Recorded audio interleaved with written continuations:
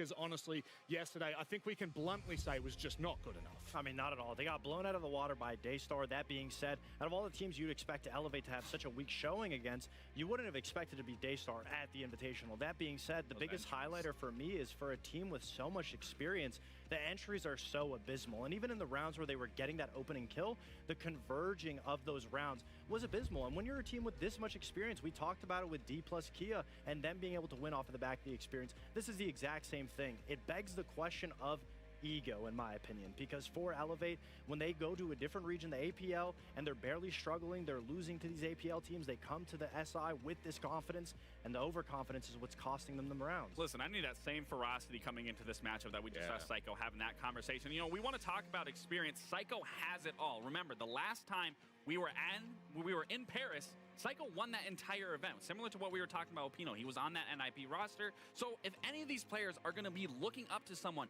to be able to rally them, to be able to have that experience, to be able to correct the mistakes, they should be looking at Psycho for that. And we've been in situations like this before, Lax, where you lose the first game of a tournament. And honestly, you have to hope, if you're an Elevate fan, that it's going to knock some sense into them to play a lot more to their standard. Don't let that overconfidence be the death of them. A team on a similar trajectory to that storyline, though not directly. Falcons come into this after losing their opening match, granted against Furia, right? We don't want to go and just underestimate that conversation. But what were your key takeaways from yesterday? Yeah, I mean, when you look at a team like Falcons, especially when you highlight players like Shaiko so much for being the greatest to never win a hammer, and then you have so much talent on this roster, players that are always going to pop up, Likifax, Solotov, it begs the question of what is necessarily going wrong for Falcons time and time again in these finals. And to me, I'd have to say it comes down to the pressure. Yeah, I mean, when we're talking about pressure, I mean, you have to look at how many Falcons versus Elevate? Oh, Jesus Christ. This is going to be a blowout. We talk about that pressure. You look at EWC, they were there to defend their title for the 4th time. They went out in groups. Now, I don't want to ring the alarm bells here by any means. They are going to show up today, a differently brand new team. I talked to Likifax into this. But fact of the matter is, looking at that game versus Furia, one problem. Their comms clearly weren't there. They were struggling through and through, and that paints a big picture in that entire matchup. Then you have to look at the opening deaths. 17 times throughout that series, they were opening death. That needs to change drastically going into today. And then the third one that you were talking about, the pressure, the emotions, especially when you look at map 1 and 2, it was a good back and forth, but I'm looking at the pressure and the emotions being applied into map 3 where they would get 7-1. Clearly, their mindset was not in it. And hopefully today, after a good day's rest, after a good night's rest rather, they can come in today fully fresh and prepared to take on Elevate, because things need to change. I don't want a repeat of what we saw at EWC because of all the pressure. Yeah, and you'd like to hope that they got the rest, are coming back into it with their heads held high. I'm assuming that's going to be the case, but when we talk about pressure, where are you going to have the most amount of pressure? The Invitational in your hometown for a majority of the players on Falcons, so everything is riding on them to finally be able to rise past that pressure. They have the talent to amount to it. It's just about the mental game at this point. Look, sometimes I appreciate everything that you guys say, but there's one thing you can't give me, which is the word of the GOAT. Let's go ahead and have a look. Likifax, let's talk for a bit here. Yesterday you played against Furia. You were winning one another's maps, and then you go to Lair. One, were you expecting the map? Yeah, I think we picked Chalet, that was obvious pick, and they picked Bank was obvious. So that's why we are well prepared for each other map. We start really slow on Chalet. I think on Bank the plan was good. And then on Lair, I think the 2-3 first round we got destroyed. And like round after round, we just lose confidence and we just got destroyed at the end. So it feels like we're harkening back to that mental block that's been going on with Falcons. How do you fix that in preparation for today? To be honest, it's not mental block. I think like it wasn't a good day. It's the first day for Falcon, always a terrible day. So yeah, Furia was better. They were playing full vibes, no pressure, and they were better. But we didn't say our last word, and today we showed that we are back. Sometimes as great as what you say, it's just as good to get it backed up when we're listening from the horse's mouth itself. Likifax giving us a lot of insight as to what you were directly just talking about. Yeah, I mean, you know, obviously having pro player experience, you do find yourself in these moments, but as you even said, we've been in these moments where you do lose right out the gate. It really does then reinforce all the things you need to correct to better yourselves, to be the team that you can be, and Falcons are going to be no exception to that. They are going to come in today more prepared than they were yesterday against Furia, and they're going to be a force to be reckoned with, so I'm a little scared for Elevate. All right, let's dive into the map Vito's, this could be a very interesting match with Elevate, a wounded beast in the corner. Falcons, they know that yesterday's performance was not good enough, and we kickstart on Border. Well, they're getting one of their best maps. This is a great map for the side from Elevate, but what does worry me here is that serving sample sizes. Their Border is going to be off the back of what is happening in APAC, where now in Brazil, Border's a very strong map in Brazil, but they aren't getting that same level of play in APAC. So when you're looking at those numbers in comparison to Falcons,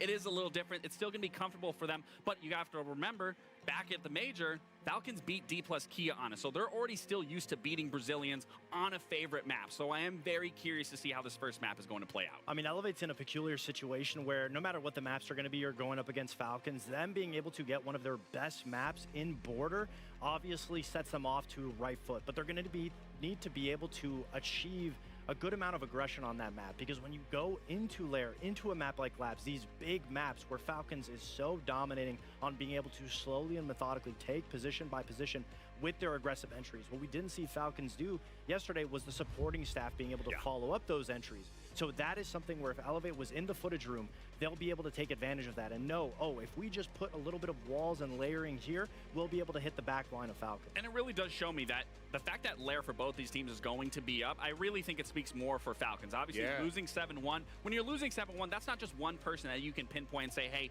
this was your issue, this is why we lost. That's a team issue. But for a team like Elevate that's still young, not as comprised as players such as Falcons, it is definitely a very big risk to allow that to go through, because for me, they need to win this in a 2-0, because if they do manage to push it to a map 3, you are going to the second most preferred map from Falcons, currently 9-2 on Nighthaven Labs. It really isn't painting a good picture for Elevate coming in today, but hey, anyone can win. It's just a matter of, are you showing up? Are you correcting mistakes? A key note to take away too, both these teams were struggling with their opening deaths. From Elevate, only playing 2 games, they had a total of 12 opening deaths. Again, for the side of Falcons, they had a total of 17, but Falcons had an extra map played on top of that. So when you think about it in terms of just statistics, Falcons is playing significantly better. I'm looking forward to this one, and as much as I would love for us to just, you know, kind of carry the entire broadcast and do the game, I would not. That would be absolutely atrocious. We need some narrators, and it's none other than Deadminer and Pengu. Gents, how we doing? You always carry the broadcast. Come off it. I mean, is it like a weight to power ratio kind of thing?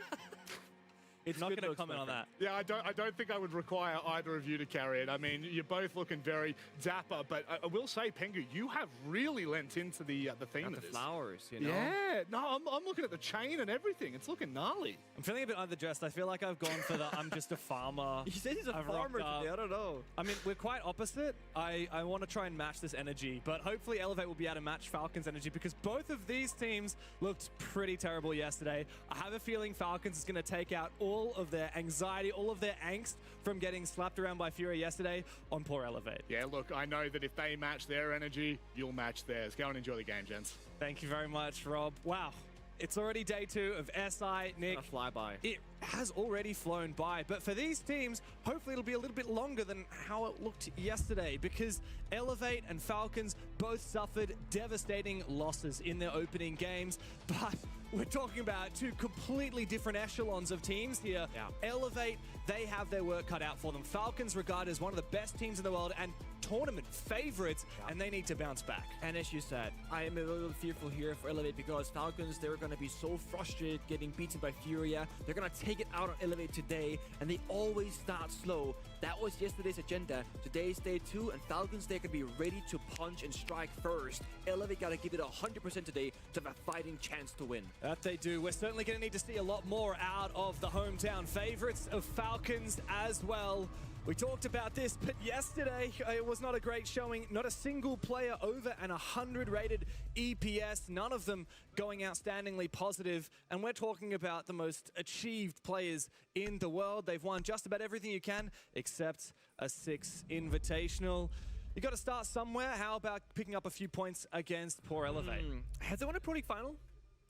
Well, You know, that was a we haven't had Pro League finals since that was a 2019. content piece interview, I think, with Chaco said, we have won everything but the hammer. And the back of my mind went, what about Pro League finals? How many of those did you win again? Well, the thing is, they're less than majors, so they're less valuable, Yeah. but they are part of the everything agenda. Yes. Not 3, yeah. 3, yeah, just casually 3 Pro League It's finals. 3 or 4. I Look, don't it's know. been 7 years. I think really a Pro League final is a testament to the legacy of this game. When everything started, we only had Europe and North America. Yeah. After a year or so, we had Brazil make their introduction. Of course, Elevate, way back at the very first Six Invitational, actually played on Xbox, and Yeah, Laxing from that Laxing segment, was he, there. of course, raised the hammer as the only ever Xbox champion. Before, of course, we moved entirely to PC. Now Elevate have an entirely Brazilian roster, which didn't exist at the time, and they play in APAC, which didn't have Pro League at the time as well. How times do change.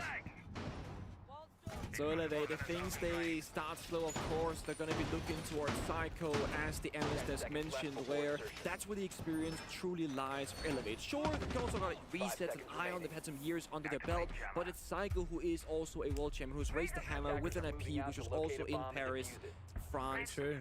He's played 7 Six Invitationals. Yeah. The same number as Brede, actually. You know, Psycho has played more SIs than the rest of the team, including Shaiko himself. The thing is, Psycho yesterday, kind of a middling scoreline, nothing too crazy, right? But early entry from Stemp might find one. The yellow ping is there, the wallbang does not connect.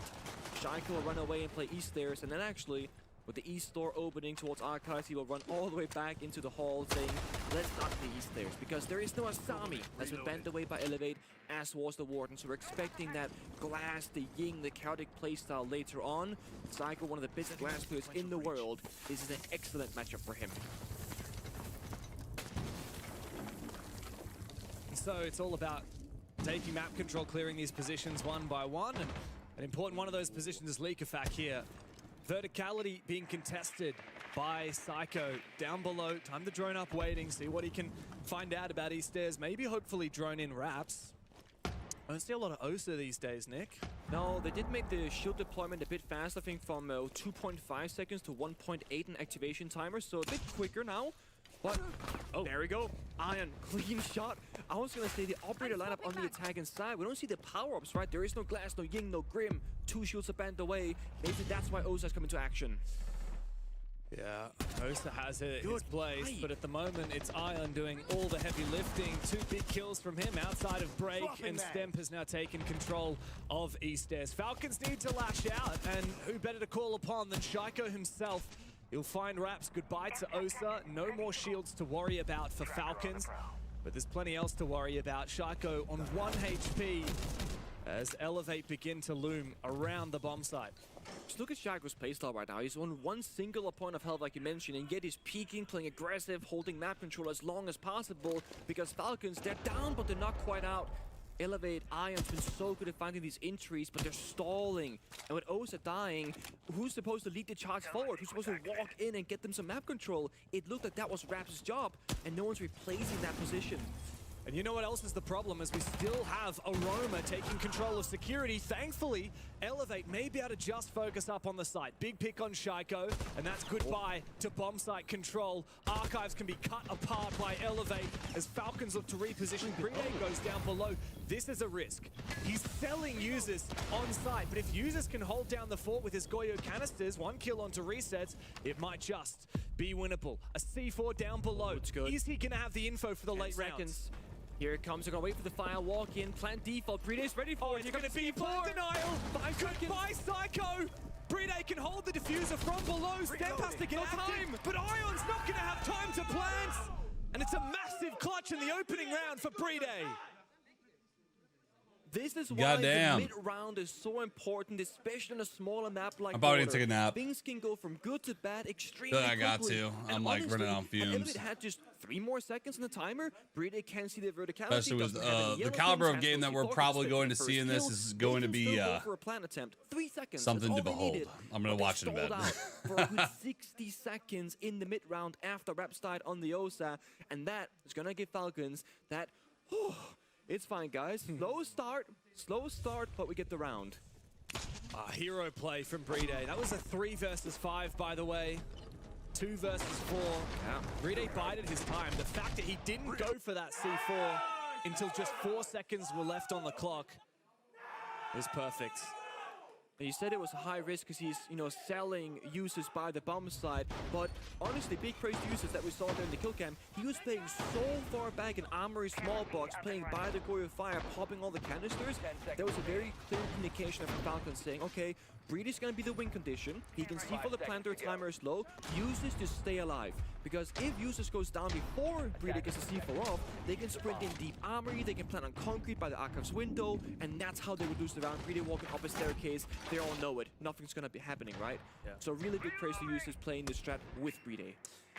Perfect synchronicity for Falcons, but still plenty of good things to say about how Elevate played that round, especially in the early rounds.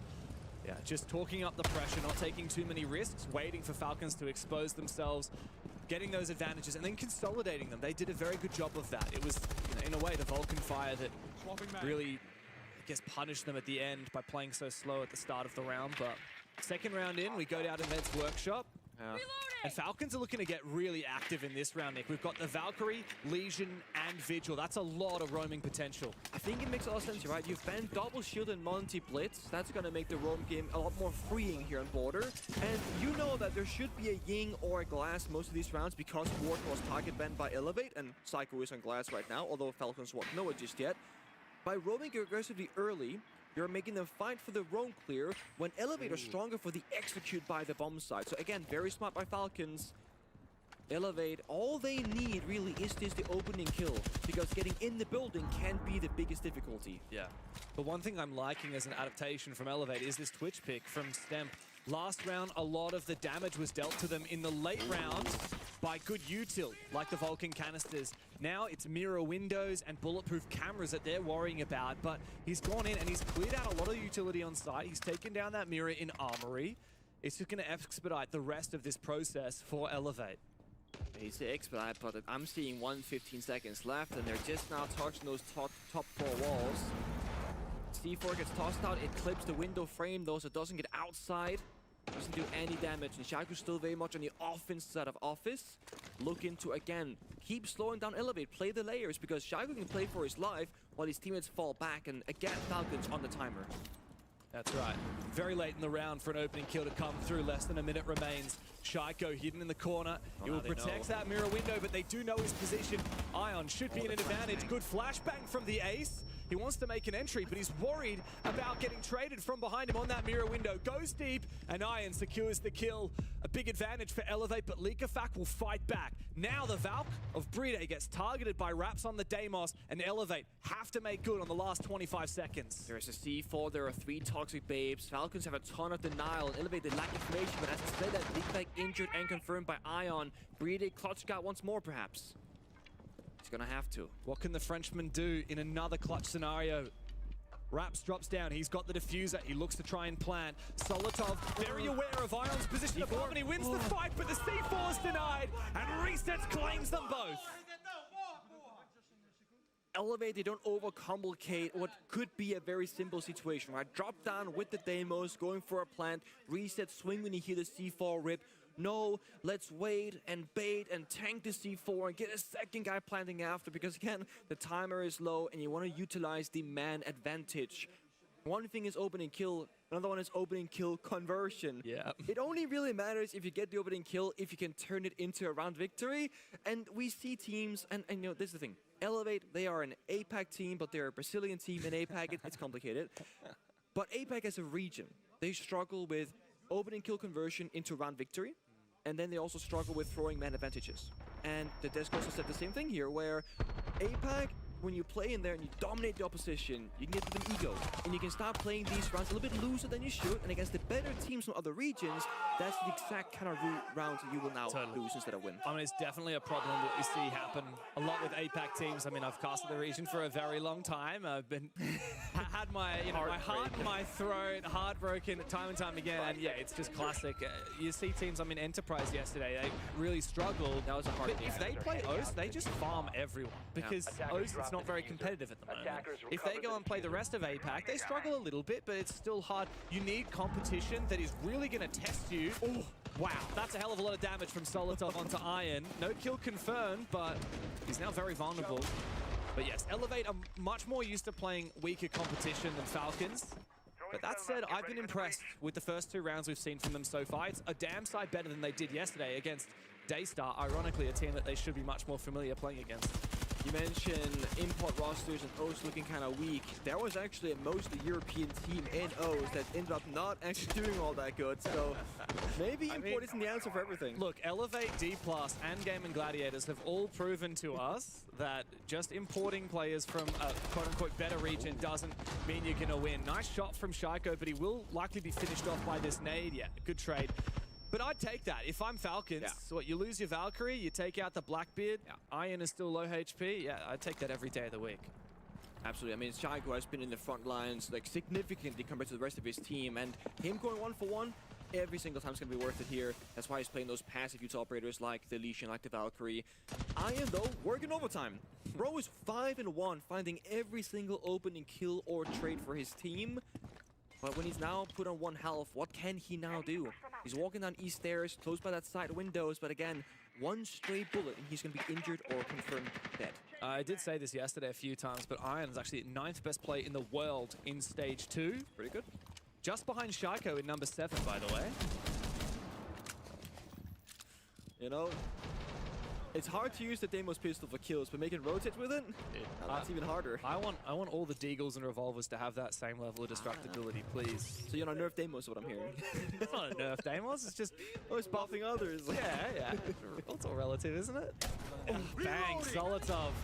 Talk about MVPs. Our Munich Major MVP has now confirmed what he started against Ion with that Boss G. Very deadly weapon, that little blast cannon. 4v3 now, Falcons well in control. This is going to be Elevate's toughest challenge yet. I had to wonder a little bit what the plan was there from Elevate. You know, Iron was about to walk into bomb side, rotate, and the other guys are top 4 outside the building, just now taking office control, playing outside east stairs. But the thing is, Falcons, they're smart. They're falling back towards the bomb site in the area surrounding it because they don't need top floor control with 30 seconds left. It's the same struggle for Elevate, a bit slow. Yeah. Here we go for Psycho, though. He's in the building. There is a C4. Is Brio's going to get in position? No, he's not. He's going for the C4 on the player on the window instead. You're right, it's far too late, and it's not good enough from Falcons, but they have the numbers advantage into the post plan. Now they go fishing. They look for one at a time, but with users falling, they need to get more active. Bride on the bomb site nullifies the window player, but Likafak needs to look behind him because Stemp is watching from behind. Out comes the shotgun, and Falcons clean house. It's a big clutch up from Likafak, and once again, the man himself, it's Bride. So good. You know, he has that 1 C4 that can shut down the plant, and it's a little bit late because he was dancing with the verticality, the hatch, the window, the grenade being tossed towards him, but then he shows up afterwards. Close by the window, shotgun in hand, takes down the first player and pushes to the bomb site, and you can see Ligifag, he made the call. He was ratting, you know, bottom east going, okay, player on my left, player on my right. Bride swing when I make contact because Bride has the power position. He has the side, he has that diffuser potential. Whereas Ligifag, stuck in open area, probably can't make it back to site most likely. But it all started here. It was Shaiko saying, good night, Raps. He played the Osa, he played the Blackbeard, and both time Raps doesn't even make it in the building, Billy. Yeah, I mean, you're right on the money there. One thing that we've noticed a couple of times is Elevate, they like bringing some form of a shield, and Falcons are always able to dispatch with it early. And credit to Falcons, but also maybe something that Raps needs to have a little bit of a think about. You know, if I'm bringing the shield, I need to make sure we're actually getting value from that in the late rounds. And you certainly shouldn't be losing a Blackbeard at the start of the round to a long angle like that. The Blackbeard is the one that's making the choice to aim down sights. It's just unnecessary risks being taken by Elevate. And yet they still got the plant down, by the way. Like, that was surprisingly close for the 3v4 that looked pretty impossible. Yeah, planting is, it's a funny thing in Siege, because for the majority of the 10 years that we've been here for, the second the attackers start planting, you're gonna throw everything at them. Sprinting, running, C4ing. But I feel like in the last maybe year and a half or so, we've seen teams actually willingly give up the plan to play out a man advantage post plan. Like that was a 4v3 for Falcons. Yeah. So they're saying, okay, let's not risk losing anybody running in trying to deny desperately when we know there's going to be one guy stuck by side window, one guy stuck east stairs, and one guy stuck, you know, the planter on the bomb side. We can just play man advantage. That's something that I think Astralis back in the good old NAL days, they kind of started doing, and then I always see other teams really picking it up later on. Yeah, diffuser plant to win conversion has gone down a lot. It has. It's because defenders have gotten better at retaking. Okay. Now, is Reset scared or smart? He's very far out. This is very unusual. I don't expect Falcons to really expose themselves for a long time. Oh, they're There's gonna a go. set play here. Yeah. Glaz, Smoke, flash, fire, go. You need the entry for this to work, though. what's the Amaru play here? Yeah, we need... Don't have the entry. Iron has fallen elsewhere. Now, Leakerfact is down below. He's suspecting an Archives plan, but it's actually not going to be Archives. In deep into the side with a shotgun. It's Themp on the Amaru, but he will go down. Psycho able to trade one back in a second as well. He's turning back the wheel of time. Psycho on the Glaz. 8 years ago, he was the one that pioneered it, and he's still getting it done. But it's just him and Raps remaining, as the latter will find his pick. Psycho needs to achieve more, but he's got no more smokes remaining. Raps. And there's info on the back of that bulletproof. Raps will take it down. Leakerfact and Psycho to retake. Oh, another one for Psycho! And the two of them get the job done! It took a couple of rounds, but the Warden ban finally comes into effect for a round W for Elevate.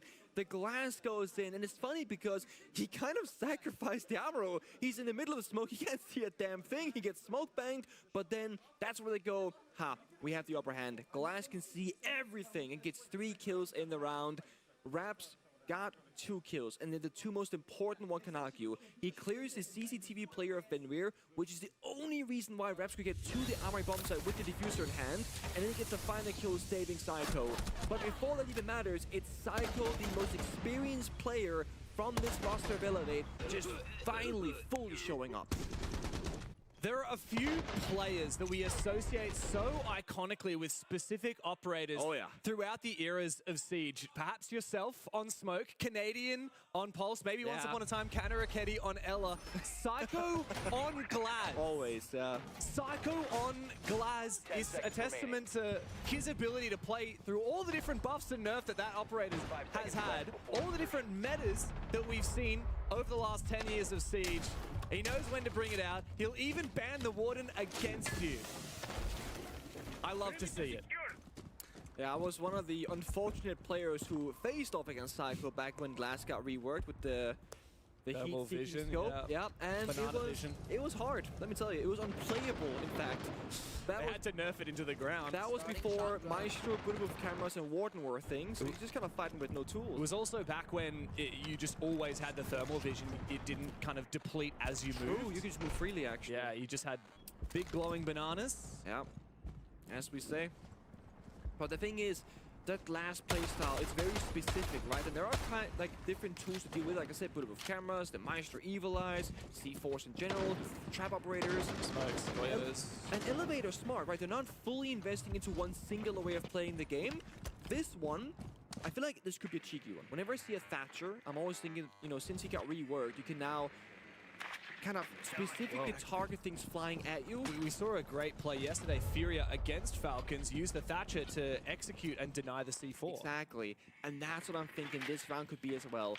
The big question is for Elevate, are they going to go for a direct bomb side attack, which I think is unlikely now given the player positions, or go for a bit of a roam clear, and then they can go for a plant and shut down any C4 tossed their way. Oh. Leakerfact's in a world of pain. Thankfully, Shaiko will help him out, take down the Ram, so less verticality to worry about. But Falcons, they're still able to rotate through these different positions, through the 90 hallway. Ion watching from the break door. I believe there was someone outside the CC balcony as well. They're just trying to tighten the net a little bit, get a little bit closer. Well, another angle for him to utilize is, Solotov's just hacked away at another one with the Boss G. 5 versus 3 now for Falcons. They can keep peeling back the layers of this defense. That's a good mine on the desk. Good follow-up though. Rams walks in, and then the gun behind them of Psycho gets one. Resets finds one as well. Nice Traded back immediately. The Bosch T1 tap. A smoke, but this time no Thatcher, but also no C4. This plant might just go down. Oh, this will be very desperate though. Got the shield. Verticality, 3 players up above for He hit the Falcons. shield. Down leak effect will drop, but surely they'll have it in the post plan. Comes down to Psycho in a 1v3 as he finds the first. Raps is down on the floor, can merely scout for information. It all comes down to Elevate's captain, as Solotov claims yet another life. Uses and him now put the pieces together, try and figure out where has Psycho run off to. Evading the drone, Solotov will use his gadget, but Psycho, he's playing his position to perfection, sees one, and he finds the first! It all comes down to Solotov now, with the SMG 12 in hand. He cannot get it done! Back-to-back rounds for the king from Brazil. Psycho's hungry for another hammer. It's what we've all been saying. Elevate, they had a really bad first day up against Daystar. They get completely obliterated. Second game here against Falcons, it's gonna be an impossible task to even get a map, right? They need Psycho to lead them into this battle and come out victorious due to his experience. And now he's showing us exactly how he's going to accomplish it. What a phenomenal post plant. Phenomenal. He knows that if he dies covering the plant going down, the round is cooked anyway. So he plays hide and seek in the bathroom, tucked in the corner, only swings once Falcons drop down the hatch and goes for one. Right here. After that, he plays kind of the hide and seek game. He goes so far away, playing an angle that's not even opened up. So he has to rely on a wallbang spray headshot, which perfectly connects, leaving Solotov, the last player alive, with about 30 HP to his name. That's one bullet. That's a round victory. That's a huge clutch. Elevator starting to build a little bit of momentum here. Oh, yeah. After what happened yesterday, I mean, they weren't just taken down. They were obliterated. It was not by Daystar. I mean, they got 3 rounds in 2 maps. It was 7-2 Chalet, 7-1 Lair. Lair is up next. Now, that is actually Elevate's map pick is what I thought. I mean, the overlay says something different. I thought I remember on the map video graphic it said it was Elevate's map pick. I'll have a look at the veto sheet and confirm that in a second. I think it is right, actually. I think it's Falcons map. It is Falcons map pick? Okay. Well, both of these teams lost Lair 7-1 yesterday, so that is true. It's hard to pick which one is going to be favored there. But I got to tell you, Elevate are looking pretty good here on Border. Now, Elevate typically not a Border team.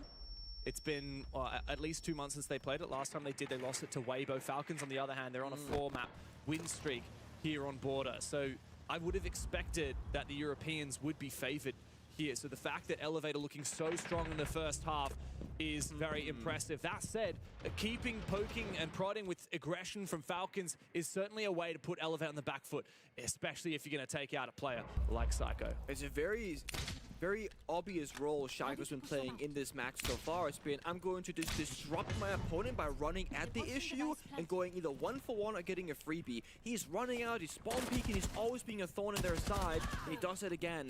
Now Solotov in customs, actually forcing backstep, but C4 from Breeder takes down resets, so all of a sudden this one is completely falling apart.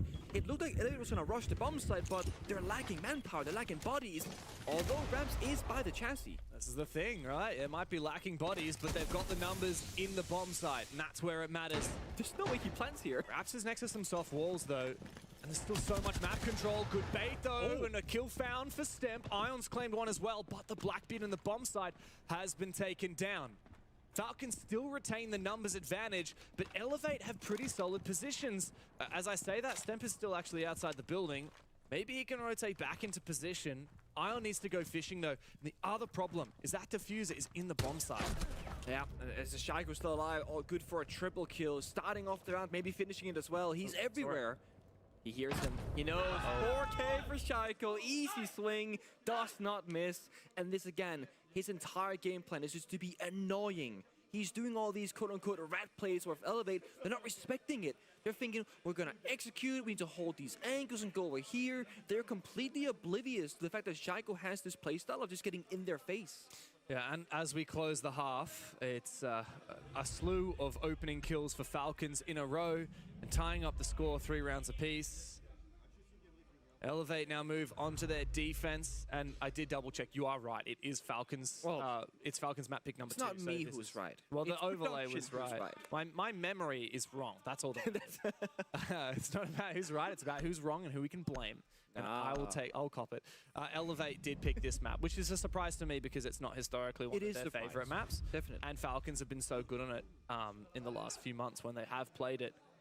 So as we move into the second half, you know, Elevate, a lot of expectation here. You've clearly been cooking in the background on border. What can you do about it as we move into the defensive half? You gotta praise Elevate for how well they're fighting back. They're starting almost every round with 1 or 2 players dead before the round really gets properly started. And it's still close. It's still clutch. This could have easily been a 5-1 for Elevate or a 5-1 for Falcons, but it's these constant back and forths that are turning the tide. It's also the second time in 2 days now where we've had a confusing map/starting side situation, right? I got a quick rehost for you, by the way. That's why we're chatting. Because you're thinking, why would they pick Border? It's unlike them. Yesterday, we were watching Enterprise up against SSG. Oh, there was a little cafe incident where SSG picked Cafe. They're the kings of Cafe, makes sense, right? Enterprise opted for attacking start, and they went 1-5. Yeah. And we're thinking, well, surely this is Enterprise's map pick because they are on the attack. That's what, you know, SSG chose defense. That makes sense. And it's funny because the answer when I asked the analyst Nato, like, what was the reasoning before that, he said, oh, well, you know, we know we start slow and we're scared of their attacks, was basically what he said. And so they didn't want to start defense and then go down like 2-4 on the favored side. So instead they go attack and go 1-5. Exactly. I just feel like that's a bit of a fallacy. No, I mean, honestly, sometimes you need to reinvent the wheel. And I feel like that mentality right there is trying to reinvent the wheel. Because it goes against the logic of what most other people are doing. And if it had worked, oh, you're a genius. Yeah. It did not work. Yeah. They got absolutely clobbered in that game. And this is the thing. There are some, you said it, players who are known for a certain operator. When I think of SSG, old school, you know, Troy era, I'm thinking Clubhouse, the SSG roam game, basement top floor, right? But nowadays, recently, I mean, SSG Cafe, I feel like that's super iconic. When you're Enterprise, when you go there, you pay the price. So, kind of a small antidote here for why I was like, okay, Border for Elevate, does that make sense? Well, yes, but no. But they've done pretty good so far. The only worry, if we were to have one, is Border historically very attacker favored. Yeah. Going even on your attacks while being a bit clutch for Elevate might not be enough. Well, I do wonder, here's a question for you, about the new operator bans. We're going to say new for years, like, because that's how we work in Siege. Like, it's still technically new. When something as big as the way we ban operators in Siege, or the fact that we ban operators back in the day before we had bans, when something comes through, we're going to think about it for a long time. And talking about Border and how it is a small map, there's a lot of exposed zones, a lot of outside the map players, and attacking team does favor that side in a way. But the thing is, like, even an attacking sided map is usually actually defender sided. It's just like 49% attacker favored. Like, that's just the nature of Siege.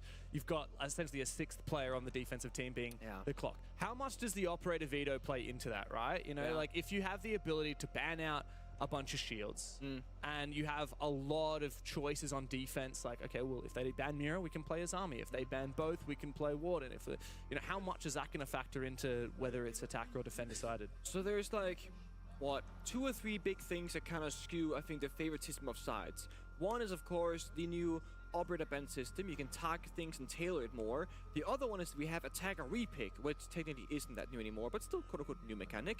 You can swap all 5 attack and operators in the drone phase, which means you can tailor the perfect lineup for every single defensive setup. But that's the third point here. You can only do these things if you have good drone work in the drone phase. And Border is a map where getting in the building and seeing the setup is really easy compared to, let's say, Skyscraper, Cafe, Consulate, where getting into those top floor bomb sites can be very tricky. So I think for that reason, attack is favored on this map with the operator ban system, with the attacker repick, because droning the setup and seeing the operators is relatively easy. To play devil's advocate, Border is one of the smallest maps, and there's not necessarily a lot of setup to be done. You've got 5 defenders, right, in prep phase. You could have a whole defense. 6 with a timer, for fairness. Touche. Like, in this round, for example, we've got Pulse and Vigil. Neither really have any setup to do. You could just make one or both of them drone hunters the whole round. You put all of the sight set up and reinforcers and making rotates and kill holes onto Stemp and Ion with their shotguns, and Psycho can help with reinforcements. And then realistically, you can actually deny a lot of the prep phase drone intel. They won't be able to scan a lot of people with the Deimos. They won't be able to figure out exactly what setup you've got. That is partially right. You won't see them and red scan them, but you just heard an FBI shotgun. That's going to be pulsed every single time. You've heard an Ella mine go down. That's going to be Ella. And Denari laser, that's Denari. And Goyo canisters. They all make unique sounds when they're being deployed. So even leaving the drone out of the east staircase or armory balcony, you can tell maybe half the operator some sound cues. But no, you are correct. There's a shield. Yeah. It's just standing there. Don't see a lot these days. Someone behind it. Protect. Yeah, well, yeah. There's nobody here. No, Users also found a pick on Stemp. I guess he was just caught off guard inside of Archives. Oh, he's by the wind. What? How does he... Wait, did Oh, Users sneak all the way up? He might have been putting down that last Goyo canister maybe and was caught off That's guard. rough. I mean, talk about setup. Maybe Stemp was a little bit overloaded. He had reinforcements, rotate holes with the TCSG, and 4 canisters to take down. That's awkward. Yeah, I mean, well, the problem is he's got no impacts left, so it's going to be very hard to fight the Blackbeard. Ion really needs to find his Airjack kill. here. Oh, all 3 people outside, by the way. Oh, let's not do that again. That's scary. You know, maybe if only Vigil and Ella wasn't chasing drones and doing reinforcement setup, he would have had time. Maybe if they hadn't used their impact grenades to do setup, they would have something to take down the Blackbeard. Solotov's now just claimed another one. See you later, Ion. 3-3, but this second half has started very poorly for Elevate. They had a few moments looking good, but yeah, you're right. Falcons are just talking up the pressure piece by piece. Shaka's just gotten caught by one of those Denari lasers, and Psycho's found a first kill for Elevate. Alright, so Falcon's gonna reset the round now. They still got the Blackbeard they can work off of, but no more Dokkaebi alive from Leaky Facts. So they can figure out, okay guys, do we push office or do we push armory? We can cut off the bomb set right here, 90 from the break room door, and cut off the helping hands of Elevate. Looks like they're gonna make armory take, because Bride is the Blackbeard entry and has the case. Denari lasers are catching a lot. Unless they're rotating. Looks like they're changing their minds. Now they got a red ping the Archives player, so... Oh, yeah, there's a pivotal fight. Solotov beating resets. No more C4 to worry about down below. It's just up to Psycho, Raps, and their guns. No utility to speak of. Raps wins his fight. Coming up the main stairs, he has a flank opportunity now through Fountain, but Falcons have the superior numbers, and they're getting that plant down behind the Blackbeard. It's up to Psycho and Raps to make a move. Will they wait for the plant to go down? It seems they will. That means now they've got to contend with an extra gun, and behind the shield no less. Another big kill for Solotov. Looks for his 4th in the round. Users will steal it, but it doesn't matter because Falcons have taken the lead. Really smart for Falcons to just reset the round and try and figure out what is the path of least resistance. And they made their call when they saw where all 3 players were playing from. Bride saw the guy in Armory breach. That's a guy stuck in Armory. And he's stuck in Armory because, remember, there was a player in break room, I think it was Solotov actually, holding that Beaver position. That means you cannot go from Armory to Archives and vice versa. Then Solotov got swung by the main stairs, but downstairs. That means that red ping on the Archives player means now they have the full picture. 1 Armory, 1 stuck main stairs, 1 Fountain / Archives. Let's just isolate the Archives guy, and then we can just walk in, take it for free, with a player on Archives window, also watching that Beaver's door. They can do nothing against the BB. That was that. It was a simple yet well-rounded execute for Falcons. Like you said, Elevate didn't even have impacts to deal with the Blackbeard. They did nothing for it. You remember how this game started, right? 2 very solid rounds for Elevate. They lost the first, they won the second. They got opening kills both times. The first round was actually the clutch from Bride. True. Every single round since then, Falcons have won the opening engagement. And it's been Shaiko, Leakafak, and Users doing all the heavy lifting. 3 opening kills for Shaiko in the last 5 rounds. That's pretty good. Yeah, I mean, pretty good. Falcons have really turned the tide here. Built up that momentum a little bit. Now, this is a technical pause, not a tactical timeout, so that's why we're not seeing the players speaking with, well, in this case, Hugzord on the Elevate side, their coach. Yeah. We are chilling. Something that we have here on the A stream, at least yesterday, is actually listen-ins doing the tactical ones. On B stream, So excited for that. we were trying to be very quiet and really listen, and we heard like 4 words here. Yeah. We're Because like, there's some kind of microphone like in the venue that we can kind of listen through, but you know, on the A stream here, we actually get the feed directly from their microphones, which is nice, but So I'm a sucker for that. Let's get all the tactical timeouts today so that we can all listen in and, you know, really dig into it. And I was watching I think everybody was watching it, but the Shopify Rebellion G2 game last night. Phenomenal. I gotta say, Super had some very good tactical timeouts, being very specific with the counter-stratting and what he was seeing. And I think he called it, I think before overtime, if my memory serves me, it's 7-7. And what he said came into play on 7-7 scoreline in the cinema. Yeah. Also, Troy Canadian playing like he was 18 years old again, top rank in Clubhouse. He was the best rated player on Clubhouse, 16 kills or something like that. He was entrying, he was clutching, he had a 1v2, like he was literally just popping off. Yeah. It was phenomenal to see. I'm trying to look back and see exactly what his rating was yesterday. The first map I don't think was not so good, but the second was really good. Holistically, yeah, he had one good map. Holistically, his rating was only 95, which is pretty low. But to be fair, the thing is, right, we had this conversation about a couple of teams where you have Fisher Guy on a team like Enterprise where you're not supposed to statistically do very well, your value lies elsewhere. Yes. Troy has been that same character for a long time and to very great success. Yeah. Troy being one of the only people in Siege history that can go from, you know, CTM/EG and like lift the hammer and then go to SSG and do the same thing. That's very true. And then you make Dark Zero, and then all of a sudden they're making every event and making deep runs and stuff like that. And now he's here on Shopify Rebellion. Haven't found that kind of success just yet, but they're definitely aiming for it. Been a lot of conversations as we head into, you know, the 10th Six Invitational about the Mount Rushmore of Siege. Like, who are the GOATs of all time? And one thing that really sets Canadian apart is the fact that he's done it with so many different teams. Because obviously you won a lot of championships, but it was all with the team you only ever played in your entire career for one team. Yeah.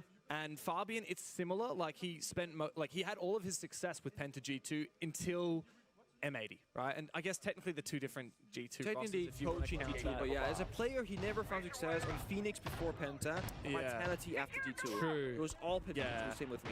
I mean, even like the great players from Brazil, most of them only ever had success on one team. I mean, even the Furia roster, I wouldn't necessarily say that you put them on the Mount Rushmore, but as a team, right, they did what pretty much no one else did. And they just need more time to stick around to make it, that's all. Yeah. But at Canadian, I mean, he's done it with so many different teams.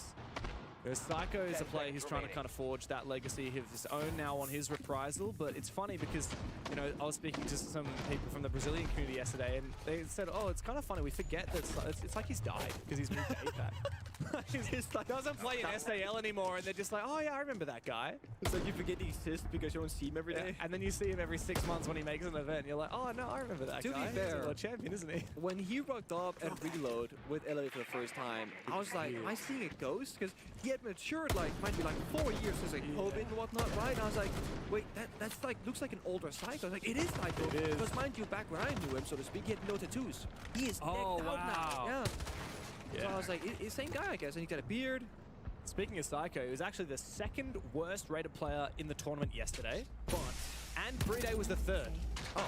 So they're both kind of popping off right now. Exactly. It's just both of them got a fire lit beneath them after their embarrassing losses yesterday, but only one can claim a win today. One of these teams will walk away at the end of day 2, still winless. If you're looking at the group, right, like the name that we have for this group B was like clear cut. We're gonna expect anything but. Yeah, it really is anything but. But if Elevate go down out of map against this matchup, just like against Daystar yesterday, they're looking like they might be more or less done for. Pretty much. They need this. They need at least a map against Falcons. Yeah. Still a chance to make it out of the group, but they will need to hang with the big dogs. Shaiko tempted to make his way forward. He's got the ping on Stem. He's got a little bit of protection from the light wall of Sens. Brede has deployed that. But Shaiko's worried about the crossfire, and the Sens wall is about to dissipate. This is awkward. Again, getting in the building can be so challenging in this exact wow, you're stuck between a crossfire. That could be good though. Forces him back. Out comes the Deimos track again, still onto Stem, but to go, boys. Shaiko is worried about the player just around the corner from him. It's Psycho. Is he going to check the corner? Hang on a second. They're planning on spraying. He's gone down below into Workshop amidst all of the smoke and mirrors upstairs. Elevate have stolen the show desperately. Psycho looks for something, doesn't jump over, doesn't go upstairs. Iron now down on the bomb site, and Falcons. They have leapt into the bomb site, ripped it straight out of Elevate's hands. All they need now is to convert in the post, and there's a very good chance of that happening. Psycho, time is ticking. You got to get on your bike. Leakafak covers for Raps. Leakafak a second. See you later, Psycho. It's 3 for the IGL, and Falcons take flight once again. Ridiculousness of a round. They just steal it. They're out at Armory with their caps on fire. Shai was dancing with 2 players, one Armory, one CCTV. All of a sudden, Breeday and Leaky Fact found themselves mid-side just blending. Tech timeout for Elevate. Guys, pega a visão. Quando começar os rounds, dá uma lida na folhinha, tá ligado? Pega a visão, porque essa play é aquela play fake deles. Eles vão fazer o mesmo jogo, mano. É o jogo de tentar brincar um bagulho pra cima, que pode ser comida morte, a gente tá calando isso full time, esqueceu do bomb. Mas se dá uma lida na folhinha aí, a gente vai saber quais são as plays que os caras e os baits que os caras vão querer fazer. Outra coisa, próximo round, vamos tirar Demis pro Psycho. Quando a gente voltar pro bomber arsenal, fica muito mais forte pra gente jogar pra lá. E se eles tentarem fakear alguma coisa pra plant arquivos, é só a gente ficar full ligado nisso. Se quiser até colocar goeiro na nossa comp, a gente consegue colocar. Pra deixar os galão full pra lá, tá ligado? E não pode atrapalhar a gente, porque eu acho que eles não vão fazer blocada leste de novo. Então a gente não precisa estar tão forte com os bonecão pra trocar tiro ali. Eu acho que eles vão fazer de novo um bait, que é esse jogo que tá dando certo. Tá ligado? Presta atenção nisso, mano. Lê a folhinha, pega a visão, respira e comunica full. Segura a exposição, mano. Guys, vamos MR. Now I know what you're thinking. Pingo and James, what did they talk about? I literally got my phone out and texted Maria straight away. I was like, need help. Maria, please translate. I have no idea. But I did hear what sounded like trap operators, a trap. Okay. But that could be anything in Portuguese, so I don't know. Dude, one day, I swear, I'm gonna learn Portuguese. You keep saying this. I'm gonna do it. Every event, James. I'm gonna do it. I just need to move to Brazil. You've learned the phrase. Do you want to share that with us? No, I can't say that on broadcast. Yeah, you learned a very interesting phrase, and you told it to JV, and he was like, huh? He's like, oh. Look, no, I don't trust a Brazilian when they teach you something in Portuguese. That's what I've learned. I mean, this thing is always the first words you learn in a foreign language are the bad ones. Yeah. Yeah. No, I can say. So I went to Portugal a few years ago, and I like tried a little bit there. So I can say pastel de nata, which is like one of those little Portuguese custard tarts. Okay. In terms of more Brazilian stuff, I don't know. I can say de nada, which means like no worries. Good job. I think everyone can say that. Yeah. Kind of one of the Irish things you learn probably, but you know, it's something. Bom dia. Boa, boa. Boa, boa. I'm afraid that's it. What? All right. Look, if you were Elevate's coach, what would you have said right now? That's a good question. I think right now. Oh, no, hold on. We're planning again, guys. There's no one by the bomb play. Again. Here's a play and a half. It's free. Damn. Again. Oh, Never mind. Wow. Perfect. What a bang. shot from Resets. He had to hit him in the foot underneath the shield. What? That is a miracle. Credit to Resets. Look, Elevate are so lucky. That was by the skin of their teeth. They denied that plan. And now Falcons, I mean, the jig is up. The push has been telegraphed. You have to see, has the rest of the round got legs? It's essentially just a full reset, 4v5, and no diffuser. That's the Achilles heel right there. Literally. Oh, boy. I mean, I thought that was going to be no shutdown. Oh. So this is how you win at Falcons. Just say Elevate. Can you guys just throw a few bodies, please? I mean, this is the classic, we call it the Elemsh IGL call, back when Elemsh is the leak effect, right? He goes, Shaco, go kill. That was the BDS's #1 strat that they used for years, and it worked so great for so long. Still kind of works. It still kind of works kills, sometimes. by the way. Stop fragging. But it's again a classic reset. The thing is, they spent all their smokes and they lost the blitz, so the glass is going to be very inefficient. The blitz obviously is also dead from Breeday. It comes down to pure gun skill and drone work, and there's one singular drone left in pocket for Falcons, so it's just pure gun skill. Oof. Nice shot from Stem. Solitop pushing solo, it's not quite going to work. I feel like Falcons got a little bit carried away. There's not actually substance to this push. They're kind of just baiting. It was a one and go. Yeah, but you have to be like, all right, reset, let's try something else. No, they're going to try the exact same thing again. This could work. It's not going to work because Raps is coming from the other side. Yeah. Easy freebie. Not a second, but doesn't really matter. You're happy to go 1-for-1 for Elevate at the moment. And Resets, dude, he finds 3 kills from up on that hatch. There is one man responsible for Elevate winning that round, and you're looking at him just there as Resets. Crazy way to save the round, though. I mean, there are so many instances where a shield is planting in a smoke, and you know he's planting there, but there's nothing you can really do about it. That was one of the really rare instances where you hit every shot perfectly in a row. Dude, if that was me, I'd be dropping down the hatch, throwing impacts, like trying to get a different angle, but you would have died to the glass if you'd done that. Like, Exactly. Resets did the only thing possible. And, I mean, I don't know if he's picked up a 4-leaf clover or something, but he's very lucky today. You know why that's even possible? The limb damage change got reverted last patch. Really? Two patches ago, sorry. Really? So shields now take 25% more damage in the limb, and I mean that's the only place you can hit them, unless the ADH. Shield is so well balanced right now. Can I just say, I played a shield the other day, got absolutely destroyed. Okay. I am bad at shields, so when I die, that means it's fair. Look, they're more well balanced than they used to be. The melee prio change, I think, was the biggest thing. Definitely the biggest. And then the hip fire, right? That's two cheesy mechanics. Obviously, yeah. But I mean, well, like the rework, when the shield rework happened, that was still, like, that just made them better in every way. If you want to try and see how strong shields can be, I'm happy to 1v1 you on a shield. I'm very happy to do it. And you're not going to have fun. All right. Okay, yeah. Even if I don't win, you're not going to have fun. No, you're right. Even if I played, like, Ella or Oryx, you're probably still going to beat me. Oh, yeah, okay, Oryx might be a hard one, but yeah. 10 seconds left. Gotta break those angles to make that work. Yeah.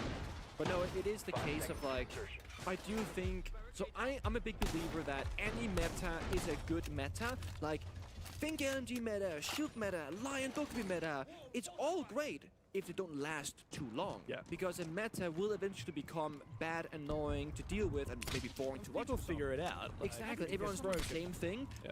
But if you have just, a rapid meta change, that, okay, for 3 months, shields are insane, and then we nerf them. Now it's not shields being insane. Personally, I'm a big fan of that. Yeah. Reloading. So, not sure what's going to be next meta-wise. I feel like we've gotten to a point where it's the meta of flexibility. The more you can do, the more different versions of yourself you can perform with. That seems to be the best angle. Yeah, we're really in a variety meta right now. Like, every now and then I feel like we go back to a variety meta where there's no one-trick pony. Yeah. And I think the shields kind of took away from that for a minute, and now we're back into a variety meta again. Psycho might be in a world of pain in a minute if Lukafak pulls the trigger. Waiting for the drone info, I believe, or at least some sort of Dokkaebi call, Grimby, Lion Charge, I mean, all of it, I guess. Doesn't check the first corner, not by the second. That means he must be in the third by the box. Big round here. I mean, either we tie up, or Falcons find map point on Elevate's map pick, so whichever way it goes, He didn't hit a pretty single decisive. one of those shells. Just beaming through the floor, I mean, not practically. onto him, but he opened up angles for sure. And did a little damage there with the C8 as well. Psycho, I think, is going to fall back now. Raps isn't too far behind. I mean, he could look for a flank onto Lukafak. I think he's biding his time, doesn't want to overextend. And Lukafak is... Watching the suitcase. Watching, yeah. Is that client side, or is he actually watching the suitcase? Maybe he's using it to just obscure his own angle for a second there. Yeah. This round has all been downstairs and Cousins working the verticality, but mind you, 2 minutes have just flown past us. And Elevate, right now, they're the ones winning this one. Yeah, Elevate should be pretty happy with how this has gone. Definitely. Falcons in a little bit more, a little bit toothless this round. Second flash goes out, Lukafak is all out. He's about to meet Raps, though, at the bottom of East Stairs. Raps pops up his head, and now Lukafak knows exactly where he is. Solotov will find a big kill, though, onto the Denari, and the second one will follow. Shaiko's gone big for 2. Where has he come from? Where did he go? He's on the west balcony, still looks for an entry onto Armory as Resets dies as well. It all comes down to Raps in the 1v5. First kill found, Diffuser going down from Bride, but faked. Falcons don't have to rush it, 30 seconds to go, and Raps needs to duel every single one of them. It's not gonna happen against Shaiko. Big 3K for the King, and map point for Falcons. Such a puzzling round, and if you're gonna go back far enough, it's a classic BDS round, back when they were with the BDS organization, where they try and be strategically perfect, masterminds, and pick apart the pieces. And at the end of the day, it's again, Shaiko go kill. You know, everyone works together, walk in and get those things going. And it's funny how Falcons, they're so good at both styles of season. I think it's truly why they've been going to so many grand finals in the recent years, because they can play strategically with Nikifak's IGL leadership, but then every single player is individually so capable that when that doesn't work, they can just pull a round out of a hat. Yeah, they can play fast, they can play slow. Any one player on this roster could have a decisive 1v3 or a 4K. A big round where they put the team on their shoulders. That's the thing.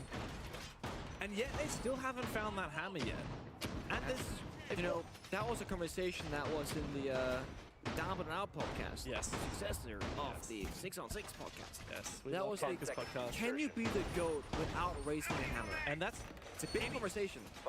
Yes, but it's also like so obvious. Like, no. Okay, so then the counter argument was, what if you won 10 majors in a row? You're not a world Could you champion. not be you can't be the GOAT. So you need to win a side to be the GOAT conversation. Absolutely. So until that happens, Shaiko cannot be in the GOAT. Shaiko is never the. If Shaiko goes down and never wins a 6 Invitational, he is not the GOAT. And I will argue that till the day I die. Repulsion device. But it's an interesting topic, right? Oh, absolutely. I mean, there's definitely a conversation there about, like, how do you decide whether someone becomes a GOAT, especially right now. Like, we're celebrating 10 years of Siege. I think part about being the GOAT is about legacy. It's about history. You know, and that's why we're not saying Philippox is the GOAT. He's been around for a while. He's won an SI and you know, 2 majors and all this, but, like, he hasn't been around as long as someone like, you know, Troy Canadian, for example. But I don't think we can call Troy Canadian the GOAT because he's had a lot of mediocre performances, you know, compared to how many like, championships he's won as well. So that's when the conversation gets more complicated. One thing's for sure is that Falcons are getting absolutely greasied by Laxing for talking smack about Canadian. I mean, I also raised my eyebrows when you said that. I mean, I will say, I do think you can argue that there's not maybe a clear-cut GOAT for one singular person, Totally, but you can argue for various people. Absolutely. Like, my point that I was trying to get to is, look, Falcons are a great team, but they struggle under pressure when it comes down to big games. This isn't the biggest game, but they do seem to have woken up a little bit here. It's map point, and they've just refragged. All right, resets is going to be able to bring back a bit of an advantage for Elevate. I like this setup, by the way, with the castles in the mirror. Same. And honestly, the Aruni, that's kind of like the hidden strong point, I think, because it gives you information, gives you denial, gives you protection. They're still not taking down that castle barricade. I mean, they have almost no soft destruction, right? It's not like Sophia's meta these days, brother. really. This bullshit, man. Nine punches. 9 punches. That's it, man. Yeah. It's always tricky when that changes, right? It was like 12 for the longest time, now it's 9. That's never easy, is it?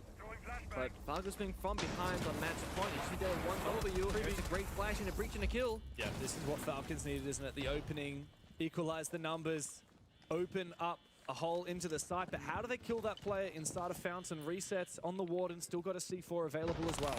Know exactly where he is. But yeah, as I said, they can get into archives, maybe.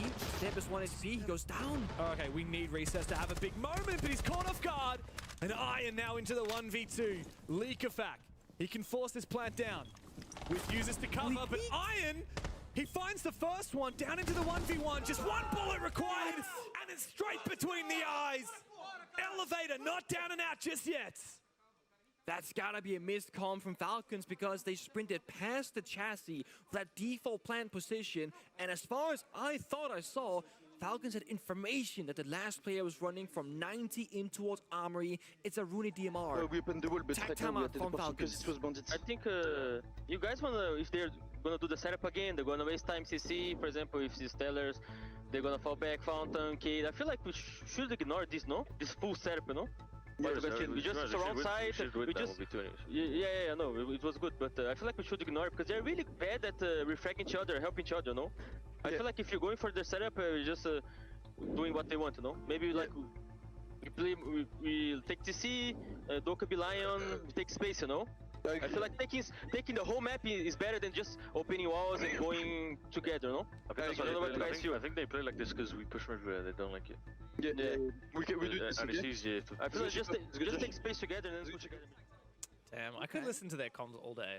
Definitely a bit of a split talking points there, though, right? Because at the very end, I think I heard either Breed or Leakafix say, I think we just do the same thing.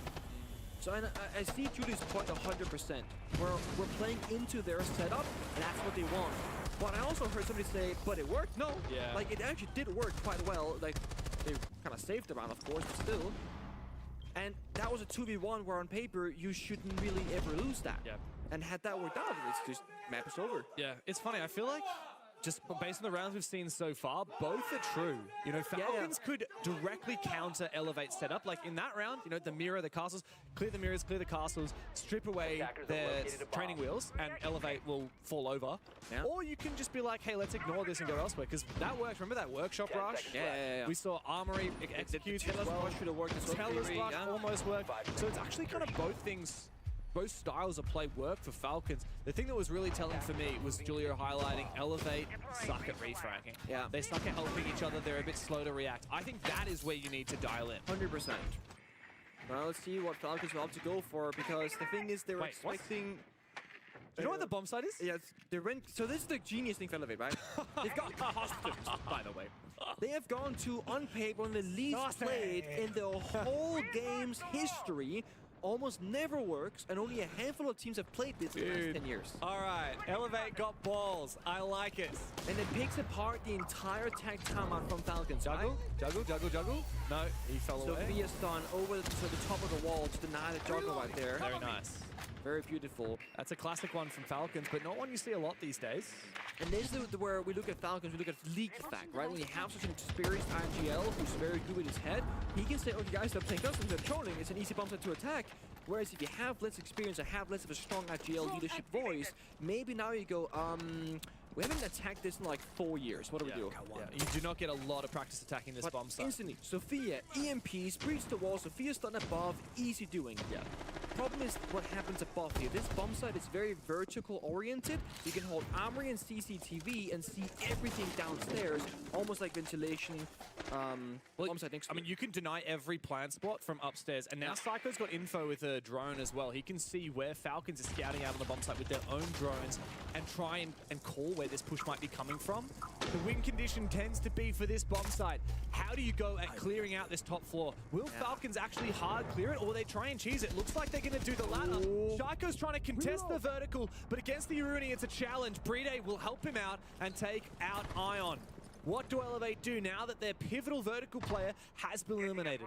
Still have more bodies, and often the attackers actually go into Armory, then CCTV, but this moment the limited direct attack for the side of Falcons. Psycho finds Shaiko, fighting for overtime, and Psycho's playing the most crucial spot on this side. He's playing that CCTV half wall. Wow, this is desperate from Falcons. They've gone in the building. Deep. This is an unconventional way to push the attack and stamp. He's still got the control of the main stairs, so it's good night to use this.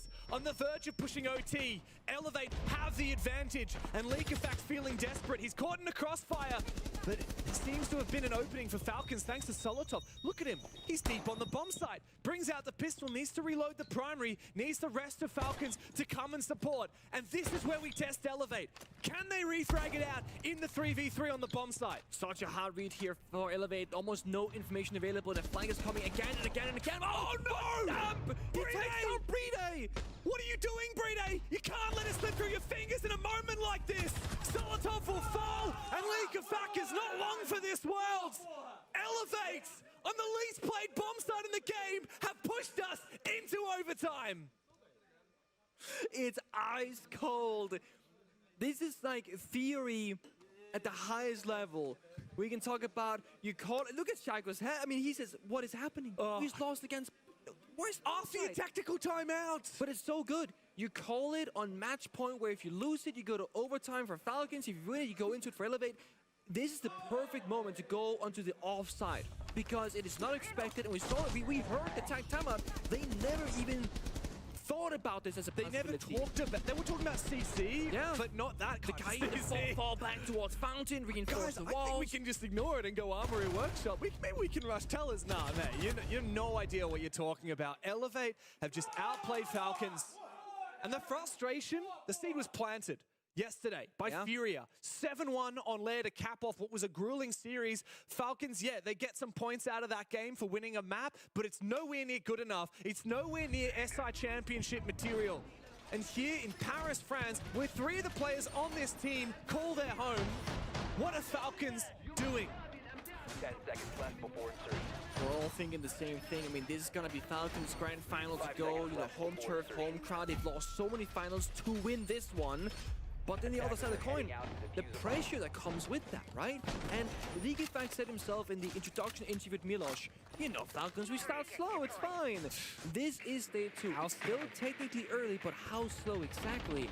They need this. Look, you lose to Furia in a 3-mapper, and we're like, okay. You start dropping maps to Elevate, who only won 3 rounds against the APAC LCQ team yesterday, and you start asking some very uncomfortable questions.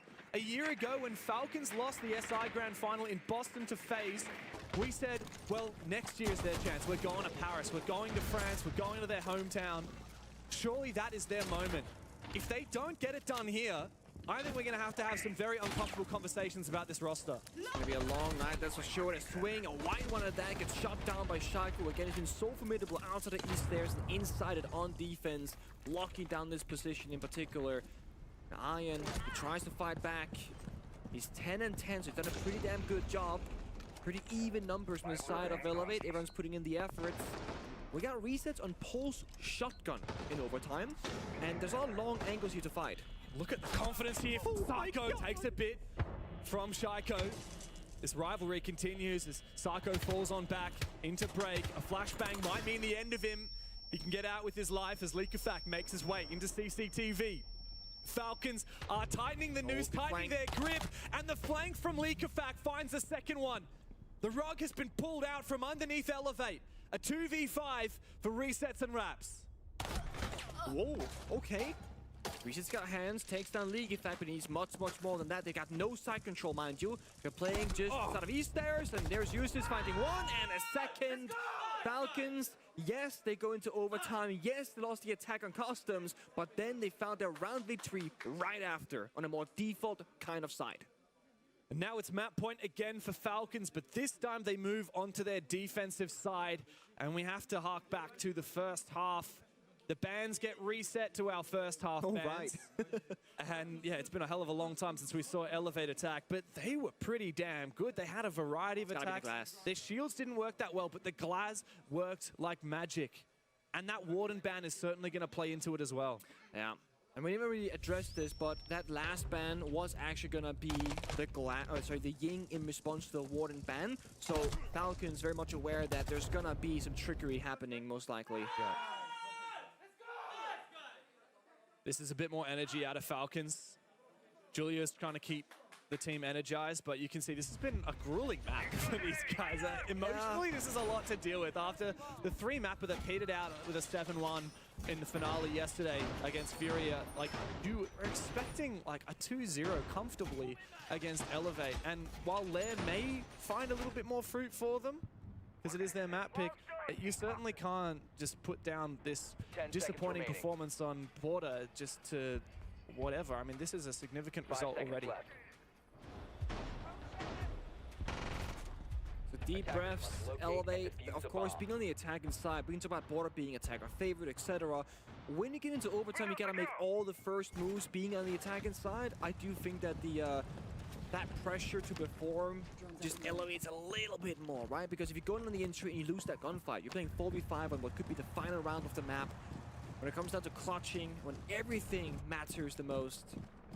And Elevate, they have options, right? They have this OSA Capital Glass. They could go for a straight Archives door/window execute. The issue is we see there are Goyo canisters on the other side of the barrier. 2 of them on that desk. And they're gonna burn them first. This is going to signal to Falcons that, hey guys, we are setting up the possibility of an Archives direct attack. This is so readable because, mind you, no one's opening an Archives door, Armory door, CC balcony. No one's going to East stairs. Shaco's East stairs right now. So Falcons will communicate and say, guys, no one is anywhere, but they burnt the Goros and Archives. They're gonna rush it. This is really predictable.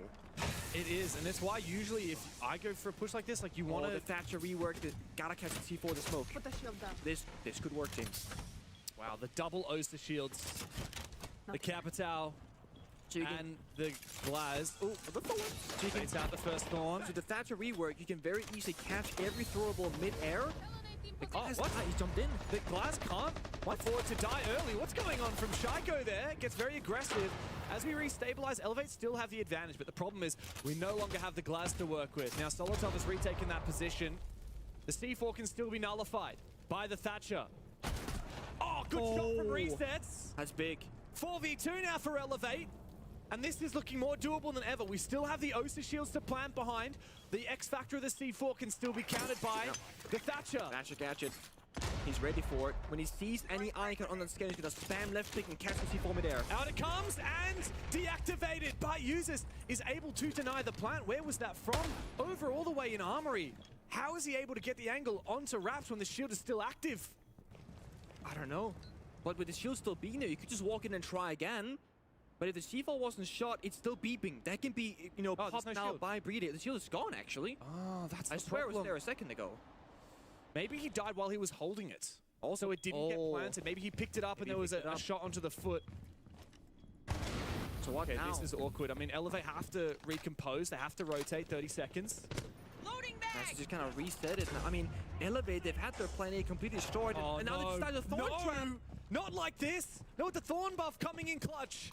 Ion needs to 1v2. Knows where Brede is, but Brede's the clutch king for a goddamn reason. And Falcons will not let this round go by the wayside. It was a long and tough match for them, but they get it across the line. Ridiculous final round to send us into a victor in the first map of Falcons. I mean, the glance jumping in the window to play the distraction game before rushing you just to then die immediately and try and go for a plant attempt instead. And every second was spent just waiting, and the win never came for Elevate. You may think that Falcons are out of the woods, but there's no time to sniff the flowers because Lair is coming up after this.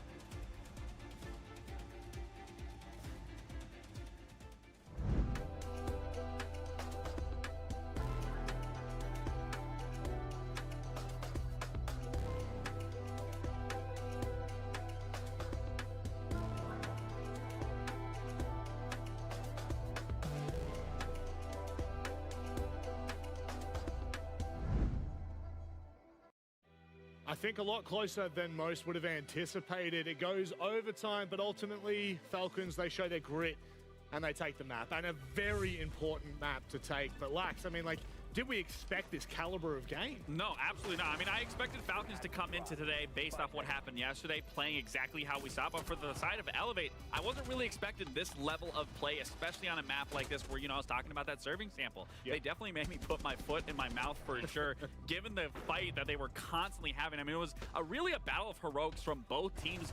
A lot of multi-frags, a lot of triple kills, quads, big moments from these players, but it really just speaks into how well Elevate came into this prepared. And honestly, I couldn't tell you who was the better team here, regardless of Falcons getting the win. It was really about the team who was making the least amount of mistakes, and in that last round in particular, you would see Elevate making those crucial mistakes that then Falcons would punish. I'm glad you mentioned that, making the decision-making mistakes, because I do agree we do got to give flowers where flowers is due. Elevate did perform very well, but everything was in their grasp. They have a great map for themselves, and they're in a situation where they were able to get comfortable in this event. That's everything that Falcons was able to deliver to Elevate. And that being said, I just feel like the decision making is really what costed them, and it goes to show that Elevate is not making conscious decisions when the pressure is on their shoulders. Yeah, just looking at the opening kills engaged, we talked about this going into this matchup. Both teams were in a huge discrepancy in terms of them and their opening deaths. This time around, if we can just quickly go back to that slide of seeing those opening kills, I mean, you can see from the side of Falcons, they came in here with a plan. Shaiko leading that charge 5-0. I mean, only a few of them being that opening death. It really was a big proprietor and put them in the situation in that driver's seat. But again, how close that was, regardless of the opening kills, Pengu said it best. Just because you get the opening kill doesn't mean it's opening round one based off that conversion. So some things definitely need to be tightened up on their end, but the fact of the matter is they got their opponent's map underway. I'm glad you're being so positive about it, because I'm looking at it so much more negatively. If you're Falcons, that should not be a situation where you're getting that advantage early on and losing it. I think a lot of it comes down to a map like Border, where you can just do minimal takes, and it feels a lot more comfortable for Elevate, because when it comes to the structure of how you want to approach maps, on a map like Border, you lose the opening kill, who cares? You just go to plant the diffuser, you're able to play the post plant. On the maps coming up, Labs, and if we make it to a lair, that's not something that you're going to be able to see. You can't just do minimal attacks to be able to win rounds despite losing early advantages. When I look at it from your perspective, I understand totally what you're saying, but I also have to look at it from Falcons' perspective. We talk about pressure. The fact that they were on the cusp of possibly losing this map where Elevate in some situations, the fact that they were able to get over that hurdle, be able to get the win, to be able to punish them, just goes to show that they are mentally here than what we saw yesterday, where that exhaustion started to settle in. We saw them go into lair, and that's where they crumbled. So the fact of the matter is they were able to get over their own mental state really just shows that they are prepared. It's a really important note that you leave us on that one, because we do head to lair next, and we've obviously seen what happened. Falcons, they could not hold the might of Furia. Obviously, Elevate, a completely different team. How do you feel like this game's going to unfold on lair now? In my opinion, I think Falcons blow Elevate out of the water. I think Elevate had everything in their grasp to be able to win it. Good map. It makes it easy for them not to have to IGL. On a map like Lair, it's just a lot more difficult. You have to be a lot more trading. You can't just lose that opening engagement for free. And for that, I just think Falcons are going to run away with it. I mean, I completely agree with you. I think I said this in the beginning. Elevate needs to win this in a 2-0 fashion. If they were to get the win here, that then puts the pressure back again on Falcons. Their backs are against their wall. If they then are going 0-2 into their entire bracket, it's not setting them up for longevity here in their group. So the fact they're able to get ahead, get this map underway, the pressure on them, similar to what they were saying with Furia, they weren't playing with any pressure. They can do the exact same thing here. They know what the mistakes happened in their last game against Furia. They're going to correct it. They're going to feel better. So it really is all on Elevate here to come together and understand it's these little mistakes that are eating them alive. That being said, win or lose for Elevate, I think we can be happy with what we saw in map 1. It's a huge improvement for what we saw yesterday. You can get absolutely getting smoked from Daystar. The fact that they're going neck and neck with a team like Falcons means that the rest of the group still is very unpredictable for Elevate's path. That being said, I hope we can see the consistency, at least being able to keep it toe-to-toe on this next map. I hope we get to see it as well. We don't have to wait too much longer. We've got, I was actually going to combine these two names. I'm not going to anymore, because why? Okay, welcome in Devgu. It's lovely to see you. I feel like you should have kept that. Yeah, that was y'all should have let him keep it in his head. Pengmata works. You could have said Pez. I mean, I told you I didn't want to, and you asked for it. But, gents, it's time for you to take this one away. I hope you enjoy what could be an incredible match too. Thank you very much. Map 1 was phenomenal. Border was a real treat. Elevate gave us a lot more of a fight than we expected. But has the wind been sucked from their sails? Moving on to Leb, both of these teams lost it devastatingly 7-1 yesterday. They only won a single round of defense. That is where Elevate start. It's time to get into it. Can Falcons get it done in 2? Can they redeem themselves? We're about to find out.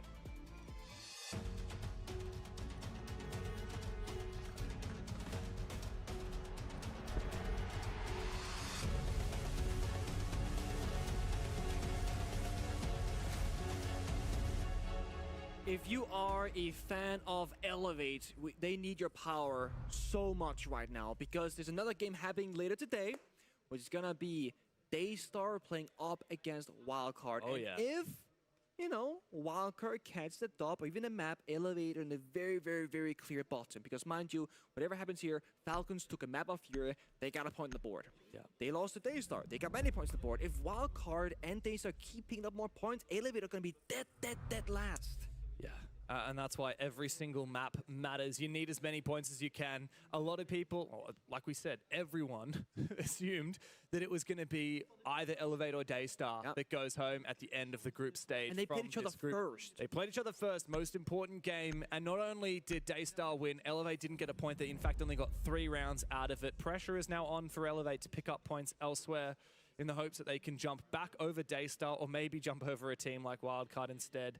But it's going to be a very tall order, especially after how tough that first map was. Now, credit to Elevate. They had some great moments on Border. They did. But it sounds like you and the desk are pretty cynical about whether they're going to be able to say the same on Lair. It just feels like the weaknesses that they had on Border for Elevate, you know, like Julio said, not trading each other, not playing the refrank game, not really playing close enough together. Assuming that Elevate play the same sort of playstyle here on Lair, it's a bigger map. You're going to be further apart with even less traits now if you're already bad on Border. So that's my big worry here. So when I'm looking at Elevate, especially on defense, it's looking at the layers that they have because you cannot give up map control fully like on Border at all. You can just play literally on the bomber side. You got to hold your ground for quite some time, then fall back ideally.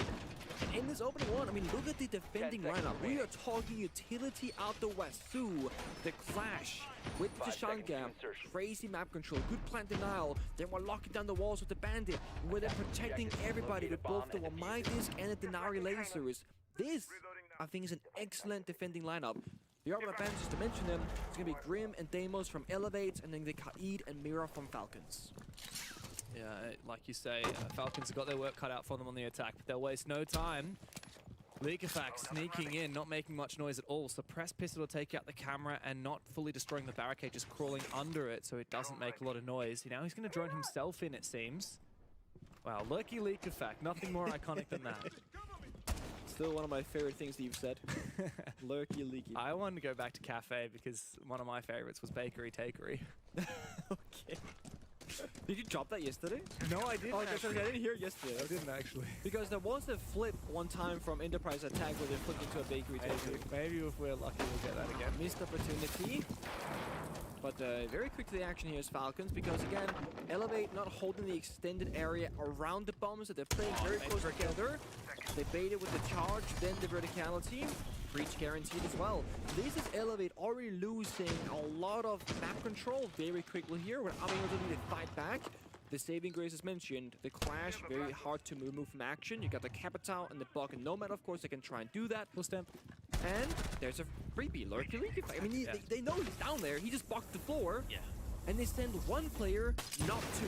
And I feel like if you really want to take down that bug, you gotta respect the fact that he's gonna be holding you, send 2 players, really ensure you get a 1-for-1 trade. I also just think Stem could have played that a lot more cautiously, a lot more baity, but no, he got way too egregious too quickly. Now Falcons numbers advantage, a lot of map control. They've taken the top of the mezzanine now. Once the fire subsides, Shaiko can continue marching forward. And here he is. A few Denari lasers to worry about, but he's still got the control nonetheless. Doesn't shoot the battery, Shaiko. So we're trolling our teammate on the breach, huh? He's gonna get sapped when he jumps in. He's gonna be Bro doesn't want to expose his position, hoping for a free kill, but this clash is still something to worry about. 3 EMPs on the board from Shaiko and Bride might come into play if they decide to overwhelm that clash. No fire left. Oh, well, my Magnet's actually going to catch the Selma. Still a bit of util to burn. And kills exchanged both directions, but Shaiko, he finds his opening. 5 opening kills on the first map, looking for a little bit more now as Psycho puts down the shield. He's got 2 to play behind, and he finds 1, looking for a little bit more, but the plan might actually be possible.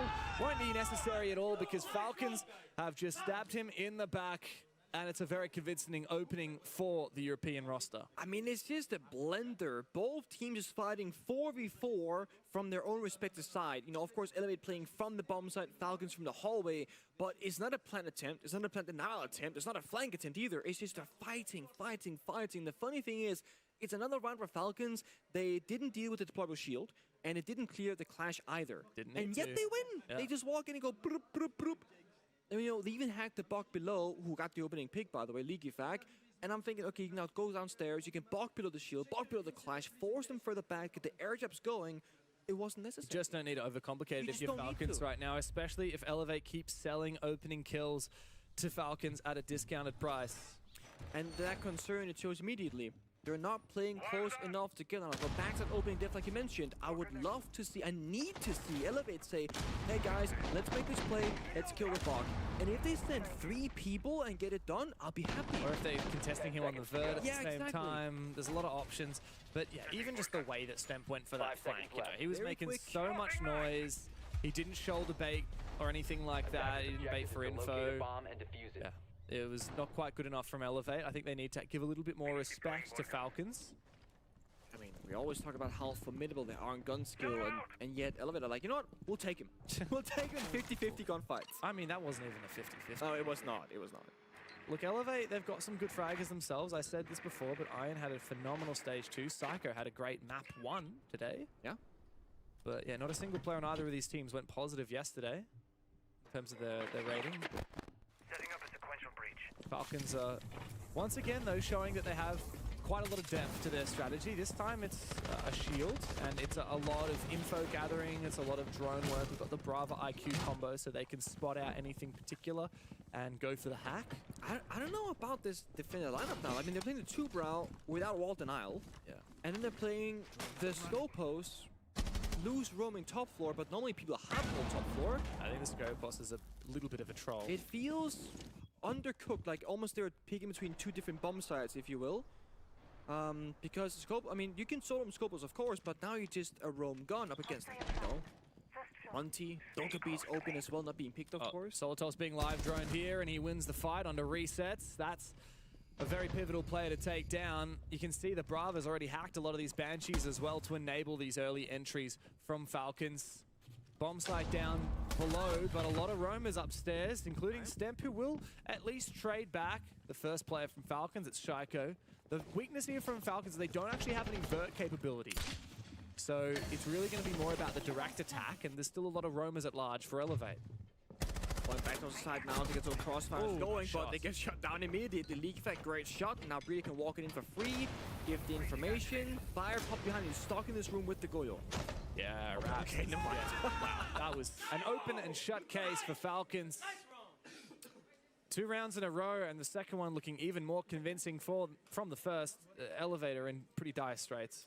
So tell me, James, how many 2-bro canisters did you think was spent that round? Man, I'm going to guess 0. Okay, what do you think they could have been used, if any? Well, actually, I gotta cut you off because nesse Elevate beliche, lembra que são early 2 tag them planos. out. Eles podem fazer a comida pra cima e eles podem fazer aquele bagulho que eu falei pra baixo, que eu acho que é o que vai rolar, tá ligado? Nessa play horizontal que a gente vai fazer. Se a gente precisar fazer outro round, lembra de colocar o Ion lá de Clash. Quando a gente voltar pra cima, vamos fazer a que eu calei. O Pipi começa embaixo, mas qualquer coisa você pode subir, Pipi, tá ligado? Você não precisa se matar embaixo, mas começa ali pra pegar esse drone dele que eu te falei, que entra no TV, tá ligado? E guys, pega a visão. Eles vão fazer os mesmos ataques, mano. Acho que eu faço bench. Faz bange. Mas eles vão fazer os mesmos ataques, tá ligado? Aí só precisa ter calma e pegar a visão. Vamos de baixo o quê? O de armas mesmo? Tá de boa, se passar clash vai ficar O de armas, tá de boa, exato. Eu queria fazer o que agora? Mas, mano, só calma e comunica full. Vamos. Horizontal, não? Yeah, I don't know about this, the 2-bar last round. That's my point. I mean, I agree with you. I think the entire operator lineup begged a few questions. On that basement bomb site, I mean, well, firstly, it's really hard breach denial a lot of conversation on the bottom floor bomb site? I feel like it's not I really. think there are things you can't deny, but you need Bandit for that, or Kaid. I would have liked to see a Fenrir. I think that, to be fair, a lot of the operators that I think Elevate would do well to counter Falcons with are well countered by that Brava pick. So I'm thinking like the Malusi, which we saw being countered, I would have thought maybe a Fenrir would be handy. Both of which get pretty hard countered by that Brava. Yeah, I like the Goyo pick. I don't mind the Denari pick. Everything else, a bit rough. Now, Elevate, they go back to this top floor. This is the first round, and it looked a lot better, but I think if they take a few learnings from what happened last round, then maybe they'll be able to tighten things up. The thing is, Falcons, like we've said, they're just going to change it up. They're not going to send in Leak-O-Fact below with the buck again. No, they're going to bring the shield. I think they're going to keep hammering away at this shield as long as it works. They go back take this time, probably, if anything, given the months, but we'll see. The thing about Elevate for this top floor defense that you need a W somewhere on the map. Either you do penetrate the wall, or you kill the guy on the breach, or you hold on to upstream for a lot longer, or you don't get... you're lurkified. Yeah, you don't lose main stairs control, right? You can't lose main stairs, lose the breach, lose upstream, and then also die early. Yeah. Like, you need somewhere to win. Yeah. A lot of micro battles throughout the round, and you need to at least get under control one of them. Seeing right here, this time they're aggro holding upstream. That's the Asami. Ion just posted up in there. And again, yeah, I like this. They're slowing down Falcons. They have the potential for a victory. And even if he doesn't get a kill, he can easily take down 2-3 drones before retreating back towards the bomb side. I think Falcons are going to find main stairs control pretty easy again this round. I'm not sure if we have any players on it. Maybe Stemp at the moment. I see he's on mezzanine. But yeah, the problem is that they're just going to clear out all the barbed wire, all the Utah with the Flores. Monte can go where he pleases as well, right? Yeah. But I mean, look how good this is. It's literally been 1 minute and 20 seconds almost, and they still have a good canisters. You can pop the canister. Perfect. Perfect. He's on the window rappel behind us, and now it gets tricky though. He has one spare Sami in pocket. Yeah, I think he needs to save himself. They're not actually contesting the keep it behind him. And run. That's exactly what he's going to do. Perfect. Yep. Oh, you read it to perfection. I mean, well, that's worth it. Do you reinforce the wall? Do you go forward for broke? I mean, a minute 30 There's done. a spare. You could absolutely go for that reinforcement. Now you can't. Time to fall back into sight. And look, that's plenty of time delayed. This is great. Man, if they have one canister on the bomb side, that's minus 20 seconds. I mean, just don't. Okay, don't throw your life away. I wouldn't have minded a smoke with the Chanka here, really, just to lean into that. We've got the Goyo, thankfully, and there'll likely be a few of those on site. But here comes the breach. Where's the Bandit? Bandit is not juggling today. Bandit's back in server. It's all about the pre-plays, but the EMPs will make short work of that. Iron actually eventually wins his aggro contest. Low HP, so maybe don't keep over-peaking, but Solotov is down. At least Solotov had breached the wall beforehand. So, no, I know people are going to say it's hard to penetrate because you can get cut off, but they still have hallway control of the defender, so Bandit could definitely have tricked the wall there. Iron getting the kill makes a big difference. They're fighting on the windows. Really fighting aggressively here, Elevate. Guys, you're in the advantage. Don't give it up now. The fire comes out from Shaika to try and dislodge some of these anchors. And Falcons are pushing up the pressure. You're right, though. They are worrying about if Util and Raps can peek the hallway. An EMP, or rather a Grismont mine, might keep the Monty at bay as well. He doesn't have any more left in pocket. And as Falcons try and execute onto the side one by one, they will fall down by the wayside. A flawless round from Elevate. They have conjured up a bit of strength on Lair. I mean, you can see the tech talent effect, right? I don't speak Portuguese, but I'm pretty sure you said fight them. Because they were fighting them everywhere, on the windows, outside, inside, on the breach. And while at a certain point, you looked at Iron was just giving up a free kill, he got the kill himself instead. And they kept up that pressure. And like I said, you cannot give up upstream, main stairs, and all the breaches. They kept main stairs control the entirety of that round, where Falcons, they had a bigger pressure point on the back portion going for a backstab, which just wasn't successful. And for the most part, they were fighting them in 2v1s as well, which is something that we even heard Julio be critical of Elevate during his tactical timeout last night. Be told, Falcons, guys, they really suck at refragging. I like the way that that wasn't just a lot of individual players ego challenging windows, because if you do that against Falcons and they know you're going to do it, you're just going to die. But a lot of 2v1s, a lot of just keeping up that pressure, it's making Falcons keep on guessing. Now, Falcons, they've thrown a little bit of a curveball in here, Nick, and they've done away with that Bandit. So with no Bandit and no Kaid, I mean, wall denial is pretty much gone. The funny thing is, if you look at the first 3 rounds, not once was the Bandit actually effective. It's true. First round, they got every wall they wanted. In the second round, Well, there was no Bandit. And then the third one that we just witnessed, they had one EMP and Bandit wasn't triggered. Yeah. I don't know why you get Bandit when you're running Capitao anyway. It does remove one layer for Falcons, right? They don't gotta worry about, oh, do we go Bug below? Do we go EMPs? Do we go Maverick? Maybe they're fearing a Maverick third ban, and then they're gonna bonk on the bomb side with 2-bro Bandit. I don't know. But in response, the Munty's also removed from action. And this is gonna do one of two things. Either Breedy will just go to any other shield operator, or he's gonna get on a gun. The thing is, Breedy has gone 0-2 and playing very supportive roles so far. He's now forced into a proper heartbeat gadget and weapon. He can now start getting some kills. You're actually enabling Falcons with more firepower, but less map control. So it's a bit of a trade-off. Yeah, and don't underestimate what Breedy can do. He's maybe not one of the top values on this team, and yesterday he was the third lowest rated player in the tournament, but we saw him have a few big clutch moments on border. Oh yeah, put a gun in his hands and he'll certainly help out. Elevate go down to the basement though, and Nick, the one operator I'm really loving here, and maybe call me a bit sentimental and nostalgic and old school, but the smoke. I just want to see the smoke combo with the Goyo. I think it really is going to help. If you can slow down Falcons in the early round, you're going to have such a massive advantage in the late round. Slow down is one thing, but what Smoke is also very good at is just picking your fights. If there's two doorways you're worried about, smoke off one, fight the other, right? You can simplify the angles. So I'm right there with you. Jackal. I was gonna say this. Jackal is like one of the worst attackers in the game. Dokkaebi is up, man. Like Dokkaebi is just like better Jackal, more or less. Unusual to see that pick. I guess the Deimos ban has kind of forced out this Jackal. They really want to hunt specific operators. And it's exactly what they're doing right now. It's roam clear time. Ion has made his presence known. He will eventually fall to Leakafac, but there's another roamer, and it is Stemp, who's actually struggled today, and he will fall as well. So unfortunately for Elevate, even though I think they have a better operator lineup this round, they've just gifted away 2 picks on the roam. I'm gonna be a hater again, but what's the 2-bro doing? Not swinging the doorway, but the operator. What is it just good DMR? Okay, play a Rooney, right? Yeah. I don't see the vision still. I have to be critical. And the Clash has been completely ineffective at helping the roamers either, playing by the staircase. But when you're going down 2 players, I don't think the Clash is going to have that much success.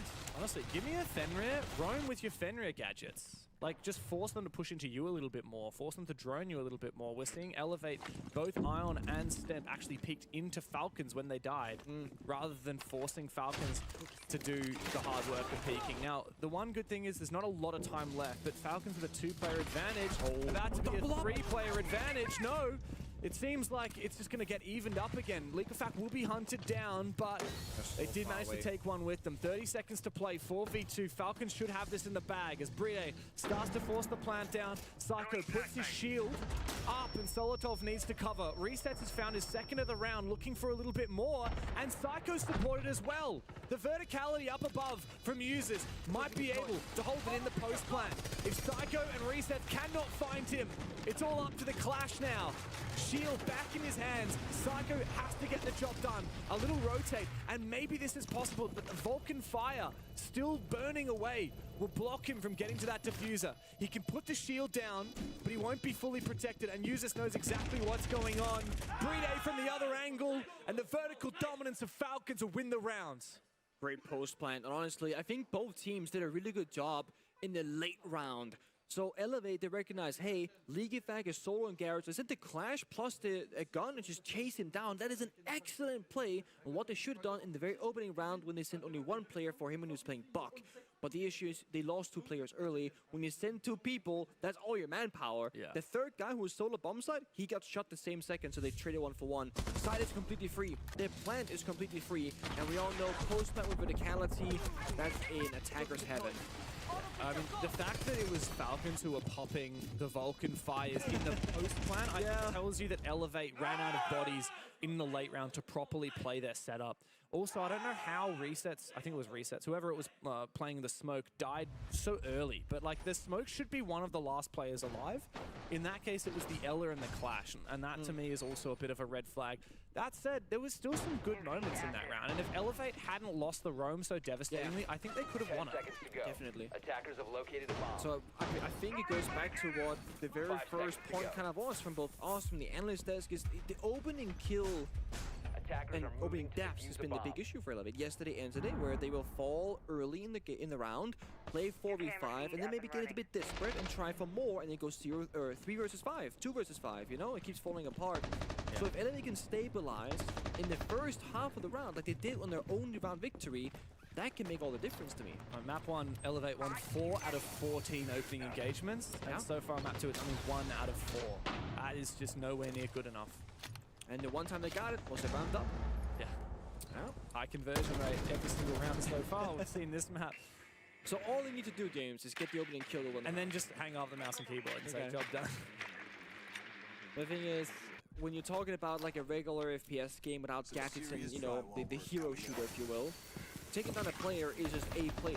But in Siege, if you spawn pick the Thermite before it gets to breach as the only half breacher, they can't reach the wall. Yeah. Getting specific kills on opening kill engagements can literally alter everything in a round. So for example here, if Raps dies on Clash in a really silly way, they lose so much pressure and defense because they've tailored this setup around the Clash playing a specific location and stopping the push. Yeah, whereas if you take down the Valkyrie early, I mean, her util's already pretty much been dispensed, so it's not the end of the world. I like the Capital play here from Usus. Really burns up a lot of Raps' HP.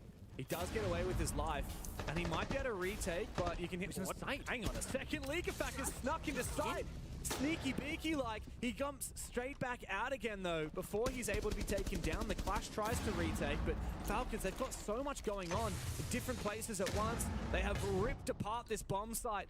And the gaping holes that Elevate have now created are being used against them. We need to see an Elevate player lash out, retake a little bit of this control, but it's such a risk. Step needs to win his fight, but Shaiko puts a bullet straight between his eyes.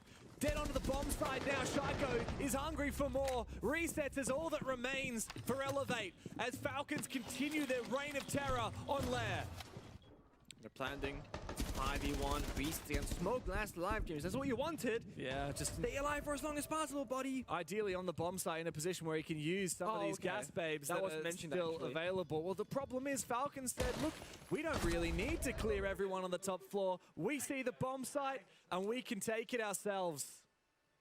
Gap finding, split theory, I hate that term, and it was said so much in the past, and it keeps coming back to the back of my mind here, but that is essentially what that was. Leakerfack on the Thermite just sees, you know what, there's so many people fighting bottom green because the Clash had 2 people escorted back towards the bomb side. I can walk into sight. There was no pre-made vertical holes. There was no line of sight in the soft wall on the bomb side. Even Hatch was reinforced, by the way. Oh, okay, fair enough. There's no pressure. So the idea there from Elevate was they're going to push us so hard on the top floor. We're going to burn all of our smokes up there. And fall back. We're going to fall back, and the hatch is still going to be closed. So we're going to win the late round. Great idea, until Falcons are like, why don't we just not push the top floor? Yeah. And all these players on the top floor have like the worst hold imaginable. It's funny because we've seen teams have nobody on site and win that round. Yeah. Because they have verticality from the top floor. Elevate just, they got too tunnel vision on one idea and they forgot the point of that top floor hold. And it's funny because it also goes back to the map 1 off border attack timeout from Julio from Falcon saying, guys, we're playing into their setup when they're reinforcing, kiting, and two-brying. What if we just split out and go for the kills kind of vibe? Yeah. That's kind of what that is. They didn't play into the setup. They played around it.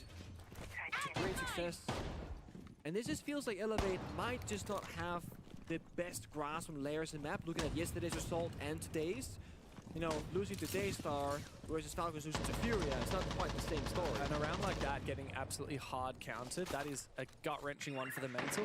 And Elevate are going to need all the mental they have. If they get no points out of this game, then their next big ticket is going to be wildcard. Because you're not likely to get any points against Furia, and their only 2 remaining games after this are wildcard and Furia. So they will need to ideally 2-0 wildcard, and then hope that Daystar do really badly against everyone else. And then even then, Elevate will still likely need to get a map off of Furia in order to stay alive out of groups. And that would be wildcard or Daystar going home. Yeah. So, look, it's not easy, especially with how close they got on border. You'd expect more here. Ion, this time around, he's really struggling on his operations hold as the Azami. He might just get out alive. No, he will not. Solitude says, not today, son. And another opening kill for Falcons. Very small detail here. Last time he attacked this portion, it didn't have a DMR to break the Asamis. It's a Thatcher with the new DMR popping the keypad so quickly, and that's the only reason why that Asami did not live to go back towards the bomb site.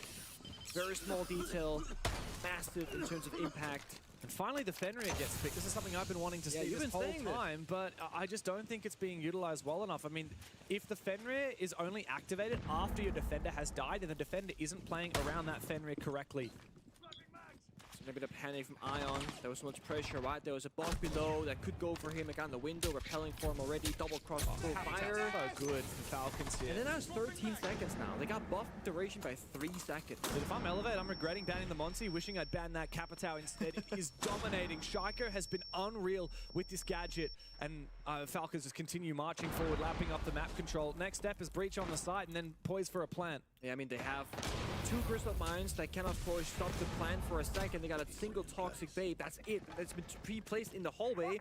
I like this, though. Elevate have realized the win condition. They need to dominate control of the mezzanine. They need to keep holding onto main stairs. So Psycho is supporting resets, enabling him to hold this position. But Stemp will fall on the bomb side. Shaiko needs to make a play. He gets aggressive. Low HP, but I'm not sure if Psycho's going to expect this position. And that's going to give Shaiko yet another kill. He's farming again. He's hungry to bounce back after yesterday. And a 5v1 sets up Falcons very nicely for a 5-1 attack half on Lair. Easy does it. Easy does it. And I feel like Falcons, very simple game plan. Guys, let's just get early advantage, get that opening pick. Okay, we can 5v1 the guy upstream and take it from there. It's very simple, it's very precise, it's very good. But they also have those mini plays. The 2 carrots of fires weren't spent to take main stairs control. They were spent to stop the guy on the main stairs from swinging the hallway so that they could exothermic charge the bombs at wall itself. So they're using a very high cost utility of carrots of fire just to get the heart breaching done. It's really well done, and it works even better when you already have an early man advantage lead, because normally you want to spend the fire to get that sort of lead. So I feel like they're really good at pivoting, understanding when to use their utilities and where. Elevate only won 1 defense round on Lair yesterday against Daystar. They ended up giving 7-1. Falcons only won 1 defense round against Furia, but now they start with 5 attacks already under their belts. And you know what else? Yesterday, we talked so much about opening kills today. I mean, Falcons, they've just, since the last time we talked about it, they've won every single opening engagement since. Yeah. But yesterday against Furia, Falcons only won 2 out of the 8 rounds of opening engagements against Furia.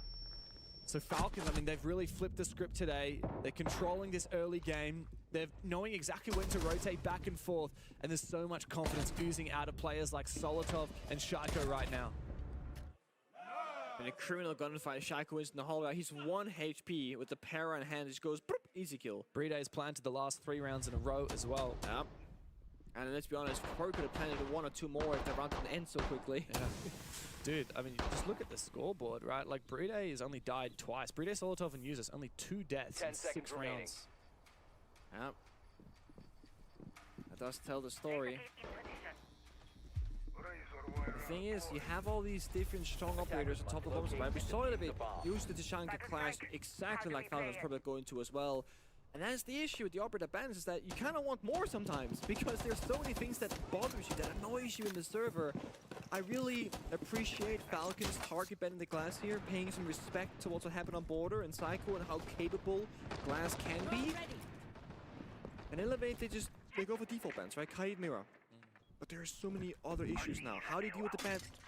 What if they ban the 2-brow? What if they play the clash? Right now, all they have kill potential, right? They have Rim Beats for information and Dogebi Call for information. Then they have Heartbreach and Ying. That's all they have to work with.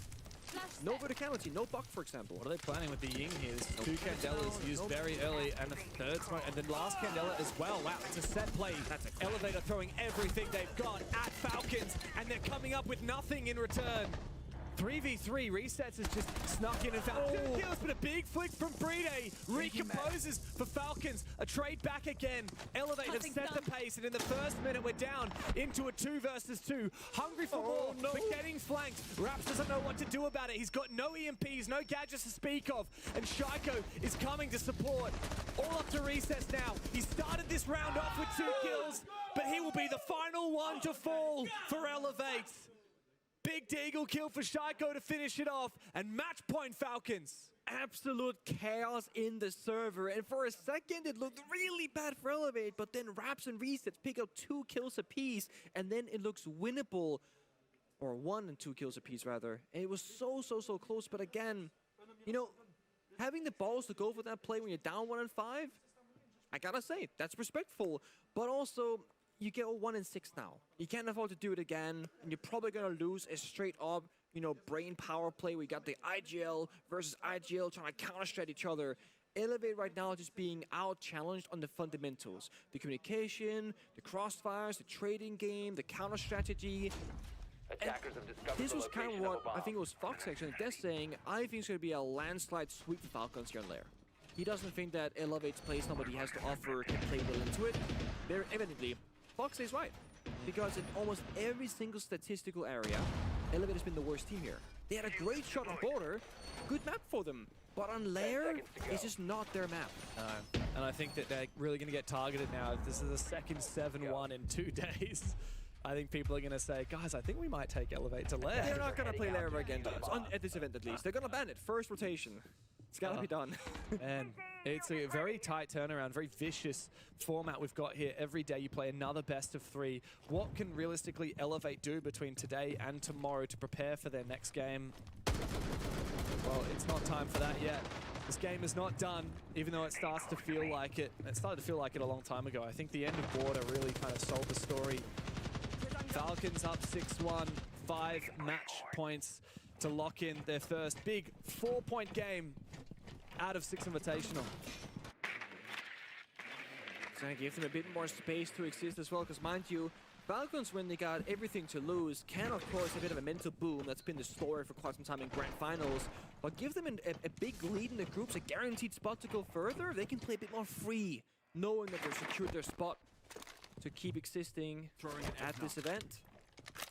Falcons right now, they're playing Echo, their first one of this series, and I was expecting a bit more Echo than what we've cast so far, but I will say this, the games we haven't been casting, they've had more Echo than what the ones we have, so getting a third Yokai drone, of course, very very-powerful.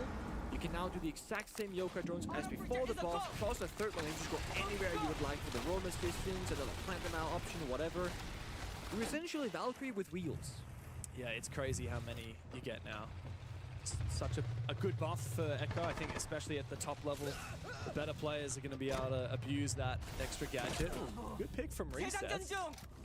Verticality. We love that from the Ram. Surprised we're not seeing any contest on the roam for Falcons, but it's because they're baiting them in. They're waiting, biding their time. Here's one of those Yokais knowing exactly where Raps is making his move on the Monty. It's going to be a bloodbath whenever Elevate eventually go for this execute. Meanwhile, Solotov is tempted to go for a retake upstairs. Ion seemingly aware of it. He's got the Yokai supporting him as well for intel. The thing is, Monty can't really overextend right now because you got 3 Echo drones and a Clash waiting for you, so he has to play very passive. So getting information is hard for Elevate. Wow, here comes the big retake. Everything. Yeah, and this is all about that Echo buff. Spots out Solotov, looks for him, and gets the kill eventually. Now can turn his attention back to side. There's no one on the flank for Falcons anymore, and they're 2 players behind. Rap's gonna get active, trying to take the fight to the Clash, but he decides maybe it's time to go for a plant instead. Brine for 2 big kills, finds a third, and out of nowhere, Falcons take flights. A bump in the road yesterday was just a blip on the radar for the hometown favorites. Oh my god, Bride. We said he had 3 Yoga drones. What about a great gun with some great skill behind it? He was literally like a turret shooting 4 players in 4 different locations. Meanwhile, the Clash was walking through the smoke trying to just survive. An absolute clutch of a round for Falcons. And the way that Border ended was kind of how the entirety of Lair continued. Yeah, there was a moment, just a brief moment there, where we thought Elevate finally had their number, an attack that bore some promise, but Bride said absolutely not today. A big game from him, both maps through. Yeah. Bride had a lot of big clutch moments, and for Falcons, a very sweet taste of victory after yesterday's terrible devastation. It's time to hear from the analyst desk, but first, a quick break. We'll see you in a few.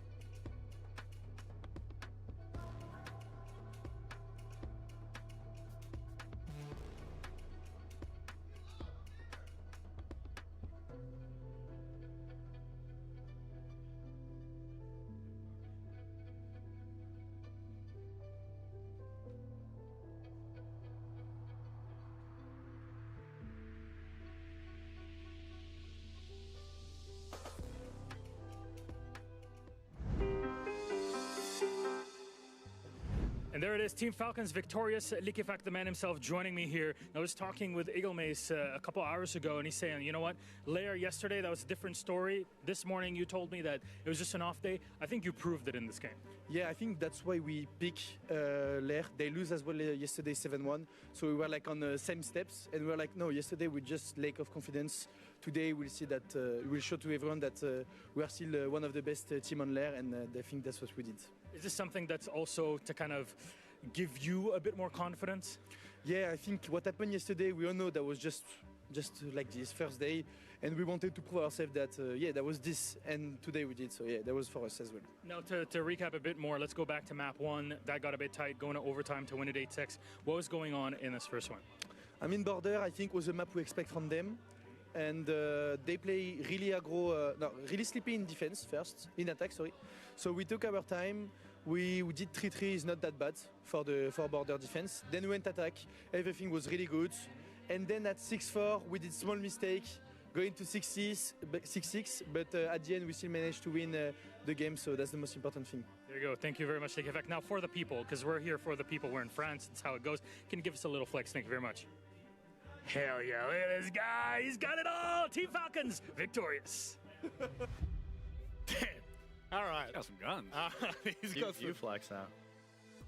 I'm worried I'll tear this jacket apart as we just saw an unfortunate Elevate get slapped around silly on Lair.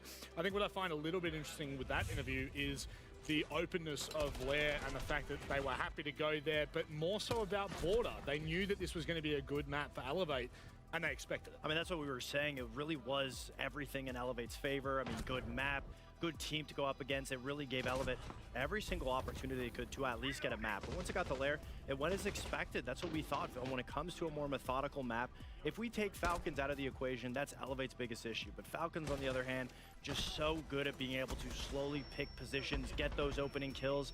And I mean, they have such good players to be able to do it. Shaiko himself having such an amazing best-of-3 series. Yeah, Shaiko was clearly the MVP of this series, and that's what you want to see from him. We've highlighted him many times throughout his career in many different moments. I mean, this is what we needed to see coming in today. Is one, the entire team being all prepared, understanding what went wrong yesterday. It speaks into what Likifak was talking about, having the confidence, the pressure not being applied, and then the same thing on the side of Shaiko, a pop-off performance. I believe he went 6 on his opening kills throughout that entire series, having no opening deaths. Yeah, I mean, you can see it right there. Right. Clearly, it just goes to show Shaiko came in here today with vindication to get the job done and make a statement in this match versus Elevate. And the conversation of pressure is always going to dwell on Falcon's shoulders, but them being able to understand that game 1, day 1 is just in the past and they're able to go forward. I mean, it's glad that we're able to see Falcons do that and be able to come out with a win today. And then hopefully, you know, maybe we'll see them get to a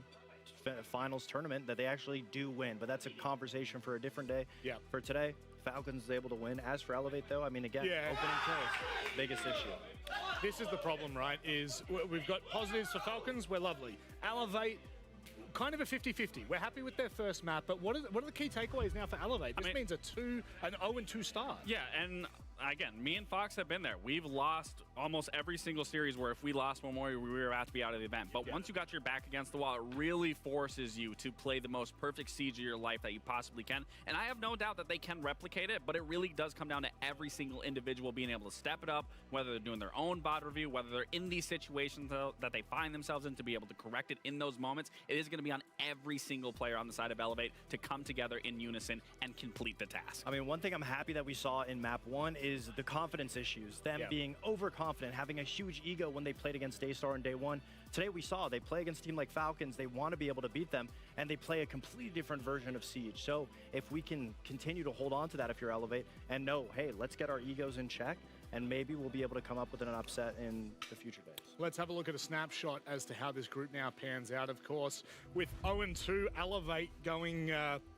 I just want to say that they are struggling at the moment. Obviously, again, positive signs. This now leaves them in a really awful spot. Why is that? Because the only team above them that you would really see them being competitive with was Daystar originally, and Daystar 7-2, 7-1 them yesterday. So this is not looking good for them. However, Wildcard are yet to play their first match, which will be after the break. What are your boys' thoughts on how they'll compete?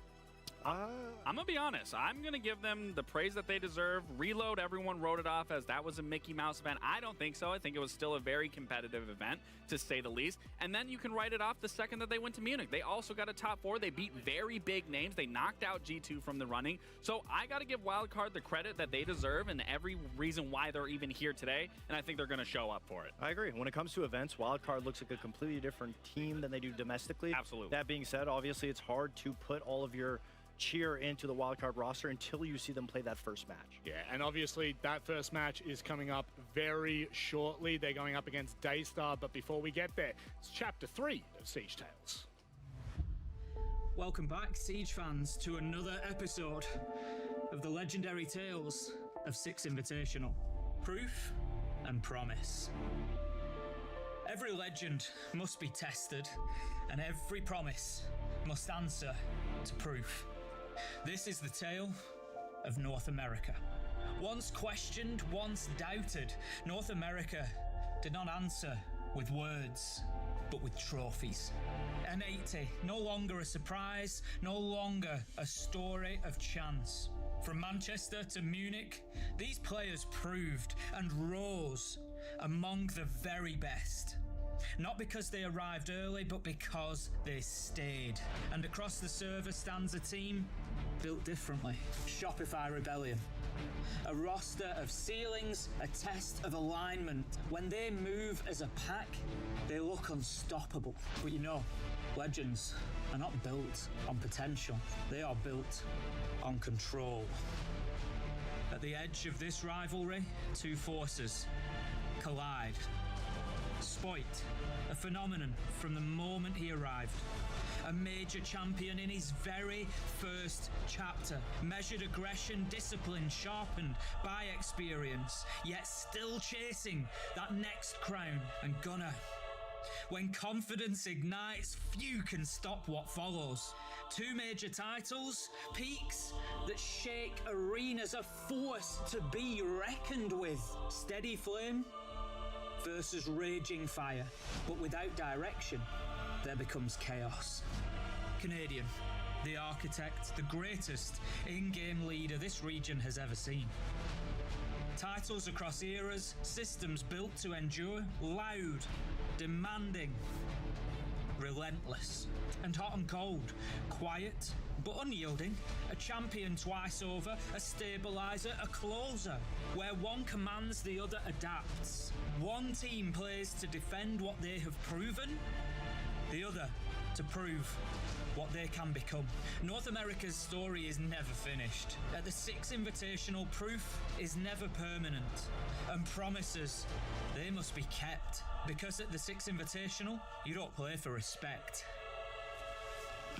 You play to become a legend.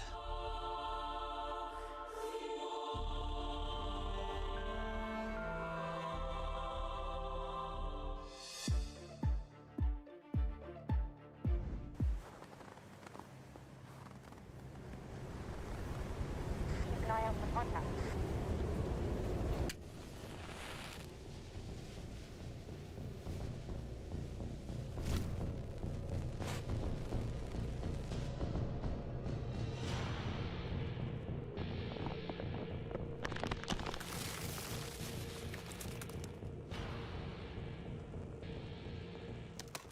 Available now.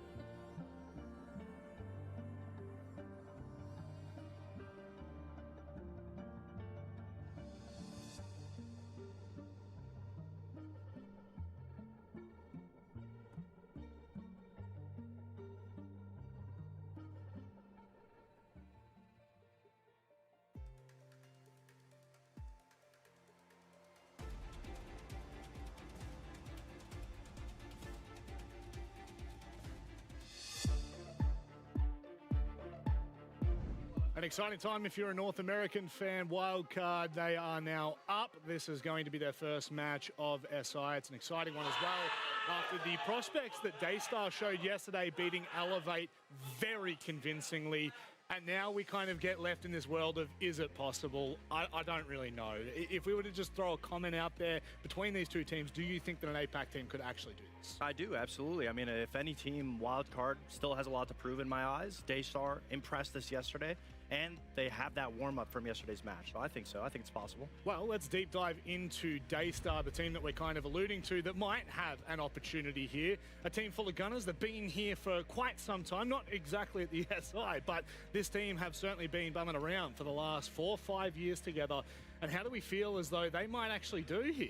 I mean, honestly, just based off yesterday, I'm not super familiar with them, but everything that I saw from yesterday makes me want to get very familiar with their style of play, the players within themselves. I mean, I just love talking about this APAC region as a whole. As of recently, you know, we talk about this new generation. We're in the 10th anniversary year of Siege. I mean, everything is shifting, changing, the dynamics, and this roster as a whole, I can't wait to see what we see from them. And we talked a lot about Pika, but there's a lot of other players on this roster that we need to mention as well. Of course. I mean, the game yesterday was a team effort, and although Pika was leading the charge and was doing a great job of putting up huge numbers, they look phenomenal, by the way.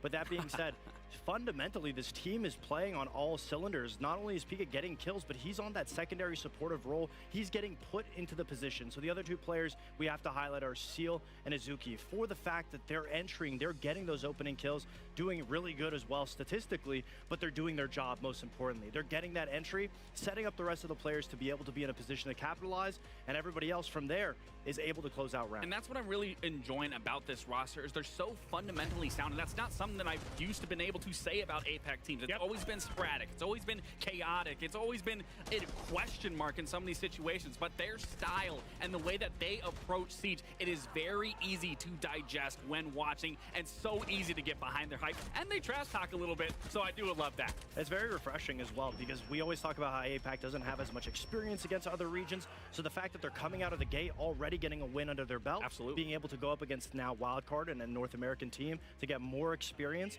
we can only hope that we'll be able to see them continue this run. I'm excited, again, purely as an APAC fan, because the two you didn't even need to mention in there, Joe Gore and Souffle. I mean, in APAC, they have been notorious for the last 5 years. They are serious gunners, so hopefully they will be able to test the might of Wildcard, a roster that blew onto the scene and I think surprised a lot of people internationally. Of course, I mean, Wildcard's one of those teams, they have very historic players on the roster, but a lot of young players. But to me, I always look at this Wildcard roster as similar to our team lacks, old OXG, old Reciprocity, where we never really broke into that echelon of being able to be a consistent top 4 finisher that everyone's looking at to be an expected main stage look. And that's something that we want to see Wildcard be able to do because of their shaky inter-regional performances.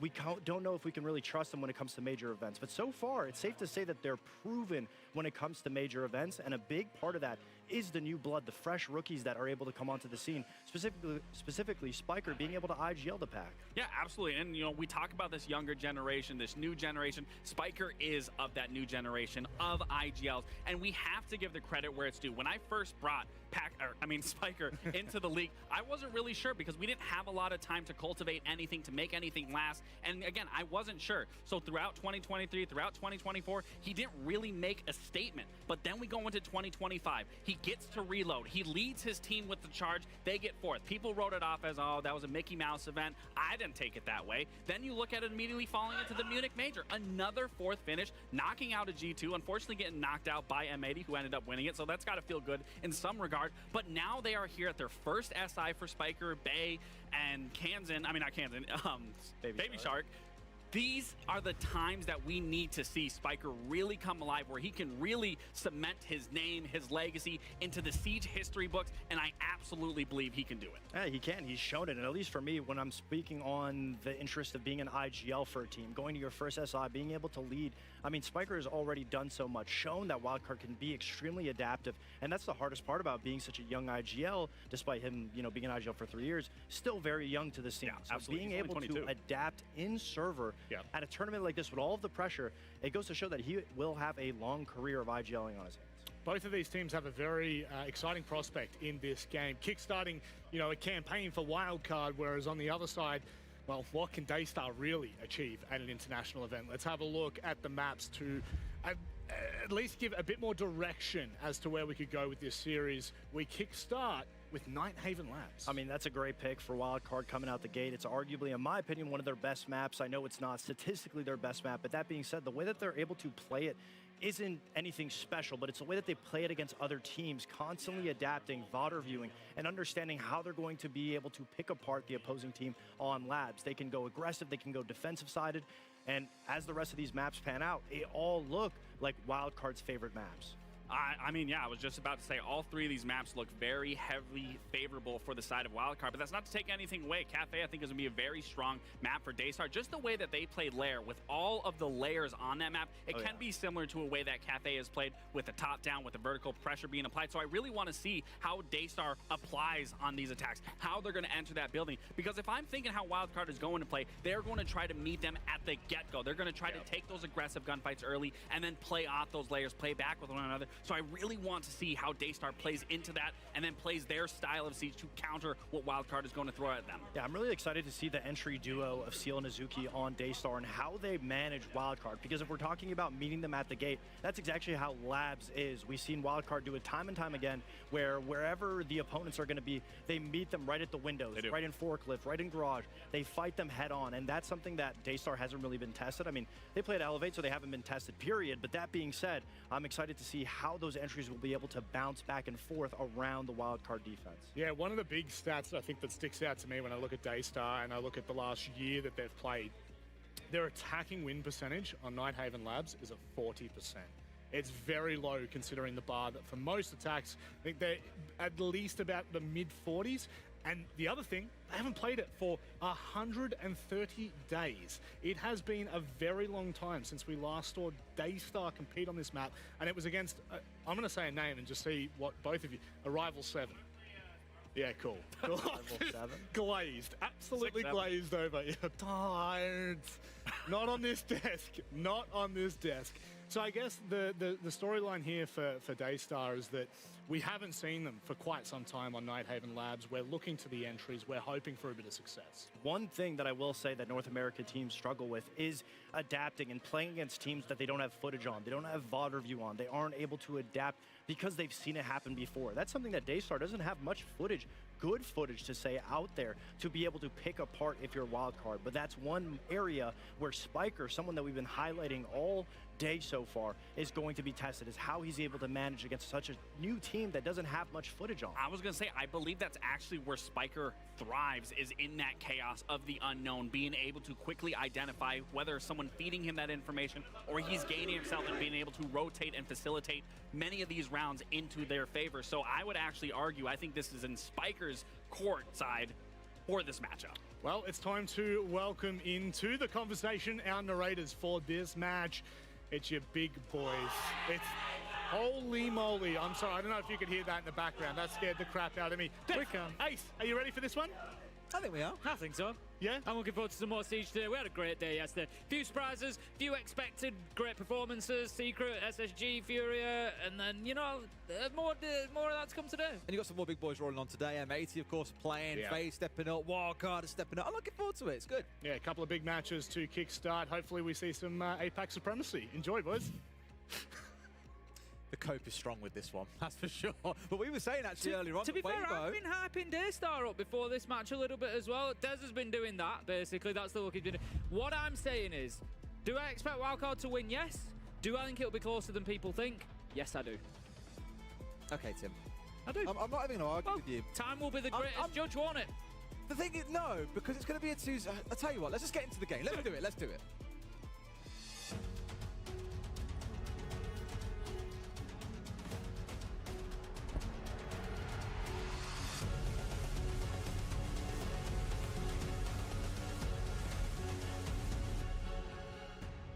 So, where were we? Tim's insufferable argument is, I think it'll be a 2-0 to Wildcard, but Daystar win a few rounds. And I was like, yeah, that does tend to happen in Siege, mate. No. Oh, here we go. No, I'm not having it. No, absolutely not. I said, look, I think we get some close maps. I think maybe a 7-5, a 7-4. I think it's a close game, but yeah, I do think Wildcard come away with a 2-0. And you were like, no.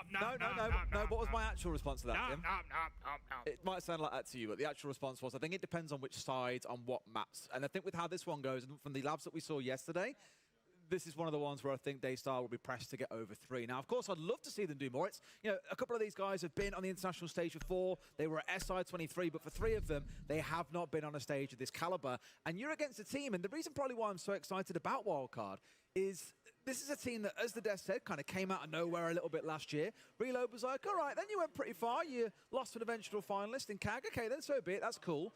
They then went to go and do the same thing at Munich, and of course finish in 4th place, losing to M80, who eventually won the whole thing. I think Wildcard are being slept on as a team here, and with the last few months they've had to go away and work, you're going to see something really spectacular at this tournament, and I think today will be a statement game from them. I might go full Daystar bias. Go on then. Just to rally you up. You won't rally up. Every kill they get. The thing is, I know you're kind of doing to me what I normally do to you, and you're just being really it's annoying, isn't it? Like, I know they're still going to lose. You're still like, well, they won 3 rounds, didn't they? And I'm like, Tim, shut up. I just know it's coming. I know it's coming. Yeah, I think they're going to do all right. Let's see how we get on. We're going all right, Tim. Give me a round prediction. 9 maps across the series minimum. 9 maps? They're going to win 9-0. That's a long series. 9 rounds across the series. All right, okay. I could get on board with that, but I think I'm going to go with 6. Okay. Let's see who ends up the closest then. Round 1, let's see who comes away with the win. I will say, on the other side, I know I've been kind of, bigging up Daystar a little bit there, impressed with their performance yesterday. You're absolutely right. Wildcard with quality. They were great in Munich. I'm, reasonably good friends with Lagonis, and I spoke to him a few times while we were there. Friends. I spoke to Lagonis a few times while we were out there in Munich, and the vibes in the team were so good. They can see that the work they've been doing is paying off. He's a really patient guy. Everything's kind of steady and nice and evenly paced about him, and you see that coming through into the siege as well. They spoke about it on the desk with the RGLing of Spiker and the way, the cohesion in the team and the way that they can adapt and everything else. That comes from the top, and yeah, Wildcard, they've been a great team this year.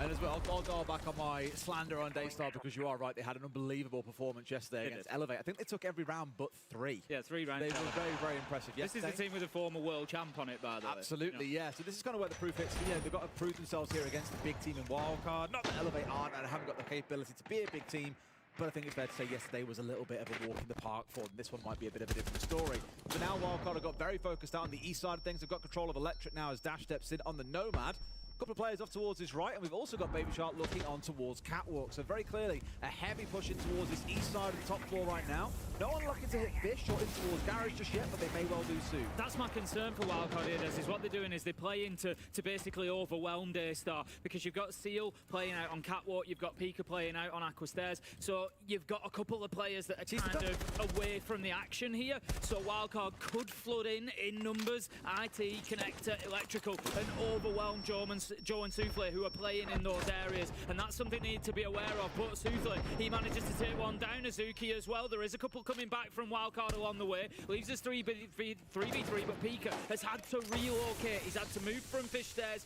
back in towards the main site just to help prop up that defense a little bit. But look at Souffle's position. He's really tucked in inside of IT, and yes, sure, there you go. Freebie onto Bay. Good stuff, and with that might be enough to hold on. Kansan was in looking to get the plan down. They've gone straight in on towards Pillar here, but they've got to win some gunfights, and Kansan can't get away with it. I think they made it a bit Shut the hell up, Tim. Shut up, Tim. Don't come for me in the chat. That was a joke. Shut up, Tim. Bias caster! Bias caster! He is a bias caster. Rain it on this man. Tell him to shut up.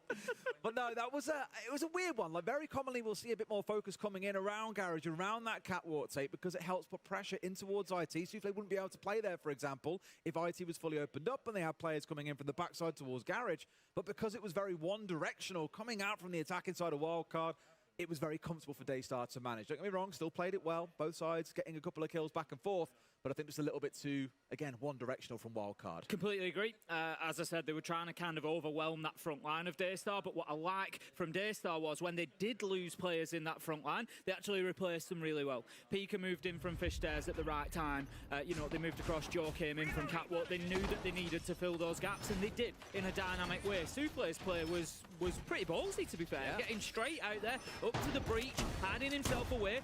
What did he get, 2, 3 in the round? It was 2 for the round. Really good play from SenVale as well, showing confidence, and that's another thing. When you've got a team like Daystar, maybe a little bit less experienced at an international level like that, you don't want to see them come into games and kind of be, you know, afraid of these names. It's wildcard, they've just been in the quarterfinals, you know, semi-finals of Munich, and you've got players like Kansan who they've been all over this game for years, and you know what, he's got a spot named after him. Yeah. Like, you know, you don't want to see him back down from the fight. Bay is going to back down Joe for the time being. No take Come on, Bay, let's go! There we go.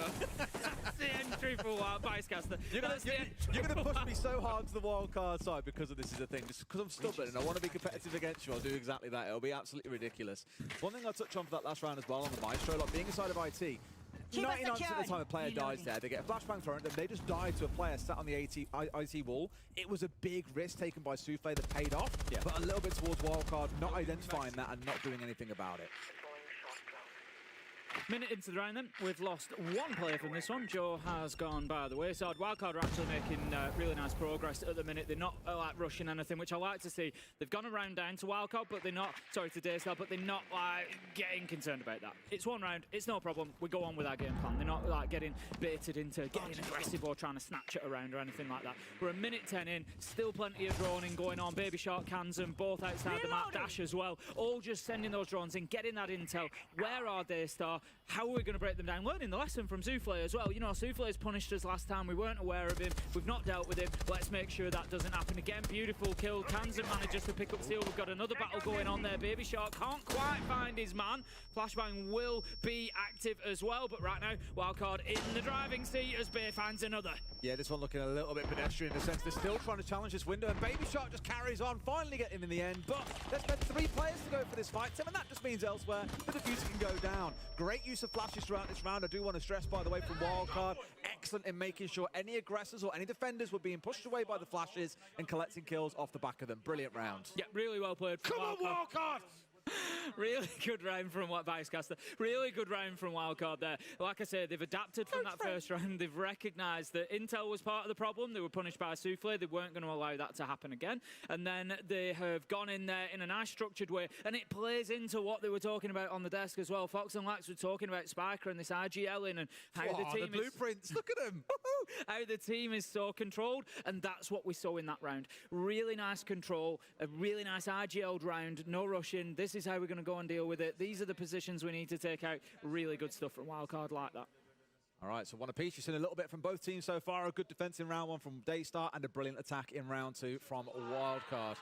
Even biased in the language that I use there. Did you see that? I said good about round 1 and brilliant about round 2. How does that make you feel, Tim? I feel fine. You sure? I'm not as easy to bait as you, Des. I don't know. You're easy to get on the hook. I don't know. I've got video evidence of how easy you are to bait sometimes. To be fair. The wonderful one about a fortnight versus 2 weeks and all the rest of it was brilliant. To be fair, I do have a habit of biting. You have your moments, mate. I'll be a great fisherman after all these years of casting with you, I think. Okay, let's move on to round 3. Going to be down in the basement for this one. Control storage. Is it? Oh, sorry, control storage, you are correct. Right, mate, you are half blind. That's exactly. I've got a top-down view, and I've got the view that you all see at home on the other side, and I can only see one at a time, so let me on. Those old man eyes of yours, Tim. Not the eyes. It's, yeah. I won't go there on that one. I'll leave you to that one. My brain. It's your brain. I will say the mirror has been something across a couple of rounds that we've seen stepping in, but look at this. They've just gone straight in through the storage window, and they're already planting in. What more is there to say? They've got full control. 3 players inside the storage. Dash has gone a little bit aggressive there and trying to hunt down what's going on elsewhere around the map, but it doesn't matter because he was the distraction party. Spiker has got that diffuser down. They're outside the building, and Kansan is ready to strike on the vertical if they come above IT. This is very well executed, and Daystar have been completely blindsided. Yeah, it's another good call from Wildcard there, just recognising that I think, let's throw a few curveballs at them. Daystar, like we've said, not the most experienced team at this level, so let's throw in a rush. Let's see how they deal with that. Let's see how they deal with a bit of aggression. We've got Hazuki out of the map here, just trying to get something going. He sees his man, but he can't get him. It's the shipping containers in his way. 3 kills come in, 2 for Baby Shark, and that is going to be another round for Wildcard. Wildcard in round 2 and 3. Wildcard! Looking a cut above. Very good from the North Americans in the last couple of rounds. Absolutely excellent. Yeah, I'm rising above. You being the bigger man, are you, Tim? Yeah, I'm rising above it. It's all right, mate, so you're not the bigger man. Someone said to me yesterday, like, oh, you're taller than Tim. I never realised that before. And I was like, I've always been taller than Tim. No, he just wears big shoes. True. That's not true. He just wears shoes with big soles. That's not true. To get that extra inch. Honestly, don't expose me. Already in for a Daystar timeout here. No surprise, really, after 3 rounds. You've had one of each side. Let's have a listen in. 喂，有了吗？好，前期跟中期的时候啊，我们 focus 在打个小组，我们选一个区域，像你刚刚那个垂直房，可以打车，我们就专注在控好我们的 vending 或厨房，那其他帮点，对，如果点内需要帮提早讲，阿主席，点内需要帮提早讲 ，OK？ OK， 好不好？小心他们打快的，然后 win con 记得点出来，刚就像皮卡讲的，最后 win con 根本没点出来，好不好？ 沟通，会紧张就沟通 ，seal 会紧张就沟通。阿主席多讲话，点内看到什么，要不要支援，现在需不要支援，还是怎样的，好不好？做出一点判断，读懂他们要干嘛，然后丢出解法 ，OK？Let's go。 Two really well RGL rounds coming out of wildcard, round 2 and 3. So Daystar, you know, I think the conversation there probably needs to be around, let's be aware that they might come in with that aggressive rush. We need to be, you know, prepared for that from second one. But also, I think it's about, you know, controlling the round, controlling the map, not allowing wildcard to be coming in on this kind of land grab and moving through the map. You know, round 3 it was a quicker rush and just go in and get the diffuser down, but round 2 was very methodical, just kind of, you know, we're going to edge forward, get that kill, we've got that ground. We're going to move forward again, we're going to get that next kill, we've claimed that ground, and I think it's about, you know, slowing that process down. Good thing for Daystar, they back up to the top floor. That's going to help them. They were very good last time. What I would like to see from wildcard here is get them surrounded. Get that attack coming from multiple directions. We criticised that in the first round. It was all east side, all connector IT. Didn't really work out for them. I think stretch Daystar on this defence. Give them something to think about on every single side and see how they manage. And there's also an element here of the ban that came out of Daystar being the Dockerby probably has also gone to Wildcard's favour, being like, oh, well, this is fantastic for us. Because it does leave that Blackbeard available to them. It hasn't really shown itself as a major threat. They used it in round 3 to get the plant down, and that was it. So the team haven't had to endure it, but back in round 2, they did have to stop it from the Dockerby calls coming out. So I actually think here, Wildcard has sort of baited out that Dockerby ban and then said, cool, playing Blackbeard non-stop, and removed the main thing that was a nuisance to them that I mentioned earlier on in the mirror. It was played across all 3 rounds, so that being removed certainly makes their life a bit easier. This might prove to get even more painful for Daystar. Yeah, here comes in. He's not going to do the job, though. That's going to leave the shield in place for Azuki to play behind. It's the Warden as well. That was getting the mute, so it's okay. Now they'll get the Flores in. But still on the Warden.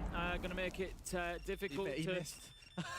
So he missed the drop off from the problem. Has had to go the long way round, and the fuse wasn't long enough to then get the Rotero in. No, this is a problem now. Azuki managing to still hold on to that utility. And yes, they've got more, but the question is, where else could those drones be going? That's the big question. You know, what other utility could they be clearing out? They've got Souffle in the position that he played last time around. So, again, unforgivable if they start giving lives away to that this time. The problem is that this is where they need the catwalk control, and they can't go and jump onto Souffle now because Seal, for example, is on catwalk. He needs to be dealt with. Souffle taking a little bit of chip, though, and tries to step away, and they finally managed to get rid of him because at the same time, Seal's being distracted by Kansan. However, he wins that gunfight. There's one more. Baby Shark jumps in, but it's trades back and forth all over the shop at this point, Tim. Only 2 left standing. Pecan's down on the deck. It's a 2v2. And again, Daystar have reacted well here. Azuki's moved back in from Aqua Stairs, recognised that there was no pressure coming from that side after all, so he's now bolstered the defence back inside a side. 2v2, it's down to Joe and Azuki to hold on. Bay and Spike are pushing forward, but both low health,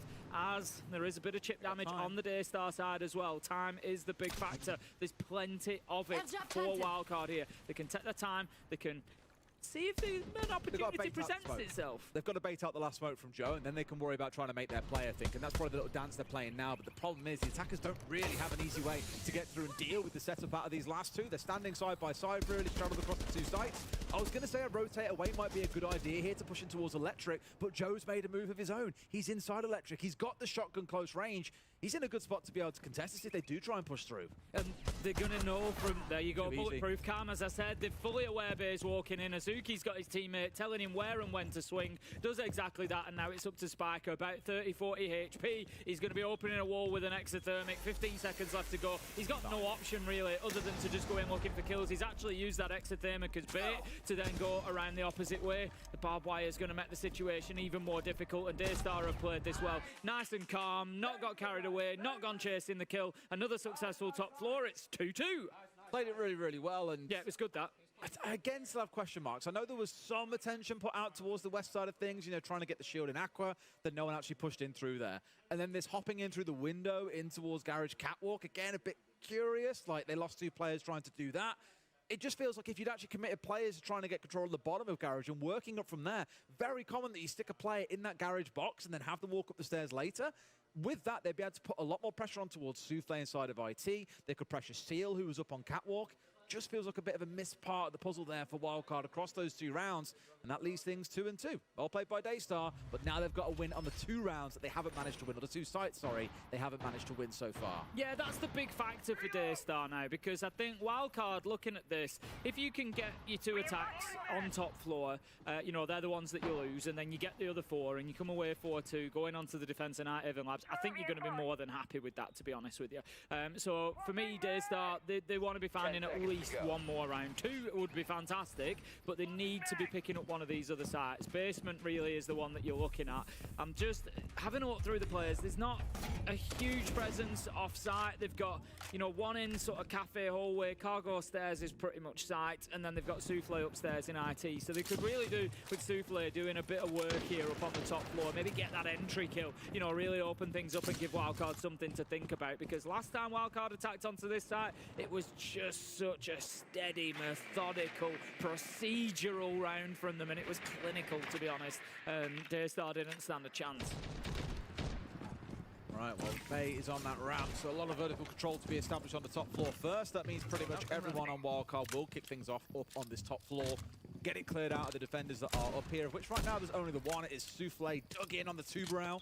Common operator, you'd expect to see Tim on the downstairs. I'd expect trying to slow things down, but here it can potentially be to try and stop the Ace-Salmers opening up walls and starting to pressure across that top floor so easily. I like what Souffle is doing. He's moved himself into service. He's got the hatch open and he's just playing right on top. Oh, he's going to drop down now. He's just playing right on top of it. So he was just waiting for that minute mark to say, right, I've burnt a minute out. They've chased me around on top floor a bit. I'm now going to drop back. And then that signals the rest of his team to drop down 1 level, and they start getting themselves back to site. And now you've just got Pika and Seal that are on those stairs looking to play out there. So I like this start from Daystar. I'm not sure they've wasted quite enough time at a minute 15. I think they could have held on for a little bit longer. Souffle gets taken down inside a site as well. Not ideal. Spiker managing to find that kill. Wildcard not off to a terrible start here, but the clock just needs to be in the back of their mind, because they do still have some work to do.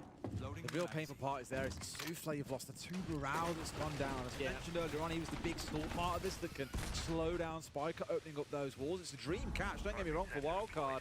But for Daystar, it is a little bit punishing. At least they get one back with the C4. It's the Deimos taken offline, but immediately there's a response onto the pulse on the big operator gone, and that shotgun at close range! Seal doing the work and bringing down both players on the side of Wildcard that were pushing in towards Cargo. It's now a 3v2. Yeah, great work from the smoke there, and it's such a common position, isn't it? Wildcard, I feel like, should have probably had a bit of a better plan for that. They went in behind the one flash, and it just wasn't enough, and they get seriously hurt. And look at that. I think Seal's just managed to sneak past and get himself into a position here. Spiker maybe unaware, but Seal just too much movement and gives himself away. We find ourselves now 1v1. It's Pika versus Spiker. Pika's going to drop down, head back to site, but there's 30 seconds left and Spiker's got diffuser in hand. Daystar, they can't plan to just hide away for this one. Well, Spiker's got to get and get the kill. We actually did a very similar spot yesterday in our G2 game, I want to say it was. Maybe it had been the prior one where there was a plant going in inside a tank here. And I believe it was Doku then ran out from where Pekan is right now and gets the shot onto the player to win the round out. Spiker's going in for the kill, so knows where he is, but Pekan hits the shots he needs. Spiker goes down, and Daystar pull into the lead. 3-2. We expect them to do well on the defense. The big questions for Daystar are going to come on the attack, but you still got to get those rounds on the board, and getting that basement win is really good for them. It means that Wildcard can't come away with an advantage after the attack when they move into the defense, which is where we expect them to excel realistically. So they start doing well. Wildcard just again, I think, you know, failing a little bit on that push to cargo stairs. They need a better plan here. There's two of them, they swing, and it's difficult because you're playing on a single doorway. You're giving him the engagement in the wrong place, really, at the kind of wrong distance, because you can't create a situation on a single doorway like that whereby it's a lose-lose for the smoke. There's every opportunity, because you've got to swing one at a time, otherwise you're going to shoot each other. You've got to go one at a time, and that's perfect for that smoke shotgun. You know that he's going to do exactly what he's just done. So great play from Seal. We saw it from him yesterday, to be fair. It was pretty much a 1v4. He didn't get all the kills, but he got 3 of them, and then the time ran out, and, you know, he closed out the round in 1v4. Seal showing some real clutch ability in the Invitational so far. All right, well, we're looking to go down towards a similar sort of setup as before, with the Pulse and the Solus coming on side. A lot of information being fed across the Daystar, and I feel it's good for them to have made this adaptation to what we saw from the first 3 rounds out of Wildcard, because what stung them in those 2 rounds they lost, it was these very execute, fast, rush-heavy rounds coming out from Wildcard. How do you stop that or prevent it? Have information it's going to happen. A Pulse and a Solus 100% help towards that end, but I think there's a bit of respect being shown by the other side, because Bay is cross onto the IQ. Joker under smoke going down easy early on. Not great here. Tend to try and want to hold on to those smoke grenades till later on in the round. Yep, Joker is Joe gone. Dash manages to pick up Seal as well. 5 versus 3 now. And that is, again, good advantage for Wildcard. These are the attacking rounds where they've really excelled, where they've been able to go in, locate those players, pick up kills and get the man advantage, because they don't kind of chase the round from there. They will still play methodically, and they will use. We see some teams get a man advantage and not really use it, not really, you know, take that opportunity, whereas I think Wildcard so far today, at least, have been very good at doing so. They've lost 1 along the way. Dash has been taken down. He was playing on the knock, so not the end of the world. He will have probably been playing on a little backstab somewhere, seeing, you know, if he could sneak into a tough position and get a couple of kills. But he's been found out by Daystar, taken down, and that leaves us 4 versus 3. But worth raising that Wildcard have had the entry across all 5 of the last rounds. Only in the first round did we see Souffle getting the entry onto Spiker, but despite that, obviously they've lost 2 of the 4 that we've seen so far. This one's still to be determined, but this goes to show that Daystar have been pretty good at fighting back into these rounds when they've lost players. This one may start moving to be a stretch too far, though, Tim. It's a 4 versus 2. Wildcard surely can see this one out. Yeah, there's all the time in the world left for him as well. 1:20 when you've only got 2 players to find. It's going to be really tough for Daystar to hold on. I just want to give Spiker a shout for that last kill as well. We saw Souffle with the Reaper primed and ready to go on the window, knew that the challenge was going to come, but Spiker's still hitting the reverse headshot to take him down. Beautiful stuff, and that really does cement the advantage no way for Wildcard. Back for this. Kanza manages to pick up Pika, but again, that leaves us in a position where it's Wildcard getting back on the drones, still with the due diligence, still making sure that they know exactly what's going on. Last kill picked up by Spiker. That's going to be Wildcard leveling things up. 3-3. That angle as well through the floor on top of the boxes outside from Spiker. Wonderful stuff. For a second, really thought we'd see the shotgun coming out for a second top fish again to get a freebie, but no, Kanzan was there on the watch. Good cover for his Deimos teammates. Now we march, as you say, all things equal, 3 apiece. Let's take a look at what bans come out to kick things off. We saw the double shield ban coming out in the first half. We had the double Electro Bros coming out in Bandit and Kai being taken away, followed, of course, by Dockerby and by Mira. First bans are probably, I imagine, going to be including a shield. In fact, no, it's going to be the ace taken away, so Hard Breach is going to be the focus, I imagine, for Wildcard here. Probably going to be followed up with a Thermite, I'd imagine, as the next ban, or a Hibana. Yeah, you would have thought that they'll probably go in. They might take a shield, though. We've seen a little, you know, prior over yesterday particular of kind of taking the shield and the Hard Breach. We'll see where it goes. Double Hard Breach would make sense, though, as you say. And here they go. It's going to be wow. There we go, Mirror and Capita. As I say, sometimes just, you know, taking Ace is just such a self-sufficient operator, and I think, you know, taking him along the way, he's, you know, able to work around the mute and things like that. So definitely a good Hard Breacher to be taken out of the action. Capita, we know the value there, particularly for clearing places like Catwalk. It's not actually, it's going to be a storage and control defense coming out to begin things here for Wildcard, but we may well still see some presence up on the top floor in and around Catwalk. So if that's the case, by getting rid of the Capito, you really secure that position. I'd expect maybe Bay on the Azami to be playing up around there. We do see them quite often up on that Catwalk in the corner, just around there. And yeah, I think getting rid of that Capito is going to keep them a lot safer, because IT Wall or Garage Door are both prime locations to put fire arrows up there and make life an absolute misery on that corner. I think those bans in a bit more depth as well. It's definitely target bans coming in against Suzuki and Steel, respectively, with the Ace and the Capital bans. Two of their most played operators, both in their top 3. No huge surprise, you want to try and take away some comfort operators from the other side here. Just make life that little more difficult on the attack. Key one, of course, worth noting is that back in the first half, we had the Kaid and the Bandit band away.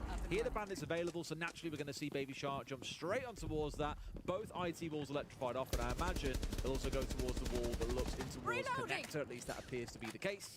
So there's going to be a little bit more to work through on the other side, but this is why having things like the Zero and the Twitch on side is going to be helpful. And failing that, you've got the IQ that can go in below, but that's been brought along, I'd imagine, more for the Pulse and the Valkyrie. The Valkyrie especially, an operator we haven't seen tons of so far at the tournament, Tim, but I think we all know just how scary she can be with that information. We see it just being pinged out there from the Soloist. Like you say, the Valkyrie as well, just real heavy intel game from Wildcard, and it's going to make life very, very difficult for Daystar. I'm very interested to see what they do here, given that it's their first attack. As I said at the beginning, an attack is going to be the more difficult side for them, I would expect. I like this, though, bringing the IQ in, taking away that util that we're talking about straight away.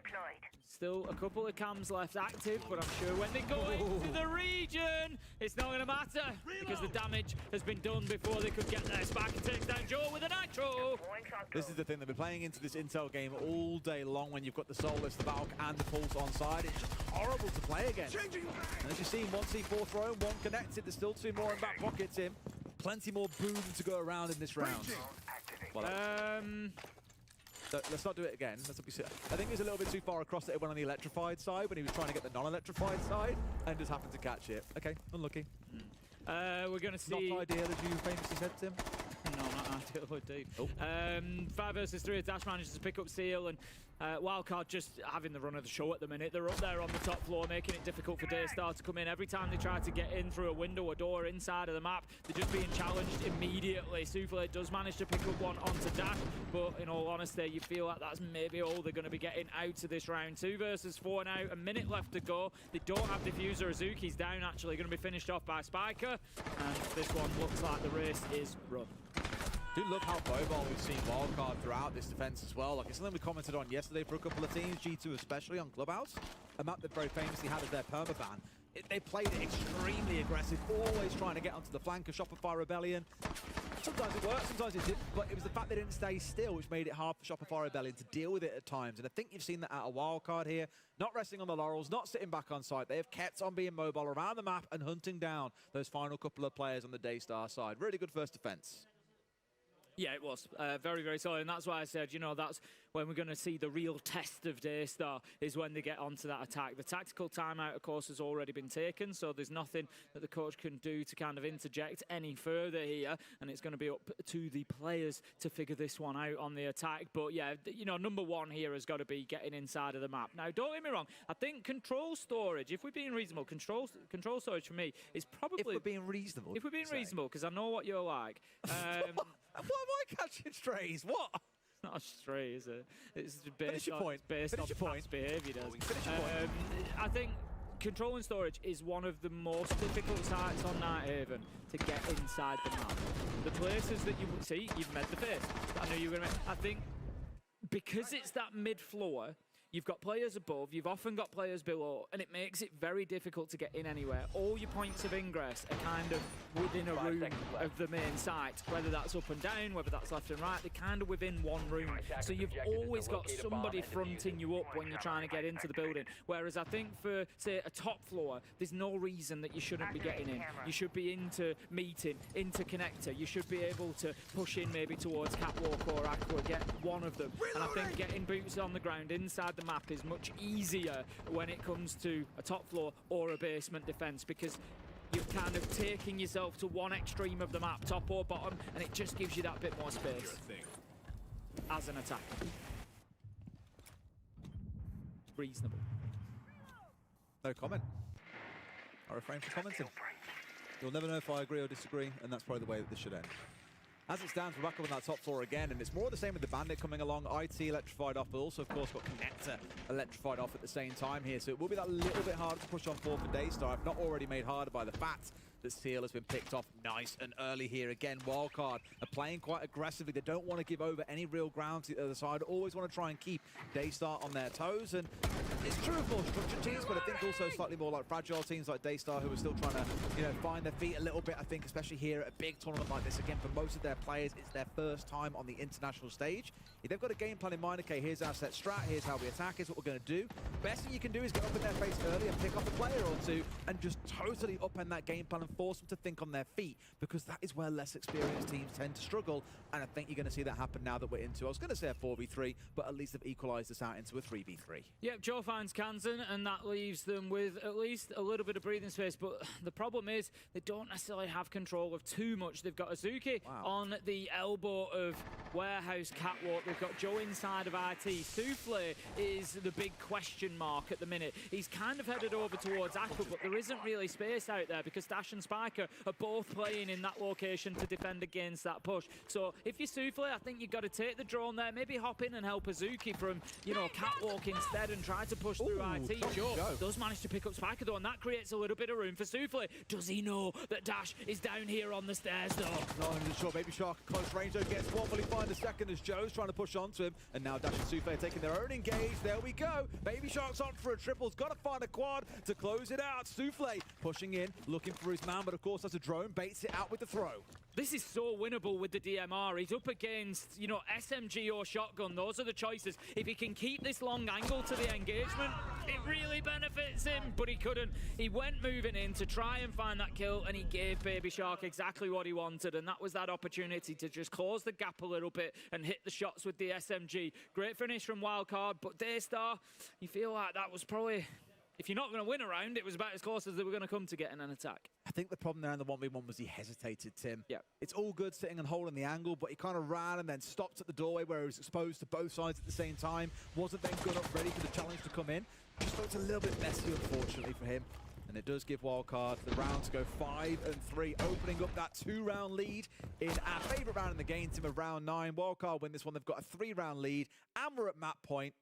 He's enjoying that one, isn't he? He played it. He should enjoy it. He played it perfectly. He did. So, you know, even the little things. He took the challenge on the door, and then we saw the cycle straight away to the shotgun. I know I'm on a close-range engagement, so he takes that fight, and he wins it with the shotgun. But then what does he do? He hears the comms. Souffle is over. He's got Dash on Aqua, so he knows he's coming from the other side. So straight away, he dips himself back into IT because he knows where that attack is coming from. If I go into IT, I've now got a narrower cone where I have to look, where I have to keep an eye on everything. I can see him coming. He's not going to be able to hit me on a flank. I'm not going to play a game of, you know, ring around the roses around Pillar, for example, hoping to get on the right side and giving him that opportunity of a 50-50 fight. Baby Shark put a wall behind his back and guaranteed himself, I know the fight is coming from that direction. And it was really good from him, really, really good. Okay, let's see then how round 9 goes. As I said, it's quite a crucial one because if they lose it, Daystar this is, then it's 6-3. There's a 3-round difference and Wildcard are at that point. If Daystar went back in striking distance, you can see a world where they can fight back in. The problem is they are yet to win an attacking round, and this is the 3rd round of the half. The 3rd site that they need to attack to show what they can do. Not forgetting that Wildcard started out 2-1 on the attack. For Daystar, they simply can't match that record, so it is definitely an uphill struggle for them at this point. Let's see if they can change things around. It's going to be a full map clear by the looks of it, as well as we have got some players upstairs from the side of Wildcard, and it is the basement that they were defending. So a lot potentially to work on for Daystar. Otherwise, they can try and hit the site directly, but that feels like a pretty big risk. Even with the phone call ringing out, Kansan still manages to remove the Dockerby.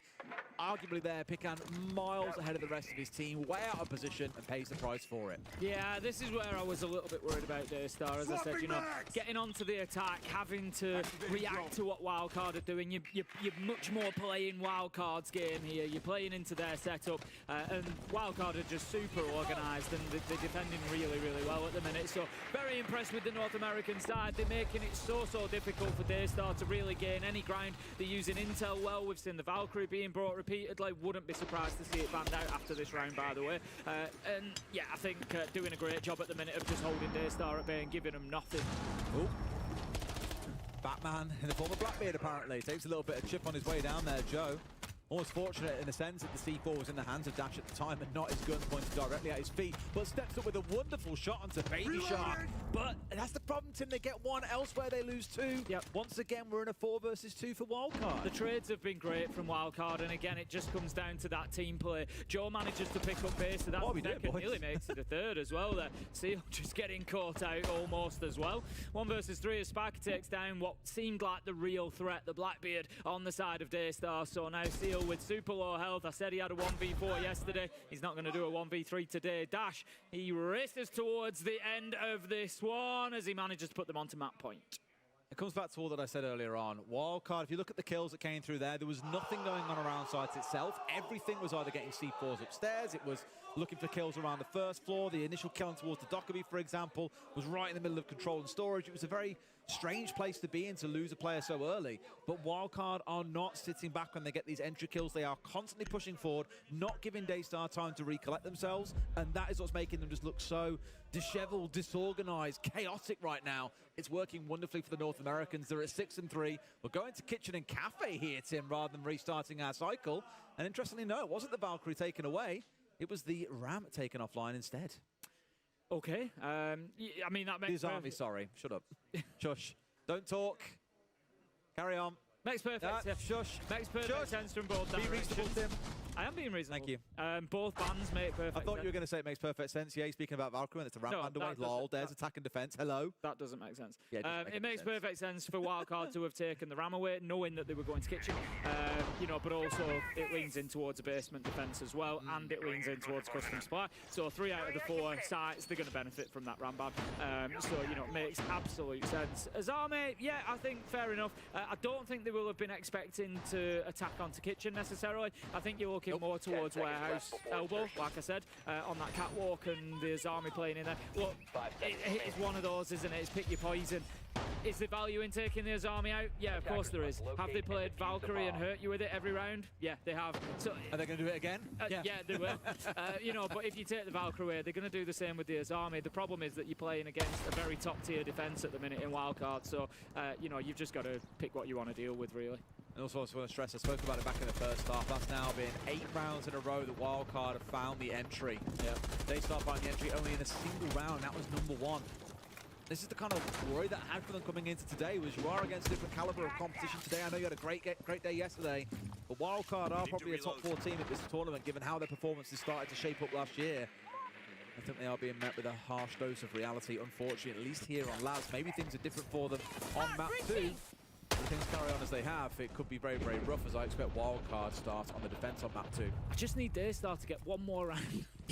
I told you, mate, 6 rounds. That's what number I put to it. If they can get one more and they go for 4, then I'm happy. Nope. Souffle manages to take down Camson, just overcoming that 8 rounds of consecutive entries, but the trade is there. It's a little bit late, but it gets the job done. Dash managing to take down Souffle, and that is going to be a big loss as well. They've just lost those Rotero drones, so utility may well stay in place for Wildcard now. Baby Shark's got a C4, and he's currently lurking around underneath where Pecan was pushing across in the gridlock. There you go. Biker finds the other one. Still another C4 yet to toss as well. They've been very, very good with these C4s throughout this half. Wildcard playing off a lot of the information they've held onto, and even though they haven't got a lot in this round, they'll still look for it. Baby Shark not quite finding his man, but it's just a reminder to Daystar, we can find you at any given time. Yeah, you get a feeling that Wildcard now are going to be pushing this one over the line. 4 versus 3, very much, plenty of hit points on the board. Joe just take down Dash though, but again, we've said this, the trade game for Wildcard has been good. Maybe not a direct trade, but once Daystar get a kill, Wildcard always seem to find one in response, and they keep that man advantage. And again, it just shows that they're working really well as a team. They've got crossfires established. They're there to impact on each other's deaths. They're there to keep that man count advantage for themselves. So really, really good from Wildcard. Well, the last 2 players in Daystar are now both gathered inside of the lobby and pushing their way from north down towards south and towards the site. Makes it a little bit too easy for Wildcard to sit back there. They've got 1 player off to the right, 1 to the left, and 1 dead ahead. Almost like a 3-way crossfire starting to form, or at least points of aggression to send back onto them. It's not going to be pretty. Pecan starting to move his way down the corridor to the right, as you can see, but Baby Shark finds him first, unfortunately. It's a 1v3, and it is map 7-3 to wildcard here on Labs. Off to a strong start at SI. Yeah, great performance from the North American side there. Coming in, you know, we always say you can only beat the teams in front of you. I think Daystar, particularly on the defense, they did put up a good showing of themselves, but ultimately you could see towards the end there the gulf in performance between these two on Nighthaven Labs at least. So we have to see how they go on the next map. All they can do is dust themselves down and pick themselves up, Tim. Let's see if they can do it after a short break.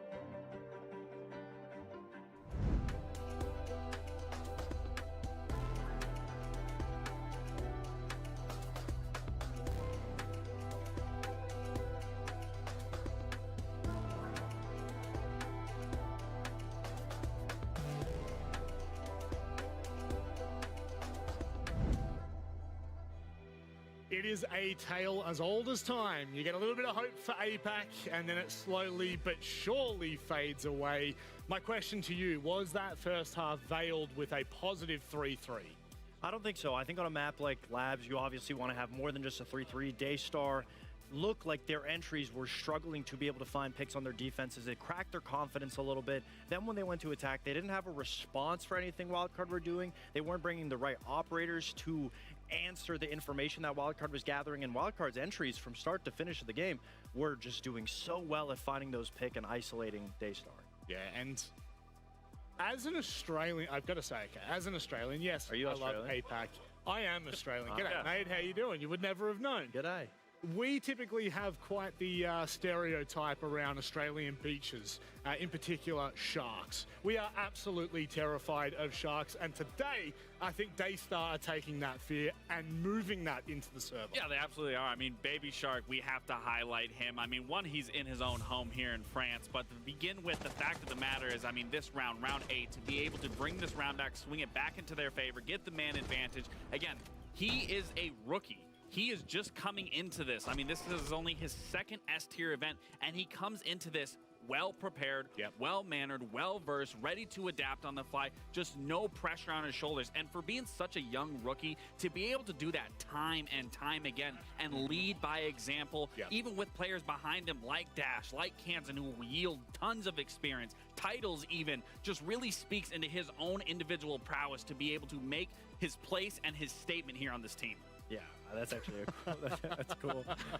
But that being said, even in the clip, you could see all of the pings, the yellow pings, the red pings coming out for Baby Shark, the constant information, and that's what we're talking about. It didn't look like Daystar was prepared for it or even acknowledged that problem in the first place. And I really think that just goes back to them being concussed with how aggressive Baby Shark and Bay were on their defensive side, that once the side swapped, they weren't really in a position to be able to understand what do we go from here. I believe they really underestimated the key information from those Valkyries, from the Solus, just any bit of that, because they only brought IQ that one attacking round, but then the Pulse was C4ing, the Valk was C4ing them. I mean, it was a constant information game that I just don't think that they were really putting the pieces together and how they could counteract it. Where Wildcard, again, I thought this was definitely going to be a game for them to win, and they absolutely nailed it on every single front. We've always pinned APAC as the region, the teams that struggle to adapt. We move to Cafe now. We're talking about an information game. How important is this going to be for Daystar to adapt and to move forward in this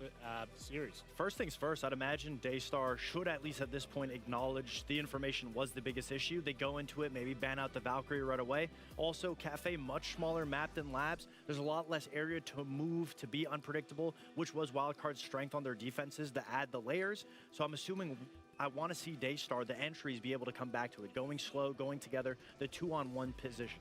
When I was looking at their matchup on Lair in particular, they were playing a lot more dynamic. They were always moving with each other. They were always moving with a purpose. They were always trading off one another. They were always prepared. This time around, they were very static. They weren't very fluid, where on the other side from Wildcard, they were constantly moving. You could just watch those 3v2s. They would instantly collapse on a player to be able to get that trade, to get that information, to get the win going into their favor. That's what we need to see from Daystar. That's what we saw during Elevate. They were playing with such precedence to be able to win that round, to win that engagement, and then to push it further to win the round, to win the match. That's what we need to see. We need to also see them start becoming more lively. They were typing in the chat too, Elevate. We aren't seeing that quite just yet. Yeah, unfortunately, Daystar, they don't look down and out yet, but they are on a 4-round loss run, and that is really devastating heading into Cafe. They're on the ropes. Will they bounce back?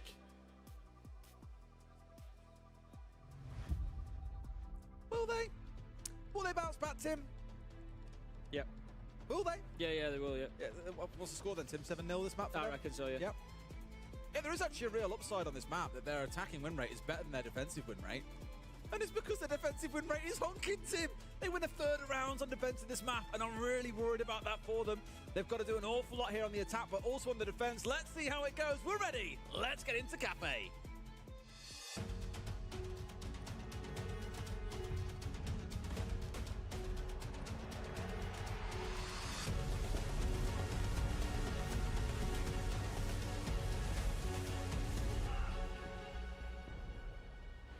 I've never seen you look so sad, Tim. I don't look sad. I just don't want to live in a world where you're right. But that's the world you've always lived in. Sometimes, you know, sometimes you back it and it's wrong. I don't know. Well, you always maybe back Daystar come out and get a win here. We'll see what happens. The stats don't favour it, I'll give you that. But let's just see what happens. You know, all joking aside, Wildcard looks phenomenal towards the end of Night Event Labs. They just look so clean, so tidy, you know, and I know we can argue all day about, you know, again, if they're against one of the stronger teams and etc. We need to see that proven from Wildcard. Of course we do. But you can only play what's in front of you, and they played very, very well on that Haven. They were so structured, so clean. They didn't get, you know, dragged into any chaos or any silliness. They just played their game, and it paid off beautifully for them. Much like they said on the desk there, you know, Daystar really struggling to find the answers, not really always bringing along the correct operators or utility, and not just, you know, giving themselves an opportunity to create some space. So that's something that we need to watch for on Cafe here, particularly on the attack. Let's make sure that they're doing what they need to do. They're giving themselves the opportunity to win. Wildcard will kick off on the defense, so, you know, that's not ideal for Daystar either, because Wildcard can just continue with that same momentum that they had on Labs. Yeah, all jokes and turn the screws on you aside. Like, there were some positives of Daystar back on Labs that I'd love to see carry on over into this, especially in those rounds that they did win out. Like, they had some convincing moments. They were winning out 1v1s. They looked like they were able. Yeah, exactly. They were happy to take the fight. It's just once Wildcard stepped their game up a little bit and turned the aggression on, that's when Daystar started to buckle a little bit. So let's hope we can see more out of them. What we do need to quite consistently see is a couple of their players really starting to shine. You know, Jogor had a pretty good last map, but even then, he and every other player was still negative on this team. There was no one that could rise up and match the likes of Bay and Baby Shark, who between them both had, what, 22 kills? They were going absolutely nuclear, only dying 10 times between the two of them. Someone's got to rise to match that standard, or this could prove to be a very, very difficult first attacking half of Cafe. But it's not all bad. Let's look at the site that we're on. We're on the top floor of Cafe, and famously, as you know, it has got one of the lowest defensive win rates on this map, yet teams very often insist on starting there. It's very, very curious. So if you're going to start out on a good foot, now is the time to do it, Daystar. This is the thing for Wildcard. I look at this and, like I said, I know a lot of teams, you know, prioritise and preference this top floor site. I get it. No, you don't. You hate it. I don't go on about it all the time. I get that it's the team's choice, is what I mean. I get that it may be their preference. I don't get why, because the stats don't really back it up. But that's actually perfect for Wildcard in this situation, because I feel like if you come and win top floor, they're almost certainly going to go on and win Reading and win Kitchen. So you 3-0, you know, you've got a great start, really. In my mind, you're almost getting the difficult side out of the way with this top floor. And they start things off beautifully. Spiker couldn't have hit anybody much better, I don't think. Taking down Pecan on the Capitao with the Nitro. Kansan doubles the advantage by taking Azuki down. There is a little bit of an answer there from Seal, managing to pick up Dash. But other than that, they've lost the Amaru, they've lost the Capitao. That's about 80% of your execution strat gone. However, 2 kills from that hits him. One player on the window, the second one pushing in Steel as he drops on through. Just inside. Spiker and Kansan got to go big on this one. It's a 2v2 on the top floor temporarily, and Spiker ain't losing that one. Finds a 2 in towards Cocktail of 3 for himself, and now Kansan has just got to watch the stairs below him as Joe's going to work his way up. Couldn't repel him towards White Window, so he was a little bit behind the rest of his team, had to work his way up White Stairs, and he's got to go big. I mentioned that he had a brilliant first map for his team. Definitely the highest in terms of kills overall. Some good moments from him, but now he's got to go absolutely massive. Kansan gets that closing kill, so it's going to be 3 for Spiker to close it out. A good first round, but a small moment of worry there, I think, for Wildcard, as Daystar did flex a bit. Spiker's just so good. Just, you know, for a young player in the hot seat, so to say, you know, as the IGL, he's not only does the team play so organised. I know this, you know, is something that Lax and Fox discussed before the game started, but his ability is ridiculous. It's not just about what he does in terms of the voice and the organisation of the team, but you see it there. He comes out when his team needs it, bang, double kill. And all of a sudden, a round that looked difficult has just become winnable. It's gone from a 3v2 to a 2v1 in their favour. Just great stuff from him. I honestly, I can't say enough positive about Spiker. I remember when he first appeared as an IGL, there were questions on, you know, can he be that IGL that North America needs to see grow and develop? And I think it's fair to say he's answered that question multiple times over the last year, and hopefully, as I've sort of alluded to, goes on to do it here at SI. I would love to see them have another top 4 finish, and yeah, dare I say, like, upset the standard. Like, everyone expects to see our usual big names in the top 4, our Brazilian giants, teams like G2, Falcons being up there, M80 definitely pushing their way through now after winning the major. It'd be cool to see Wildcard up there, because they're kind of that underdog, and we love a plucky young underdog, Tim. Yeah, we do. It helps that they've also got a European player on side. Of course it does. But yeah, They're a global team. I enjoy watching Wildcard, and we've seen why over the last match. How about a Weibo Wildcard final? That would be class. Don't tempt me with a good time, Des. Imagine if it happens. Good heavens. Spiker, again. Can I find any more positives for Spiker? He comes out, headshot again. His headshot rate, I'd like to see actually for this. I'll have a look in a minute, see if we can find it.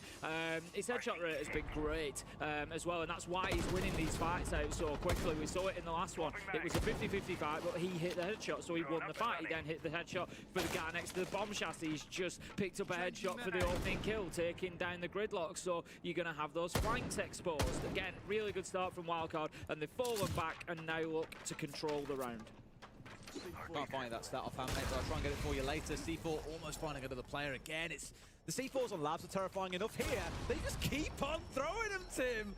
No window is safe. There's always an angle that someone's got with a C4 in hand. And while they haven't finished Suzuki off with those two C4s, he is quite precariously low now. A bullet or two from death. Oh, beautiful from Joe. Just manages to find Dash. A little 50-50 gunfight there. Hits him through the soft wall and level things up 4 versus 4. Starting to make a little bit of progress upstairs. Joe's able to start making use of that sledgehammer, get some vertical angles, but you just feel that the big problem for Daystar is going to come when they have to take the next step, which is moving down onto that mid floor where they're going to be taking more of those active fights. I'm going to touch again on what we heard Fox and Lack speaking about on the desk, which is the lack of, it's not really a lack of respect, but a lack of adaptability coming out from Daystar to show that they can deal with these intel-heavy operators. You know, Kansas now down in kitchen, look. They've had the Valkyrie on side, they've got the Mozzie here as well. There's just no real response from the other side in terms of lineup to help deal with that. Not even an IQ to show a bit of respect towards it, and that's why they're paying the price of these C4s and being stung and shot in the back repeatedly. They need to start dealing with these operators better. Drone goes in, just checking around sight. I think maybe Daystar just getting a little bit ahead of themselves there if they wanting to work in there. Another headshot for Spiker, something that we'll probably be keeping an eye on now that I've mentioned it, but he just wins those gunfights so quickly, and he's doing some real damage. 5-0 at the minute. 3 versus 3, just gets taken down with the reverse headshot, so Joe's going to give him a taste of his own medicine. How was that headshot? It was, it looked like it was right at his butt. I don't know, okay. Different player. That's why we got baited. You got baited.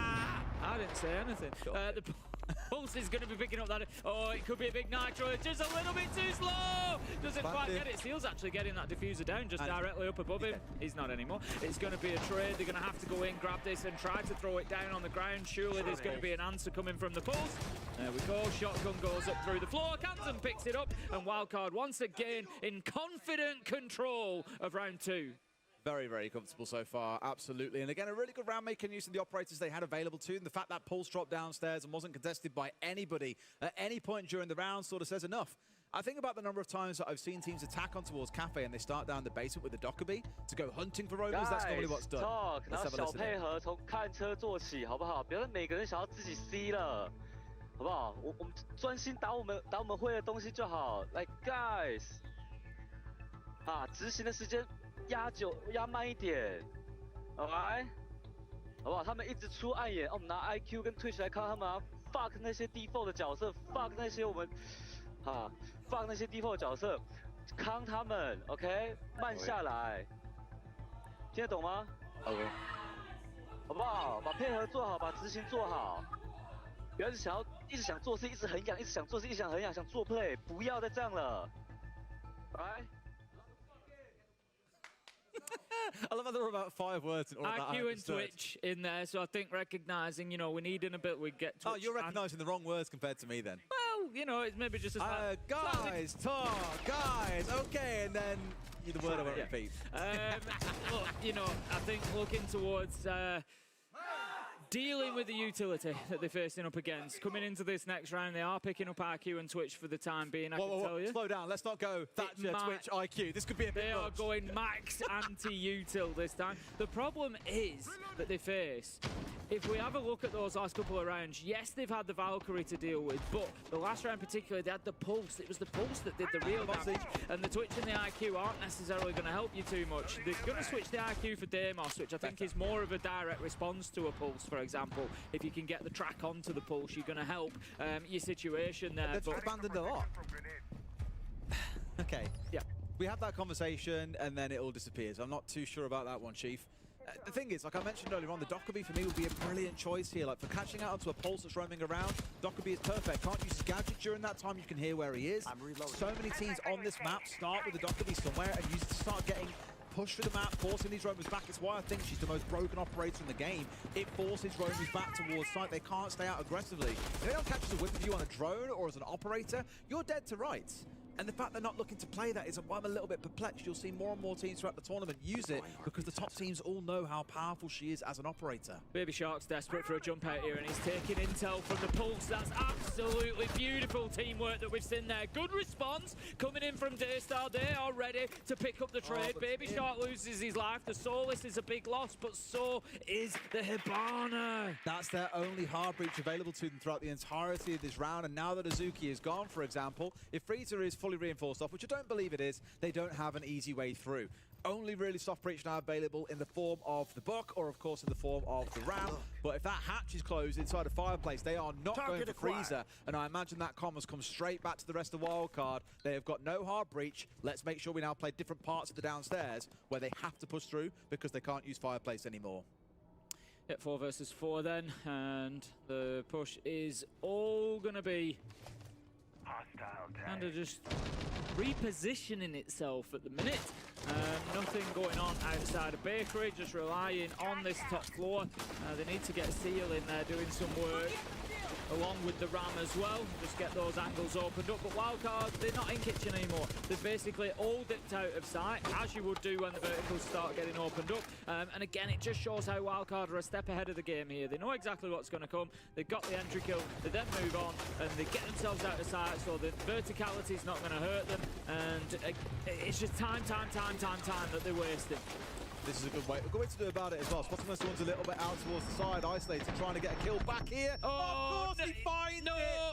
Kanzen gets away with the kill and evades the nade damage coming in from above. It could not have gone worse for Daystar. Cannot be allowed. Cannot be allowed. Beautiful stuff from Kanzen there. Just great movement. Gets himself into the second as well. Picking up a headshot onto Joe. Just doing great work. Diffuser's down cold. They've got control. Kanzen trip. Well, just give Kanzen the round, I reckon. So Tim, I'm happy to admit I was probably wrong as well. I said they get 6 rounds. I think it might turn to be less at this point. This is bruising across these first 3 rounds. They've had their tack timeout. There's nothing more they can really do to course correct here. It's all down to the players to find a way through. It is looking rough. We heard the coach say they've got to talk more, and unfortunately, after this bruising round, I don't think there'll be much more going on. This one is going to be a wildcard round. They go 3-0. On we go to the 4th to see if fortunes can transform. Yeah, pretty much certainly there. 3-0 locks it out. And like you say, Daystar not even really looking kind of close to around here because wildcard are just locking this one down so tightly. You know, the thing is, I kind of feel for Daystar a little bit there because what can you do? They've got Pecan holding the tight angle into court. They've got the nade coming down from above. They're kind of doing everything right to clear that position. It's just that they're against Kanzen, who manages to get himself into the corner. Pegan's missed it, and it just shows the fine margins we're dealing with at this level of Tier 1 Siege. Pegan's had his opportunity. He's hit Kanzen. When he's gone across to get away from the nade, that's when he has to get the kill. And I know that it's a really tight angle, and it's a really difficult shot to hit, but that's what you're dealing with. That's what you're going to be doing. You can't let Kanzen get into that corner away from the nade and then be able to fight back against you. He should have died whilst he was trying to get across there. And, you know, that's just the reality. Is it difficult? Yes. But guess what? Welcome to the 6th Invitational. Absolutely. Imagine we'll start the same 3-site rotation. Bar and Cocktail going to be where we head to in round 4 in just a moment. But I think we've got a quick tech pause coming out here or something of that ilk before we get ourselves back into the action. Yeah, it looks like, I don't know, maybe a headset issue or something. We'll get that dealt with as soon as we can. But well, I don't know that, you know, even a tech pause, the players can't talk or anything. They've just got to sort of sit and resolve the issue. But I don't think it helps them here, to be honest. I think, you know, even having a break, I don't think it necessarily hurts them. They're 3-0 down, it's not going to get any worse, is it? But I just feel like Wildcard, they're not going to be fazed by this in the slightest. You know, they're a very steady, very well organised team, and they're just going to be, you know, absolutely chill, wait to get back in, no problem. Absolutely. Time of your own thoughts can sometimes be the worst as well, just knowing what you've got to face again for the next 3 rounds. Exactly, that's what I mean, exactly that from Daystar's perspective. It's like, now you've got a chance to start thinking about how badly wrong the first 3 have gone. But you know what I love is Wildcard have also in their ban, they've banned out the Dockerbee, which what was I speaking about during those last couple of rounds? It was that normally you'd see a team employ a Dockerbee and you'd punish the roamers, you'd hunt down a Pulse, for example. Daystar had a lot of things they needed to ban there. The Pulse has been a problem, the Mozzie has been an issue, the Valkyrie has been a problem. You can't ban them all away, but the best answer to all of them probably would have been the Dockerbee. Now that that's offline, similar to back on Labs, after we played the first 3 rounds, we saw the bans come out, and I was like, man, this now only gets even harder for Daystar to be able to fight through. We're in the same spot once again. They are losing the operator ban war. And again, you know, to reiterate what Fox pointed out on the desk, in the last map, we saw a number of occasions where they weren't bringing the operators they needed, such as the IQ to deal with the Valkyrie. You know, we've seen that again. It's something that was even mentioned, Twitch, IQ, we heard it in their attack timeout. They still haven't been bringing those operators along, but it just shows what Wildcard are doing. Wildcard are sort of saying, they're recognising, look, the way to beat us here is to use Dockerbee. You're not doing it, but we're going to take it away from you anyway, just in case you figure it out. Like, you know, Wildcard are playing against the game that they should be facing, and again, that just, you know, raises the difficulty for Daystar. It feels like a real stop hitting yourself moment, doesn't it? They're just doing more and more damage to themselves here, Daystar. It's like, look, we know you're not using it, but we're going to make sure you don't, because that's the way you could probably beat us. Yeah, and here we go. At least we've got a drone inside here to know there's a player inside of reading, and somewhat on the hunt, but no dash. He'll be slick. He's an eel. Hard to lock down, hard to track. Has already started moving out towards White Stairs here as well, so that information is already outdated. And I also love that Azuki's paying a bit of respect this time. It was here on the Capitao earlier on, where he managed to get himself C4'd off this window a bit too early, so now he's playing the longer range, hoping to find someone without having to play on the window itself. Very aware of any aggression or jump outs coming through.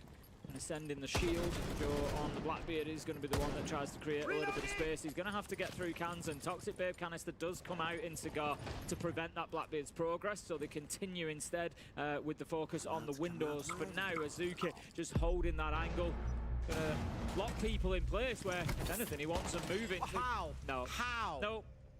No, thank you. That really can't happen. Not at this level. It really cannot. And it's a shame because Joe's played so well across the 2 maps, like I've said. Kill leader for his team right now alongside Seal if you combine the 2. Just, you can't lose a shield like that, Tim. I love this from Spiker as well. I've said this countless times. You know I love a pre-ripped nitro, so you don't get that audio cue when it's coming out. So he's just playing with that gadget in his hand for the, you know, probably about a minute and a half of the round at this point. So he's just waiting for that opportunity on the windows, as it is. It's going to be Spiker instead of the nitro. He's going to get out of the garage instead. It's just getting a little bit silly now.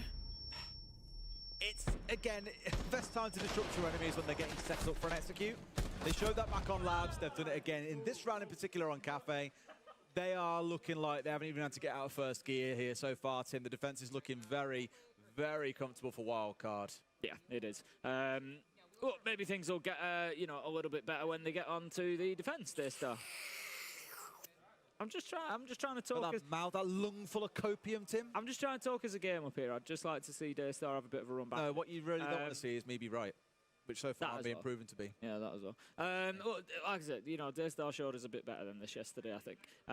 Yes, they were, you know, I mean, they won, so that's true. Elevate aren't necessarily the same quality opponent as Wildcard, but, you know, Elevate are certainly capable players, and I do feel like Daystar's performance was better yesterday than we've seen today. I feel like that maybe the occasion's just gotten to them a little bit today. You know, they're playing against Wildcard, who've come in and really punished them for any small mistakes, and not even that sometimes. It's just Wildcard are playing so good. It's, you know, Daystar struggling to break them down, but it's really piled the pressure on them, I think, and they seem to be reacting to that a little bit, and just drowning a little bit. But we will see how they go over the next couple, whether they can maybe grab themselves an attack. Just that's what they've got to focus on here. Just try and get one of these last 2 rounds and give yourself something to build on. Okay, let's see if they can do it. Let's lock in and see how round 5 plays out. It is down on this first floor, I believe. It is with Fireplace and Mining. Looking at the attacking side, Tim, they're going all out for an execute by the looks of it. They've got the Thinker and the Lion. Dreadful combo of the days gone by. Also got the Ying on side, and of course the Capitao that, as I said earlier on, is one of their favourite operators to play with. But not horror surprised to see it be a thing. The question then rises towards Wildcard is how do you deal with that? Because we heard Super say this yesterday during the TAT timeout for Shopify Rebellion. You know, we haven't hit them with any cheese yet. Let's go something a little bit cheesy, rush them a little bit, something a little bit cheap to see how it goes. They start looking to maybe do that in this round, though no one's really gathered and set up on the windows just yet. They're still a bit scattered around and trying to do the initial setup, and I imagine the poking and prodding. My only worry with that is you give Wildcard then time to find the odd pick here and there that completely unravels this execute you've got in mind. That's it. It's all about timing. It's all about timing and getting that judgment correct. We're going to have the Candelas go in. That's going to be the marker to get things underway here. We can see the Capitao utility. Joe goes in, manages to get a kill onto Spiker, 5 versus 4. Maybe they can get a little bit of ground ahead of them here as Pika manages to get his way into a position to plant. Nitro is no good, but he stopped on the plant and it gave him the opportunity to hit the Nitro. No, Daystar! Tim's having a meltdown here in the casting booth. I don't think he'd have got it down anyway. I still think the Nitro comes over, but still. It was a really good start. It was a really good idea as well, but with that falling apart now, you've lost the Ying, you've lost the Capitao, you've used all that utility.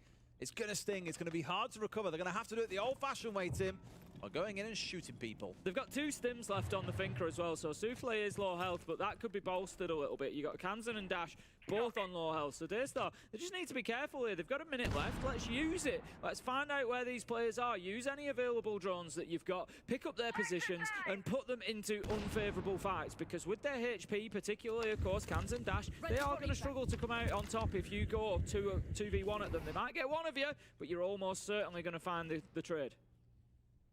And now Wildcard actually playing very different to how we've seen them do before, which is being a little more passive for a moment just to see what's going on. Spoke a lot about their willingness to disrupt and get up in the face of Daystar and stop them getting their plan pulled together and executed as a unit. Just picking them off one by one was always the greatest way to keep their communication absolutely crazy. Souffle getting rid of Dash, not a bad start at all. Bay was the one who I thought for a second might get something going here as he was starting to push out a reading, but that kill has pulled him back inside. They don't have the diffuser. The diffuser's down inside, so Wildcard are just going to be playing for the case here, but it's going to be down to Kansan. 1v3 becomes a 1v1. He needs one more kill. He sees him. He gets him. Kansan closes it out. Was it ever in doubt? Was it ever in doubt? He got that first kill onto Red, and I was like, of course it's Kansan. It's Kansan. We've seen this so many times. Definitely one of the most underrated players globally.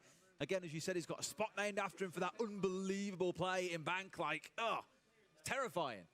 And really, you see it now come to the fore with how well Wildcard are delivering in this game. 5-0, looking unstoppable. And we're on for a 6-0 half unless we see some real magic come out of Daystar in round 6. I think that's the one that really breaks your spirit. I know you're 5-0 down, but I think that's the one where you kind of just give up, don't you? Because you were 3v1 and Kansan's basically just swept you away in a matter of seconds. You've given it, the thing is, they've given him 1v1. That's exactly the problem. It took him 4 seconds. Look, one onto red stairs, then another one, and then another one lines up here as well. He knows where they're coming from the whole time. Just maximum 4 seconds, barely moves his feet. And it's never to underplay someone's clutch because it's always amazing to watch, and it is a brilliant moment for that player.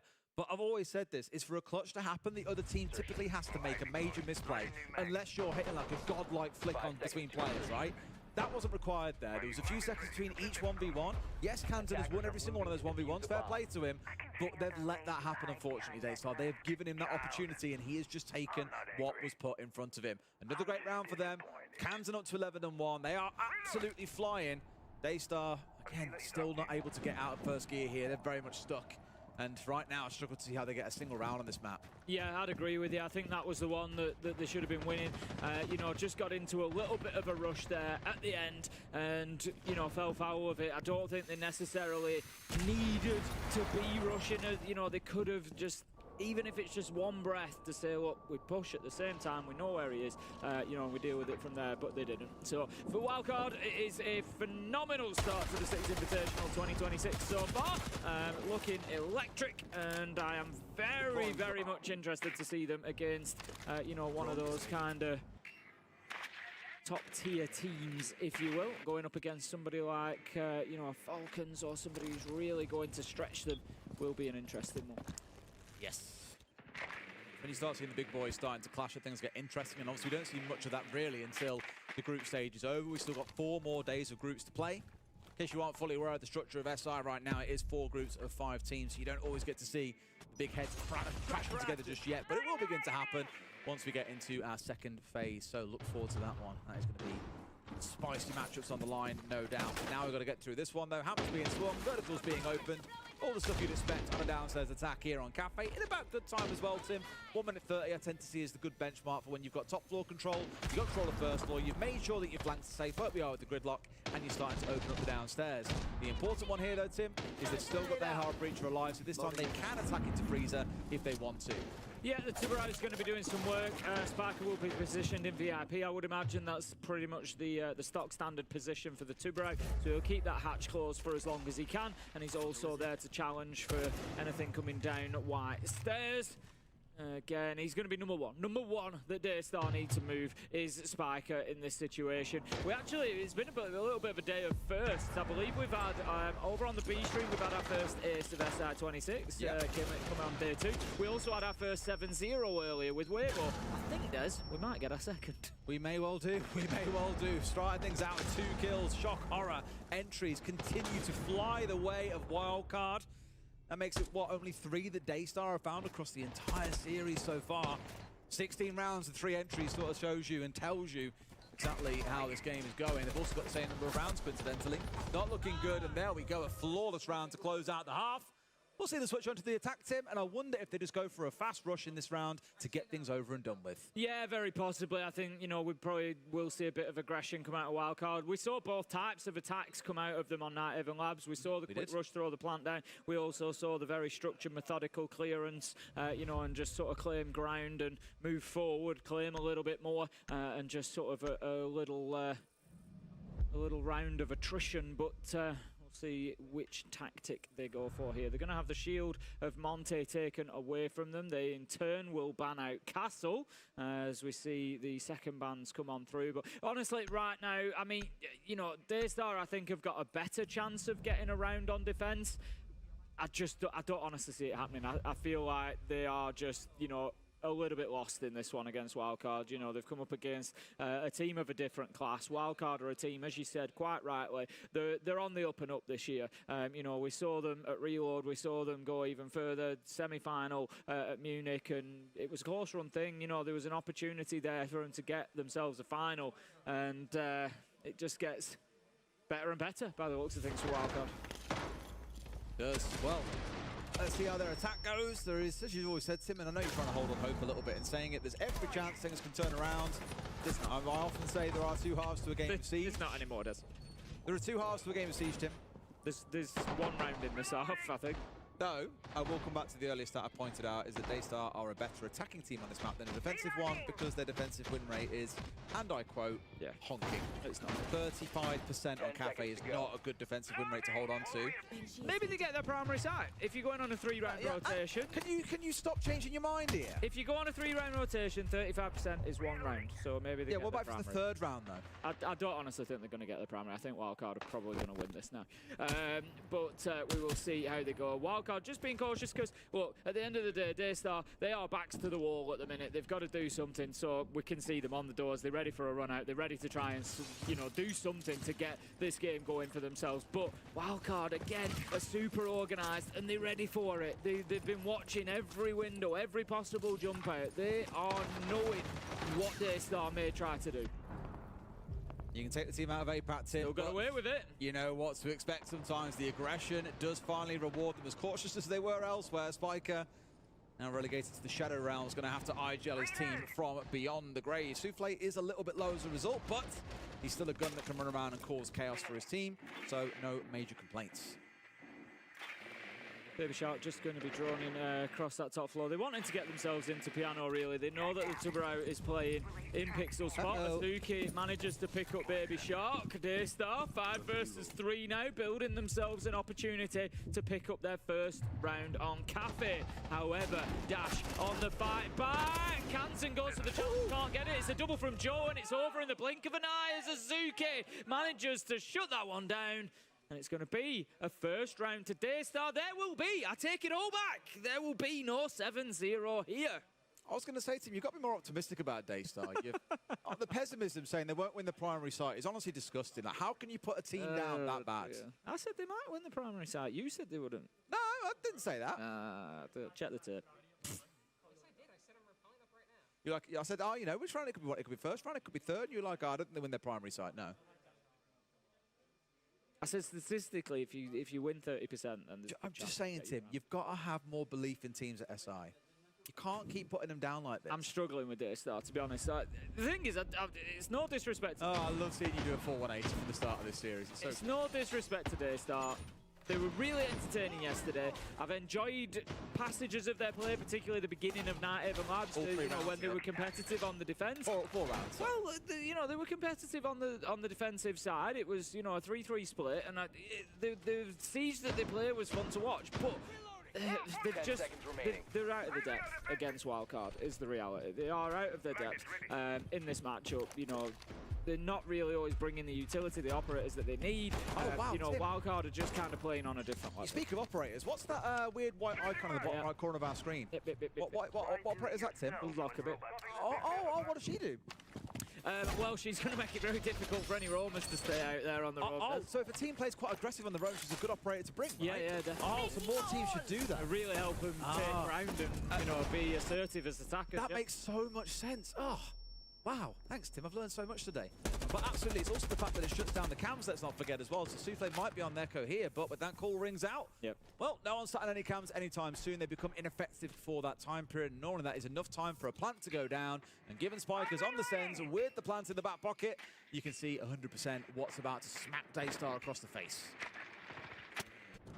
Drones will continue into that top floor. Wildcard going to be looking to get themselves that ground first of all, and then they will move through. They've also, they've got Kansan on the book, so that's going to be a lot of the verticality getting dealt with. I like the use of the Yorkar drones, getting them sent outside, just taking advantage of that opportunity. There is a countdown timer, of course, until the drone deactivates, so you've got to make sure to get yourself back inside safely, but it just gives them a little bit of a look outside, almost a throwback to those days gone by where the Valkyrie cams could be activated outside. That was something. Used to love that. Used to. Not anymore. Not no more. Well, for now, no one's gone down, so the entries, still heavily stacked in favor of Wildcard throughout the series, as we've spoken about. So far, Daystar doing good. We've gone over halfway through the round, and they still hold on. Pretty much every entry has been lost prior to this point, up until this stage, except for round 6, in which case it was very late on, but it was a flawless round either way for Wildcard when you boil it down to the sheer fact of the round. All this focus on the verticals coming on through. Spiker again still is the one to watch me, though he has handed the diffuser over to Dash for a small change in hands, and I want to see where these Sens light screens are going to go. Only a minute left to go here for Wildcard, so they need to be thinking about getting themselves into position. They've got the Tubarão of Azuki to deal with, playing exactly the same position and method as Spiker was, and just keeping that hatch closed for now, and also a gun inside of VIP to try and challenge on into Freezer. 35 seconds left to go, still needs to be dealt with. Could find themselves in trouble if they just have to take the hatch drop. Would have been a mess there if that grenade had come back in by the magnet and killed him underneath, but no. They've got the drop. Keeps himself going. They have got it, but look at this, the angle. They've got to be so hot on the trigger to make sure they deal with this man. Out comes the Tubarão. A flash rolls on through, and that's the way that they start their march on through. But Pickan's got two, Tim. He's held on plenty fine here. Was looking for a third, but Kansan, Angel of Death, from above, finds his man. The drop comes on through, but Azuki guns him down. Looks for another Baby Shark, gets him first, but time is running low, Tim. They've got to make a plan happen now. Cool coming out, but no, his teammate's gone down before him. They run out of time, and Daystar hold on for a second round in a row. It was worth a shout, but I'm not sure the Huckabee call with 3 seconds to go was the answer there. Maybe, only 2 of you left alive. You might want to be guns up and just try to take the cover at that point. It stops the Yokai, so I understand why he had no does, just change a little bit to the pace, okay? Let's do as well. something fast or direct bomb site. If they keep mining, we do the 2-2, direct bomb site, plant and wheel, okay? Yeah. If they're reading, we do the fast walking white stairs, okay? Just change the pace. Remember, just one thing, if you're gonna do, let's do really fast. We do the 2 full clears, let's say, so let's change the tempo, and then we think about it for the other rounds, okay? For top 4, if they repeat, if they do the electronics, we can still do the fast later, okay? Don't worry, because it's a good trigger. It's a good trigger, let's do it. Don't need to be afraid. Or for top 4, if they do the default strategy, we need to get open kill. Do the open kill on Shaiko, the setup, okay? Let's work around that. And then, no. And then we go for the piano default, or we can get open kill on the Clash on Pix, okay, Spiker? And then, with you and Nomad and Kens on Kali, okay? So top 4, focus on the opening kill, 2 fastest for mining reading, and if it's still the game open, nades for mining reading, okay? Nades and then play. Coach friend. What do you think about what he said, Tim? You spoke to him loads, so you must have loads of thoughts. Very specific input coming in from Lagonis there.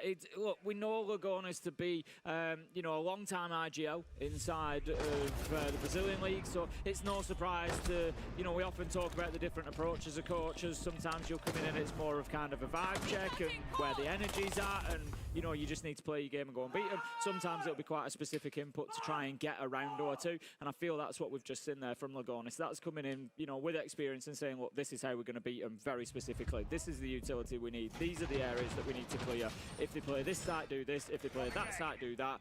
And he's given them a blueprint for the next couple of rounds there. He has, and hopefully it's enough to get them through. It's the sort of thing I was calling for after round 6 was, okay, round 1, just run over them, go fast, just try and catch them off guard here and don't give them time to rest and get reset and get comfortable on the defensive side, which I'd argue now Daystar are starting to look. Now, we heard him speaking about this, like mining, reading, fireplace setup. So from the reading side, then go fast down white. Whether or not they can make that happen or not is going to be the big question, because there are currently 3 or 4 players all sat around white stairs. It may have to be a more standard setup to start with, pushing in the top of red, and then maybe looking for a flank down white later, or up white later, should I say. As things start out, nothing crazy in terms of shields, nothing that crazy that suggests a rush is coming, just a Dockerby that will help them move through the map that little bit quicker. They're going to want to get this done sooner rather than later, a wildcard. They don't want Daystar starting to come back at them. As I said, we saw the capability yesterday.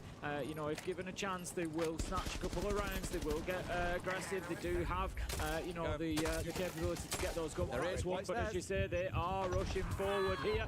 There is going to be a push. There is going to be a look for kills. Bay manages to pick up Souffle. They're going to go straight on into sight. Think about getting a plant down. Dash is going to do that. Daystar, I don't think have got much of an idea here. The trap is in position to prevent the push coming forward. Diffuser's down. This one is almost certainly done from this position. Daystar become the attackers almost now and have to fight their way back into sight. Dash doesn't want to overextend there as the Demos. He doesn't need to. Just hold your position inside of sight. But here come Daystar, Des. But here comes Kansan Tim fighting his way back through as well. He's on white stairs and has the control from here. Can see the default plant spot. There's only one left. It's all down to Joe Tim. He's going to find nothing. And that's my coach. Steps in with the strat and the boys get it over the line. Wild card taking all 4 points away from Daystar. Yeah, really good tactical timeout there, getting them over the line. I think it was probably an inevitability anyway. Wildcard was certainly the better team. I want to give a shout out to Wildcard there. They played that phenomenally.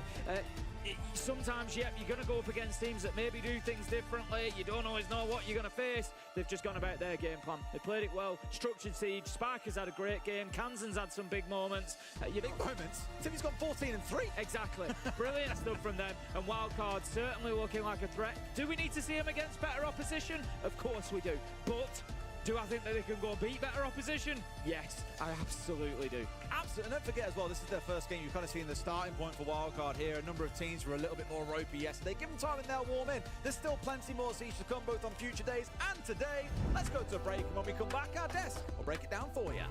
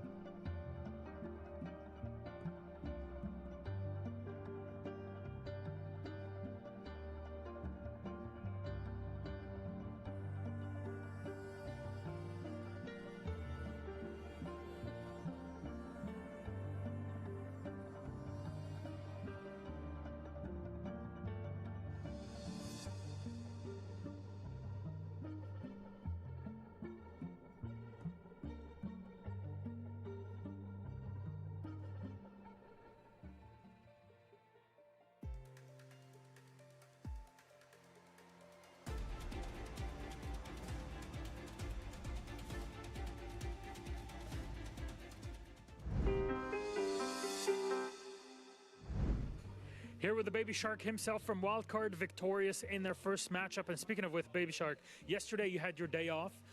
What was it planned for you to do during that day to kind of get warmed up for your play day today? So yesterday we scrimmed. So we scrimmed against another team who was not playing yesterday. And then we were like watching all the match. Of course, our opponent from today, Daystar. Obviously the team from our group, so Falcons, Elevate, and then Daystar. But yeah, I mean, yesterday we're just chilling, preparing for the competition. Of course, that's my first SI, so I want to talk to you about that. It is your first SI, and it just so happens to be in France, where you're from. I know the man has been now to North America and playing with NA, but you're French in origin. So what's the deal with that? Does that put extra pressure on you?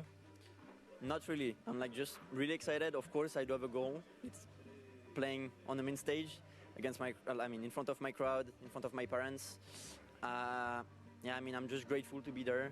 I'm like so happy, so excited. So of course, at the beginning, it was like, it was not like a big pressure, but of course I was like, okay, I have to do well. But yeah, I'm just really happy about the performance of the team today, and yeah, really excited. Well, very good. It's actually crazy that your first SI is the 10th invitational anniversary. Who knows, maybe somebody right now is watching that'll be playing at the 20th anniversary at the invitational. That would be crazy. Speaking of crazy, tomorrow you get to play against Team Falcons. And I was talking to Falcons earlier today. They told me no matter the skill level of the team that we play against, they play 1,000% their level because it's us. Do you expect that to happen as well tomorrow? Yeah, I mean, of course that's Falcons. Of course, we know that like they are one of the favorite team. They are in France. They have to win. They do have the pressure to win against us and literally the tournament. I think that's what they are expecting. I think that's what like viewers are expecting too. So of course tomorrow, even if that's Falcons, if it was like NIP or any other team, like really good teams, all the teams participating at the SI are actually like really good. They are performing. They qualified the whole year. Every team are just like attending this SI are like just insanely good. So of course tomorrow Falcon, just play our game and nothing more to say. Just we're gonna see tomorrow. You're here to play and win. That's the attitude going into the Invitational. Thank you very much, sure. Baby Shark.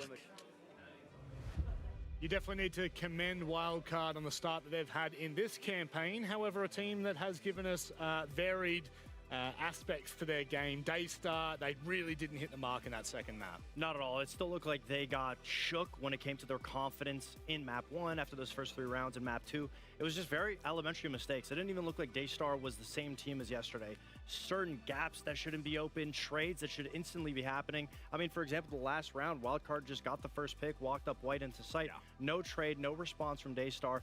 That goes without saying. They look stunned. But on another note, Wildcard played very well. They didn't let that first day off affect them. As Baby Shark said, they were taking their time to scrim, practice, and get ready. I mean, this round was insane to begin with, to put them up 5-0.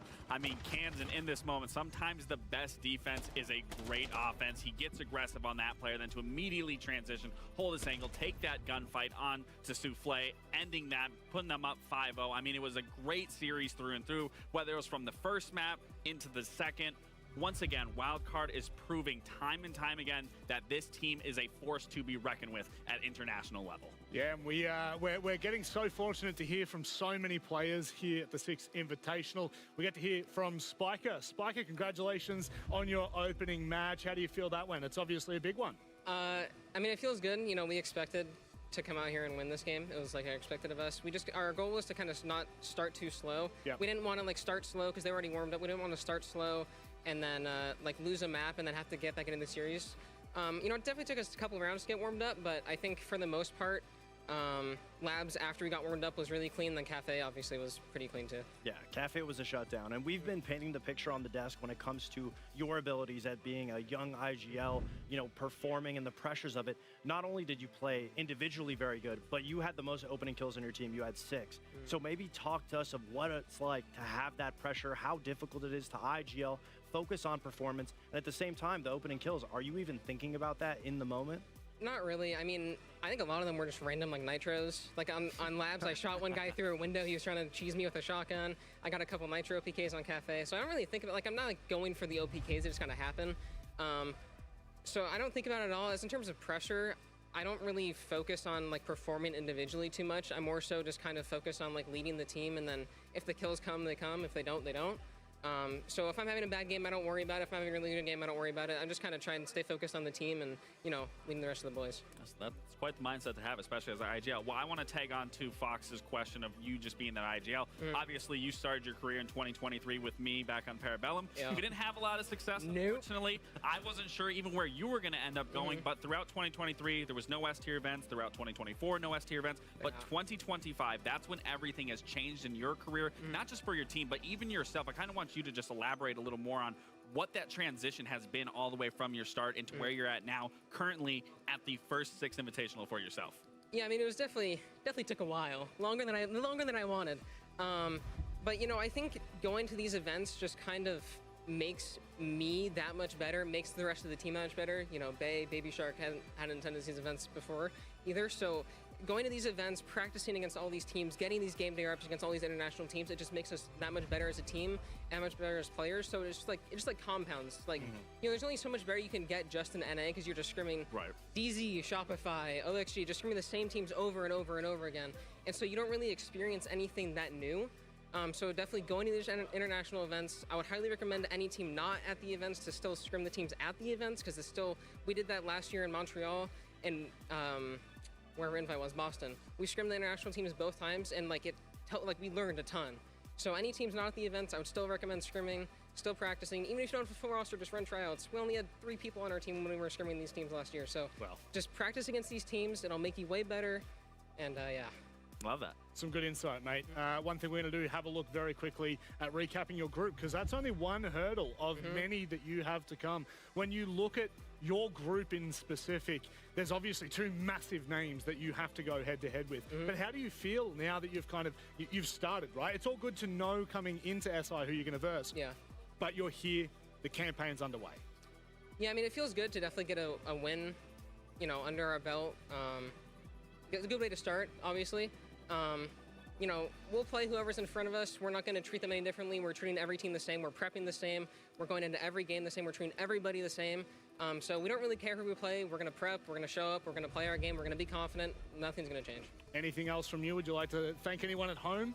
My mom, my uncle watch every game, so thank you. I appreciate it. That's awesome.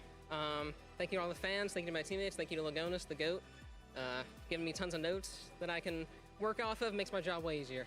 Spiker, thank you very much for joining us, mate, and congratulations on your first win here at SI. However, for everyone at home, you won't want to go anywhere. So many individual players make up this game. It's a tactical shooter after all, and without the people behind the scenes to bring this all together, you really don't get to see what this truly looks like, especially from our individual masterminds.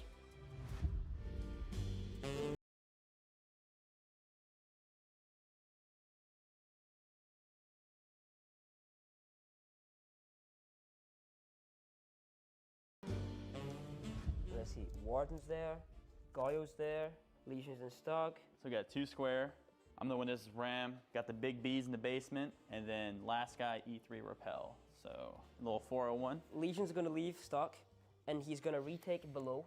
The Dokkaebi backstab mainstairs, pretty common, right? Especially when you hear a Dokka calling. My Scopus has impacts for a reason. I thought about this play, and I've baited you into picking the windows. Yeah. And we will do a heaven retake and target your little friends on the balcony of square. What would happen, I would assume, is Habana would then go to Marble Skylight, look to make a drop, because a lot of the commotion going on, you have no notice happen. So best play, Habana gets off Repel, goes to Marble. Yeah, there's a time gap where no one's looking towards Marble. Obviously, we're top down, we know where all 5 players are, so it's a little hard to call this. My Dokkaebi would be coming up E2. My Floras would be in stock, trying to fight towards cut, because he'd have the flank on the guy cut. I would be window here, holding the cross for the guy in the hallway and fighting square, and then... It's a bloodbath. Yeah, that is, to me, that's a really good retake, but it'd be kind of hard to call because, say, perfect world scenario, right? We could retake it. You hit the flank, and you guys all die. Yeah. Or you hit the flank, and you just fry all of us. Or you hit the flank and one person dies. It's like there's so many variables that go into I think play. it's a trade-off. So it's like, yeah, so I think there's so many variables you can't really call it. I am personally shooting that guy and then one tapping Ambi's head off. You're already dead, though. No, I'm alive. I'm good. I'm good. I would think realistically you'd be the first dead. That's the difference between me and you. I think actually in the head-to-head the past two, I think you've lost. So like I don't really know I'm that born works. for chaos. Gregson wins that one. What? Are you serious? In the 2v2, yeah. Oh my god, man. GG. GG. Good strats.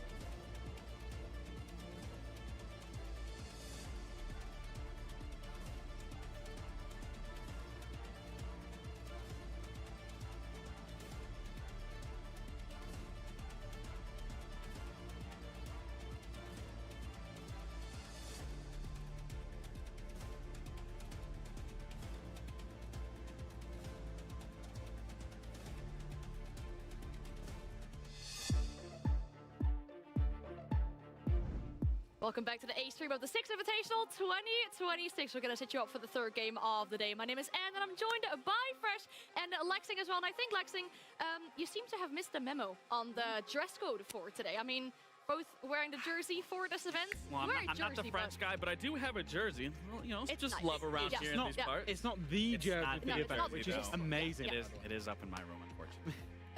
I feel like we had to fit in, right? Of course, this whole theme has been fashion inside this event. We've seen all these sick photo shoots that they've done with the players. We had to kind of do our part and show off these jerseys as well for this event. But we talk about the games as well. That's the most important thing after all. And we talk about Group D for this matchup. So let's have a quick look at how Group D is standing so far after the first day at this event, because it technically will be the first time that we see Fluxo W7M in action at this event, as they had their day off yesterday. And at the very bottom, going up against Enterprise, they will need those points today. Absolutely, yeah. I think the biggest thing to say about this group was it was decisive victories yesterday. Secret got the job done. So did SSG, and I think that really actually puts the pressure on not just the teams that lose, but also Fluxo W7M, who were coming in knowing that they're two big rivals. Really, I think for top spot in this group, SSG and Secret got such big victories. It puts a lot of pressure on them already. You know, after just watching the most recent game coming off that wildcard game, we didn't get to see them play, but they came in today, absolutely showed up, dominating their match against Daystar.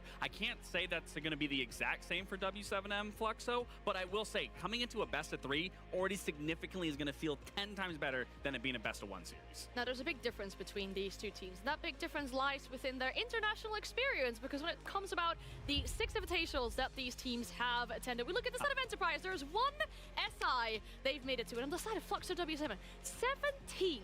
That is a lot of international, collaborative, of course, right? There's not even been 17 SIs, but collaborative, that's a bunch of events and a bunch of experience. Yeah, it definitely paints the picture for you in terms of just the echelon of these two teams, but that doesn't mean that Enterprise can't get the win over W7M Fluxo by any means, but it really just does paint that picture. As you want to look at experience, W7M Fluxo has all of it. We're on the side of Enterprise. It's Fisho, guys, the real one that has it, that everyone's going to have to look to him to be like, how did you handle it? What was your impression of this? What are you going to do to help propel this team to the next? Yeah, of course we were counting coaches, excluding coaches from the graphic. It was players only, and I think we saw this yesterday looking at the Enterprise guys. We saw that lack of experience. You know, we talked about this back in Munich. They had a lack of international experience. They gained some international experience in Munich, but not 6 invitational experience, because we step it up even further. You know, the best of 3s is the biggest difference between the major and the 6 invitational, and I think we can't not talk about Enterprise and talk about that performance yesterday. It was, I don't know how to put this nicely, it was not a good performance. It was pretty horrible in terms of the siege they were playing. They were looking stressed, and I think the one redeeming factor for that actually is they've got that out of the way now. They've cleared through that game. Now they can just be all eyes on this game. They shouldn't in theory have as many nerves or stresses as they did yesterday. No, I completely agree. And, you know, we also know that they have been a little bit under the weather, so you do want to cut them a little bit of slack. So hopefully, as of last night, they got a little rest, got some meds in, early breakfast, got a little bit of hydration going, and today's the day that we see the real Enterprise that we saw during Munich.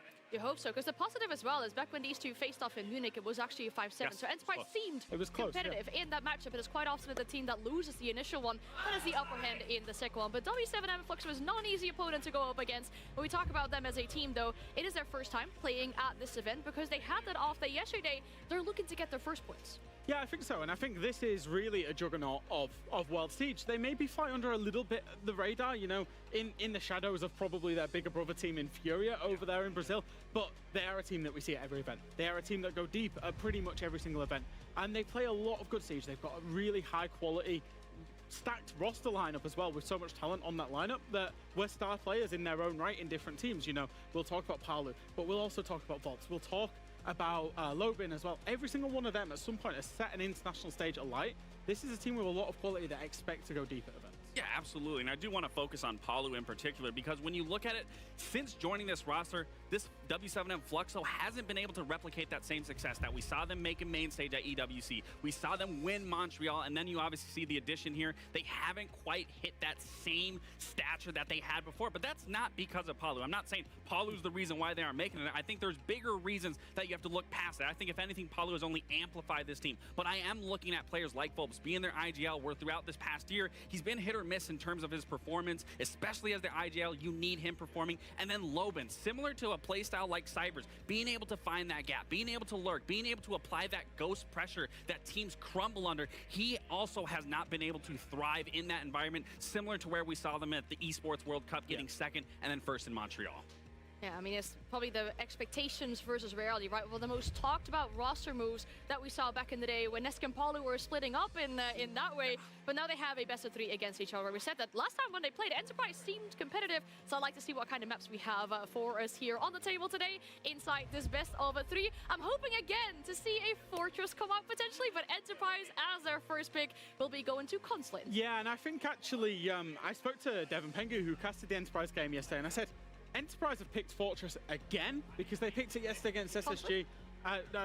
Fortress Consulate, yes. They picked Consulate again. They picked it against SSG yesterday. They got handed to them yesterday. And I think Devin Penku, they raised their eyebrows. They was like, why would they do that? They did not play it well whatsoever. But I suppose a show of strength, you want to play it again. Now, the border pick from Fluxo W7M for me is a map that they absolutely love. In fact, of the last 10 times they've played it, they have only ever lost it to one team. What's that one team? Furia. So they will play anybody on it, including the last time they played Enterprise. They beat them on that map. And then if we get to it, pray we get to it, we've got a Fortress. No, it would be super exciting to see Fortress, but yeah, I do really want to hone in on the border because for the simple fact, we know that W7M and Fluxo does really enjoy this map, and when we did see them play, like you were saying, Ann, it was a very close game back in Munich with them only winning 7-5 versus Enterprise. So if Enterprise can get this first map underneath their belt and look back at where things went wrong going into that border, I have no doubt in my mind they could possibly close this out in 2-0, but it really is riding on that first map in my opinion. Yeah, definitely will set the pace and the tone for this matchup. I feel like we have to curb our enthusiasm. Fortress was in Asada yesterday as well. I was really hoping we were going to see it finally at the 6th Invitational. We might not see it here if either team wins the series in a 2-0, but we're seeing the teams getting ready. We need to keep in mind as well, right? Since the merge of Fluxo W7M, this is both these teams or both these organizations' first appearance at the 6th Invitational. Yet to get any points from this one, they will have to from this series here, but that is a big thing as well, right? We're welcoming new teams, new organizations to the scenes, despite we're being at the 10th edition of the 6th Invitational. Yeah, I mean, again, this celebration as a whole really is just introducing a new generation, new organizations across the board, players as well. It's very fun to see how all of this is going to be unshaken throughout the entire weeks to come. I'm just really excited to get this match underway and really see everything put to the test.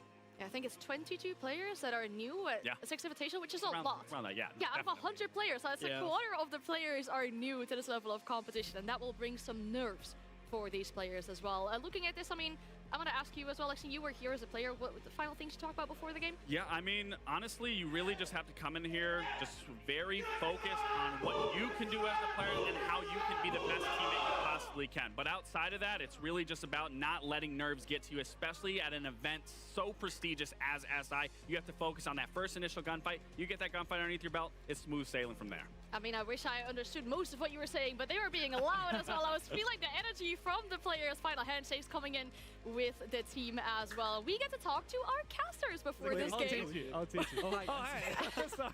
You were teaching me like a little thing. But sorry for interrupting. What are you... Poof, poof, poof. Oh, you're getting good at it. Oh, this week you used to like... He's getting good at it. Right? Like, I was expecting like a big Brazilian chat from these guys. Yeah. I was expecting synergy. They couldn't get it done. Does this help like the pre-game kind of rituals to get... If we get it right, but we need it. We go back to the way you're nervous, you know?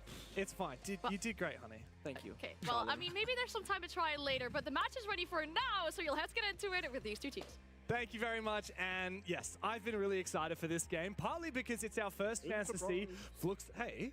Partly because it's our first chance to see Fluxo W7M. You think I'm an host still, do you? Not biased caster, I guess. I thought it was because of EP. Maybe it's also because of Enterprise. But guess what? These guys really need to step it up because yesterday against Space Station, Enterprise were asleep. It's time for Fluxo W7M to make their debut at the 6th Invitational. Let's get into Consulate.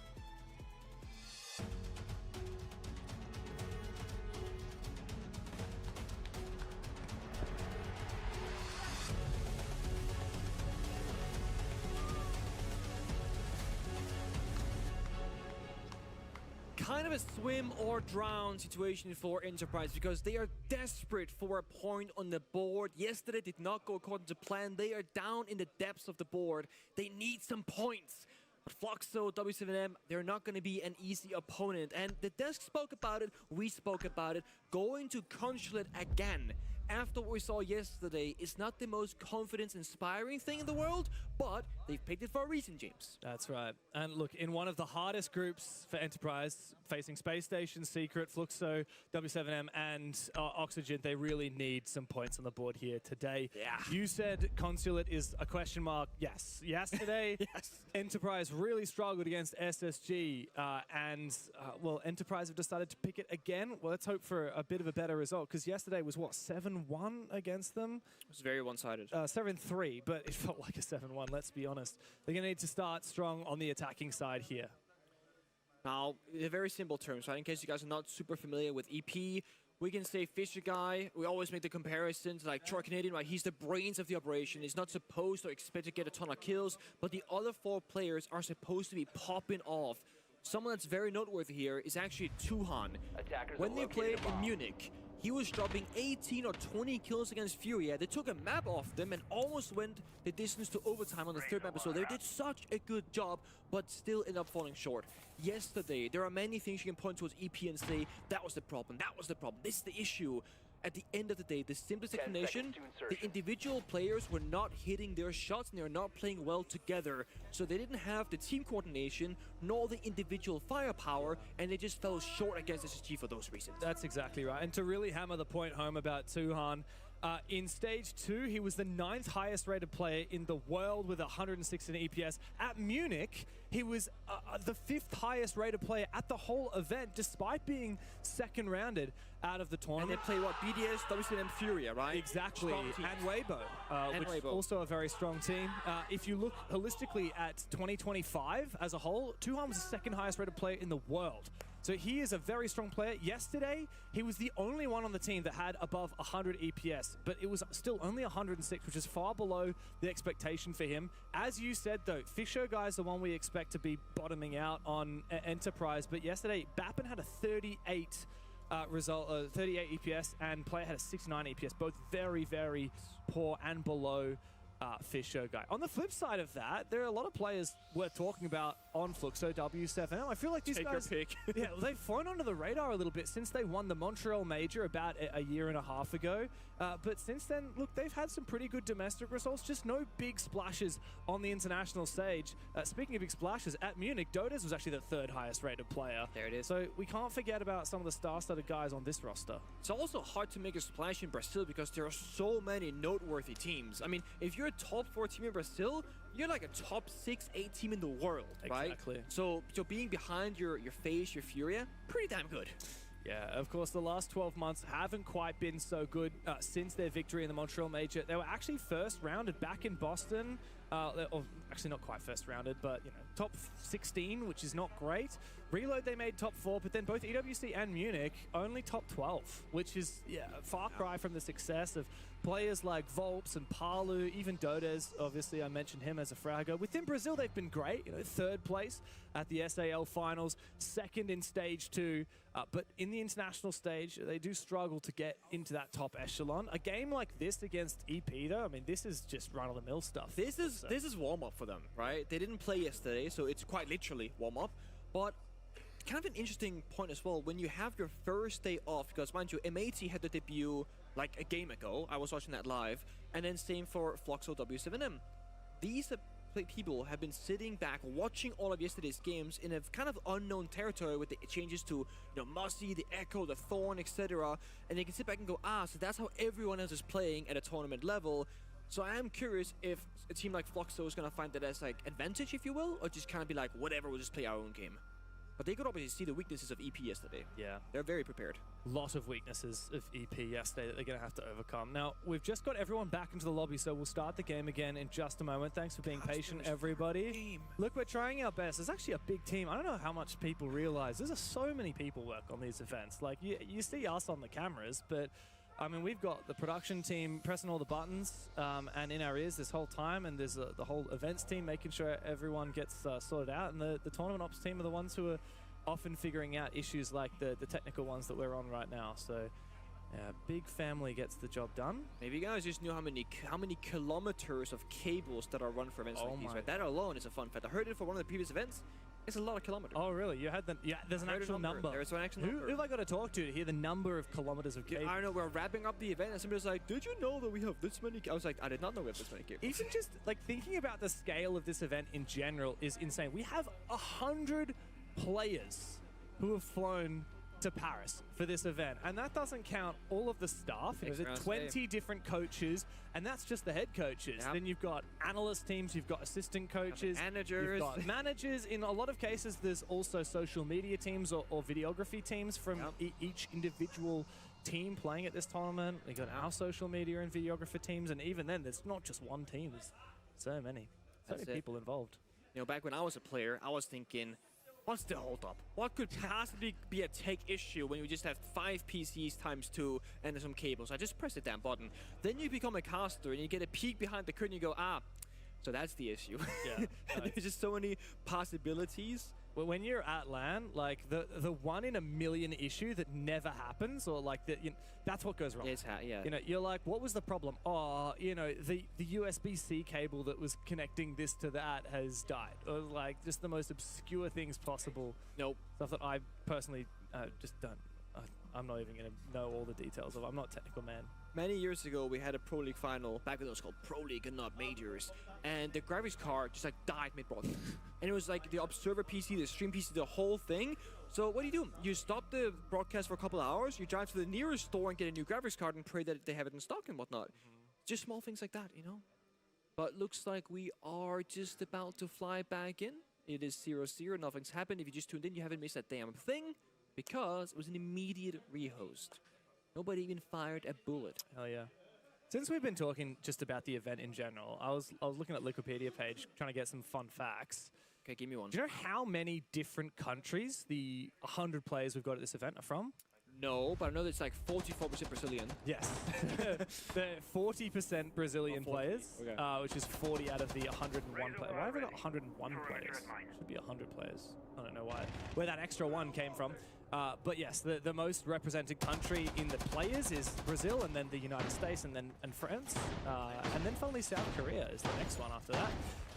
But no, there's 20 different countries, and a lot of countries where you've only got one player from that country. Denmark, for example. Denmark, for example. Germany, yeah, Denmark, Germany, you know, Mexico, Singapore, Turkey, just to name a few. A lot, and then that just, God, if we include all the staff as well, I mean, there's just so many more. So, yeah. Love how international these events are.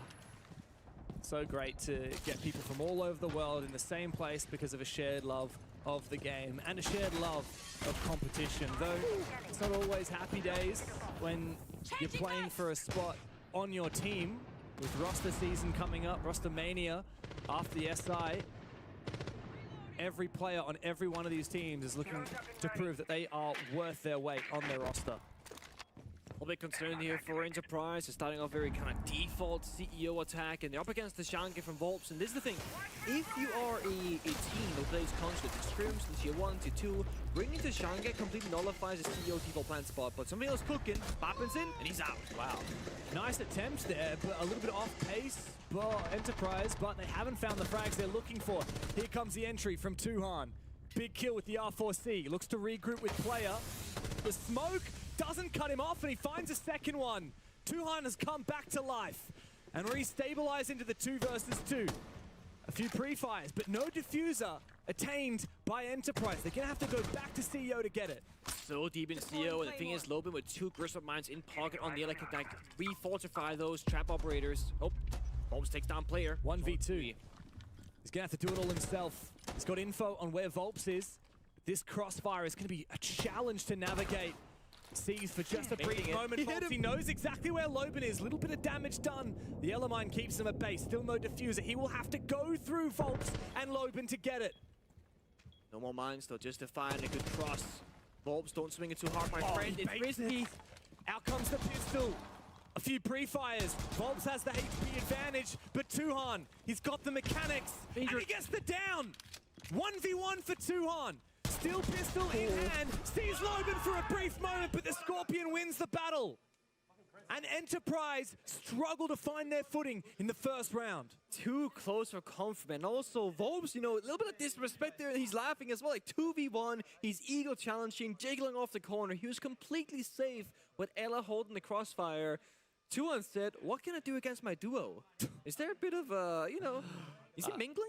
There must be. I know one thing, Australians and New Zealanders, Tuhan's from New Zealand, are very social people. And when they come to events, they somehow make friends. There's something about the culture similarity, being from the Southern Hemisphere. The people from Oceania and Brazil tend to get along pretty well. So maybe, yeah, Tuhan and Volps have a bit of a duo going. Or Loban, rather. Good attempt, and I mean, to be fair, for Enterprise, it started off just really poor. Right? They had 3 people die before getting anything done on the map. And then it's in Fisher guys, solo zero repel, just Candela spamming everything, repelling it with the case, and died. So even if the frontal backstab, or rather the back backstab is successful, the frontal push just wasn't there. Wherever you send the case, arguably gotta send the more amount of bodies, because in the end of the day, you can't just go for a plant. Had Tui had the diffuser there, I mean, in a 2v2, anything is possible. Oh, that would have been very winnable with the diffuser. He could have planted very safe in meeting, but so many what ifs. Yeah. At least we know, and Tui will probably have a bit of confidence after that. He navigated that hot scenario pretty well, even though he did lose. Enterprise need to be careful though, because playing off pace isn't going to work every time against Fluxo. They're going to be ready for it.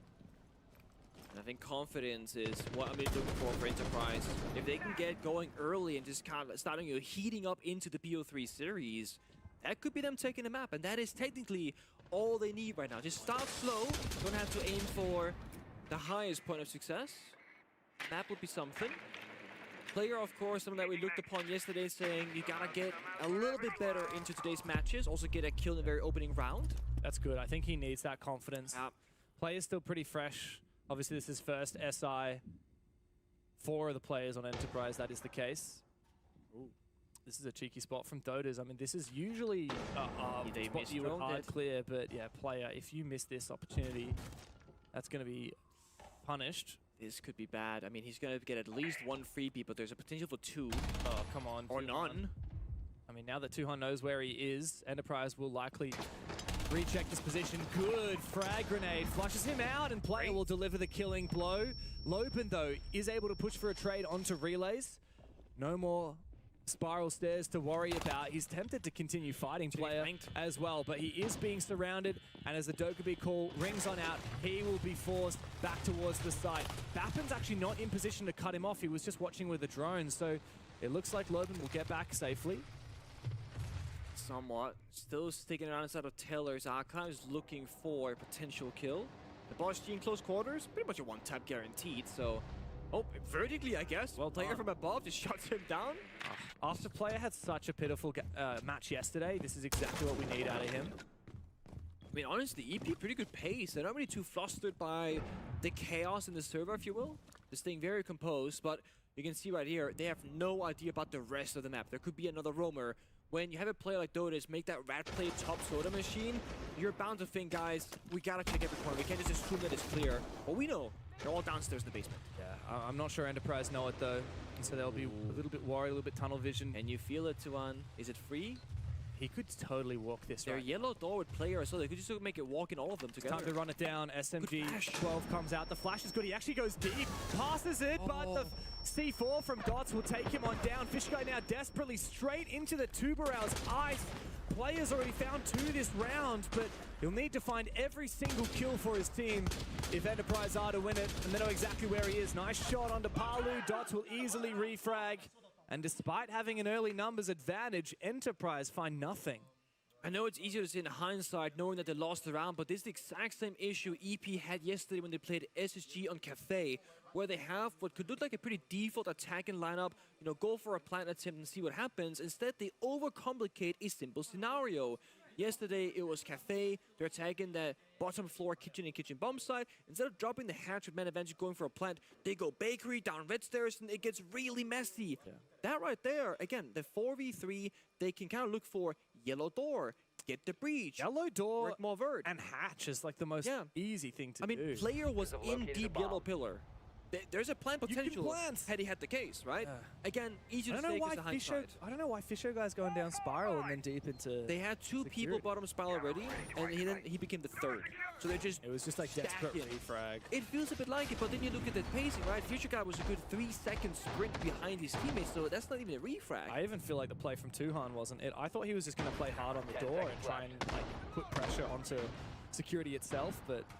I mean, it's the intricacies of rounds like it is. Right, look, at the end of the day, that was actually a pretty good start. It was a great start. That's even like, it's so hard to judge, and they didn't do anything wrong, but if you just look at the consistency of Enterprise, they've had this habit a couple of times now where there is a very logical, simple play to make, and while it might not always be the best thing to do, it seems like they never go for it. They always go for the... Wow. All right. Okay, brother. All right.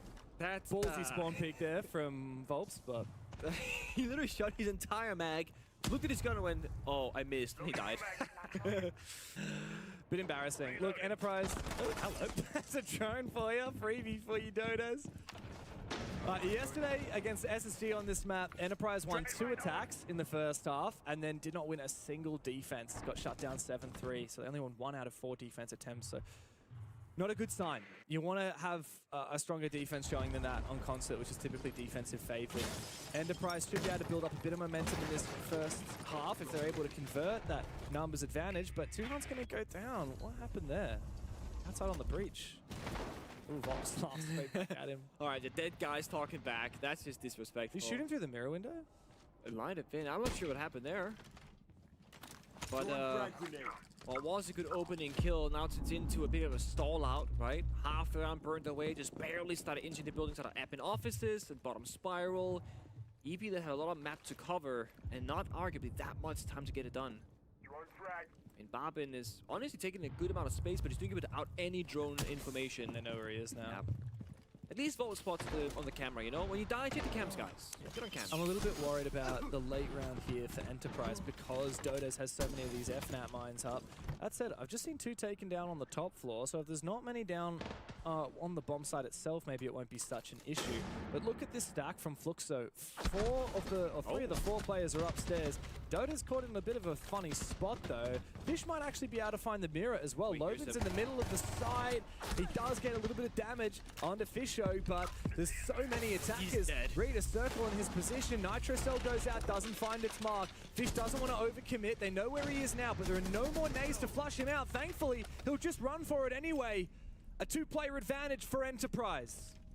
There are 2 toxic babes, Thorn Palu. The C4 from Dots downstairs, and the mirror window still looking towards meeting. This is still winnable, but as I say that, player hunts down Dots. And then the both Deimos stand and the E1D from the Lion. Bappin threads the needle. Finally, a good round on the board for the Oceanic team. There's the emotion that we spoke about, right? During yesterday's game that we covered them, we're talking about how they're just missing their animated feelings and emotions and showing that they're like excited about it. And Mingo goes, in Fisho's face, and he starts laughing. Fisho can't help but laugh at that one. Nice to see Fish and Tuhan crack a smile. Exactly. That's been missing, that's for damn sure. Also, Fisher getting very active on the Blackbeard. I quite like to see that. Yeah, I like that he did that, but I also like he didn't just run it down. You know, he could have gotten way too aggressive. That was a good pace. This guy is just, like, he's such a different beast to what he used to be. He's so much less afraid of playing aggressively than once he was, back in the Bliss days, for example. Should play together with the numbers. I mean, that's exactly right. If we see more of that, I think Enterprise could build up a little bit of confidence here on Consulate. I mean, every single attack matters. That's the thing, right? On Consulate, we're used to seeing some 5-1, some 4-2 halves favoring defense. Every single round victory is huge on the attacking side, and they've already gotten their first, and they were close in the first one as well. Yeah. The rush. And look, just to add to that, like I said before, Enterprise only won 1 out of their 4 defenses against SSG on this map yesterday, so that puts even more pressure onto their attacking half. If they're not confident on defense, you've got to have a good start to the game on attack. I love Aruni, by the way. I was about to say, nice little... Such an Aruni fan. It's funny because, on one part, I hate people who play Aruni. Because, like, your DMR crutch usually, No, right? I was an Aruni main back when she was 2-speed. Yeah. Like, because I think I was saying this before. Whenever I play, I always want a shotgun or the ability to make rotate. And so the fact that Aruni can punch them is a game changer. Oh, I agree with that. But, you know, the real thing is how many people who play Aruni now would play Aruni if the DMR ACOG was gone? Because that's the real thing. Are you a real Aruni player or are you a gun player? Nah, I would. I think the gadget is great. I also would sometimes. I want to know what they're going to cook with the Ying here, because I wasn't that impressed in the first round. Well, the Ying, the Lion, and the Sens. Dude, they're loving this Lion right now. It did 4 rounds in a row. They get buffed. It lasts a whole second longer. Feels like more than that. And on a map like Conchita, we can go for like a very 3-2-1 execute. It's very effective, because either they run away, they get spotted, or you know they're standing still. So they use one, plus a Candela. Now they're inside of admin offices. Next up, they got a drone break room. They're joining it right now. It's clear as well. They're in copy. This is pretty good.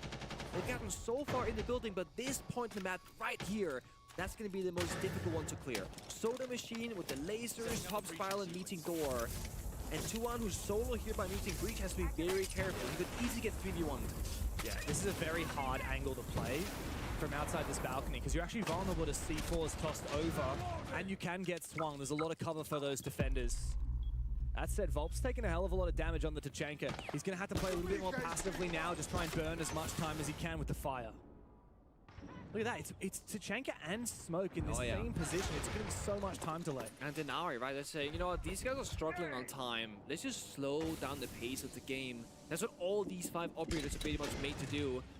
Tuan is still prone by the breach, expecting that aggression, but they're not giving to him whatsoever. But Dots, honestly, he's just tossing out these babes like they don't have any value. So now they have none left, just a Tachanka fire. But Volp's in the front lines. He can't use the gadget very effectively here later on. Yeah. I think that's a bit risky. The smoke is so much more effective than the fire here, because you're going to have to keep switching to that Shamika launch. You're going to have to keep reloading it. And Volps is already low HP. He's worried about Tuhan coming in from behind. But the onus is on Enterprise here to make a move. Careful to show. He's close by the door.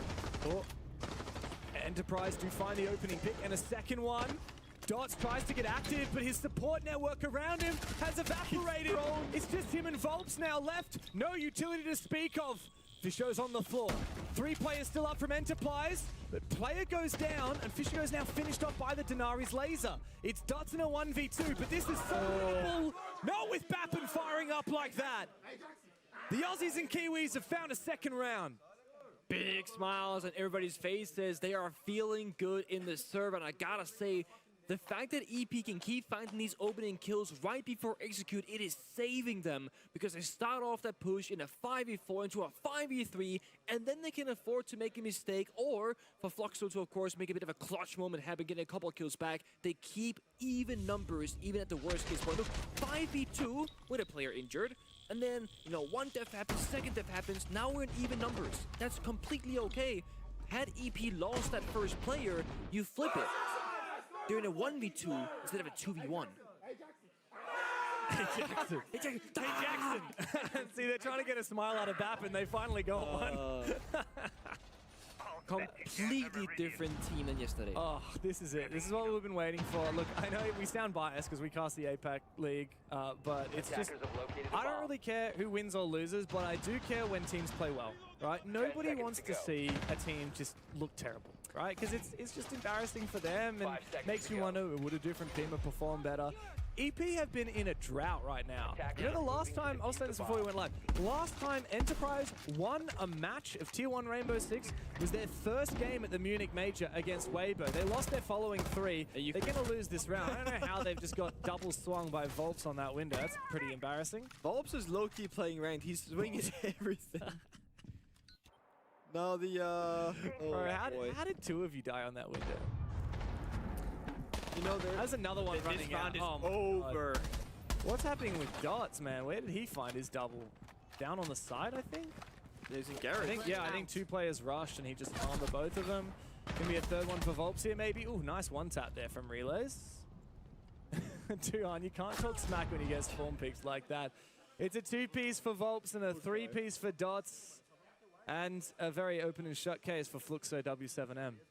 You know, there is also another reason why people should be excited about EP playing well, because if we make it to a 3rd map, it's a bit of a surprise for us all. Oh, dude. The first ever Tier 1 Fortress game at LAN.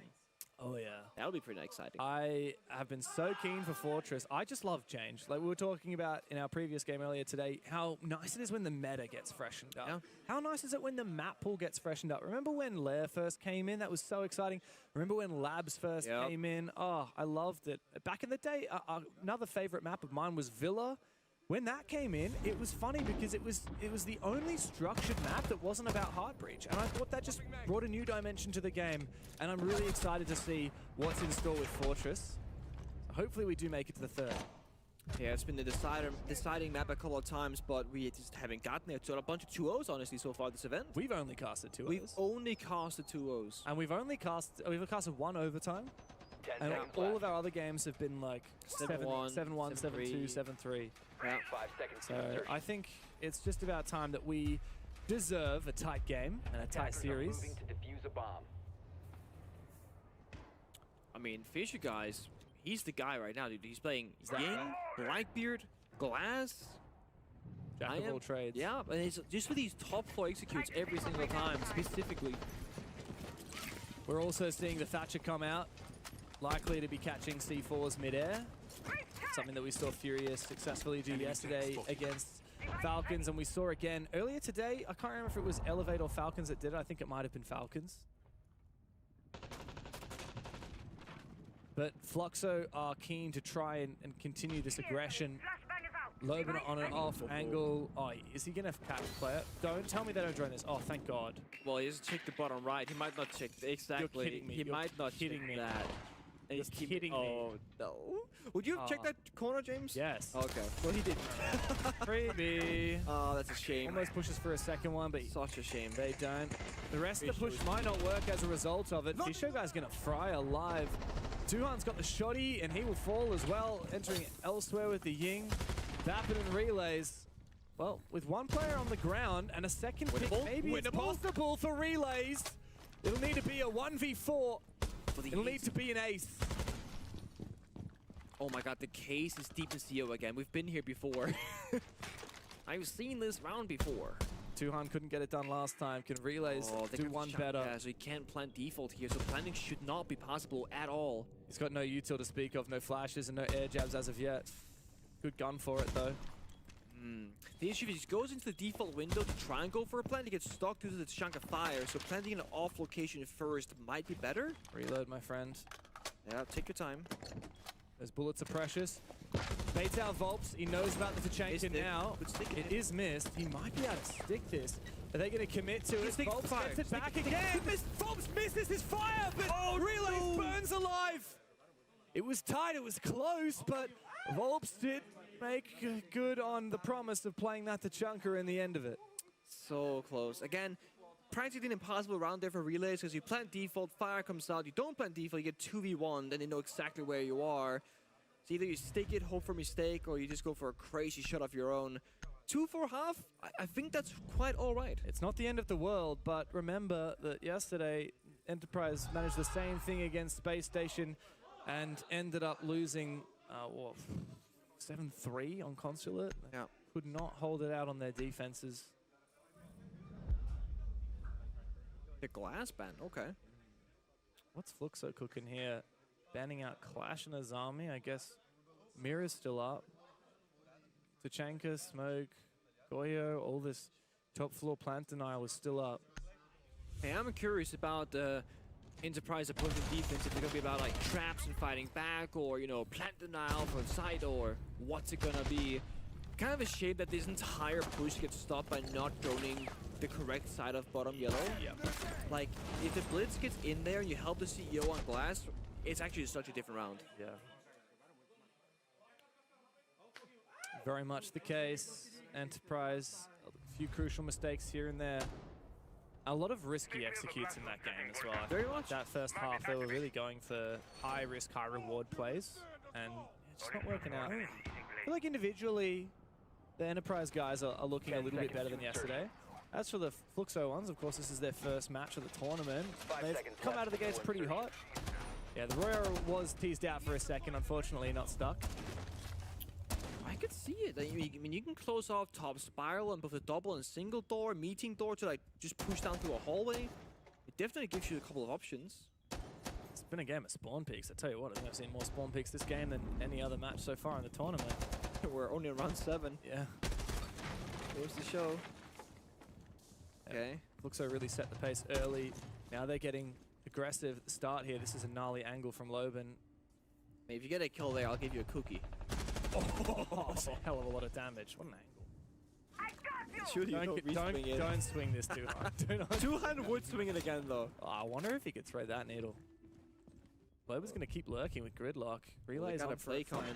Oh, you push that. The timing. Push it, push it, push it, push it. It makes so much noise. If he had just walked straight through it, he might have had it. Timing was off. That's the thing that I see it happen quite often, especially in ranked with Gridlock, is you toss it out while checking the corners of it, and you just push through on the angle, and you look away and you die. Loban, though, I mean, I gotta say, a lot of confidence here in the roam clip, just walking in, no drone, but he's in the middle of the map, and he cannot just play sound. He can hear the Visa flank, the spiral flank, lobby side. Yeah, Gridlock's actually... I never really thought about Gridlock as a lurker, but she's fantastic with those track stingers. Oh, for sure. Wow, very aggressive from Tuhan. Tries to sneak a peek into admin. Doesn't find it. They're trying to delay as much time as possible. But the Rotero will reactivate, take down a lot of the util. But they're going to keep on stunning it for as long as they can to try and keep this util alive. I actually don't see Bulletproof cameras using the active EMP all that often, but it does have a couple of different use cases. You have 2 of them, especially, you can just kind of stun a whole drone for like forever, basically. Yeah. I like that Tachanka is playing aggressively. This isn't plant denial fire. This is to prevent the execute from coming out, protect Bappen's position for as long as possible. Oh yeah, he's shooting all right. I mean, Fisher guy, the faster the fire, you know, he gets suspended, the more gun time he can have later on.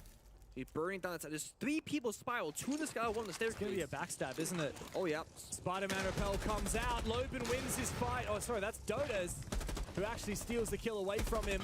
Loban continues marching his way up. The Relays is on for a flank. Finally. He might be able to stab Fluxo in the back. Come on now. He needs to win this fight. He looks away. Oh, sees both of them. Fisher guy supports him.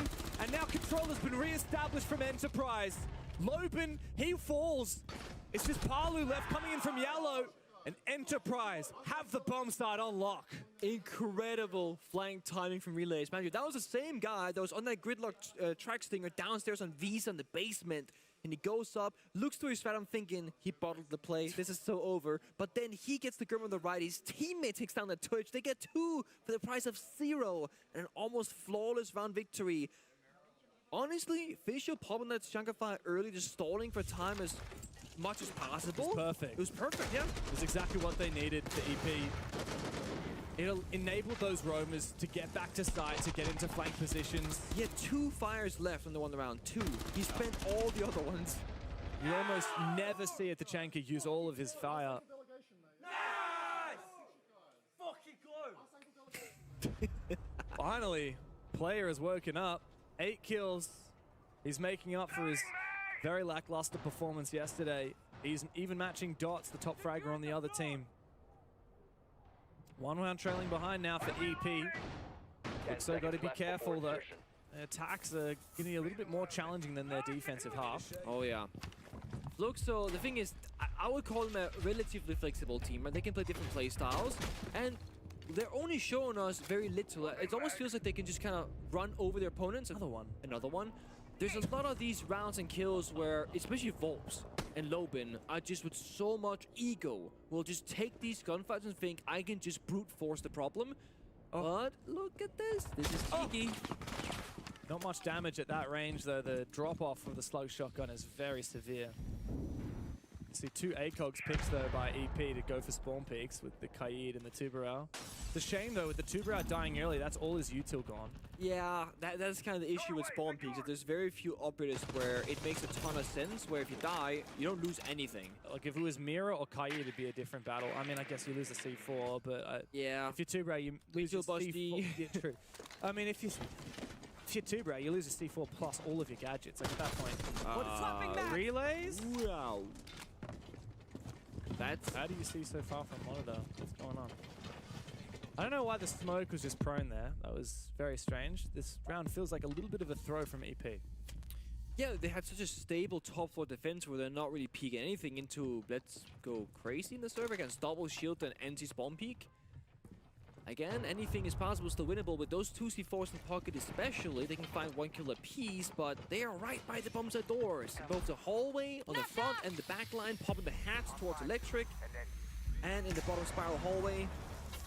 I mean, I haven't really seen these kite claws seem to affect either, really. I don't know where they are. Maybe they're on both on garage wall. It's possible. Tion's being targeted here by the Deimos, just waiting for Dodes to expose himself. Hoping to bait someone into Bappen, who's waiting at the bottom of the stairs. Remember, bomb site's over on garage, and no one is there as of yet. The hatch is open, and Volts has started the vertical game.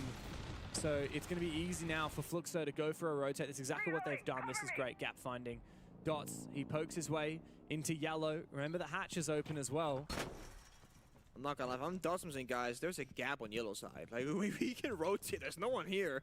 They're being so far back in cafeteria. There is a rotate, though, from Enterprise, and all three of these players are now very much aware of this garage push. Now, Monty is the question mark, though. I see no reason why Dots couldn't just march in and plant. Just double checking the vert, I guess. And yeah, there you go. Can slowly march on forward. And you just unextend, turn on, and kind of go for a plant here. But Bappen finds Dotus before that can happen, kind of disrupting their plant potential. Oh, the pressure's been alleviated, and the blitz has gone down. Still one shield survives. Oh, he's going to be able to get the angle on the planter.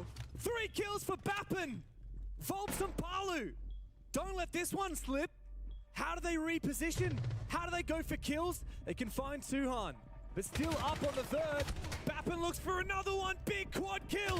Volps at the ace. And the thunder from down under has arrived. It was a 3v5. Double shield, 3v5, no map control, smoke died proning on top of spiral. It is the most puzzling round for things to fall apart, and it's all thanks to Bappen, who's just running forward and backward, dealing with every single push imaginable, and there's no response, there's no counterplay. The vault up on the desk to one-tap the Monty planting, it saved the whole round. And that was some serious restraint from Bappen and from Enterprise as well. They knew that they were 3-5 down, but they didn't overcook things. They didn't overextend. They didn't rush. They let that plan start to go down. They made sure that they dealt with the flanks and the lurks before they positioned. And yeah, Bappen to find the angle onto the planter. Unreal. Jackson! Now, it should be some frustration here from Fluxo because they are losing rounds they have no business losing. They've just bottled their lead as well. There was a 4-2 first split, but now Enterprise is matched. Like we said before, every attack matters in this map, right? When you get a 5v3, you gotta win it. You can't answer spawn peek that hard and then still struggle against the 3v5. We've seen the Lion picks come out. Enterprise loved it, played almost every single round of their attack half. Now Fluxo are leaning into it as well. Trying to suppress as much movement and gain early map control if possible. But this looks like it might be some form of a cook for a rush plan. Oh my god, no! Oh, another one, Tuhan gets traded back by Dodos, but the jig is up and the smoke has come out to deny this rush from Fluxo. That is awkward, but oh my god, Lobin finds still onto relays. I was gonna say, he's deep. That blitz, it changes things, but he's watching the flank. Oh, nice shot on the player. Deletes him. Logan's come to life with a 5-5-2, and Fisher guy's fallen as well. It was an ace last round from Bappen. He'll need a 4K here to clutch up. From Blitz getting knifed, stopping the push to an almost flawless. They're planting now. This vert is a great kill, but it won't matter because the plant will get confirmed. Oh, he almost has info. He almost has a position. No time. He might even get the kill, but the plant will not be denied. 1v2. This is winnable, Nick. Especially if he can find that 1v1 upstairs onto Loban. He'll leave him alone for now. Is the hatch open? Yeah, he can rotate back. He might even be able to threaten to position. But Loban can always come to the vert to deny the plant. Palu can quickly sprint over from yellow. It's a difficult spot for Bappen, and he's only got about 13 seconds before he has to get on that diffuser. So far away. He's in the basement. He's looking for him. Nah, there's no time. Even if he finds this last kill, there just isn't any time to get on that diffuser. He would have to stick it right now. He sees Loban, but Loban gets the better of him.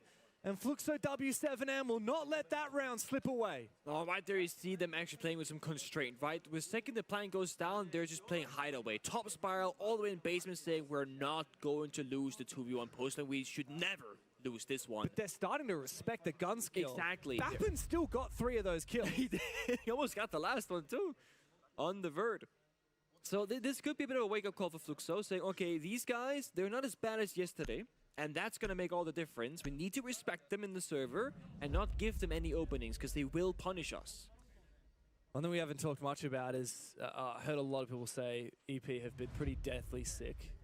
Last I think round, they're a little bit better now. really overreact. We have like default outside admin, and then Harry now, they jumped in fucking closet, but we're doing really overreact. We don't need to do that shit. Yeah, There is real quick, you guys, really... for that, we win that round from vert. We know that. Like, I don't know why you're all dropping down and you guys don't even have vert. Okay, I want to say something. Their middle round execute is bugger shit. We don't need to like a lot of spawn kill or really silly dumb ass stuff on early round. Just try to drone hunt really well and then make them to execute. So our aim lineage is so perfect today. Just let them fucking execute and then just react that shit. Let's fucking go, fellas. Oliver Scobell. Let's go, guys. There's some energy right there. I like that. Also, I gotta say, just to be a bit blunt for a second, I've always thought Enterprise's tactical timeouts are like the worst in the game. I've always thought their timeouts are so bad, but I really like that. No, I gotta say, I agree with you. That was definitely the best one I've heard so far, from like a serious standpoint. And I do think that there's only truth that was spoken there. Yeah. They are not good at executing. We're doing silly spawn picks where we're taking the 50-50 silly, dumb risks. And Tuhan had the read. Yeah. Tuhan said, guys, we win that round from vert every time. And Tuhan was the first one to die. He killed the blitz, right? And then they knew what the play was. They knew that it was going to be a rush from Fluxo. They overreacted, over-rotated. Exactly. Because it's like, we didn't see the big spree of deaths that happened off camera. It all happened off camera. They all jumped the hatch apparently and just gave up top floor control. So that's a bit of a bummer. Yeah, I think Loban snuck into the top floor as well and maybe stabbed them in the back while they were worried. But yes. So, scene has been set. And I mean, what bit of upside then where things started off hot for EP, right? They go back to top floor CEO meeting. They get fish onto the Shanka. This was a pretty convincing win the first time they played it. I mean, even though they lost the opening kill, they got every kill after that. Yeah. Last time, of course, it was Relays actively on the roam, getting a good bit of value, and that might be hard this time because with the blitz, if you see a solo roamer in the basement, you're gonna run that guy down. So Relays has to be careful if he chooses to go for a roam flank right now. Currently, he's by side, so I guess even that singular roam has been surrendered.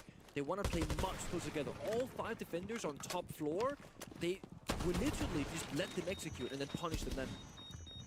So he's been scary today, Loban, especially on this Grim. And Volps. Yeah, Volps as well. Oh, he's got 10 kills. I didn't even notice that. Still, Bappin's top fragging thanks to that ace and the failed clutch attempt earlier. He's actually quite extended deep into admin, and he might be caught by Palu on his retreat. Hasn't as of yet. Looks like he's not going to try and overcommit to admin. He'll just retreat and play the vending machine position. Now, no Roteros this time to clear a lot of this utility. So I wonder what the plan is from Fluxo if they eventually look to try and take down that Jaeger's power position. I mean, in perfect world, right, you get the meeting breach like you do here, leave one player but don't risk any gunfights. Then you can sense wall off the top spiral area and solo out the guy on the vending machine. Or you can rush into the breach maybe. Rush? Surely not. This one hasn't worked. It looked like it. Can't be a rush because of the Goyo fire. Or is this the Fichanka's fire? The Perhaps fire a bit is of good. both. I like this. A lot of damage done onto Palu. Doss decides it's his moment. He goes straight inside. The nade actually covers him for a brief moment. This is so strange. He's the only one in the building. They have no idea. Enterprise have no idea. The Fluxo have just snuck inside, but they might be able to retake. You heard them in the TAC timeout. Enterprise want to play to let Fluxo execute. So how do they get around it? 2 players, Relays and Bappin together, but Doda shots them both down. Player in the 1v3, and I don't think he knows that Dots is still in that plant position on the blitz. He's got 2 Ella mines. He could use the Grismots to his advantage to take the fight against the blitz. Sees him, but gets swung by Volps. And that's the Fluxo that we expect to show up at SI. I feel like I can sense the issue there for EP, right? You just take attack timeout. The call is let them execute. The issue is that means doing nothing for the better part of 2 minutes. And when you're doing a bunch of nothing, you're kind of zoning out a little bit, maybe not thinking of every single step, because the only step you have, let them get close, then play the game. They didn't even think about the possibility of a fast attack, because that's not what they were playing for. They're playing for a slow execute in their mind. There are 2 elements in pocket when the round ended. If either of those are in the meeting breach or in the default plant door, they will know that Blitz or somebody else is in there. That can then tell, hey, Tashanka, you gotta chalk a fire in there. And if that happens, they just win the round in a 5v3 because Blitz is dead. But the Elements were in position, Fisher Guy wasn't ready, and they had no expectations on that meeting breach rush because, to be honest, what the hell was that? Blitz rushing from meeting all the way through side, turning his back to all the enemies to go into the default plant corner. It's a ridiculous way for Fluxo to win. It's impressive as well. High risk has been the name of the game for these Brazilians, and I don't think that's going to change anytime soon. Yeah, it works for them. And look, now they've got map point. That was a very important round, very pivotal. It feels like that kind of was a turning point. And Enterprise now, it's up to them to push overtime. Otherwise, it would have been 5-5, and EP would be on the verge of their own map point. Credit to Fluxo. They've been a terrifying team to come up against. They've always had that aggression. They've always had that pressure. Spawn peek on defense, execute fast on attack. A lot of blitz. Now the Blackbeard makes his appearance. Enterprise have been playing catch-up pretty much from the get-go. And while they've had some good moments, it hasn't quite been good enough. They'll need to match this aggression. They'll need to keep the pressure on Fluxo. It's a Loban special. Find an inch path somewhere where there's unlikely going to be a Roman. Just walk in, no drone. Just, again, play the sound, play the feeling in the server. To big surprise, Fluxo don't play Dokkaebi like ever. No. And I feel like it fits this kind of playstyle really well, but also means they don't want to over-invest into Loping. It's a 4+1 strat. He's doing his own thing. He'll listen to the comms and see what he can do. And if you play the Dokkaebi, maybe you're also giving enemy a sign that something's happening. It gives a little hint. They might be going for a lurk. Oh, this could be good. This very well could be. Wow, perfect from Tuhan. He might get traded as he tries to retreat, and Loban on his lurk has found relays. Oh, Tuhan caught on the off angle. He's now down. It won't be long before they finish him off. The Grim Bees are perfect from Volks. He's had a phenomenal game so far. Well, it is going to take a minute for them to finish off this kill. There's no question who's in the advantage right now. Can Bappen at least find one to try and trade back Tuhan? He has to look. Down in numbers, the pressure is mounted towards him. He's going to keep fighting back for a little bit before falling back towards the side, but then again, looks for copy player. I mean, he's stalling for time, but Paolo finds Fisher Guy. Oh yeah, and he's been scared off now, surely. So much aggression here from Fluxo. They pick apart Enterprise one by one. With Fisher going down, all hope rests on Bappen and player to clutch up. And the Grimm's Bees continue to harass Bappen, forcing him back deeper towards the site. There's so much respect being paid here. They're droning, they're checking, there's Sophia stunning. Like, Fluxo, they've lost one too many rounds off the silliness of their own actions. Oh, and now Bappen's finally fallen. It's player up against the world. Enterprise, they gave it a good shot, but Fluxo have finally found their rhythm, and they're beating that drum with ferocity. 4v1. The plant starts to go down. Player has to make the first move. Loban immediately gets off the plant, but he gets downed. Player looks for a second one. Fluxo got a little bit too ahead of themselves. The players are separated. Finds Volks as well. Surely this isn't possible. A glorified 1v2 we find ourselves in as player looks for his 10th and finds it. 7 seconds. Loban's back up on his feet, but he's low HP and has to cover with Palu forcing that plant down. The player will not suffice. It takes him a few goes, but Fluxo W7M assert their dominance. It's a 7-4 in the first map. It's so close. I could see it, James. I saw the clutch happen. Just one straight bullet through that wall. There's an injured last guy stuck in the plant. The clutch is so possible. But the fact that EP made it so far and got 4 rounds and the individual performances means there is life to this best-of-3 series. There's certainly a lot more hope than we thought from Enterprise. But if we have any chance of seeing Fortress first, they'll have to make a comeback on Border. Coming to you after this.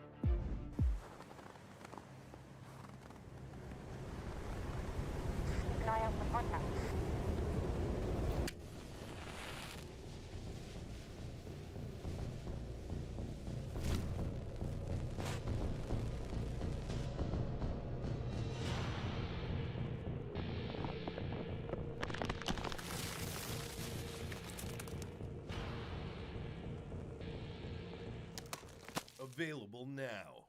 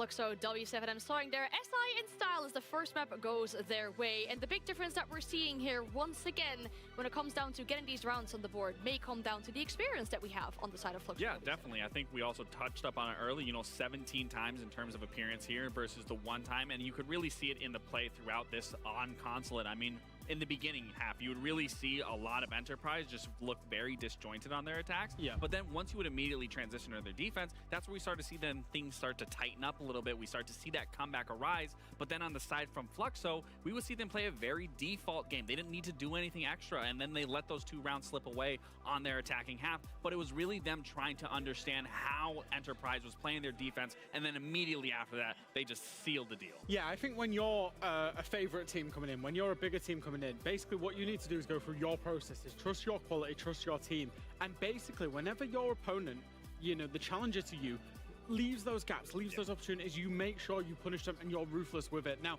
Enterprise, they picked a map in Consulate that's quite defender-sided. So when you're picking a map, you want it to be, dominant on the map. For sure. So I was wanting to see Enterprise get at least a 3-3, maybe a 4-2. Once they didn't, they were always going to be on the back foot. In fact, really, the only way that they kind of picked up rounds was big individualistic moments. These big moments where they were finding just a little bit special.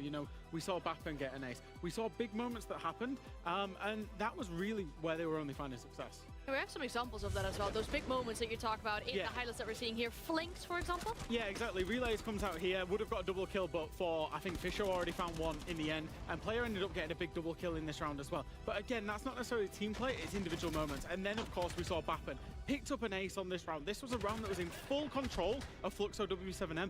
But for Bappen making that individual play, and it continued even here where Fluxo W7M were trying to get that rush in play. You had two-hand underneath with the mirror, with the knife.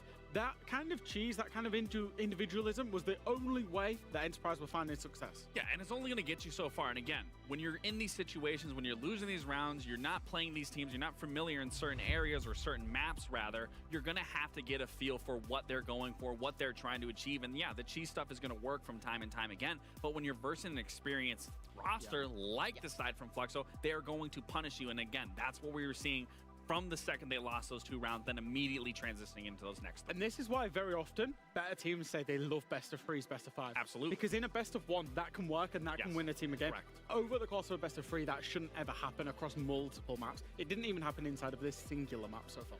Yeah, it does mean that there's a kind of safety net for Enterprise to fall back, though, on this second map, and it's ready, so we're going to send it back to our casters. Not happy, Jack. Not happy. You've disappointed this guy. Yeah. You're a hating. I mean, how many kills did you get last SI, mate? Come on. What was your best placement, Jack, at SI, huh? Weren't you on the team? Analyst D2 when we got completely shafted. By what team? An Australian team. That's not okay. That's not the second. Right. No. You lost to Fnatic back then. EP are back. I was carrying there the too. torch. No, I'm hurting. No, I'm sorry, bro. Let's not go there. Hey, you were scrim partners. You taught Fnatic everything they knew. That was us. We did that. We made them. Maybe EP need a scrim G2, and we'll see if that helps them out. Maybe not in the current state of G2. Maybe they'll learn a thing or two about nading themselves and dying to exothermic charges. They still need to learn something, because right now, EP are 3 maps down in the tournament, 1 map down in the series. It's time to see, can they hang it on border against Fluxo W7M?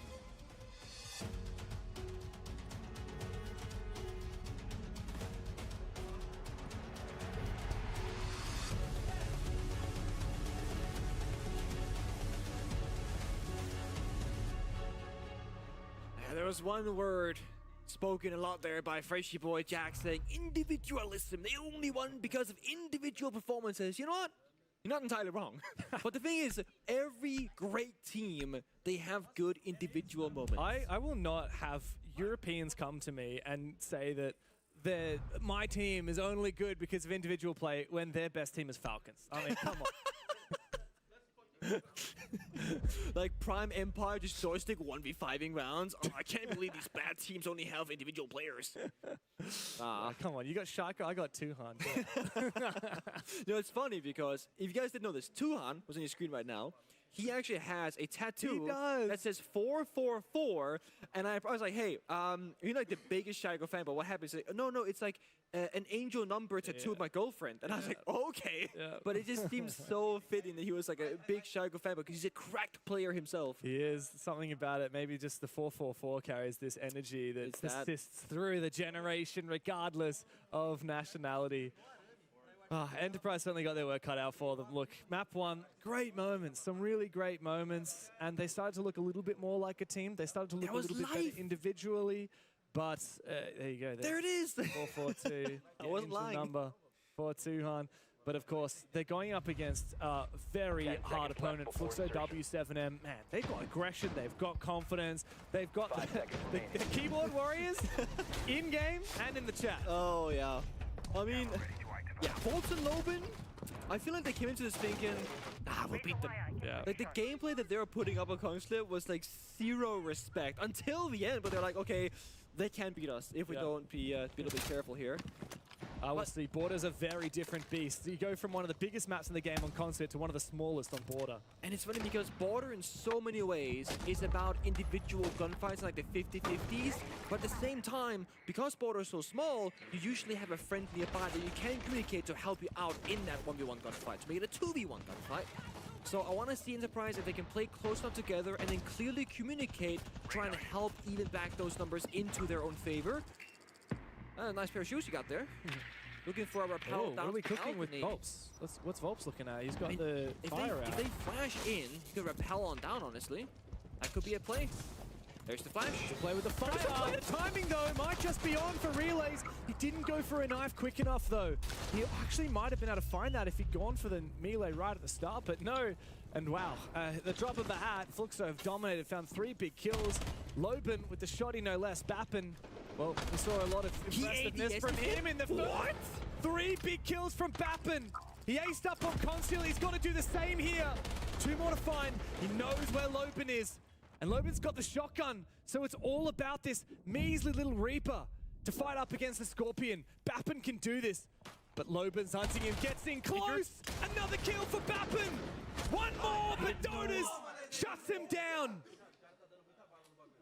He couldn't tell which way that the tracers were coming from, in deep armory or behind him in archives, and Volps is smiling, but we all know, guys, it's way too close for comfort. Way too close. But you know, if you had to target one person trolling more than the rest, it's gotta be Dots. He's playing Blitz and goes, I'm just gonna watch this guy and ADS him, and I'm gonna win the gunfight. Ego. This is a battle of ego from Fluxo. And the thing is, I feel like the ego is the biggest strength, right? Because it's how they got the first 4 kills. It's how they got in the building with so much dominance and so much conviction.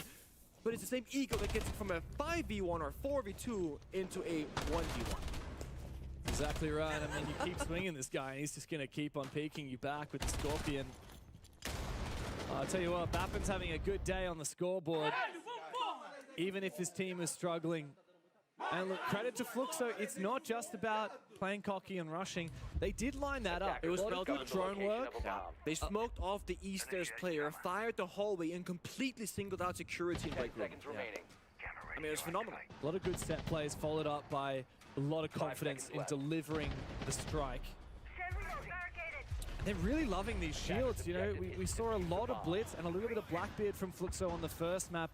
Enterprise only banned out the Monty. I think I would rather get rid of one of the more aggressive shield operators, because that seems to lean more into the Fluxo W7M playstyle. Also just Border, I mean, Border is, by most people's metric, a Blitz map, because you're gonna be going fast. I'm not that scared of Monty on Border. Like, really, the biggest threat from a Monty is like an Archives plan, but you got plenty of ways to counter that, vertically or with C4s. I mean, that is, also, I like that Fluxo obviously they banned the smoke. Another fast one, smoke off the drone hole, jump on in, go for a fast one. Again. Smoke is banned, remember? All right, there we go, any verticality here. The Solus gets targeted by the Day. The C4. The C4 gets caught. Loading goes deep for 2. And Fluxo are just styling on Enterprise. Tuhan had verticality, but he wasn't able to find that planter and take him down. And now it's far too late for Enterprise to do anything about it. On the first map, in their tactical timeout, Mingo said, let them execute. Well, you certainly don't want to be letting them execute when they look like this. Loben's found 3, hungry for a 4th.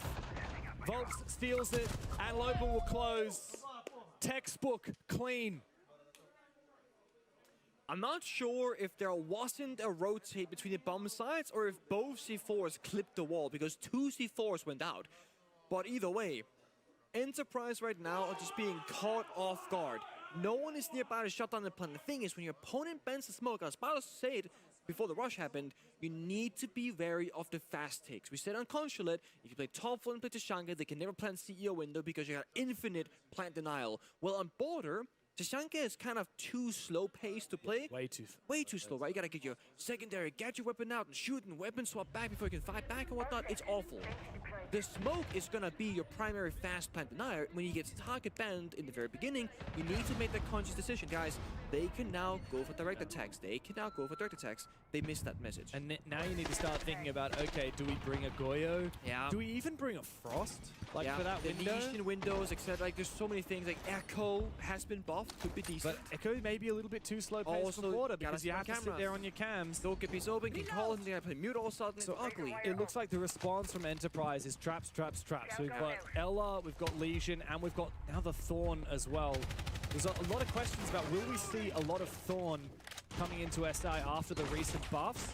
But the thing is, she just doesn't fit into a clear position on a squad like a lot of the other trap operators do. And no shotgun either. Yeah, I'm not convinced. And the other big counter here is the Twitch, right? Like, I would be considering banning out the Twitch here for Enterprise if you want to lean into things like the Goyo and the Legion and the Ella, because the Twitch hard counters a lot of that. That's a good shout. But then Blitz is open and if you ban the Twitch, right? So there's always a downside to what you choose, of course. Grim is also left open up. Got Brava as well, man. It's a freebie, so that's not good, Bappin. Yeah, I mean, just look at the mobility from Fluxo. They're happy to go deep into Passport and then immediately back out again. Enterprise are starting to get ants in their pants and they're exposing themselves because of it. Volps from the tower. Oh, okay, that's a little bit. Okay, for a second I thought it was CC window kill. No, I thought the same, but it's actually from here, outside of Archives? Archives, oh my god. I got you. I know that you know what it's called for this one. This is... Oh, wow. What? Okay, see, they're expecting it now. I rate that play from Relays, but yeah, the right it was play. just well read by Fluxo. Enterprise have no choice but to get aggressive now when you're down this much of a deficit. I mean, Fluxo W7, they're everywhere. They're in the balcony, they're not, they're in the Easters are gone, their passport, they're gone. And Enterprise don't have any interlopes, just the traps. There's no Valkyrie, no Echo to speak of, barely any BPs on the board. I mean, the player has started the round in this location and he has no clue how many enemies are around him because he doesn't have any way to know that. Like, it's so intense, but there's nothing happening. Yeah. Look, I thought the Vigil might be a bit of a troll. Oh, Doss is going to take him down. There's so much drone work as well from Fluxo. I mean, you've got to give him credit. Like, there's so much info. As a lot of the Thorn traps detonate, Fisher guy's got a 1v4. The IGL of the roster that's not known for finding a few frags, he will fall. And Fluxo W7M have really settled into a rhythm now. 3 rounds in a row on Border, each one looking more convincing than the last. Very much. I mean, this looks like Fluxo WCM, they mean business. Like, this seems like much more in control, much more respecting the server, and just saying, you know what, we're going to do pocket strats. Yeah. I am curious because we spoke about this, the operator bans. You know, we spoke about the Twitch, spoke about the Blitz, spoke about the pace being set. Brava Kaid. I mean, Brava is kind of Twitch, low-key, kind of. But the Kaid ban. Oh. What have I don't know Enterprise got what to happened say? now, like past 2 rounds. We missing like Armory Rio and then like triple Rio. Maybe we have to a bit more focus for this game, more lagging. Okay? Yeah. I can understand you guys have a mistake. Like, it's really small mistake, but it's too panic after we got a mistake. Okay? Yeah. Please calm down. And then we ban Brava. They just ban K. We still have a lot of trap. They rushing 2 rounds. A lot of trap still alive. Using trap, aim relegation, react. Only that fucking 3 really important after this 3 rounds. Okay, fellas? Yeah. Closed office with Mirror Hill. Oh.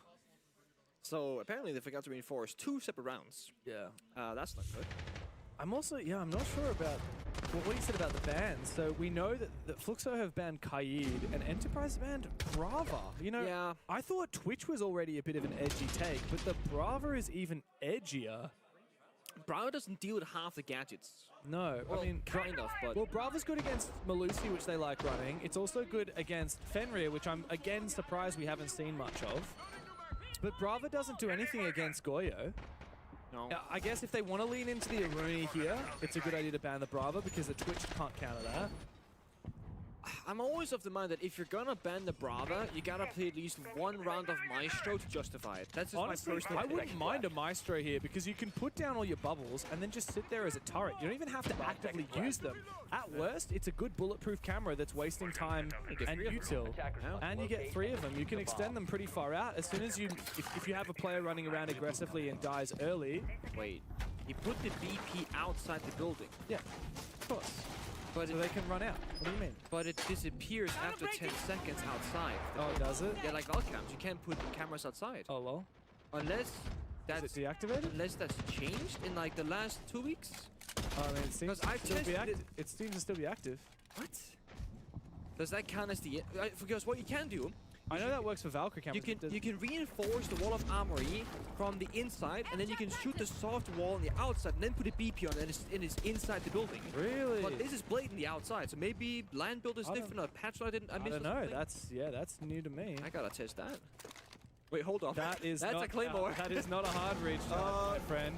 In fact, the only hard breach we've got is on Parlu, so that could be a little bit of a mistake. Not too far off though, outside the east stairs. There's a possibility for it. That means he's got a claymore, but Fisher guys just heard that place. So I like this. Look, the Kaid ban tells us that Fluxo want to breach walls, and Enterprise have said, okay, well, let's play far more into reinforcements. Fisher guy, what are you doing? Fighting. Why is he fighting in front of a mirror window? No, it's Fisher guy as well. It's not like it's one of their fraggers. This is unusual. This is very strange. Low key. Do you jump out? You're 1 HP. Do you send this? Oh, 100%. Oh. But it's Fisher guy. He's too smart. That's the issue.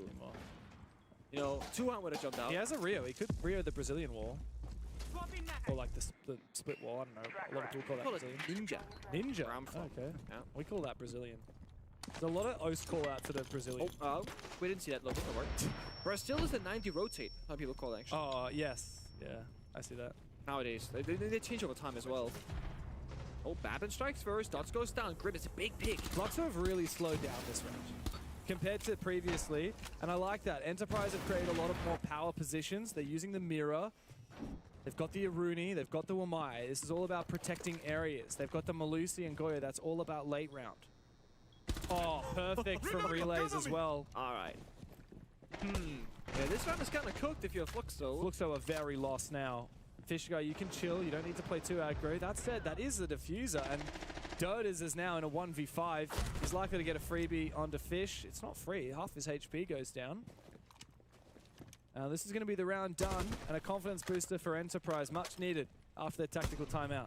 You know, I kind of like when Fisher guy is the guy in the deep roam on the first line of attack, or defense technically, because if he dies, when he dies, he can call the shots. Yeah. This is a classic Troy Canadian on Dark Zero, especially playing like injury and attack and like post roaming on defense. If he dies, he can call the shots. Babin gets a final kill. Dodas in the grave. Round on the board for EP. Finally, a round under their belt and a chance to build that confidence into a slew of rounds. It's very much possible here they could make a comeback. They looked a lot better just then than they did at the start of this game because, man, those first 3 rounds were pitiful. And historically, I mean, Border is a pretty good team for Enterprise. They did lose it at the regional finals in a 15-round game to Chiefs, and they played it at the Munich Major to both Furia and W7M. It's actually a rematch of that 12-round game we had between these two teams. It was a hot contest. And if Enterprise lock in, they could maybe give Fluxo a run for their money. So Mira's going to be the big kind of focus here from EP, it seems like. I think that's a good move. I like it as well. I mean, again, we could go back and be like, well, if you ban the Twitch, Amira seems stronger, but... The thing is, like, Twitch counters everything here from Enterprise, so I think you really need to be playing it for Fluxo. And even if you don't get the mirrors, but you get a Dread Mine, that's great. I actually went off the Ash onto the Deimos, so these mirror windows are going to be really hard to deal with. No Ash, no Twitch. No hard breach. Only one set of grenade. Yeah, no hard breach either, actually, at all. Like, not even can openers. Yeah, wow. Only one set of grenades. This feels like it might be a tricky round unless Enterprise they just give them the gunfights. They're looking to try and contain Enterprise a lot more. I mean, you look at the fact that there's a Nomad pick. Well, that's some side information right there. Lion Blitz Thatcher. This could be a plant again, honestly. Absolutely, with Lion Blitz Thatcher. Yep, they're going for it. Here comes the plant. Not again, guys. Surely this isn't going to work 2 times in a row. Where is the plant? Denial from Enterprise! Tuhan finally gets it, but it was by the skin of his teeth. We needed that Solus to be active, and it was. A little bit too close for comfort, but 2-player advantage as Volps takes a hell of a lot of damage to Fisher Guy. Fluxo, they need to go hunting, they need to go fishing, they need to find a few picks, but Volps is about to meet Relays here in Customs. Not a lot of damage dealt by the Roni, but it does take Volps very low. Just gotta hold your ground now, boys. If you're Enterprise, you don't gotta take any of the fights and let them come to you. Relays in a great spot, got a duo behind him, deep in Customs. He can bait this kill, guaranteed. Because Timer, as you said yourself, James, it's on the defender's side. It's like that 6th player in the server. Timer will tick away, play the sound. Don't start getting nervous, don't panic. There's no universe where this should be a Fluxo round win. You look at the setup, I mean, Tuhan, he can single-handedly dominate the diffuser from above any plant that could go down. The Solus is a great pick for that reason. He's got a mirror window to protect him. He is very much alone, though. Only player supporting him from inside of security. And player should win that fight. Indeed, he does. Goodbye to Dodes. Palu and Volps need to regroup, but they're on opposite corners of the map at the moment. Both of them just fishing for a few picks to bring this back into the realm of possibility. It's not likely.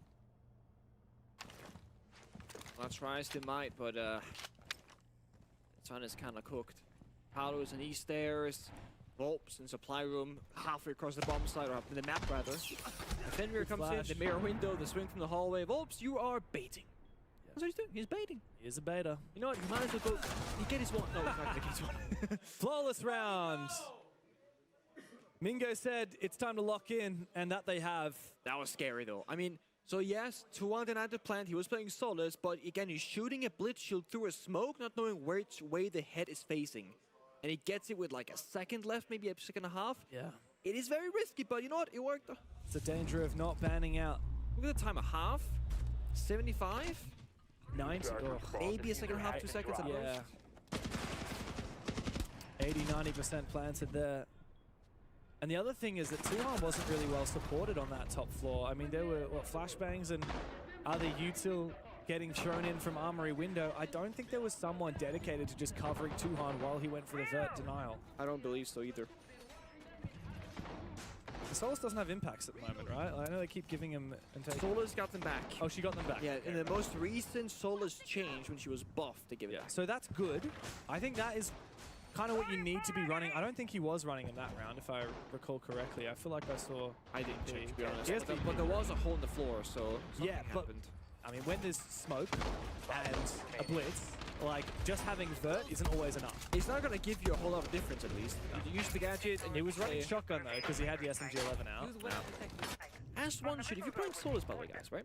Don't play the P90. P90 is great. No damage, okay? Right, it's like the Scorpion. Fun fact, the P90 does 4 damage back with the limb change to a limb at max range. 4 damage.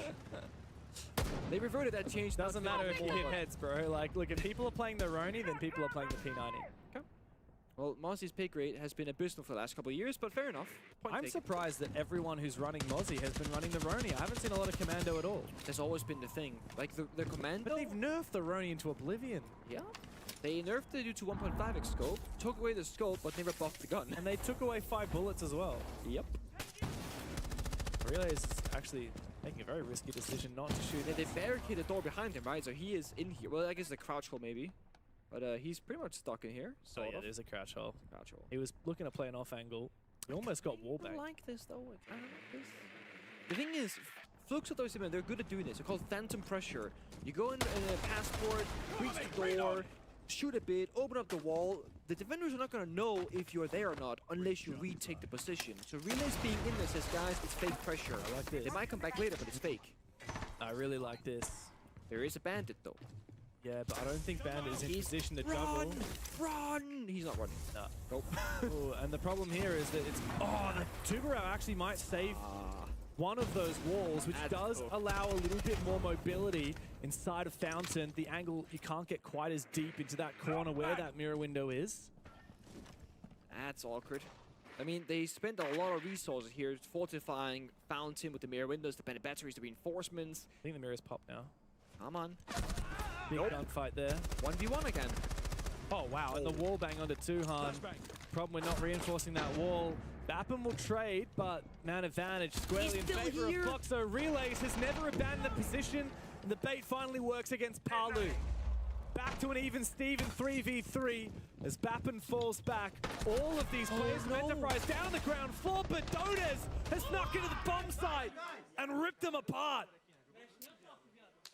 That's one that's gonna hurt. You know, they actually made the right play for Enterprise. They're trying to escort Bappen down the east stairs together, but in doing so, they left the back door open, the flank happens, and Dodes gets the kills. They were trying not to sell their teammate, but in doing so, they sold their teammate and themselves. The bomb side, dude. Yep. And again, kudos to Fluxo W7M. They're doing such a good job at applying pressure everywhere that Enterprise don't know exactly where the threats are and what's happening, and that's where that kind of flank can appear.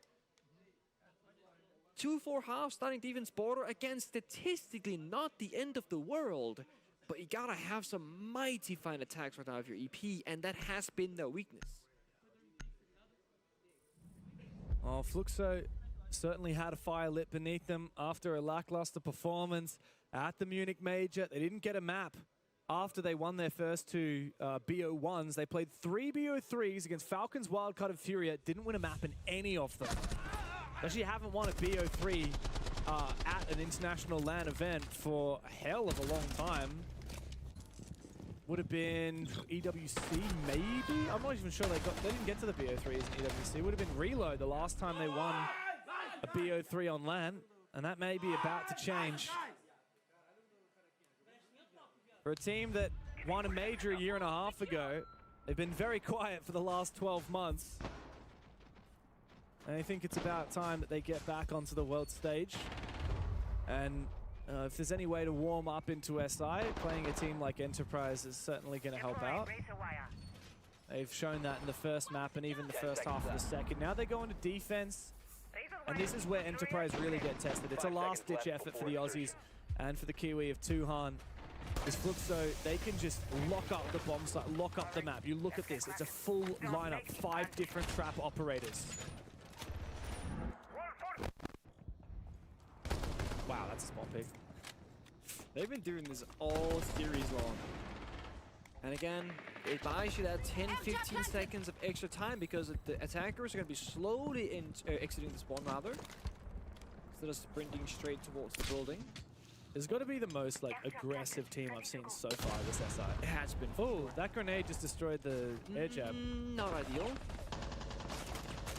Not ideal. There's 3 Thorn Razor Blooms in the pocket of Dots and 2 Crystal Mines in the pocket of Lobin. They have half their stock, 1 Goya canister as well. They have not put down 3 Denari lasers. They did reduce the activation time of the Thorns, so between when you deploy it and when it activates, but it's still pretty long. So I don't think you can realistically use it as a grenade. Not exactly. Very low. Nice. Good shot.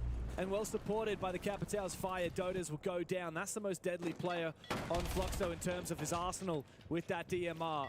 But Lobin is still in position. He's good in close range with the Scorpion. Dots is forced back by the fire, but he's got a good angle. Fishbowl guy takes him down. Enterprise, 2 picks, but there's still 1 more at large inside a break as Lobin is forced back.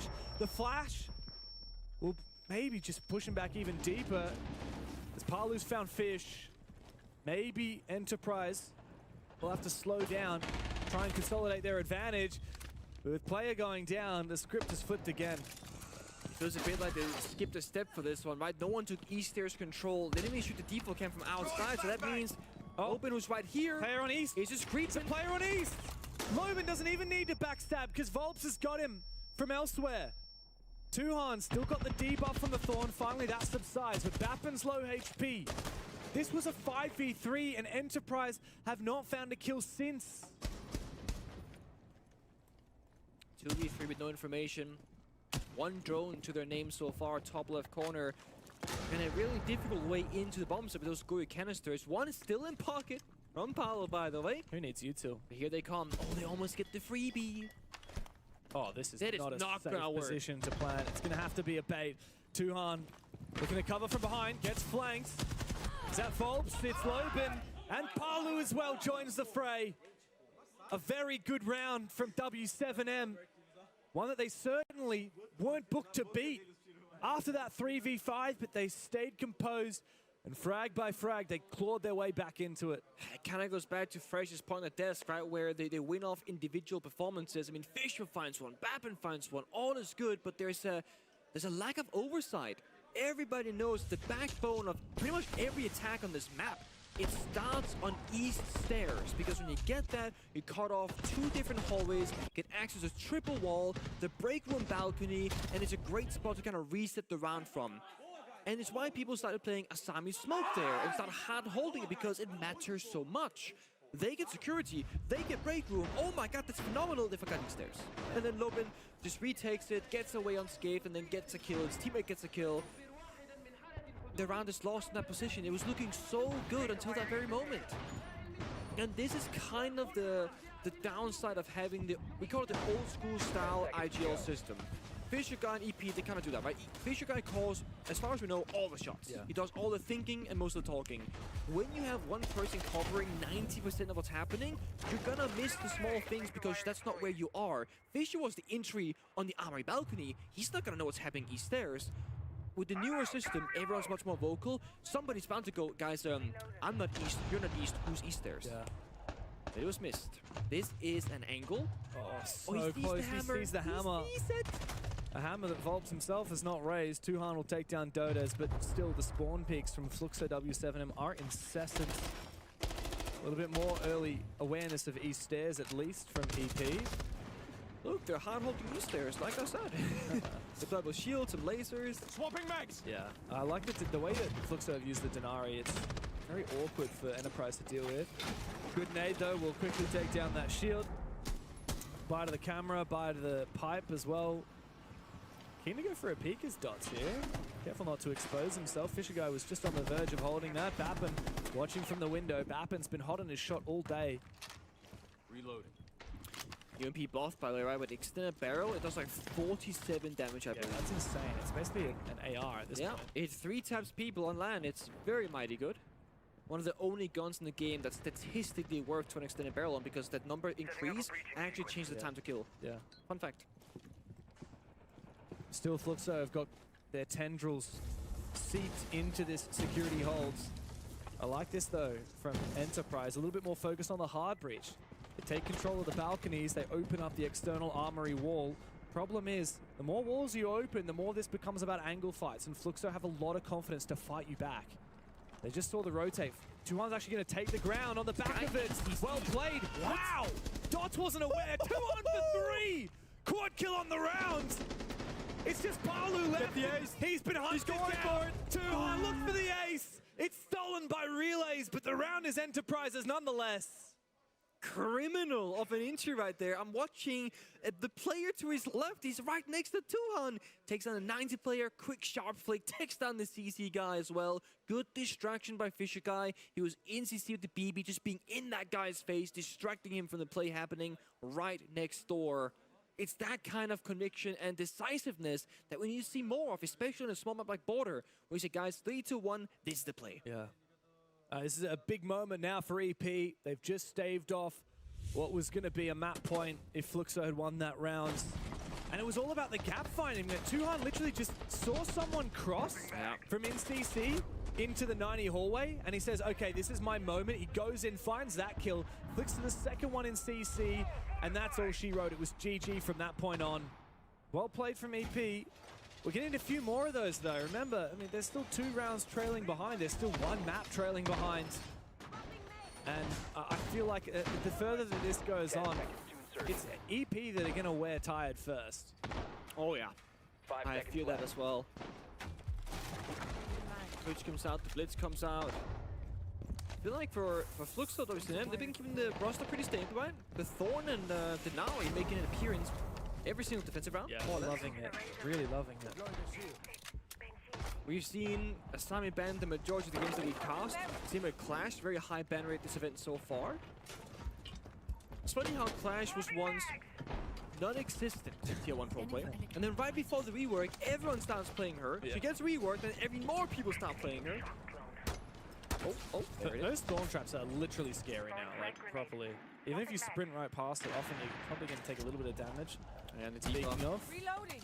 there's Dodez. They spot his position. Another flash. He's still not blinded, though, and he is supported by both Loban and Volps behind. Bomb site, if I'm not wrong, is all the way down in Tellers. This is a very far away extension. No one's Volps will find one, though. There was one player near the bomb site before. I'm not sure if he still is. It's just Dots. As Fisho Guy gets caught out in the crossfire, Enterprise had an idea, but they have been completely picked apart on this execute. Bappen will fall as well. They still can't even find Loban, who's tucked away inside a break room.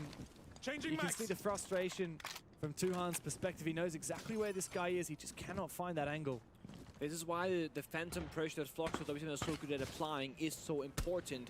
No one's broken the bomb site window. No one's applied any pressure. They have 5 people roaming. No one's even like remotely close to the bomb site. Dots has been in workshop for half time, but that's really it. Oh, what an angle. Great shot from Dodes and Palu. And again, when you don't have any pressure by the bomb site, you can have 5 roamers. You can have 4 roamers. It doesn't matter. Flawless round by the end of it. Last kill claimed by Palu.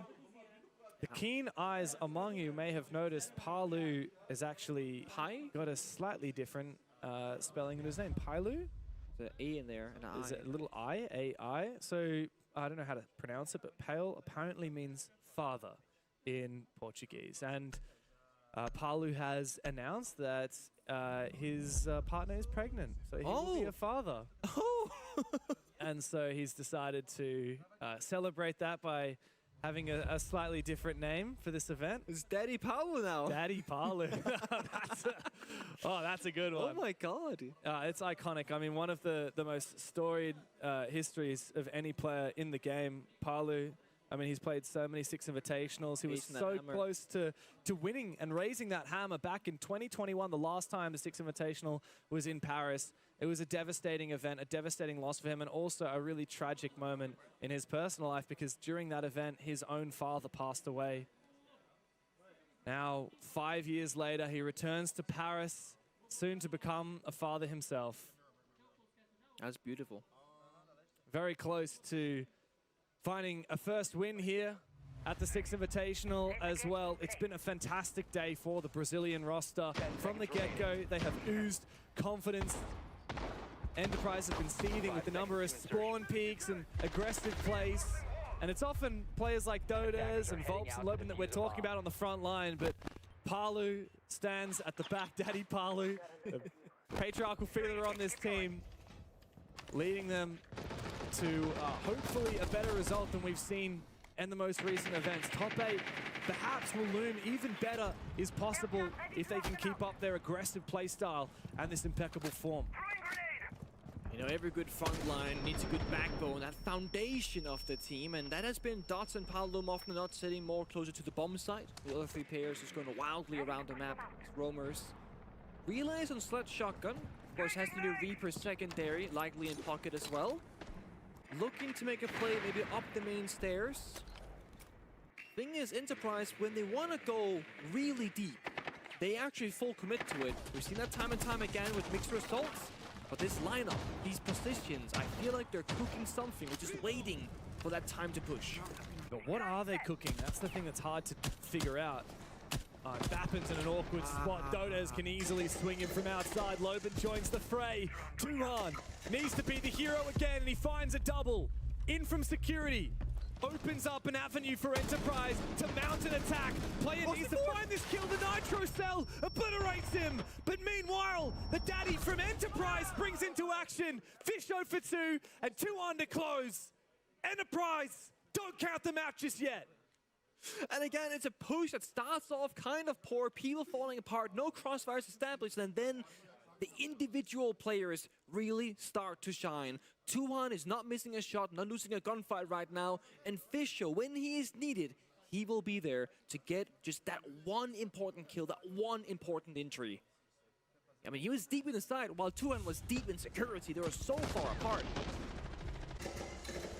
Still a 5v3 advantage for Fluxo. I mean, that is...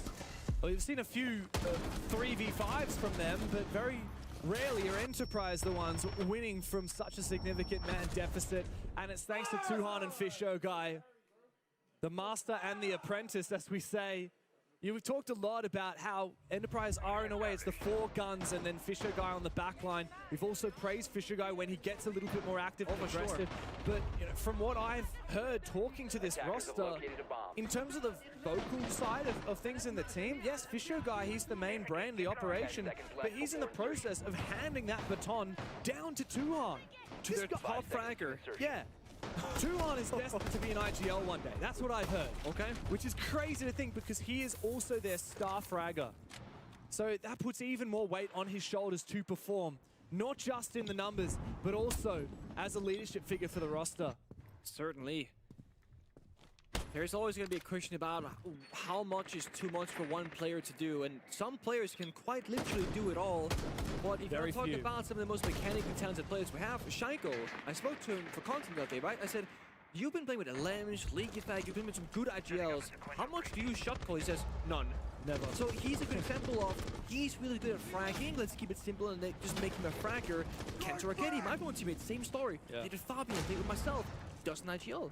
So some players are destined to do it, some players it's going to be a limitation. Curious to follow Tuhan's career long term and see what kind of player he'll become. I have no doubt he's got a long career ahead of him, no matter what happens this event with Enterprise. Hope so. He's a great guy. For now, though, EP have their work cut out for them, dealing with a very difficult hard hold on the east stairs. Dots could go for a swing now. They know where he is. C75 in hand. But if he swings Fisher Guy, well, Fisher Guy's facing the other way, then that'll be a freebie for him. Loban's still aggressive on the mezzanine. He's been peeking this window back and forth, but hasn't now been taken down as of yet. Retreats back in the break room. As his team starts to fall around him, Enterprise have clawed their way into east stairs. Okay, so it's very winnable. They lost the shield, yes, but they got man advantage and good guns up and alive. The thing is, the Fluxo WCM, they keep lashing out to try and even back their numbers. That can, of course, work for them, but also very much against them. It's a bit of a reset. Enterprise are standing still, they're droning, establishing the flank drone for Fisher. He's watching it right now. It sees both the flank below and the balcony. What a swing! The Ferrari peak from Dodes. Oh, and he spots Bappen as well. The hammer gives him away. Relays will eventually trade down to the 2v2 as Relays breaches the wall open. Tuhan looking for his 10th kill of the game. Needs to have a big impact. Him and Relays together look to keep this Oceanic Dream alive. Not gonna lie to you, a plant is possible. They've broken the archives wall. They have office fountain control, and they still have that flank drone by break room. So this is still anybody's round, and the defenders quite spread apart. One in deep CC, one in armory box. Again, a plant is definitely possible, but the cover has to be perfect. Good flash from Relays. Good cover from Tuhan as he pops the fire. The smoke has to vault it. That's the problem. The vault will expose him, but Volbs takes a hell of a lot of damage. Loban elsewhere in security, though. He's been spotted too. Relays and Tuhan have to decide, do they go for one of these kills or do they flood for side? They're looking to go deep inside of Armory as Tuhan starts to plant in archives, but Relays has been spotted, he's exposed, and now Volb's taking him down. Puts it all on the shoulders of young Tuhan, who will not stand up to the task. Fuxo W7M, they worked it hard, but they dominate. And they stand up tall here over Enterprise. It's a stellar start for the Brazilian roster here at Six Invitational. Once again, with Fortress on the line for a third map, we will be denied the first showcase here at SI 2026. The boys on EP, honestly, a much better look today. A little bit more room to grow, and they will be able to take a map of the teams at this event. And I hope they can find that footing tomorrow for their next game, because it is almost at the point of now or never.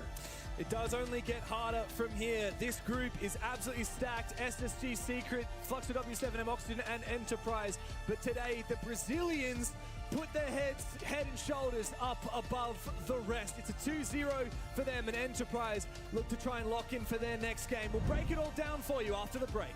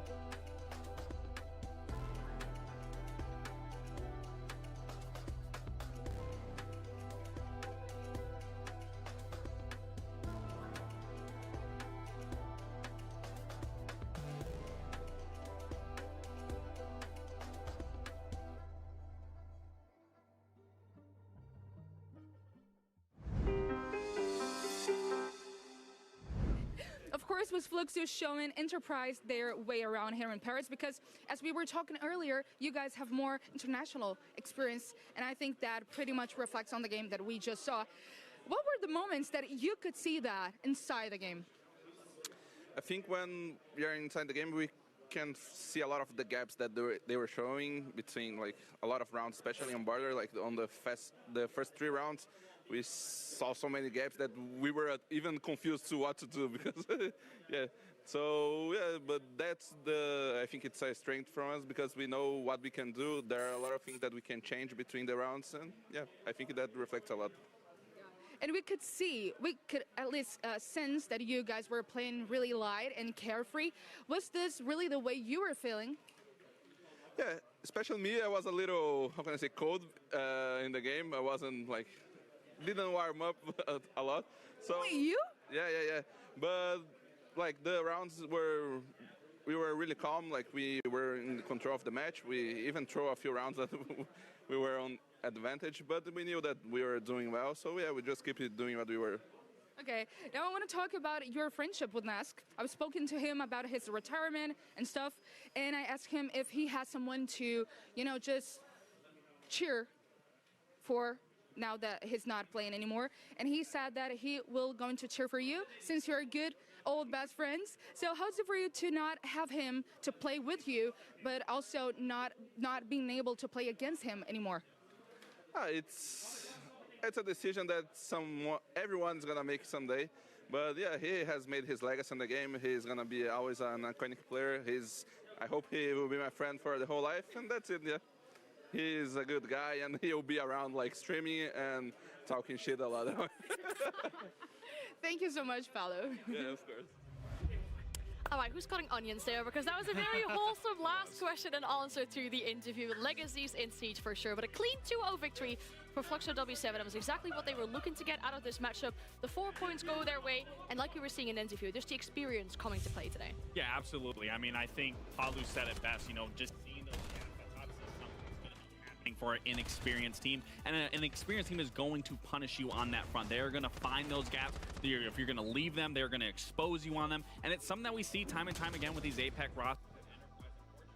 Is they do tend to not switch up their style. They don't understand the quick pivot that they need to, where again, like an experienced team like Fluxo, they are going to punish you each and every single time, which is why it was pretty clean swept for them. And it was really important actually for Fluxo W7M that they got the job done in a 2-0 fashion as well. I would say, they saw some of their rivals in their group yesterday get clean victories, and they had to just sit there, watch. But now they've got 4 days of playing straight. They got the job done against Enterprise, and then they can kick on from here on out. And I will say there was a couple of rounds where Enterprise maybe scared Fluxo W7M. They maybe got a couple of big individual plays. We saw back on map 1, Bap and get that ace. But overall, clean performance, job done, and then looking forward to the next. Now we're looking at the graphics now, the scoreboard, the final numbers for this game. We're seeing these big moments once again in play on the side of Enterprise, but it wasn't enough to go up against these numbers that Fluxo W7M are putting up. Yeah, I mean, they're impressive numbers to say the least. I mean, again, Loban, I talked about him in the early half. I wanted to see him be able to find those gaps. He was finding those gaps. 3-0 on the entry, 21-13. And then I highlighted Volps going to this matchup, being their IGL. And it's always easier when your IGL is performing exceptionally well, and Volps does this time and time again. And he's, funny enough, he's right to my left right here. So to give him credit, I mean, it's just really good, the whole dynamic of this roster. For them coming in today, having the day off yesterday, to show up the way that they did is really going to set them up for good longevity here at the 6th Invitational. I was going to say, it must be nice to hear that coming, the praise from Lexing about your playstyle here. Volps, joining us on the desk, congratulations on the 2-0 victory. Because of it being a 2-0, we didn't get to see Fortress, actually, and I wanted to pick your brain on that. Is it a map that you guys may have been scrimming? Is it a map that you personally really like as well? Yeah, first of all, I'm not the IGL. Oh, you aren't IGL? Yeah, we changed the IGL for dots. Okay. In this tournament. So first of all, this. In my opinion, Fortress is a really good map. I don't know if I can say a lot about for sure. The map. Want to give it away. But in my opinion, it's really a really good map.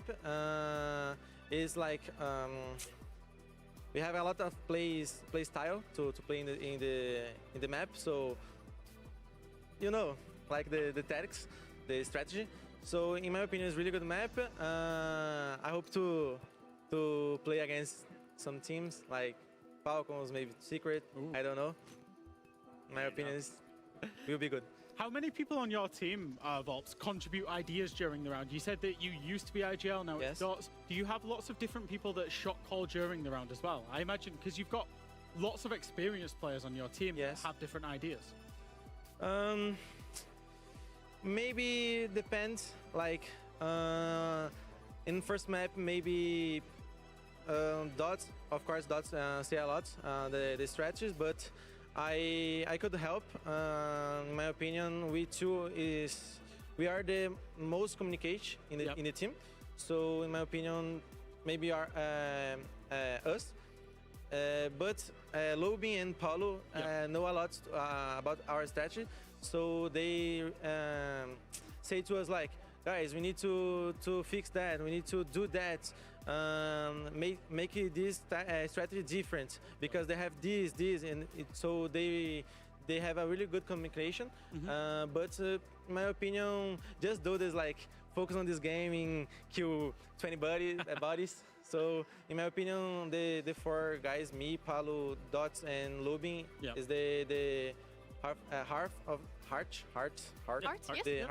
of the communication of the team. I love that. Well, I have to talk to Lobin because he's the one that gave me your guys' roles and he put you as the IGL. So I'm going to talk to Lobin very quickly. But I also want to talk about, we talked about earlier on the desk saying that, you know, when you guys were in your prime, when you guys placed top 2 at EWC, then you go on to win Montreal, then since picking up Palu, we haven't seen that same success. Is this kind of the direction with changing the IGL that's going to put you guys in a winning position to possibly win out here at the Six Invitational? In my opinion, the change was good. Absolutely. Because it's good because how can I say? Every different has a reason. Yeah, for sure. So, in my opinion, was the best for the team. Change the IGL for Dots, and he is really good. In my opinion, the change for Montreal to here is because is the change about Palu because he's really good. He's really good, but Dash helped me a lot in communication. Okay. So we have a little mistakes and issues to fix about the communication. But in my opinion, we did a really good year. Like we qualified for WC.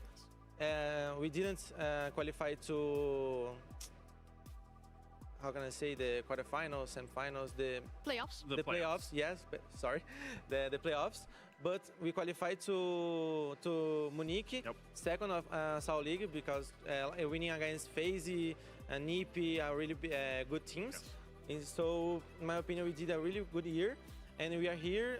We screamed a lot, we improved a lot, and in my opinion, we are in our prime right now, in my opinion, with Palu.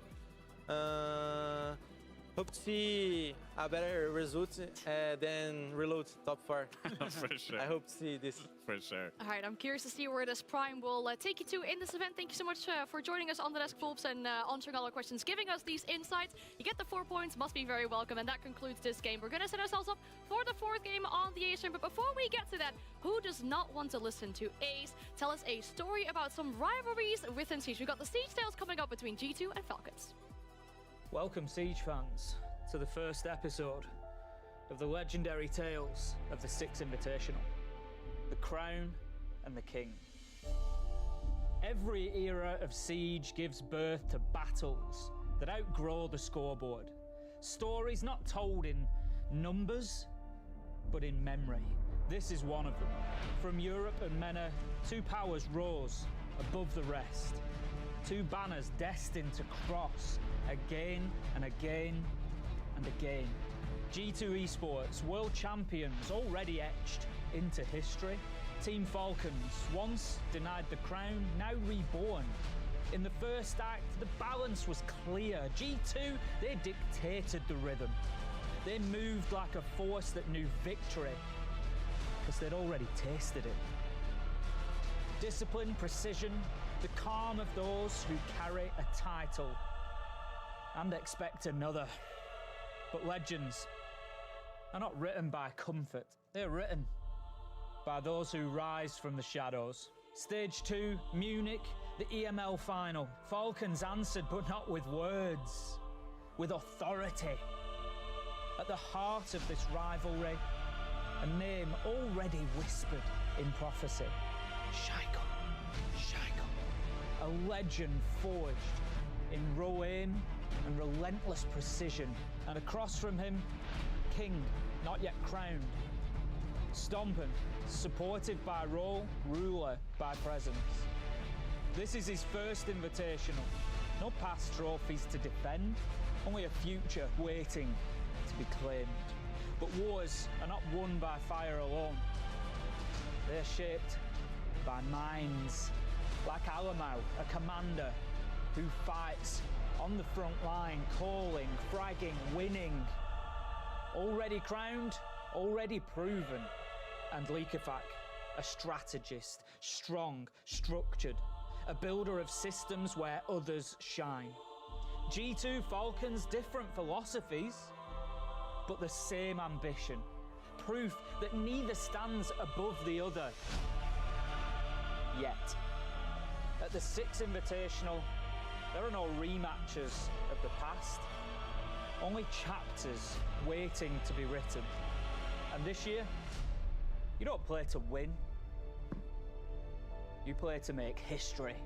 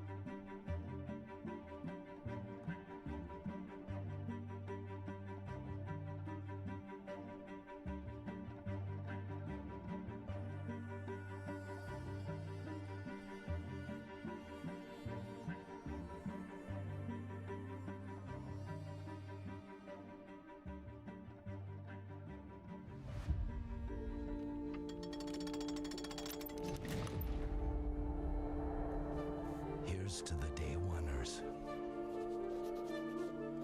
Those who were here before the hype. Who built the clips, the memes, the lore.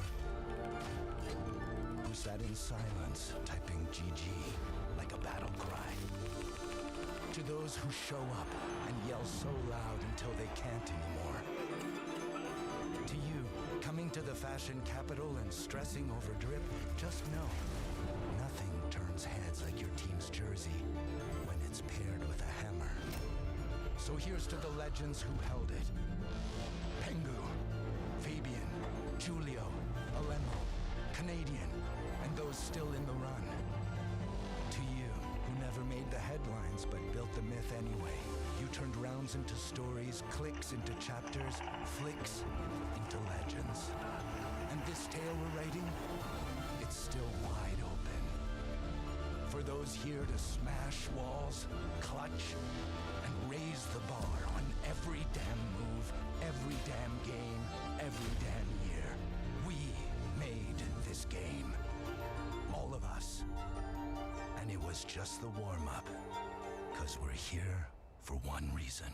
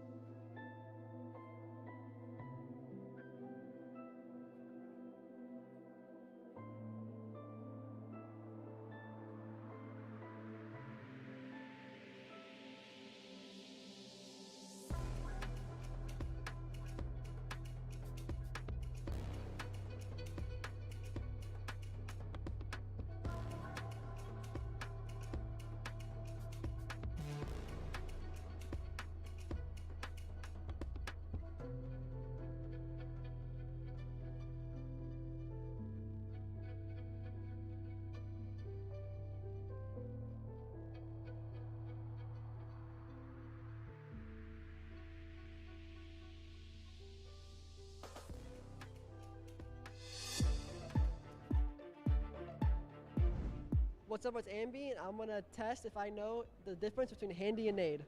This is, looks like Copenhagen from the monitors, so that is Nade. That's Handy. All right, don't know that. All right, not off to a good start. This is Nade. Yep, that is Nade from W7M when they won Invite. Yep, got that one. Oh, brother, this is where it gets tough. I have no idea. I'm Handy. Nade. I mean, like, I don't even, like, they look like they're identical. It's just shocked.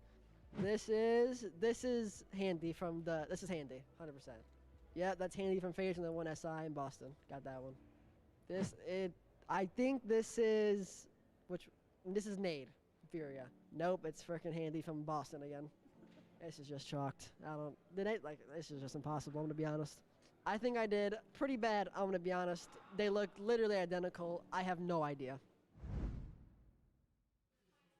You got to feel for Emmy because that was not an easy task when it comes to the twins in Siege. And we have one more, right? I mean, I felt the same way when they let me interview Dove and Gartz at the Montreal Major, the other twins that we have inside of this scene. Certainly doesn't make things easier for you, but they have accomplished a lot of things. I mean, we'll come to Penguin in a second, but me and Alfama in Reload when we was over in Brazil at the start of last year, we actually had a conversation with who we thought was Handy, and it turned out to be Nade around the pool. And we saw the other one the next day and was like, why is he not saying anything? Yeah.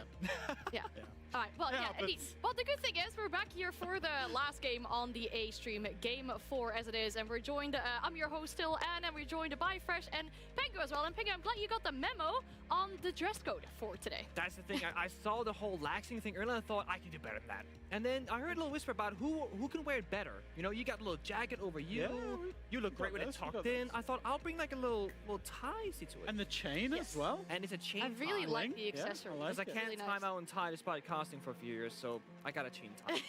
Don't hate me, please. It looks great, and I mean, we're dressed to the occasion of talking about two good teams taking it up against each other here on the stage. We're talking about Secret and SSG, and there's a funny storyline between that because these two players on the rosters have been together or on the same team back in 2022. We're talking about Jume and Benja back when they were on the same team of Heroic, and we're looking at a bit of a timeline of things that happened afterwards. Benja, of course, went on to lift the hammer. Jume went to win EWC, and now I guess maybe another hammer is loading in. Feels like a lifetime ago, doesn't it, Nick, that we saw these two guys competing inside of Europe. They were both at the time up-and-coming players, I would say, you know. Now they've made it. And now they've made it. They've both won an S-tier event, respectively, and, of course, going up against each other in the biggest tournament of all. It's funny, I was going through my old box of jerseys, and I actually have that exact Heroic jersey with Benja's name on it from Charlotte Major? Charlotte Major? Sounds about right. I think so, yeah. I'll go with that. Let's say Charlotte Major, and I was like, oh my god, this was a thing, but it's so ancient now, it feels like. Yeah, it's 3 years ago, which feels like a lifetime, but still, of course, big accomplishments for these two gentlemen. Competing on either side of these two teams, we'll start talking about Secret first with that most recent victory on the international stage. And when we talk about their Munich Major, I think they can be pretty happy with how far they went, making it all the way into playoffs, but then going into the email finals, I guess, even though they finished third, you could still say that was probably a bit of a disappointment for them. Yeah, I think Secret are a team that's really matured over the last 18 months, I would say, and I think their appetite for success, obviously they won Esports World Cup, they wanted to then kick on from there. So I think, yes, Munich for them, good experience. They got to the main stage, they experienced that, but I think they would have wanted to go further. I certainly feel like they felt they could have gone further in Munich. Yeah. Obviously, ultimately, they fell to a matey. And the same with EML Finals. I know, you know, at that point, SI was already locked in, but they didn't feel like they showed themselves well, particularly at that event either. That being said, they came out of the blocks yesterday, 2-0, they were looking good. You speak about maturity, and I think it's a very important note here for this roster, because when you see young gunners across the board, we're thinking, where's that one veteran? You know, as you see, they got Fultz, for example, right? It feels like all these kind of star rosters, they have that one old guard at IGLs. This is more like young people making it work together, and therefore maturing together as well. Yeah, Savage actually, I did some content with Savage, and he was actually talking to, who was he talking to? Hot and Cold, and he was like, you know, I was a Finker main back in the day.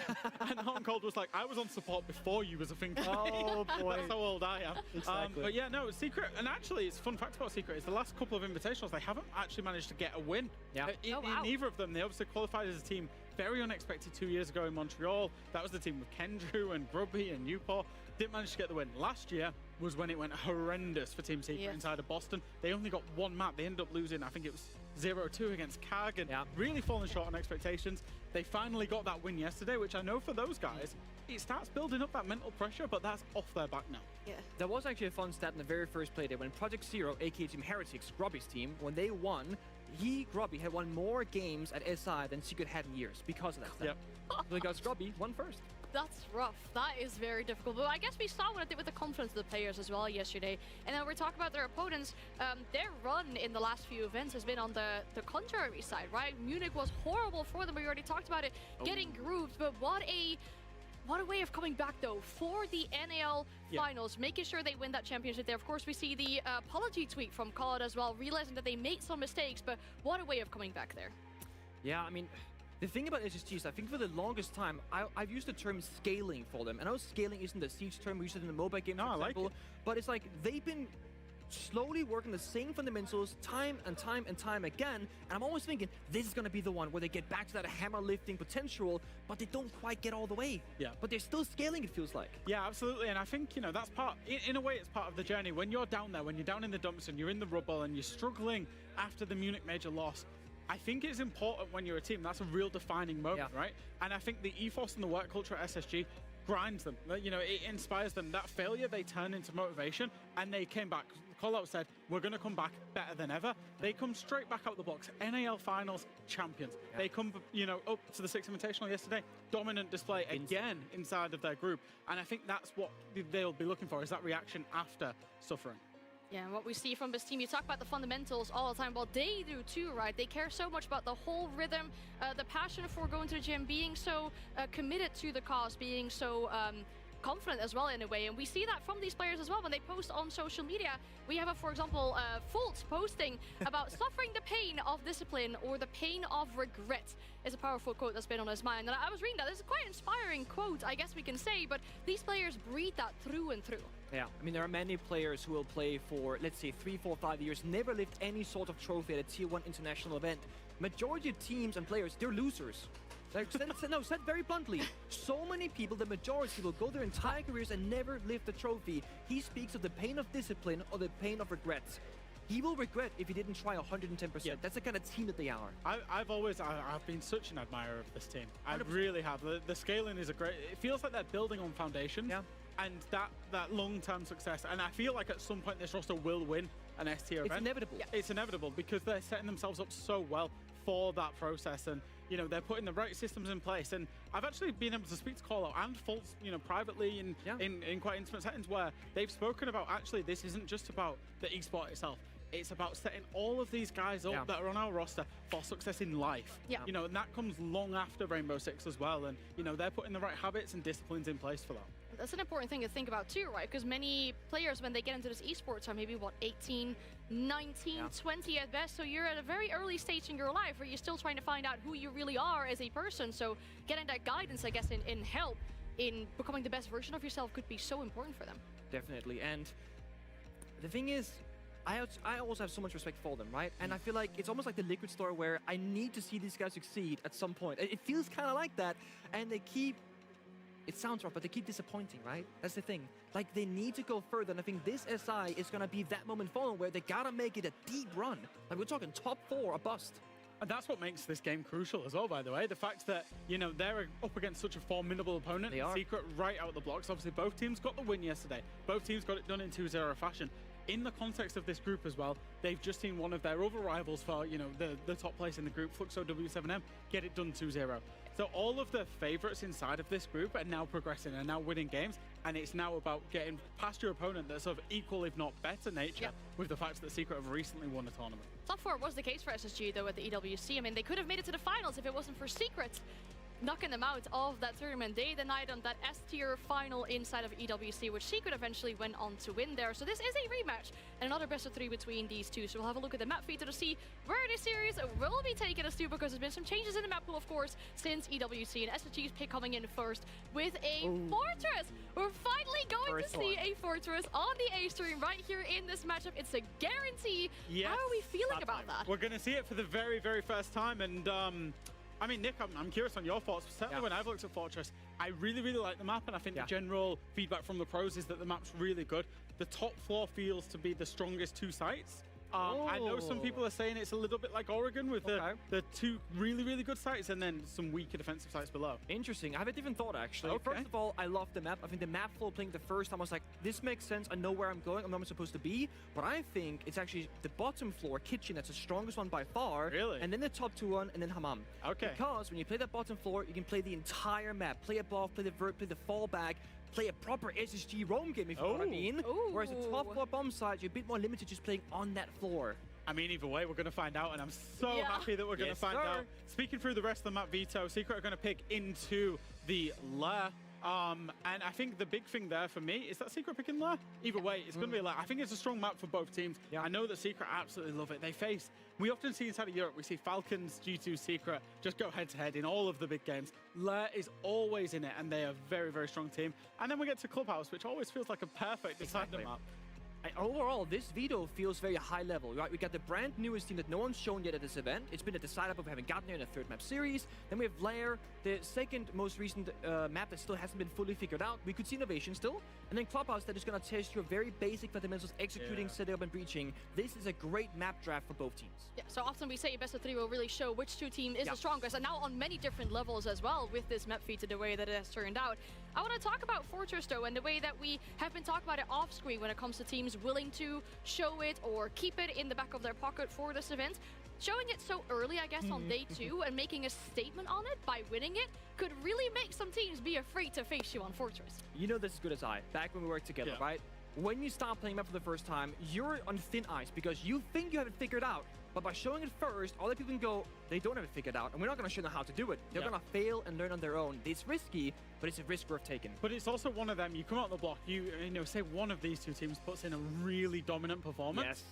We're banning it. The map is getting banned against them, probably for the rest of the event, realistically, until a team fancies taking them on it. So you're in this kind of smoke and mirrors where nobody's quite playing it, nobody quite knows what's going to happen on the map, nobody really has an established meta on the map. So both of these two teams, by allowing it through the veto, and certainly for SSG, picking it is actually a calculated risk, realistically, because they shouldn't, at least, know too much about what Secret have got cooking on it. And the same for Secret. They shouldn't know what SSG have got cooking on it. And we certainly don't know what either of them have got cooking on it. Now imagine the casters, right? They know less than us. It's like, they're going to be doomed. They're in that room, who knows? Yellow pink. The call-out sheet's being grabbed as we speak. But yeah, no, that is a scary thing, though, right? Because you can't really counter-prep on that one. It's really going to show which of these two teams is the best, I guess, flow of adaptation. And it's just about trusting fundamentals and trusting yourself, which is certainly things that both of these two teams focus on. They focus on themselves. How do we play with our disciplines? How do we play with our styles? You know, for Secret and the guys that you see on your screen there, Jume's vibing. I saw him dancing there. They focus very much on, you know, Savage, micromanaging the team around, the shields, the executes, the things that you've come to kind of know and love. And I think for the side of SSG, it's a lot about the team play, the communication, as one unit as well. And I think when you're on that map, it's not too much about reading into your opponent of what they're doing when you don't know what they're going to do on a new map. It's about trusting yourself. I think this goes beyond just this episode of the series. Like, my kind of footnotes I had for this BO3 was SSG, they have a lot of layers to their setups, right? You know they can play a deep roam, Vigil, Scobos, TV back, etc., play the full map. They have utility, where they play Deploy Shield, Mira, Aruni, My Jaeger, where they're gonna test your problem-solving skills. And then they have the good old Tubra and Dekai, where they're gonna really lock down this particular small portion of the bomb side. No matter what happens on Fortress, on Lair, all the way to Clubhouse, Secret rather, will have to be tested truly on the adaptation on the fly and their problems on skills throughout this entire VO3.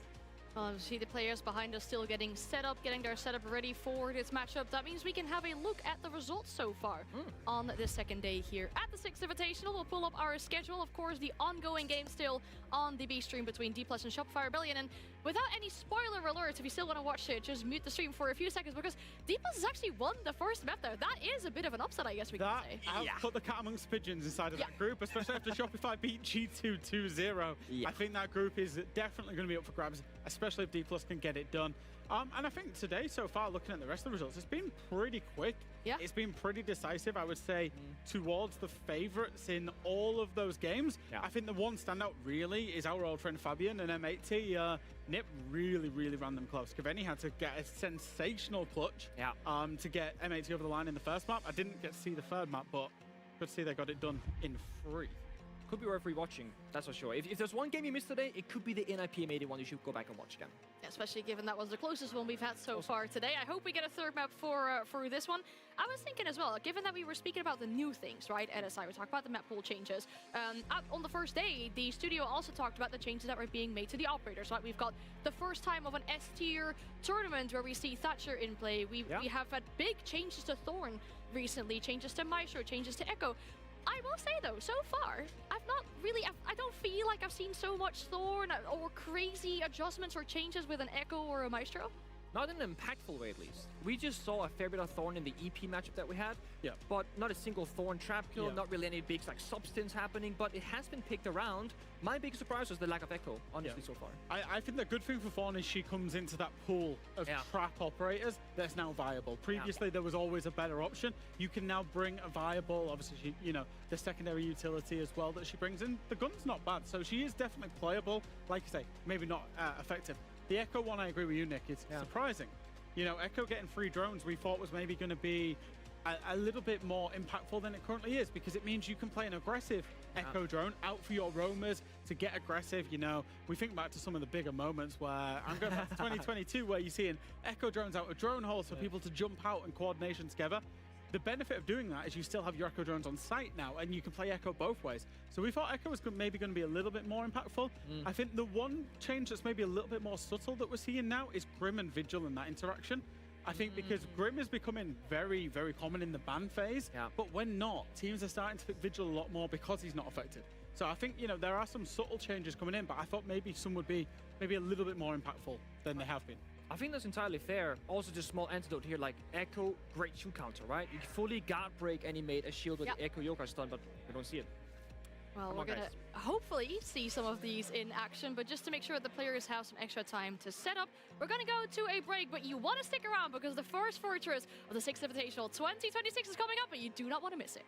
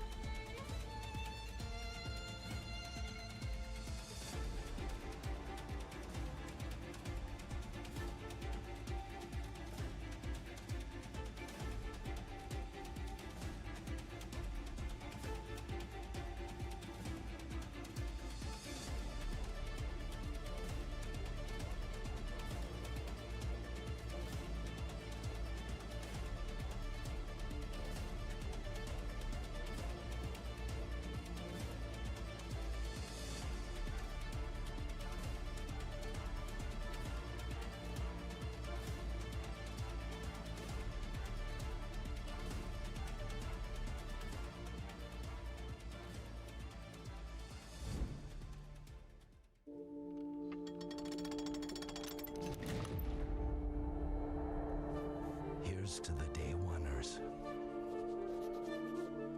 Those who were here before the hype. Who built the clips, the memes, the lore. Who sat in silence, typing GG like a battle cry.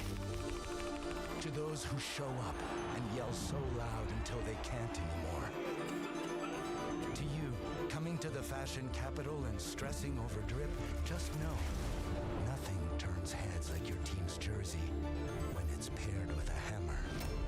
So here's to the legends who held it. Pengu, Fabian, Julio, Alemo, Canadian, and those still in the run. To you, who never made the headlines but built the myth anyway. You turned rounds into stories, clicks into chapters, flicks into legends. And this tale we're writing, it's still wide open. For those here to smash walls, clutch, and raise the bar on every damn move, every damn game, every damn year. We made this game. All of us. And it was just the warm-up. 'Cause we're here for one reason.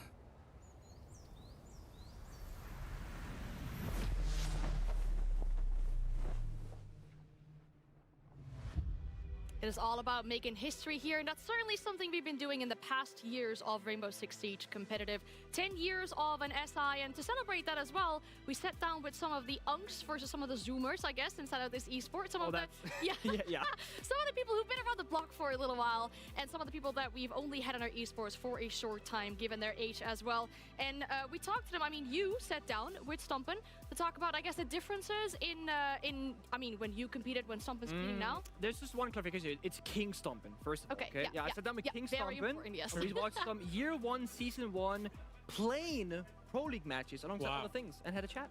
Okay, sounds really good. I mean that we're gonna have a look at it as well. So we're gonna have a look back in time with Pengu and with King Stompen as well. Thank you.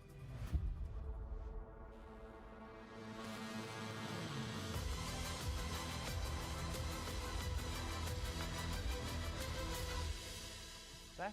Hello. Good to see you. Nice to meet you again. Oh, I remember this clip. I remember this one. Oh, we all know this clip. This is the clip. Oh my God! He is the chosen one! And today we're watching some old and some new clips of Siege from both our careers. Yep. When I first started the game, it was like year 3, so like around like Grim Sky, if you know most of you definitely know this season. That was when I first started playing the game. Definitely heard about him around then. This is all to play for, and honestly, I was expecting this to be much more one-sided towards the defenders. Penta clearly have practiced this map. What were they saying? Good things? Yeah, I mean, okay. You're the GOAT, stuff like that, yeah. He's got it in hand, he throws it out, but it doesn't connect. And up close, a shotgun Sharif, though, gets the double, and DD will get the plant down to stop. There's not a chance in hell! This kid is magical! No, you're the best, man. Well, I first heard of King Stompen, actually. I don't see a crown, but maybe one day you'll bring it with you. But obviously, Jinxieverse, we call it, right? Yeah. Coming up with Jinxie from the console scene. The big thing for us on the PC side is that there's been a huge divide between PC and console players for the longest time. And I feel like you've been the biggest bridge of that gap that we've had in a competitive level, because you came from console and dominated that era, and then came to PC and just off the rip, one of the most talented players at such a young age that we've had so far. And then people go, oh, but on LAN you're gonna choke, you're not gonna show up. And then you go to LAN and you show up like crazy and had an incredible stage 1 and stage 2. Then we have a few months later, where now we're in house against Sisu. This was like the 2 most iconic European rosters, full Finnish team versus mixed Europeans. Pengu has repelled on inside. He's now in corner office with Diffuser, going up against 2 members from the defending squad. So a 1v3 of 30 seconds. Here you see how bad players were back then, because this would never happen today, right? I kill the guy in Baguette, and then the guy yellow doesn't hold the crossfire. I can cross through, and then the post looks the complete wrong way. C4's the wrong area as well. You see this? So you go for the plant as Bibu comes around. There's the C4 toss. He tossed it too far. When you're playing right next to him. Look, long C4 for default, completely misses it, looks towards meeting for some reason, and I'll push it and kill him. I don't think Bibu knew that he's that close. And There it is, Pengu taking out one. Can he take out the other? He knows Poseidon was inside a cubby, or at least close to there. He's moved on to the other bomb site, going for the plant. Poseidon now is going to try to rush on over here. He's going for the kill. And the Valkyrie is like, I'm AFK, guys. I'm AFK. And then you clutch this, right? You have to. I win this. Of course I do. Come on, look at this. Go for the kill. It doesn't work out, and Pengu now knows exactly where he's at. Who's going to get the first kill? He's going for the Deagle kill. Can he get it? He does get the Deagle kill! Pengu dropping the clutch right there as Poseidon will fall. Just wait a second. The Deagle. And listen to this. Kickstar. Surely it's included in the clip. To the 50 caliber bullet going into his chest. Pengu's fucking insane. He's insane. There it is. Kickstar's first ever swore, whatever, on broadcast. Definitely heard this before. Yeah, that part. It's the first time an official Cameraman, wow. TO1 player would swear on broadcast. Oh, I've seen this clip. Oh yeah, I've seen this clip. It was one of those moments where I had to win that round right then there because I was going to pass out from lack of oxygen. The adrenaline. Yeah, the adrenaline took over. I just felt insane. Despite being so used to high pressure from having played like a full year finals, in that very moment I played probably the worst way to do it, but still get the right result. And it was a comeback where we were down 0-2 in maps, came down 3-2 in maps, so it was a 5.5-hour grand final, and on the ropes the entire time, obviously. We came into the final thinking we have to win one of the first 2 maps or we're gonna clubhouse because we will lose Cafe. We go down 0-2, we go, now we have to win Cafe. The Ashe just waiting, or rather the Hibana just waiting. They'll look to push together. The Diffuser in a position where they'll have to see when the Hibana goes through. One will cover the doorway. As they start to defuse, Pengu goes for one on the Young. Can he go the second? They're often known as the best team in the world, never having that distinction until today. I would just say like, the communication looks so much like worse. Like, just everyone just running out one person like 3 seconds apart. Just, yeah, the communication looked a lot. So we're bad. Well, I mean, that's like every game though. Like, everyone gets better the longer the game's out. So. You know, people say that back then we won against plumbers. They joke about like people are bad at the game, but it's like, but everyone was bad. Yeah, So like you play against the current competition, right? Yeah. So. Find themselves backs to the wall and holding on. They know that he's there. Stomping with another. It's a quad kill. Surely not. Surely he can't get the ace, can he? Oh, I remember this. I remember this one. Come on now, we're starting off with a heater. Can't get the ace, can he? He's just farming at this point, Tim.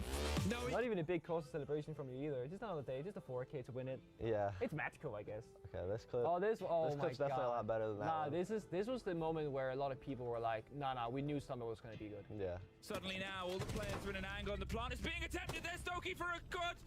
Oh, it's Stompin' even. Doki is doing nothing because Stompin' gets the ace. This was an insane clip, to be honest. This is my first LAN. Right. Insane feeling for sure. Oh, we all know this clip. This is the clip. Savage just need to time this well. No. Oh my God! Oh my God! He is the chosen one! So, like looking at your career, granted that it's short, there's been so many highs already. Does that ever worry you that you've done so well so quickly that maybe that's going to be the peak, or is that not something that you concern yourself with? Nah, I never really think like that, to be honest. I just think there'll be more moments like this in the future as long as I play, you know. But you still feel like with these changes, you're still playing at your same peak level, if not better? Yeah. Yeah. Yeah, definitely. So what's the ultimate goal then? Is it the hammer? Oh yeah, for sure. I mean, every tournament, my goal is to win for sure, but this is the main one. Is it gonna be this tournament then? Because it wasn't EWC, for example. Yeah, I think it will be. That's it. Thank you. Well, if it will be, we said it before, that grand finals is going to be on his birthday, so that would surely be a great birthday present. But it was a good content piece. The content so far we've had at this event has been amazing. Really rolling back the clock, rolling back the year to think about everything that happened in the past. And for you as well, I mean, we got to watch the clip of your 6th Invitational as well. Does that do anything to you? Like, even now in the current day and age, watching that clip? Still, I hate seeing because I always tear up and start crying, and it's still like, oh, you know. No, it was the best day of my. It's so bad. It was the best day of my life. Yeah. So far. It's awesome. I really wanted to rip into him then, and he's actually got emotional. No, I have. It sucks. It was a good clip. It was a good clip. Yeah, I guess it shows how much this game means to us, and the fact that we get to do that with the older generations in the game and the newer players coming into the scene as well. Really sitting down and talk about the difference in this game, because there's a lot of difference as well. I mean, you two both made a lot of comments about that. You know, people back in the day were maybe a little bit worse than they are right now. A little bit. A little bit. Yeah. But it's funny because we got Fox in the green room. He's always like, "Oh, you guys won against plumbers. You're so bad." And I was like, "But Fox, you were a plumber too, and we beat you. So like, what's the deal, man? You could have won." You did also call Bibu pretty bad in that clip. I will say that's not looking too good on you. You know, back then people and I weren't tight like that, so that was sort of a rivalry thing. But he did choke the C4, did look the wrong way. Come on. I love seeing the playing in Pro League as well. It was awful. Yeah, was it year 1, season 1? There was House as well. Yeah. House was the most played map in year 1 Pro League as far as I remember. Yeah, I remember. Yeah. Crazy. Yacht used to be a thing. Yeah. We can't think of those things being, and we talk about Fortress being and in now that we pool get now. Like Fortress that. now. Yeah. That's a big difference. And I mean, hey, there's younger players in this matchup as well, right? We talk about Ash not being one of the oldest players. Noah's first SI, for example, as well, to come back to this matchup that is still in front of us. SSG versus Secret. We talked about the differences, I guess, between these two teams, about their recent runs at international events, going into yet another one here. Our expectations for this matchup, though, given we have Fortress on the table, who do you think might have the upper hand? That's a great question. Okay, do you have a take, Jack, or should I go first here? You can go first whilst I develop my technique. Yeah, okay, so I will back up my previous point and say how SSG, they played it fundamentals hard, and they have the various different playstyles with the really roam-heavy setup and then like the turtle deny. I think SSG is gonna have more options at playing the various bomb sets in different ways. Whether they're gonna win them, that's up in the air. There's just a ridiculous amount of talent on that roster. There's so much Like, talent. I've just looked around, I've just seen so many, like, you know, you look at some of these guys. Star-studded. J9's one of the best clutch players. Benja, when he won the SI, was the MVP. That's his invitational. Nuwas, for so long when he was on Oxygen, you know, was the front man, the front runner on this team. You know, Ashen's been really, really good addition, all tied together by Fultz, right? Yeah. And I think if they get going, like you're saying, Nick, with the strategic depth that they've got, they are a formidable opponent for anybody. And that makes it really convincing to say, oh, SSG might win this. But then you look on the other side and you go over to the side of Team Secret and you think, well, Savage is one of the most emerging IGLs in terms of the way that the game is currently played, I would say. You know, the depth that they've got. And then you add in the fact that Mowgli is one of the most terrifying entries inside of Europe. I will say, when he's on his day, he's incredible, but he can have those ups and downs days. Adrian's developed into one of those backline players that's become really trusted. Noah's found, you know, his rhythm. And then Doom is one of the MVP players that I think most teams in the world would take him on their roster. So for me, this is a really, really hard game to call. It is. It really, really is. And the fact that you went SSG means I get to go Secret. That's so the I'm one, happy right? with that, Nick. I'm going to say Secret will take it. Okay, but let's agree on this. It's going to be a 2-1 victory regardless, right? I think so. I think we could go all 3 matches. Yeah, I hope so as well. With the quality between these two teams, you expect it to be a good matchup, a close matchup as well between these two. And just to remind you once again, whilst we see SSG with that hurdle, that classic hurdle that we see every single time before they go into a game. Joom, you mentioned him, one of the star players going up against a former teammate. It's always something that I guess that plays in the back of your mind when you go like Joom versus Benja in this case. It definitely can. Not every player's going to have it, but I think both Benja and Joom are the type of person where it's going to be like, I'm going to take him down. This is my game. How many former teammates did you play against? Did you ever play against Fabian? Well, Fabian in the Vitality days. Yeah, he played him on Theme Park. He played Dokkaebi and was ratting around. I'm not sure who won actually, but his team disbanded very quickly. So yeah, they didn't have a good start. But other than that, I know I played Goga, Fabian, Vitality, and I think that's basically it, honestly. Because like the people that we picked up were our rivals, like Junas from Sisu. Yeah. We had Goga from G-Bots, and then Shate from Sisu. Yeah. We just took all the other team's best players, actually. Yeah, Falco it was from Fabian Ubisoft. and Goga that left in 20. Yeah. No, you're right. Haven't really done that. But I feel like if I went into a game against my previous teammate, I would feel some sort of pressure. And I also feel like they know what I want to do, and that's going to bother me because I'm a mental kind of player. Yeah. I play the strats. That happens even when you play a 1-for-1 against your friends. Yeah, like, you know, your friends will know what you're going to do, and it's going to make things so much more difficult. We talked about these two players going up against each other. I mean, it's going to happen regardless, because I think it was Emmy or Demo who came with a stat that the secret that we had at SI a few years ago are all here at this event, but on different teams. That's crazy as well to think about. Yeah, they would be. Yeah, with Grubby and Newport, Yeah. Wow. Yeah. I guess it's showing how long we've been competing for, right? Yeah, I mean, we've got players winning hammers in this matchup as well, former hammer lifters. There's so much to talk about in regards to the history as we look at Team Secret doing that final hurdle for the game. We should be getting into it very shortly. One more word about Fortress, though. It is SSG's map pick. You'd assume, I guess, Secret are going to want to start on defense then? 100%.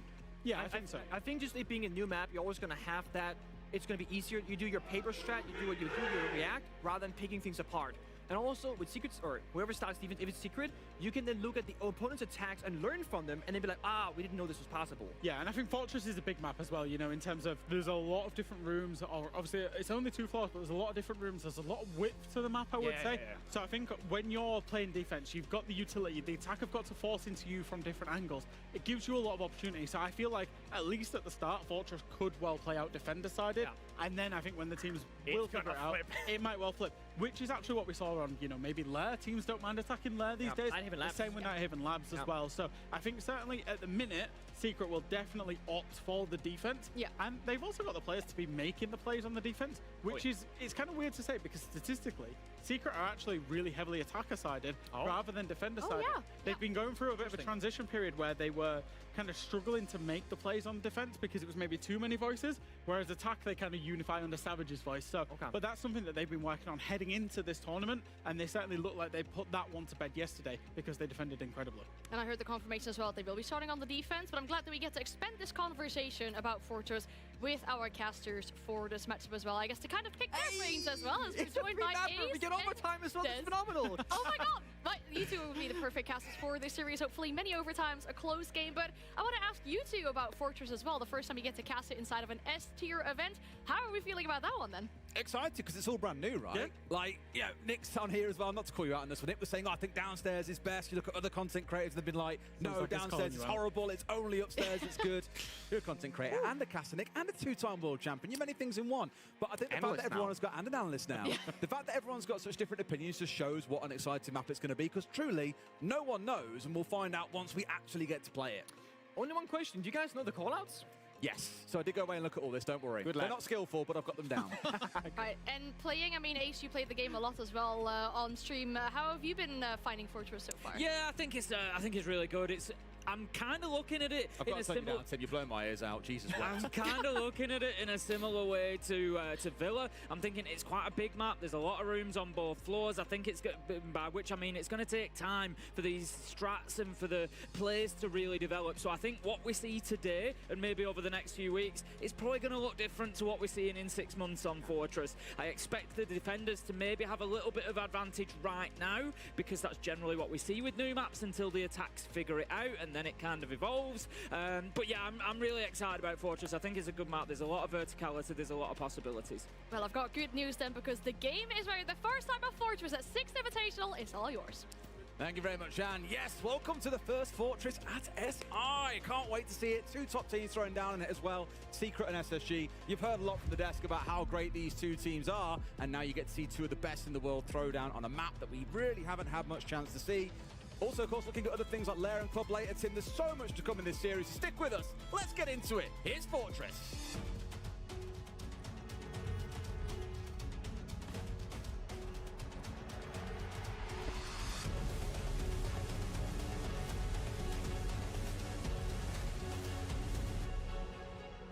All right, here we go then, Tim. They asked about the call-outs, and of course there'll be many, many nuances across different regions on what's called what, but we're down with it. We've got some ideas on what we're going for this one, and we'll see how it plays out. I think what you've heard everybody speaking about is pretty spot on, though. The main sites you're going to see are the 2 top floor ones, then down towards Cafe, but the one out towards Hammam you're probably not going to see because there's so many teams have said the problem is you smoke off, you get a few angles held down, you can plant inside bathroom, get back out, and they can do nothing about it. So, very keen to see how things develop from there.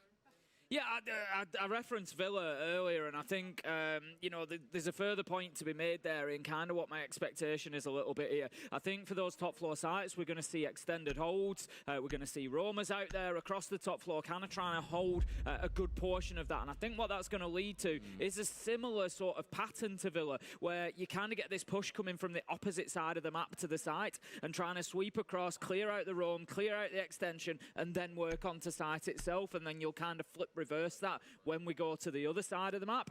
We'll see how that plays out, but for now, let's get into it. Round 1 of Fortress. SSG versus Secret. Des, I bounced out of bed thinking about this game. I knew that it was coming up at the end of Group D today, and I've been looking forward to this one. Both teams with a good 2-0 win yesterday. Very, very convincing, and I cannot wait to see them face off against each other. The exciting story for both teams, I think, throughout all of SI is going to be that these are the two almost teams that you can see them winning a big event like SI, but they just fall short when it matters. And for SSG, that's never been more true about them than over the last 5 years. Every year, they have either equaled or improved their SI standing. Numbers that I had down was like 5 years ago, back in 2021, they found themselves finishing pretty low in 13th to 16th. The next 2 years, 9th to 12th. 2024, 7th to 8th. Last year, 5th to 6th. Surely this is the year we find them finishing inside that top 4. See what happens as we get throughout the tournament. And Secret, I really want to see them press on off the back of EWC and show that this is a team worth being threatened by. However, let's start things out here inside of Mamas. You just saw a player roaming around, looking for a little bit of contest onto one of the others pushing forward. It is Benja running around on the Dockerby. I think very, very good for this map. Sees his man up top of the stairs. Can't quite find him, but at least scares Zoom away back up towards Old Tower. Yeah, it's already quite interesting here from SSG in terms of how they're approaching Fortress here. 2 of them have gone in onto that ground floor. It was something Pengu picked up on the desk. Generally, if you play in a top floor site, you don't tend to see too much of bottom floor used during that because it's a little bit difficult to play uphill in Siege, as it were. And so quite often you'll see a reduced roam just for that floor. But SSG are taking advantage of that fact by working in underneath, by getting in underneath there with the buck to utilise that space that they're being offered. We can see on the side of Secret, there's nobody down there to challenge them. So they've got that little bit of freedom, and SSG taking immediate advantage of it. Very, very common that you'll see attackers generally start on the southwest side of this top floor too, look to get some control around bending and then push their way through in towards bumps and in towards games. Otherwise, you're looking in towards things like Horse, which is where Noah has been sat. But so far for SSG, where they found their 2 opening kills, has been on members of Secret looking to go aggressive out on towards the external parts of the map. So not really much going on inside the building yet, but enough that Secret are trying to stay active and trying to be aggressive, and SSG are punishing them for it. Ashen's going to be making his way up red stairs by the looks of things, and what a beautiful challenge onto Noah. Takes him out of Horse. Doom looks for the fight back, takes one onto Fultz, but 2 versus 4 are going to be extremely difficult here. Adrian misses his opportunity, taken down by Avenger on the reverse angle. That leaves us now in a 1 versus 3 for Doom. Yeah, so Diffuser's down inside a briefing here as well, so there's going to have to be a recovery effort by SSG. Doom choosing not to stay on top of it, has moved his way up towards Bedroom, just playing in this courtyard corridor, but being chased down behind him, keeps himself alive for now. Expecting something in the rotate, and sure enough, a player is going to push around here. We don't know where to find him, though. Right sort of idea. Gets the down on 1, looking for the second, but can't quite find him. Has to be careful up towards his right.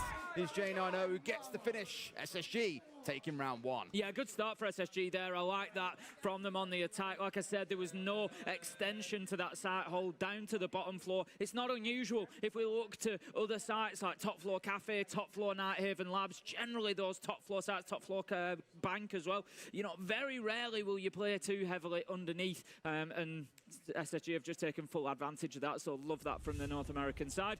We saw Ashen as well moving up the red stairs, getting a beautiful kill in towards Horse. We see it now on the reverse angle, absolute beauty. And yeah, SSG very dominant that round. Secret got a little bit of work to do.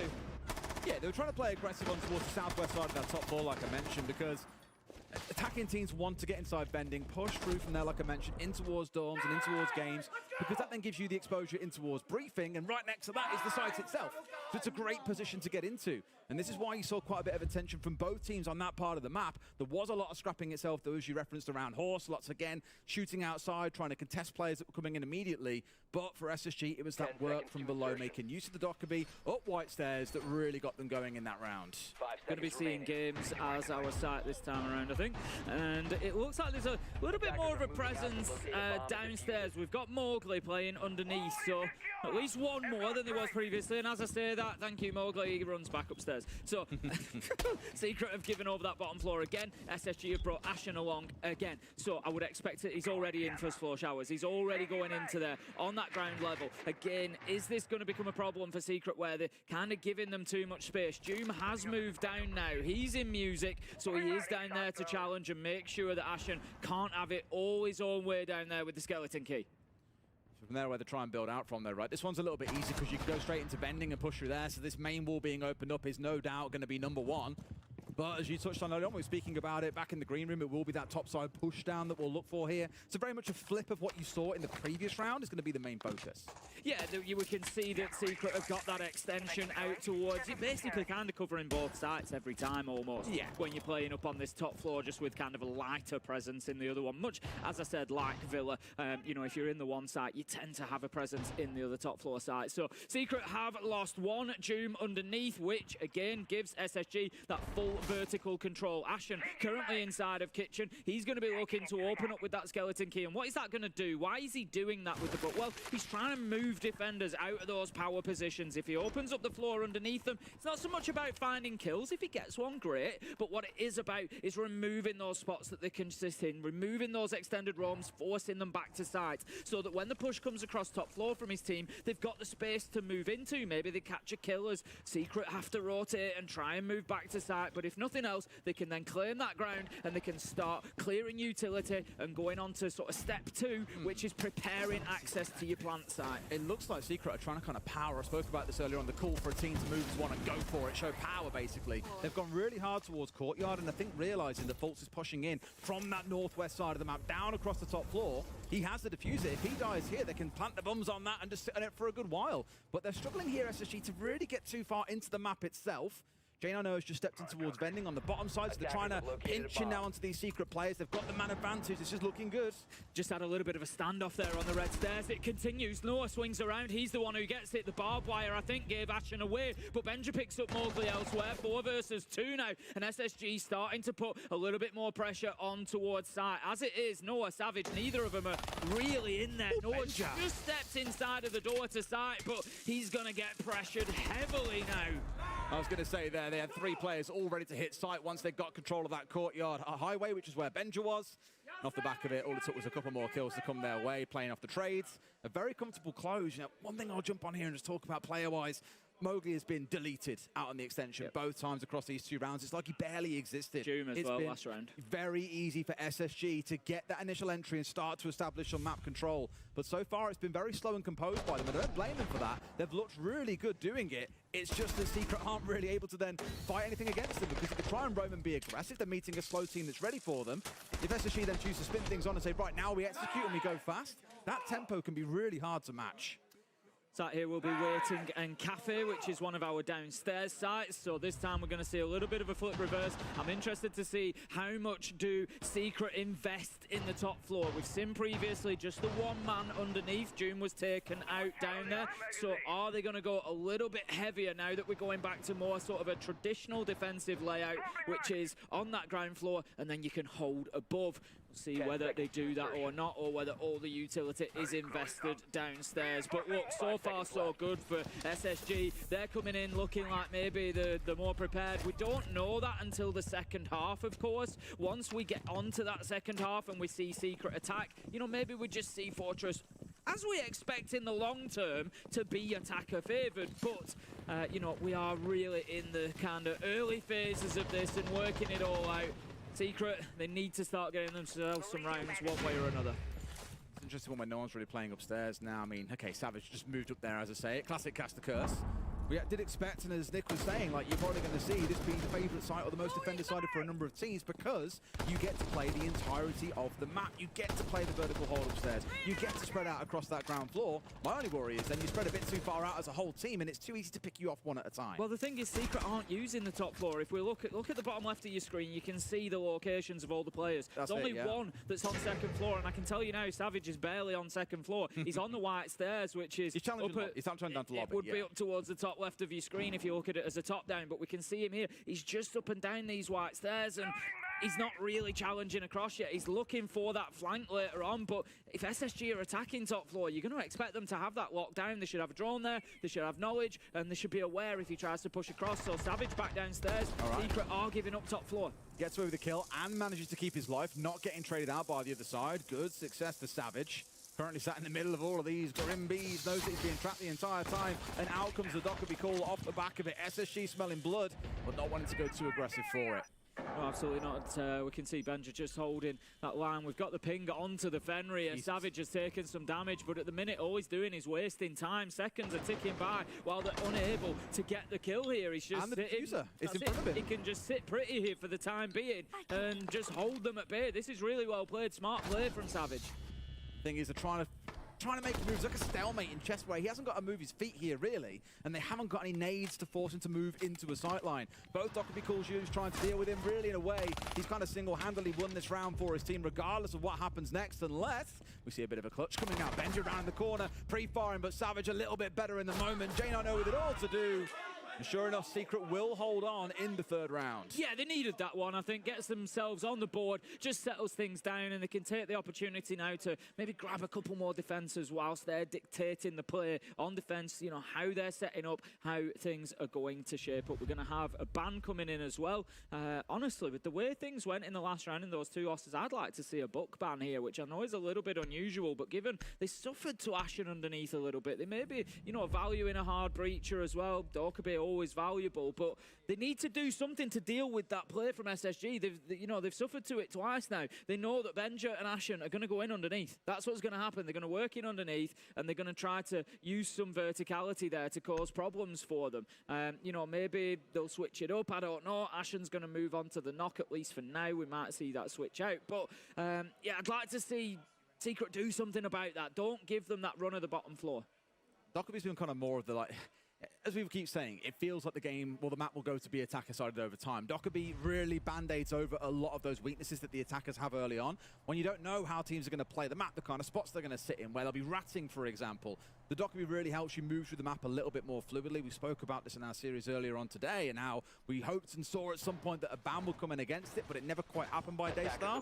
At least here it's been acknowledged early on as something that is giving SSG the ability to move through the map. So taking it offline, things should get that little bit easier. However, look at the changes coming in for the SSG team in the bottom right corner. We're seeing that blitz being brought along.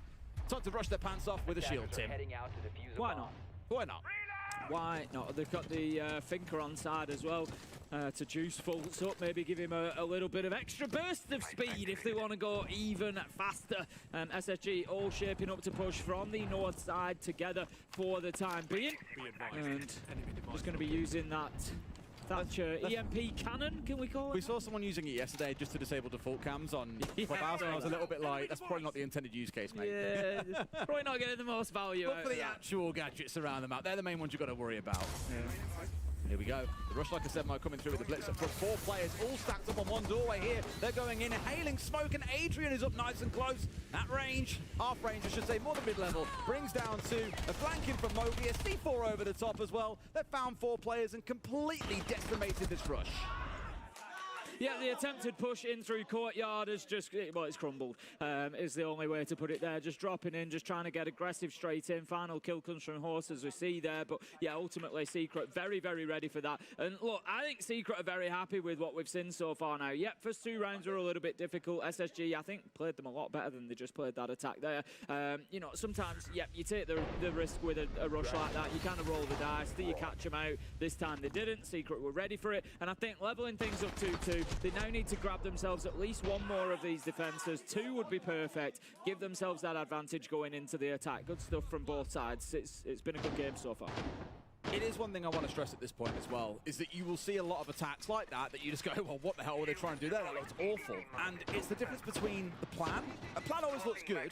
Execution is where things can fall very, very wrong. You don't expect a player to be here, or maybe they hit 2 brilliant headshots, as was the case from Adrian, to shut down that attack in the first place.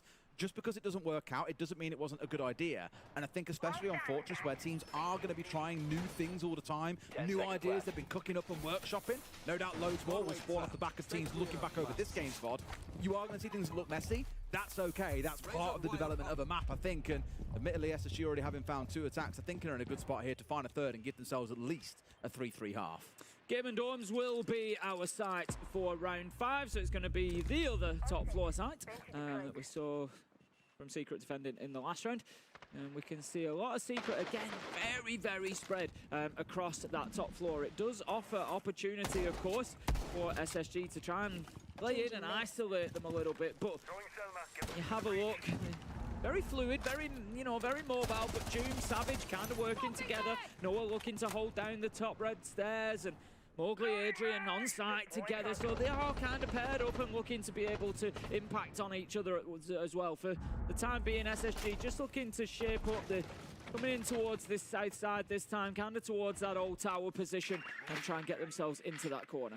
Adrian was on the smoke here last time, but that now has gone over to Savage, who's playing at the other end of the map entirely. So he's really looking to waste time when they're trying to lurk in a little bit later on. Probably Benja that will look to do that on the Twitch right now. Just got himself sat very merrily up towards the northwest side of the map. Will start his move later. So maybe a little bit of plant denial intent coming out here, or Adrian's making use of those drones to play a little bit of Robot Wars, get around and feed his team a bit of information. Deimos track coming into a player on site, though, not really going to be all that useful. No, I wouldn't have thought so. Not really in a position there in Gun to do anything about it. Ashen does just give them that little bit of intel, I guess. But for the time being, again, SSG have taken what's been offered to them. They've gone in and got themselves the ground floor. They're working across there, but without having brought the book along this time. I literally commented previously saying, oh, the book might not be a terrible ban because Ashen's been doing some work with it. But this time, they've chosen not to bring it along. I think the plan all along there has been, don't draw the Deimos ban and then use the Deimos in the second half. But not having too much joy with it from Below so far. So it's very, very slowly about. I don't think that's a bad thing. Again, SSG have played this slower style throughout this half, and it's worked pretty effectively, bar the rush in the previous round that we all saw go a certain way. Fultz, unfortunately, careering into one of the explosives coming out from Doom, and then dies to his hand with the gun anyway. Track coming on through as Doom hits the second here just to make life even harder. Doesn't matter about the track in his mind when he can just bring down Ashen as he steps on forward. Good success so far for Secret, and SSG reeling a little bit. Oh, I was just going to say they've done a better job of sort of disrupting that bottom floor hold this time as Doom got taken out underneath by J90. Leaves them 4 versus 3 though. Still not a bad position as Savage manages to find another onto Benja. 30 seconds left to go. Newer's on low health as well. This is not looking good for SSG. Secret, they could be claiming their 3rd round in a row. They know they're on the stairs. Adrian hits him with the headshot. Mowgli with the shotgun, and that is going to close things out. Secret 3-2. Very comfortable because they knew where their bottlenecks existed there on blue stairs and on the briefing door that faced off towards that courtyard hallway. From there, it was death trap, right? They didn't have anything to open up the walls going through bathroom in towards briefing. With that, it would have forced the defenders back into site itself and maybe would have given the attackers a bit more room. But I think once they realized that the only hard breach in Fultz was down on the other side, they could afford to hold angles really aggressively. That's exactly what you see Savage doing here, up on this single doorway bottleneck, and from there collecting enough kills to keep the team in it and make it a comfortable closeout for them. 3-2 Secret. Good passages to play from both sides so far, and definitely putting up a performance as we thought coming into this one. It is definitely going to be a case of who can come away and win it, who can take it away from the other team. Now, obviously, SSG coming in with the Fortress pick is leaving Secret in a position, if they get the win here, they move on to their own map choice. And layer. Yeah, that's not necessarily... Did you say layer? Layer. That's not saying layer. Layer. Like layers of a cake, not lair. Lair. I'll try. I can see how hard your mouth's working to try and make that sound. I'll try my best. A little bit of utility just being put out in the courtyard there again. Second time they've done that, by the way. Yeah, conscious, they did face the rush earlier. SSG aren't going to go for that again. But, they did suffer the attempt from there, so it's a case of making sure they don't. Adrian, he's having a real game so far today. 7-2. I've seen him hit some beautiful headshots and just add that one to the bill. Fantastic stuff from him. It's also the second time I've seen a Denari set up actually around Old Tower Stairs here. Mowgli's got this little triangle that he sets up here just to make it a bit harder to push into him, I think, if nothing else. And especially when he falls back, it's the extra information that you get off it, because this Old Tower entrance is one of the main ways into the map. It's a really good way of at least being given information when someone's pushing in. They either run into it or they shoot it out and destroy it in some way. Either way, you know what's coming and you've got a shield watching it. Really cool little setup. Yeah, there's 3 above for Secret this time, whereas last time SSG attacked onto this ground floor site, they didn't actually really try to take above. It was mostly a lateral push. They didn't expend too much time or effort, didn't really lose any bodies up there on the top floor, and it all came down to trying to push Savage, who'd managed to get the diffuser at his feet. So we're seeing maybe something, or we're going to need to see something different from SSG this time. I think, it is going to be essential for them to get up. Mowgli on the Denari, of course, has, the shotgun secondary. He is able to open up those holes if they want them. 4 lines of sight into sight itself. Assuming he's brought it along, that is. A big assumption on that one, absolutely. So now everyone's still standing except for the Benja trade or exchange that we saw earlier with Adrian, which he says having a wonderful game so far. Benja did start out really well across those first couple of rounds, and has been relatively silent since. Definitely kept suppressed by the other side. But Secret have done well to recover the momentum throughout this half, as you might well expect for a new map. The defenders to be doing pretty well. Sees him up through the hatch, but unfortunately can't quite get the shot. Steps across for it now, but no! Savage finding J90 first, even with the smoke coming on through from the Kappa Tower. It's nowhere near enough. Secret going to get that 4-2 half they were after. Actually, hang on a minute. Ashen getting 2 out of seemingly nowhere, even with a few shots coming back his way, but he eats 2 of those goo mines, Tim. This round is definitely done. He's got a single bullet of HP to his name, and Savage is going to find it to give Secret that 4-2 half. All smiles on the side of Secret now. We can see the energy rising, and it is no surprise. 4 rounds in a row. Perfect momentum to carry forward into the second half. Good stuff from Secret, but now the challenge comes. If you remember at the beginning of this game, I said often with new maps, not always the case, but often with new maps, we will see that defenders have a little bit of an advantage until the attackers get up to speed and figure everything out, and that can usually take a couple of months sometimes in competitive Siege. So let's see how Secret can do now that they are on the attack. I was looking at the numbers for this, and over the last 6 months, Secret are the best attacking team in the world, bar none. Highest attacking win percentage. They actually have a lower defensive win percentage than attack, which is arguably where their game struggles on the defense. We spoke about it a bit during that Juma Mowgli being chewed off in those first couple of rounds. They have recovered, they've done well now, but that's where their kind of area to work on or area to improve is. For SSG, I'm really curious to know what they're bringing along to the table on their defensive side to put challenge to Secret here and not just let them roll on through with that attacking prowess that they're very, very well renowned for at this point. Ashen, the double there at the end. I think a little bit of luck thrown in on that one. It just goes to show you're not short of bullets in Siege, so always keep firing. You never know who's going to strafe across in front of you and offer up an opportunity, but it was the last thing he was able to do in that round before Savage pounced and closed it out. So, 4-2, SSG move on to their first defense. And they too are going to be taking us up to the top floor. We will see whether they look to do any work underneath. Mowgli is coming in with the Deimos, so we would expect to see him maybe work into that ground floor, try much the same as SSG did to create a little bit of verticality with that Vendetta, use the tracks, see if he can dislodge anybody that is playing up above. Will SSG lean into that and play somebody downstairs to challenge him or not? The bans that are so interesting as well, a smoke taken out off the rip, but the clash being available, that was what was banned away by SSG during the other half. It being available to them now means they get to play it. So what effect we're going to find out, because there's no way you pick a map if you haven't got some what you consider to be rock solid defensive strategies to bring along. That's why, again, I think this game is so interesting, knowing, as I've already said, Secret's prowess on the attack. It's certainly going to make some interesting moments. The Dokkaebi and the Ying, and of course the Shield, no doubt going to be a big part of the game plan here. About getting themselves in position, and probably even more importantly is dealing with this clash. When we were casting yesterday, we were speaking about Clash herself not really being the most threatening. It's more the fact that the information she can feed to her teammates and slow you down, that is what makes her very, very deadly. So it's more a case of being cautious of the members around the Clash rather than the Clash herself. Not too much of a kind of extension on this hold from SSG. There's only Ashen that's playing down towards Game and Bunks, so there could possibly be a little bit of room for Secret to get inside of the map and take a bit of space over there. But as it is at the minute, they're choosing a fairly direct route, looking to just kind of come in through that museum and White Stairs area, straight in, directly towards site and put pressure on there. We heard Candelas going off. Fultz ultimately is going to be able to punish Savage, takes down the Blackbeard. Could be a big loss to Secret. Yeah, I mean, as I said, the clash wasn't very deadly. Normally, it's the team members around. It turns out Fult's very happy to just say, nah, guns up and away we go.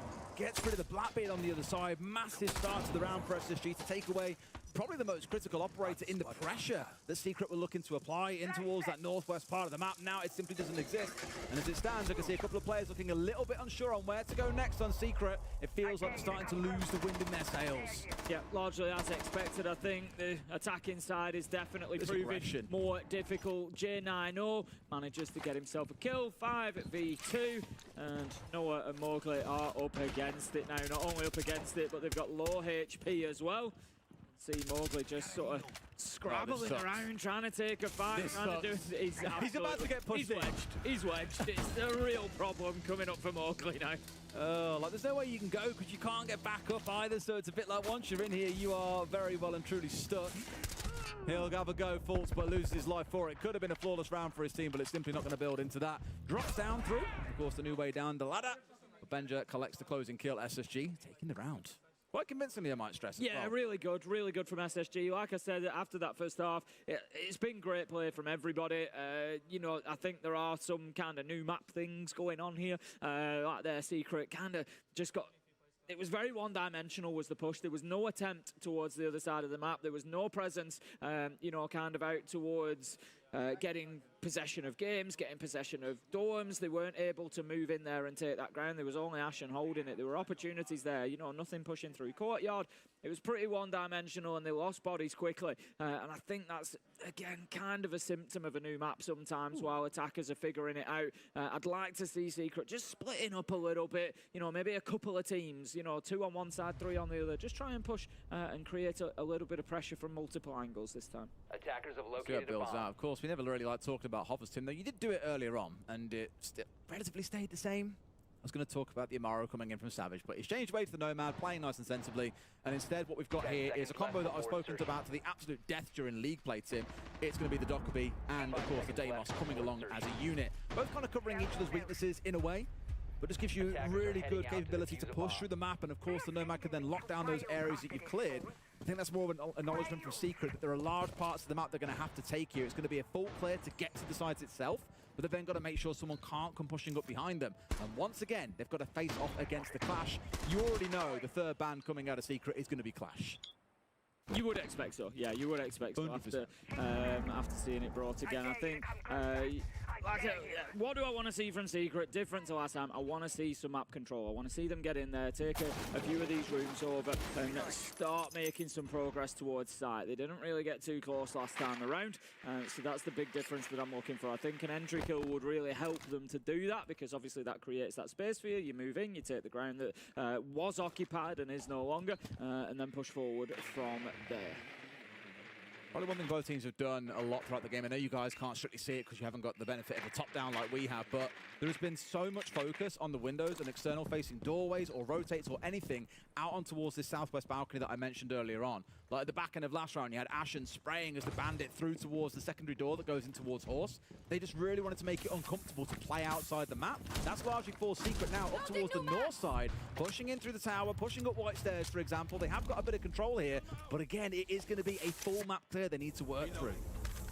And they are starting to try and do that. We can see now that Noah has got himself up to the top of White Stairs. He's got, there we go, brilliant kill. He's got himself up to the top of White Stairs. He's got Savage in support. And what he's been able to do is open up that wall that goes through and just gives that space to find the kill onto J90. Savage can now move in from that location. And they start in this sweep across the top floor that we expected to see Secret. And gaining map control quickly here. Savage has got himself an awful long way forward into bathroom.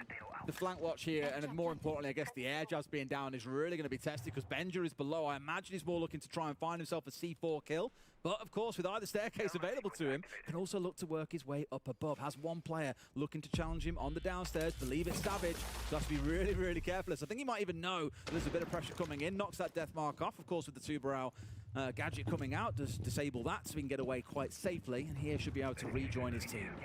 Yeah, that's it. He knows that it's time to Scarpa, but look, he's done a good job. There's 30 seconds left to go, and there's still work for Secret to be done here. They are in control of large amounts of this top floor, though I said that I wanted to see some map control for them. A flash ain't going to help you there, but a couple of kills will. Noah, Adrian, one apiece. Ashen with a double for himself. 2 versus 1. 15 seconds left to go. Doom, he's putting the kit down. Mowgli is on the cover. Can he find the kill? No. Benja, he manages to get himself back after that long time spent Rome for an essential double on the Tubarão. He will go in and disable the diffuser. A great 1v2 clutch from Benja. Made a real nuisance of himself all round as well. Forced Savage to have to match him downstairs. Had the C4 at the ready. Managed to deal with the Dockerby call as well as the Deimos track coming in. And manages to be the player that is huge for them at the close of the round. Now things are all even, Tim. That's 2 defenses in a row won by SSG. It's 4-4. This is where Secret start to feel a bit worried, I expect. Yeah, Secret had a real opportunity there when Noah gets the kill inside a... He gets the kill onto J9, sorry, moves across, cuts into bathroom with Savage, and they take over kind of 2/3 of the top floor, put the pressure on and manage to get the diffuser down. But then lose the... It's the DMR, losing the fights to the DMR of the Tubarão. Good round from Benja, wasted a long time downstairs, wasted a lot of that Damos utility, and then was able to get back up and have that kind of impact. Great stuff from him. 4-4, and these two are going toe-to-toe just like we wanted. I do think you're going to see it keep swinging SSG's way, though. Like I said, they've looked pretty convincing overall on the defense, I'd say. Secret have got a bit of work to do to really sharpen up these attacks. What I will say so far as well is we've seen a number of rounds, probably at least 3 or 4 now, where we've had 2 or 3 players having to stack on a single doorway to try and brute force their way through. And it reminds me to a level of some other maps that we've seen in the pool previously. You know, Concert reminds me of one where it does feel quite bottlenecky because there are a lot of single doorways that you have to work through. And the consequence of that is it just becomes an absolute scrap over the smallest part of the map that might look inconsequential, but whoever wins that fight on the single doorway opens up so much more for that side to be able to get in and start doing work off the back of it. So we'll keep on, I imagine, seeing those trades coming out. A lot of shotgun play being shown so far. Not surprising to anyone, given what I've just said about our bottlenecks. Windows being opened up immediately. As you said, they will continue to be used. It's too easy. It's too easy. Ashen manages to pick up Jumu, just strays across into his line of sight. DMR again being put to great use on this map. It's going to be 5 versus 4 now. SSG picking themselves up a solid opener. Again, the curse of a new map is not always knowing the exact angles that someone is going to hold, what kind of cheeky things are looking to get away with, and Ashen really has grabbed a freebie there off Doom, and most importantly, it's the Docker Be Gone, Tim. The operator they were relying on to help them move through the map, as I've said a few times, is no longer available. Not a single call was used. Benja's the one to watch again here. So Secret have got themselves up into the top floor and they're starting to work with that verticality. You've got Savage, you've got Mowgli up there working inside of games, around dorms, trying to open hatches, trying to open vertical angles. Benja has been playing around the white stairs up on the far side. I thought he might go for the flank, but he's actually called it a day. So he's going to move back through the bottom floor to site. So right now, SSG need to hold on against these vertical angles. Ashen's doing the work with the Tubarão. The Zoto canisters are keeping the hatch closed, but Secret are in full control of that top floor. Really need this hatch to be opened up, and that's all of our Zotos now gone. No extra electro claws that Fultz can just throw in here to make a difference. It will get opened up, but we're down to about 70 seconds or so. Lots of time to work with, but naturally you have to ask the question, where else are Secret looking to come from? They're also focused on this upstairs piece at the minute that Savage is the one I'm looking at on the blitz and saying, well, aggression from you is crucial here, but he's going to be the one to drop. He's got the diffuser in back pocket. This is looking pretty risky, Tim. Certainly is, just looking at the vertical angle Ashen, up the hatch here. Ashen, just, you don't expect it. You don't expect it until you get hurt by it. Capitão will send the fire in, the smoke goes as well. Ashen has got Nitro at the ready. We can see those silhouettes, he can't. The drop comes in if he hears it. I think you do get a little bit of audio of the shield there. Nitro goes out successfully. Ashen managing to take down Savage, but the fight back comes from Secret. Not enough though. Triple kill for Ashen before he's taken down. 1 versus 3, and it is all up to Adrian. 20 seconds left to go. No. He's flashed himself. He's moving with speed to try and get something going, but very unlikely. I think that SSG give this away now. No, there's a player right down in front of him as well that he had no idea about. It's an easy close out for SSG, and again, you can see it in the gameplay. They just know what they're expecting other teams to do against them. They've prepped the hell out of it, Tim. They know what to expect. They've got an answer for everything. Looking really good so far. Yeah, they are. I've been, like I said, I've been impressed with both sides in different passages of play. I think Secret did a good job in that last round of moving in quickly. They were offered the ground upstairs. They took it. They used the Rotero drones to get the verticals from dorms and games down into sight. Really good stuff from them. But ultimately, they just didn't have sort of enough pressure and control elsewhere, I think, to then... What you kind of need to do if you're going to take the verticals is get people moving. Take this time to reset a little bit. Guys, I want you guys to pay attention a little bit more to this early early round, because right now as the game is cooked, they are trying to go a little bit more cheesy into the spawn picks or whatever. Let's watch out onto that, but for the takes of the map as well, if we are going for it, the idea of killing the clashes, right now it won't happen, but for the takes of the map it would be good, because it's step by step is then falling back to the site. Let's just pay attention to this Bandit, Kate and to Baral combo, that they will be relying on that, because if we are able to open and have strong operators for the execution, we'll be good already, you know? Let's cook them inside of the game and they will be fucked anyways, because they don't know how to play the map, they're just playing by the rule set. Yeah. And we know better than them. And they want to play it off like on the other side of the map as well, guys, so like we can take it for free with the Docker and stuff. Yeah. Nice. Yeah. Let's fucking go. Risky claim from Twister saying, oh, they don't have to play the map. They picked it, my man. I think that, no, There'll be a lot of that. A lot of teams say, I think I've got to play this, and that team will be winning on a map, and it's like, can you really back that up? They look very ready, like I say, for anything that has been thrown at them. Though, to Twister's point, as I said at the start, these little cheeky spawn peaks and early round moments of aggression, that does reward the team that has better map knowledge, and right now, that looks like SSG. Getting into round 10, then we're back up to the top floor, going to be the bathroom site. Last time around when Secret were attacking this, we saw them all coming from kind of white stairs, that top left corner as you're looking at your screen there. This time, I think I get that reverse sweep across. Like I say, last time SSG didn't really hold this too hard. They've got Ashen down there. That was it last time as well. Ashen was on the Bandit. He's on the Ella this time.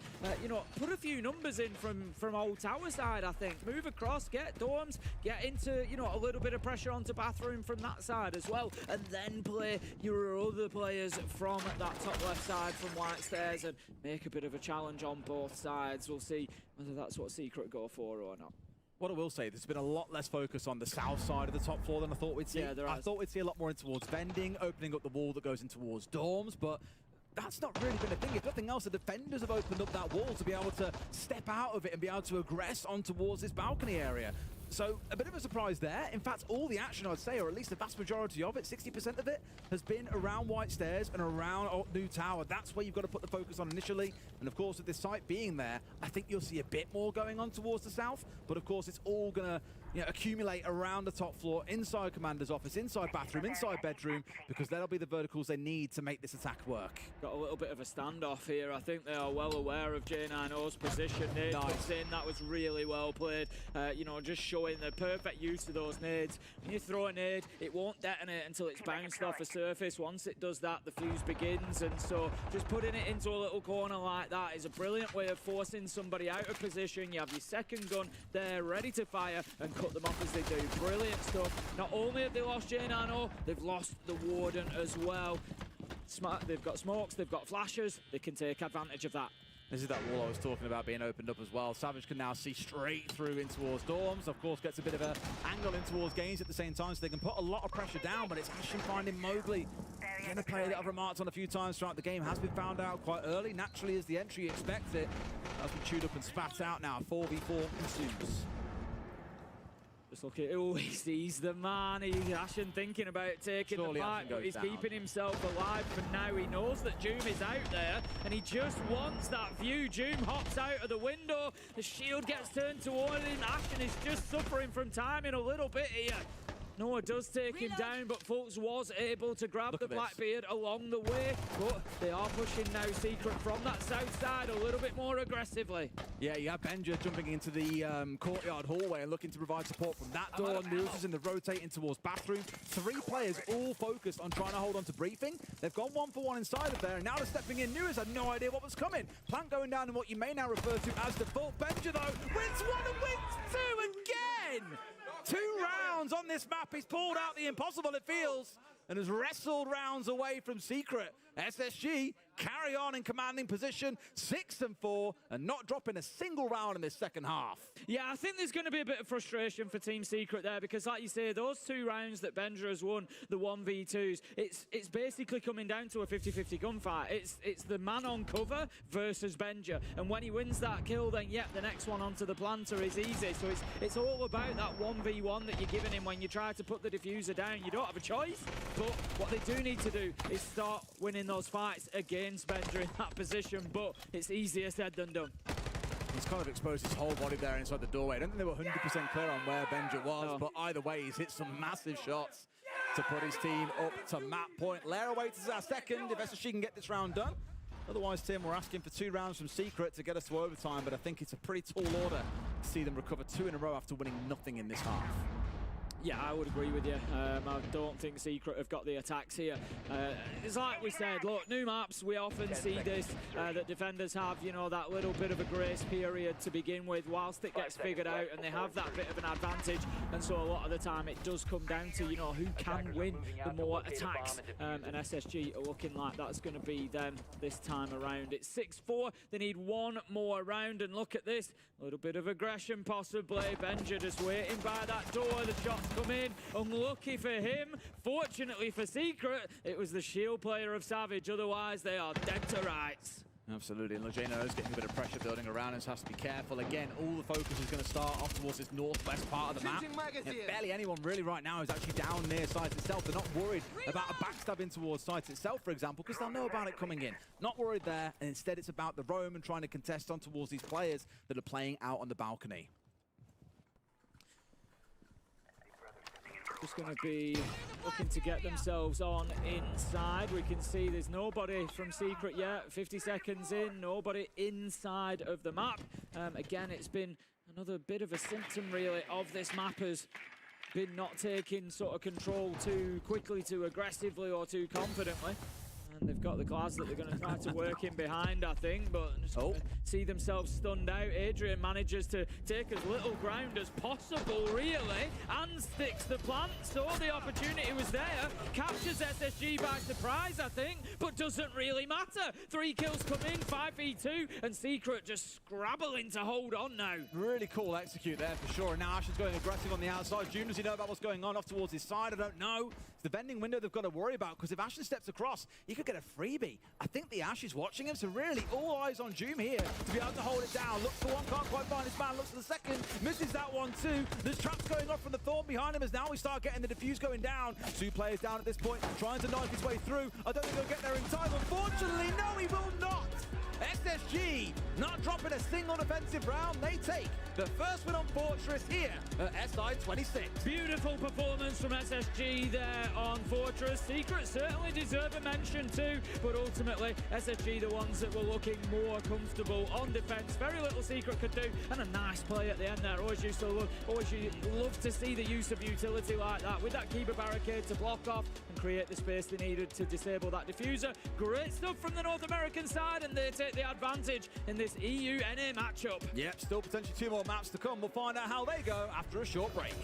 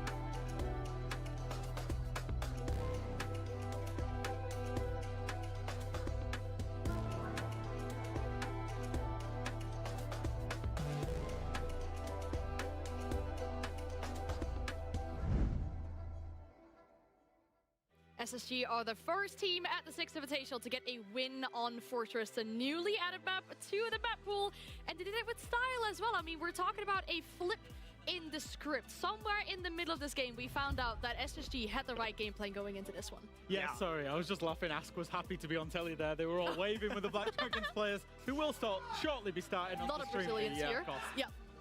You know, the last half was phenomenal. I feel like it's really started off with Twister from Secret going, you know what, guys, I got the game plan. He calls a tactical timeout and says, guys, they're just playing their fundamentals, they're playing their layers and systems. They're going to fall back and give you map space. Just play good, execute-oriented operators. You will see the bomb site, you can pick it apart. Literally, then we see the following round. SSG, they're not falling back. They're fighting for their lives on the roam, and while they're not fully successful, it comes down to Benji being last alive, and he, Jack, what does he do? Yeah, he was incredible, the little Danish guy. I think, yeah, he clutched up twice. Not just once, but twice, both in very, very similar scenarios. And that is just the quality of Benja, isn't it? You know, and this is where he gets brought into this roster. You know that he's got this quality. He is unflappable in these situations. This pistol shot, by the way, absolutely incredible. Not just the first time that he did it against Doom, but also the second time, the composure. And that's what's happening, you know. No team was really putting the screw to one another. It was mainly the defense that was coming out on top. But when the strategy isn't quite working, you want the main player, you want the big game player to step up and win you those rounds, because that was only a 7-4 victory. Those rounds in theory go to Secret on the balanced probabilities that they're 2 versus 1s. We currently could be playing in overtime, so Ben just stepping up, getting the job done for his team on that map. Yeah, so woulda, coulda, shoulda, I guess, in that case. But yeah, Benja against June. We talked about it, right? The former teammates going up against each other now, and we see them in the head-to-head, which Benja is clearly winning on this side right now. A great PD in that matchup. Yeah, but it can turn, right? We're going to Secrets map pick now. We're going to layer after this, and surely that's going to play a little bit different because teams will actually have information on each other for this map. Yeah, they're both going to know each other, themselves, their opponents. Everything's going to be much more in the know, in the clear. Yep. But there's going to be that slight mental boost to things, right? SSG now, their things are working, their comms are flowing, they're feeling good, they got good prep work. It's a dangerous spot to be in if you're Secret. Yeah, I think so. I think, and just to quickly pull back on a point that you said, you talked about the timeout that Twister had and how he was talking about the game, and he'd analyzed the game quite right. But I think Callout at the same time, when he was talking to his boys in that timeout, made them change that playstyle. And that depth of strategy pool for SSG is what's currently impressing us so far in this tournament. They pulled on that, they used that. They're going to need the same thing on Lair, because Lair's a map where you can really bunker down. Yeah. But it's also a map that you can be expansive and you can attack different ways, you can defend different ways. It's a good map for different strategies, and that's SSG's key strength right now. Exactly, that's it. I was going to say the exact same thing. Secret, like I said in the very beginning, they're being tested on their adaptation on the fly, because Twister can't save his boys every single stop here. He has one tag timeout, that's it. Yeah. Well, the question is, can Secret turn the tide? The map is ready, so we're going to send it to Ace and Des to find out. Thank you very much, Anne. Indeed, we are. Do they bounce back, or do SSG take that 2-0 and get what could be a very, very good SA campaign truly underway? Yeah, it's looking good for them so far, isn't it? I think, you know, as the desk have said there, just that depth of strategy they've got, the options available to them, but also the technical ability is great. And we've got another bit of technical ability come as we head into map 2. It's Secret versus SSG.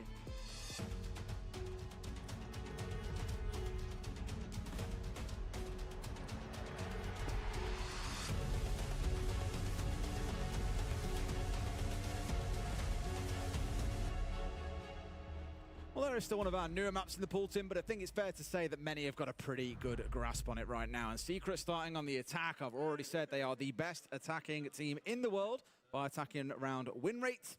SSG, I'm sure, knew they would probably have a good prospect to come into this map, so maybe they've cooked some cool ideas of their own. They could yet prove to be a pretty bruising first half. Take a look at our op bans first and foremost. I imagine shields come in against Savage. Every single team seems to take them away. No, it's going to be the Grim being removed away. We did see quite a bit of Grim actually coming in on the last map, so maybe identifying that's how SSG are making their set-piece plays there, to identify where players are, to all push in at once and overwhelm and flood, as Grim often enables you to do. Bandit going along with the Mirror, and then Deimos to close things out too. Not a bad one, as SSG did run that quite a bit through Ashen in the first map. Yep, as you say, Lair certainly more established now. No room for any excuses anymore. Everybody should know what they're doing now. And as you say, we'll see how this one goes. I'm a little bit concerned for Secret here. EU haven't had the best start to this Invitational so far. I think it's fair to say it's been a little bit up and down. There have been successes, there have been failures, kind of middle of the road for them at this point. You feel like NA have carried maybe a little bit more success, although not to spoil anything, if you're going to watch the game later, maybe just mute for a couple of seconds. But a Shopify Rebellion did lose earlier on the B stream to D+ Gear, so every region kind of seeming to have that roller coaster at the minute, and I love it because it just creates so much chaos. It does, and may chaos reign. Let's see how round one goes. Of course, as you might expect by now, we ought to get things up on this top floor. Already seen it 1,000,001 times. Classically see a bit of focus in towards Ops, towards the southwest. The player with a backstab later on out towards the eastern display. And normally a bit of pressure coming in from the north as well, down Zulu. So lots to look forward to. And Rocket, of course, Tim, can't ignore that being quite a centerpiece for the action at the same time. But it does sort of work in layers or stages. One of my favorite things about this site is when we're attacking in from the up side, when you've got all the attackers with mezzanine control, they're trying to get inside a site. Again, it's bottlenecky. It's a single doorway. And it's like when you can use keepers inside of there to lock up behind the desk. We've had clashes in there before. We've had things like we've got in this round, in fact, the Chanka coming out as well to rain down fire on that doorway. There's so many interesting ways to defend it, I think. So I'm looking forward to seeing how the late round plays out, especially. Yeah, Noah's going to be moving towards Skybridge, and Adrian's on the opposite side looking to support. Fultz does take out Doom. I want to talk about that kill in a second. Interestingly, I think we'll have time now, actually. Interestingly, Fultz is playing the Tachanka in that position around the back of the desk. We know it so well. You know, you've just got to think about hot and cold on Clash, and that's where he's going to be playing. So that spot in behind the desk is usually something that you'll send like a book in to try and open, or a Deimos to try and challenge from below. Whereas in this case, SSG have actually opened it up for themselves. They've just opened the floor up and said, yeah, come on, come and have a look. And when that's happened, they've got the kill onto Doom. So they've kind of reversed that strategy, that technique, that tactic, and it's paid them beautifully for them. Less pressure from below, not going to complain too much, that's for sure. Now starting to work onto Mez. Again, this is the spot that I often reference. 3 players all gathered up on here, being pinned in by Fultz with that fire from below. And Adrian currently hovering off towards display and Bathroom in a little bit of support. But for now, at least, Secret penned in and waiting to figure out what that next move is. The crucial part being they've still got half the round to work with. Yeah, the one problem that SSG face at the minute is Noah. He's got himself inside of Ops and he's just got that line through the side door that enables him to kind of cut things in half and reduces the movement. Had an opportunity to take down the Blackbeard, didn't manage it. Mowgli manages to find the kill, but the trade is there. Savage low health as well. 3 versus 3 it stands at the minute. Utility flying everywhere with the smoke canister activated as well. I get what Mowgli was trying to do there and going for his fight with his teammates, but has gone down with the 2 Harbridge gadgets in back pocket. They've still got Noah available, and thank God they do, because that now gives them the ability to get inside and make a plan happen. They can even use the Keeper barrier en masse against the opposition here. It has now been destroyed, and we've still got fire coming out from Fultz. Like I said earlier on, this can go on forever. However, he is only down to 6 canisters left, Tim.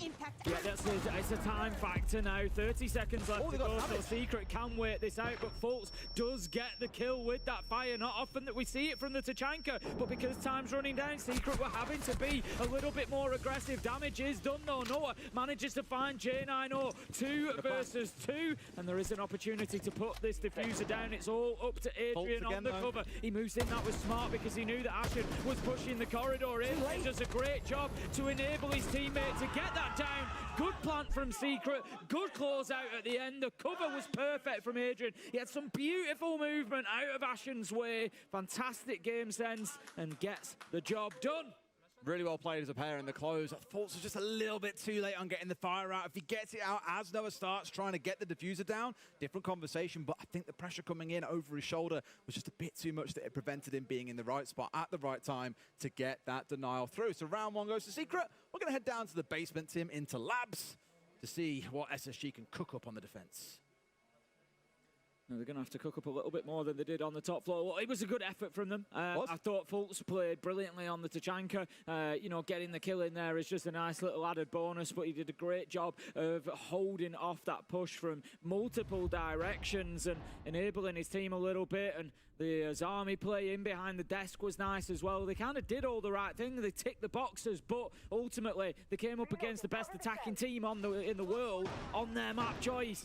You know, it's always going to be a tough one, and Secret, they found a way. Good stuff from them to win out the 2-1. They find themselves now 1-0 up, and as you say, attacking down towards that basement. So I would expect to see some vertical pressure coming from them. They've got the ram, so that screams that they're going to want to take that mid floor. Ashen is there at present. I think whoever is playing up there is probably going to find themselves maybe being bullied by the Monty a little bit just to move them around.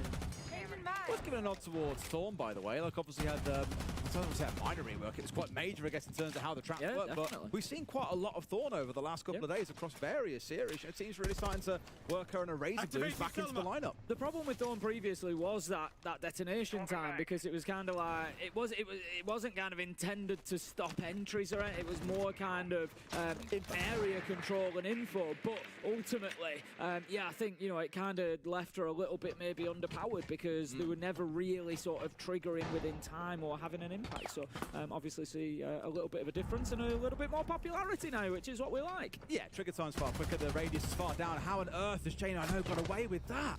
A free kill onto Savage, who was working his way up the stairs. That's kind of unforgivable. At least they get the trade onto Ashen and can recover the diffuser, but you've lost the shield, which was no doubt the most important part of this whole attack. Yeah, losing the Monty there is a big loss, and they do still have the Capitao, so Noah is the one that they need to be focusing towards now. Make sure that they keep him alive because he's going to be the one to create a little bit of space. They do have that mid-floor control as well, having taken Ashen out, so they can do that vertical work with the boogie drones should they choose to. But at the minute, Adrian has worked his way downstairs, and it looks like he's not going to be opening anything up. And this could be a problem for Secret because it's allowing SSG to just play in the power spots inside a site. That's exactly what Fools has just done and picked himself up a kill. I'm a little bit surprised that Secret aren't opening anything up vertically here. You saw then the damage and the debuff that comes off the back of those Razor Blooms. Not always lethal anymore, much smaller radius to them, but does apply a debuff here, which is going to make life a little bit annoying for Adrian, at least for a short time, until that expires. The C4 comes on towards the window, but finds nobody. Onto the doorway, sorry, not the window. So the 4v3 for SSG, though, as we enter the final 60 seconds. Now Adrian's heading back upstairs. He's got those 3 boogie drones. Better late than never. He's going to start opening this up, and you're going to see a difference from SSG now. Look, straight away, you can see him running away. You can see him moving. And that's the problem that Secret have faced so far. They haven't done this, so they haven't forced them away. And I think it's a lot of wasted time from SSG, from Secret, realistically, because SSG have just been allowed to stay here for far too long. They've no idea about Benja's position. He manages to get one. Fultz and J9 pick up the others, and that is a reasonably comfortable defense for SSG. I think after losing the Monty, Savage going down early, Secret just got caught up in a little bit of indecision there. Kind of Adrian, I think, tried to fill in a position that wouldn't normally have been his, so then you're going back upstairs with 50 seconds to start moving defenders around. It was all just a little bit disjointed. When you think about the number of times that you've seen a Blackbeard, any kind of shield user stepping in to be the one that gets the diffuser down there, or at least provide cover while it's happening, that first kill on towards Savage on the Monty, I think really spelled out how the rest of this round would go, and you saw it in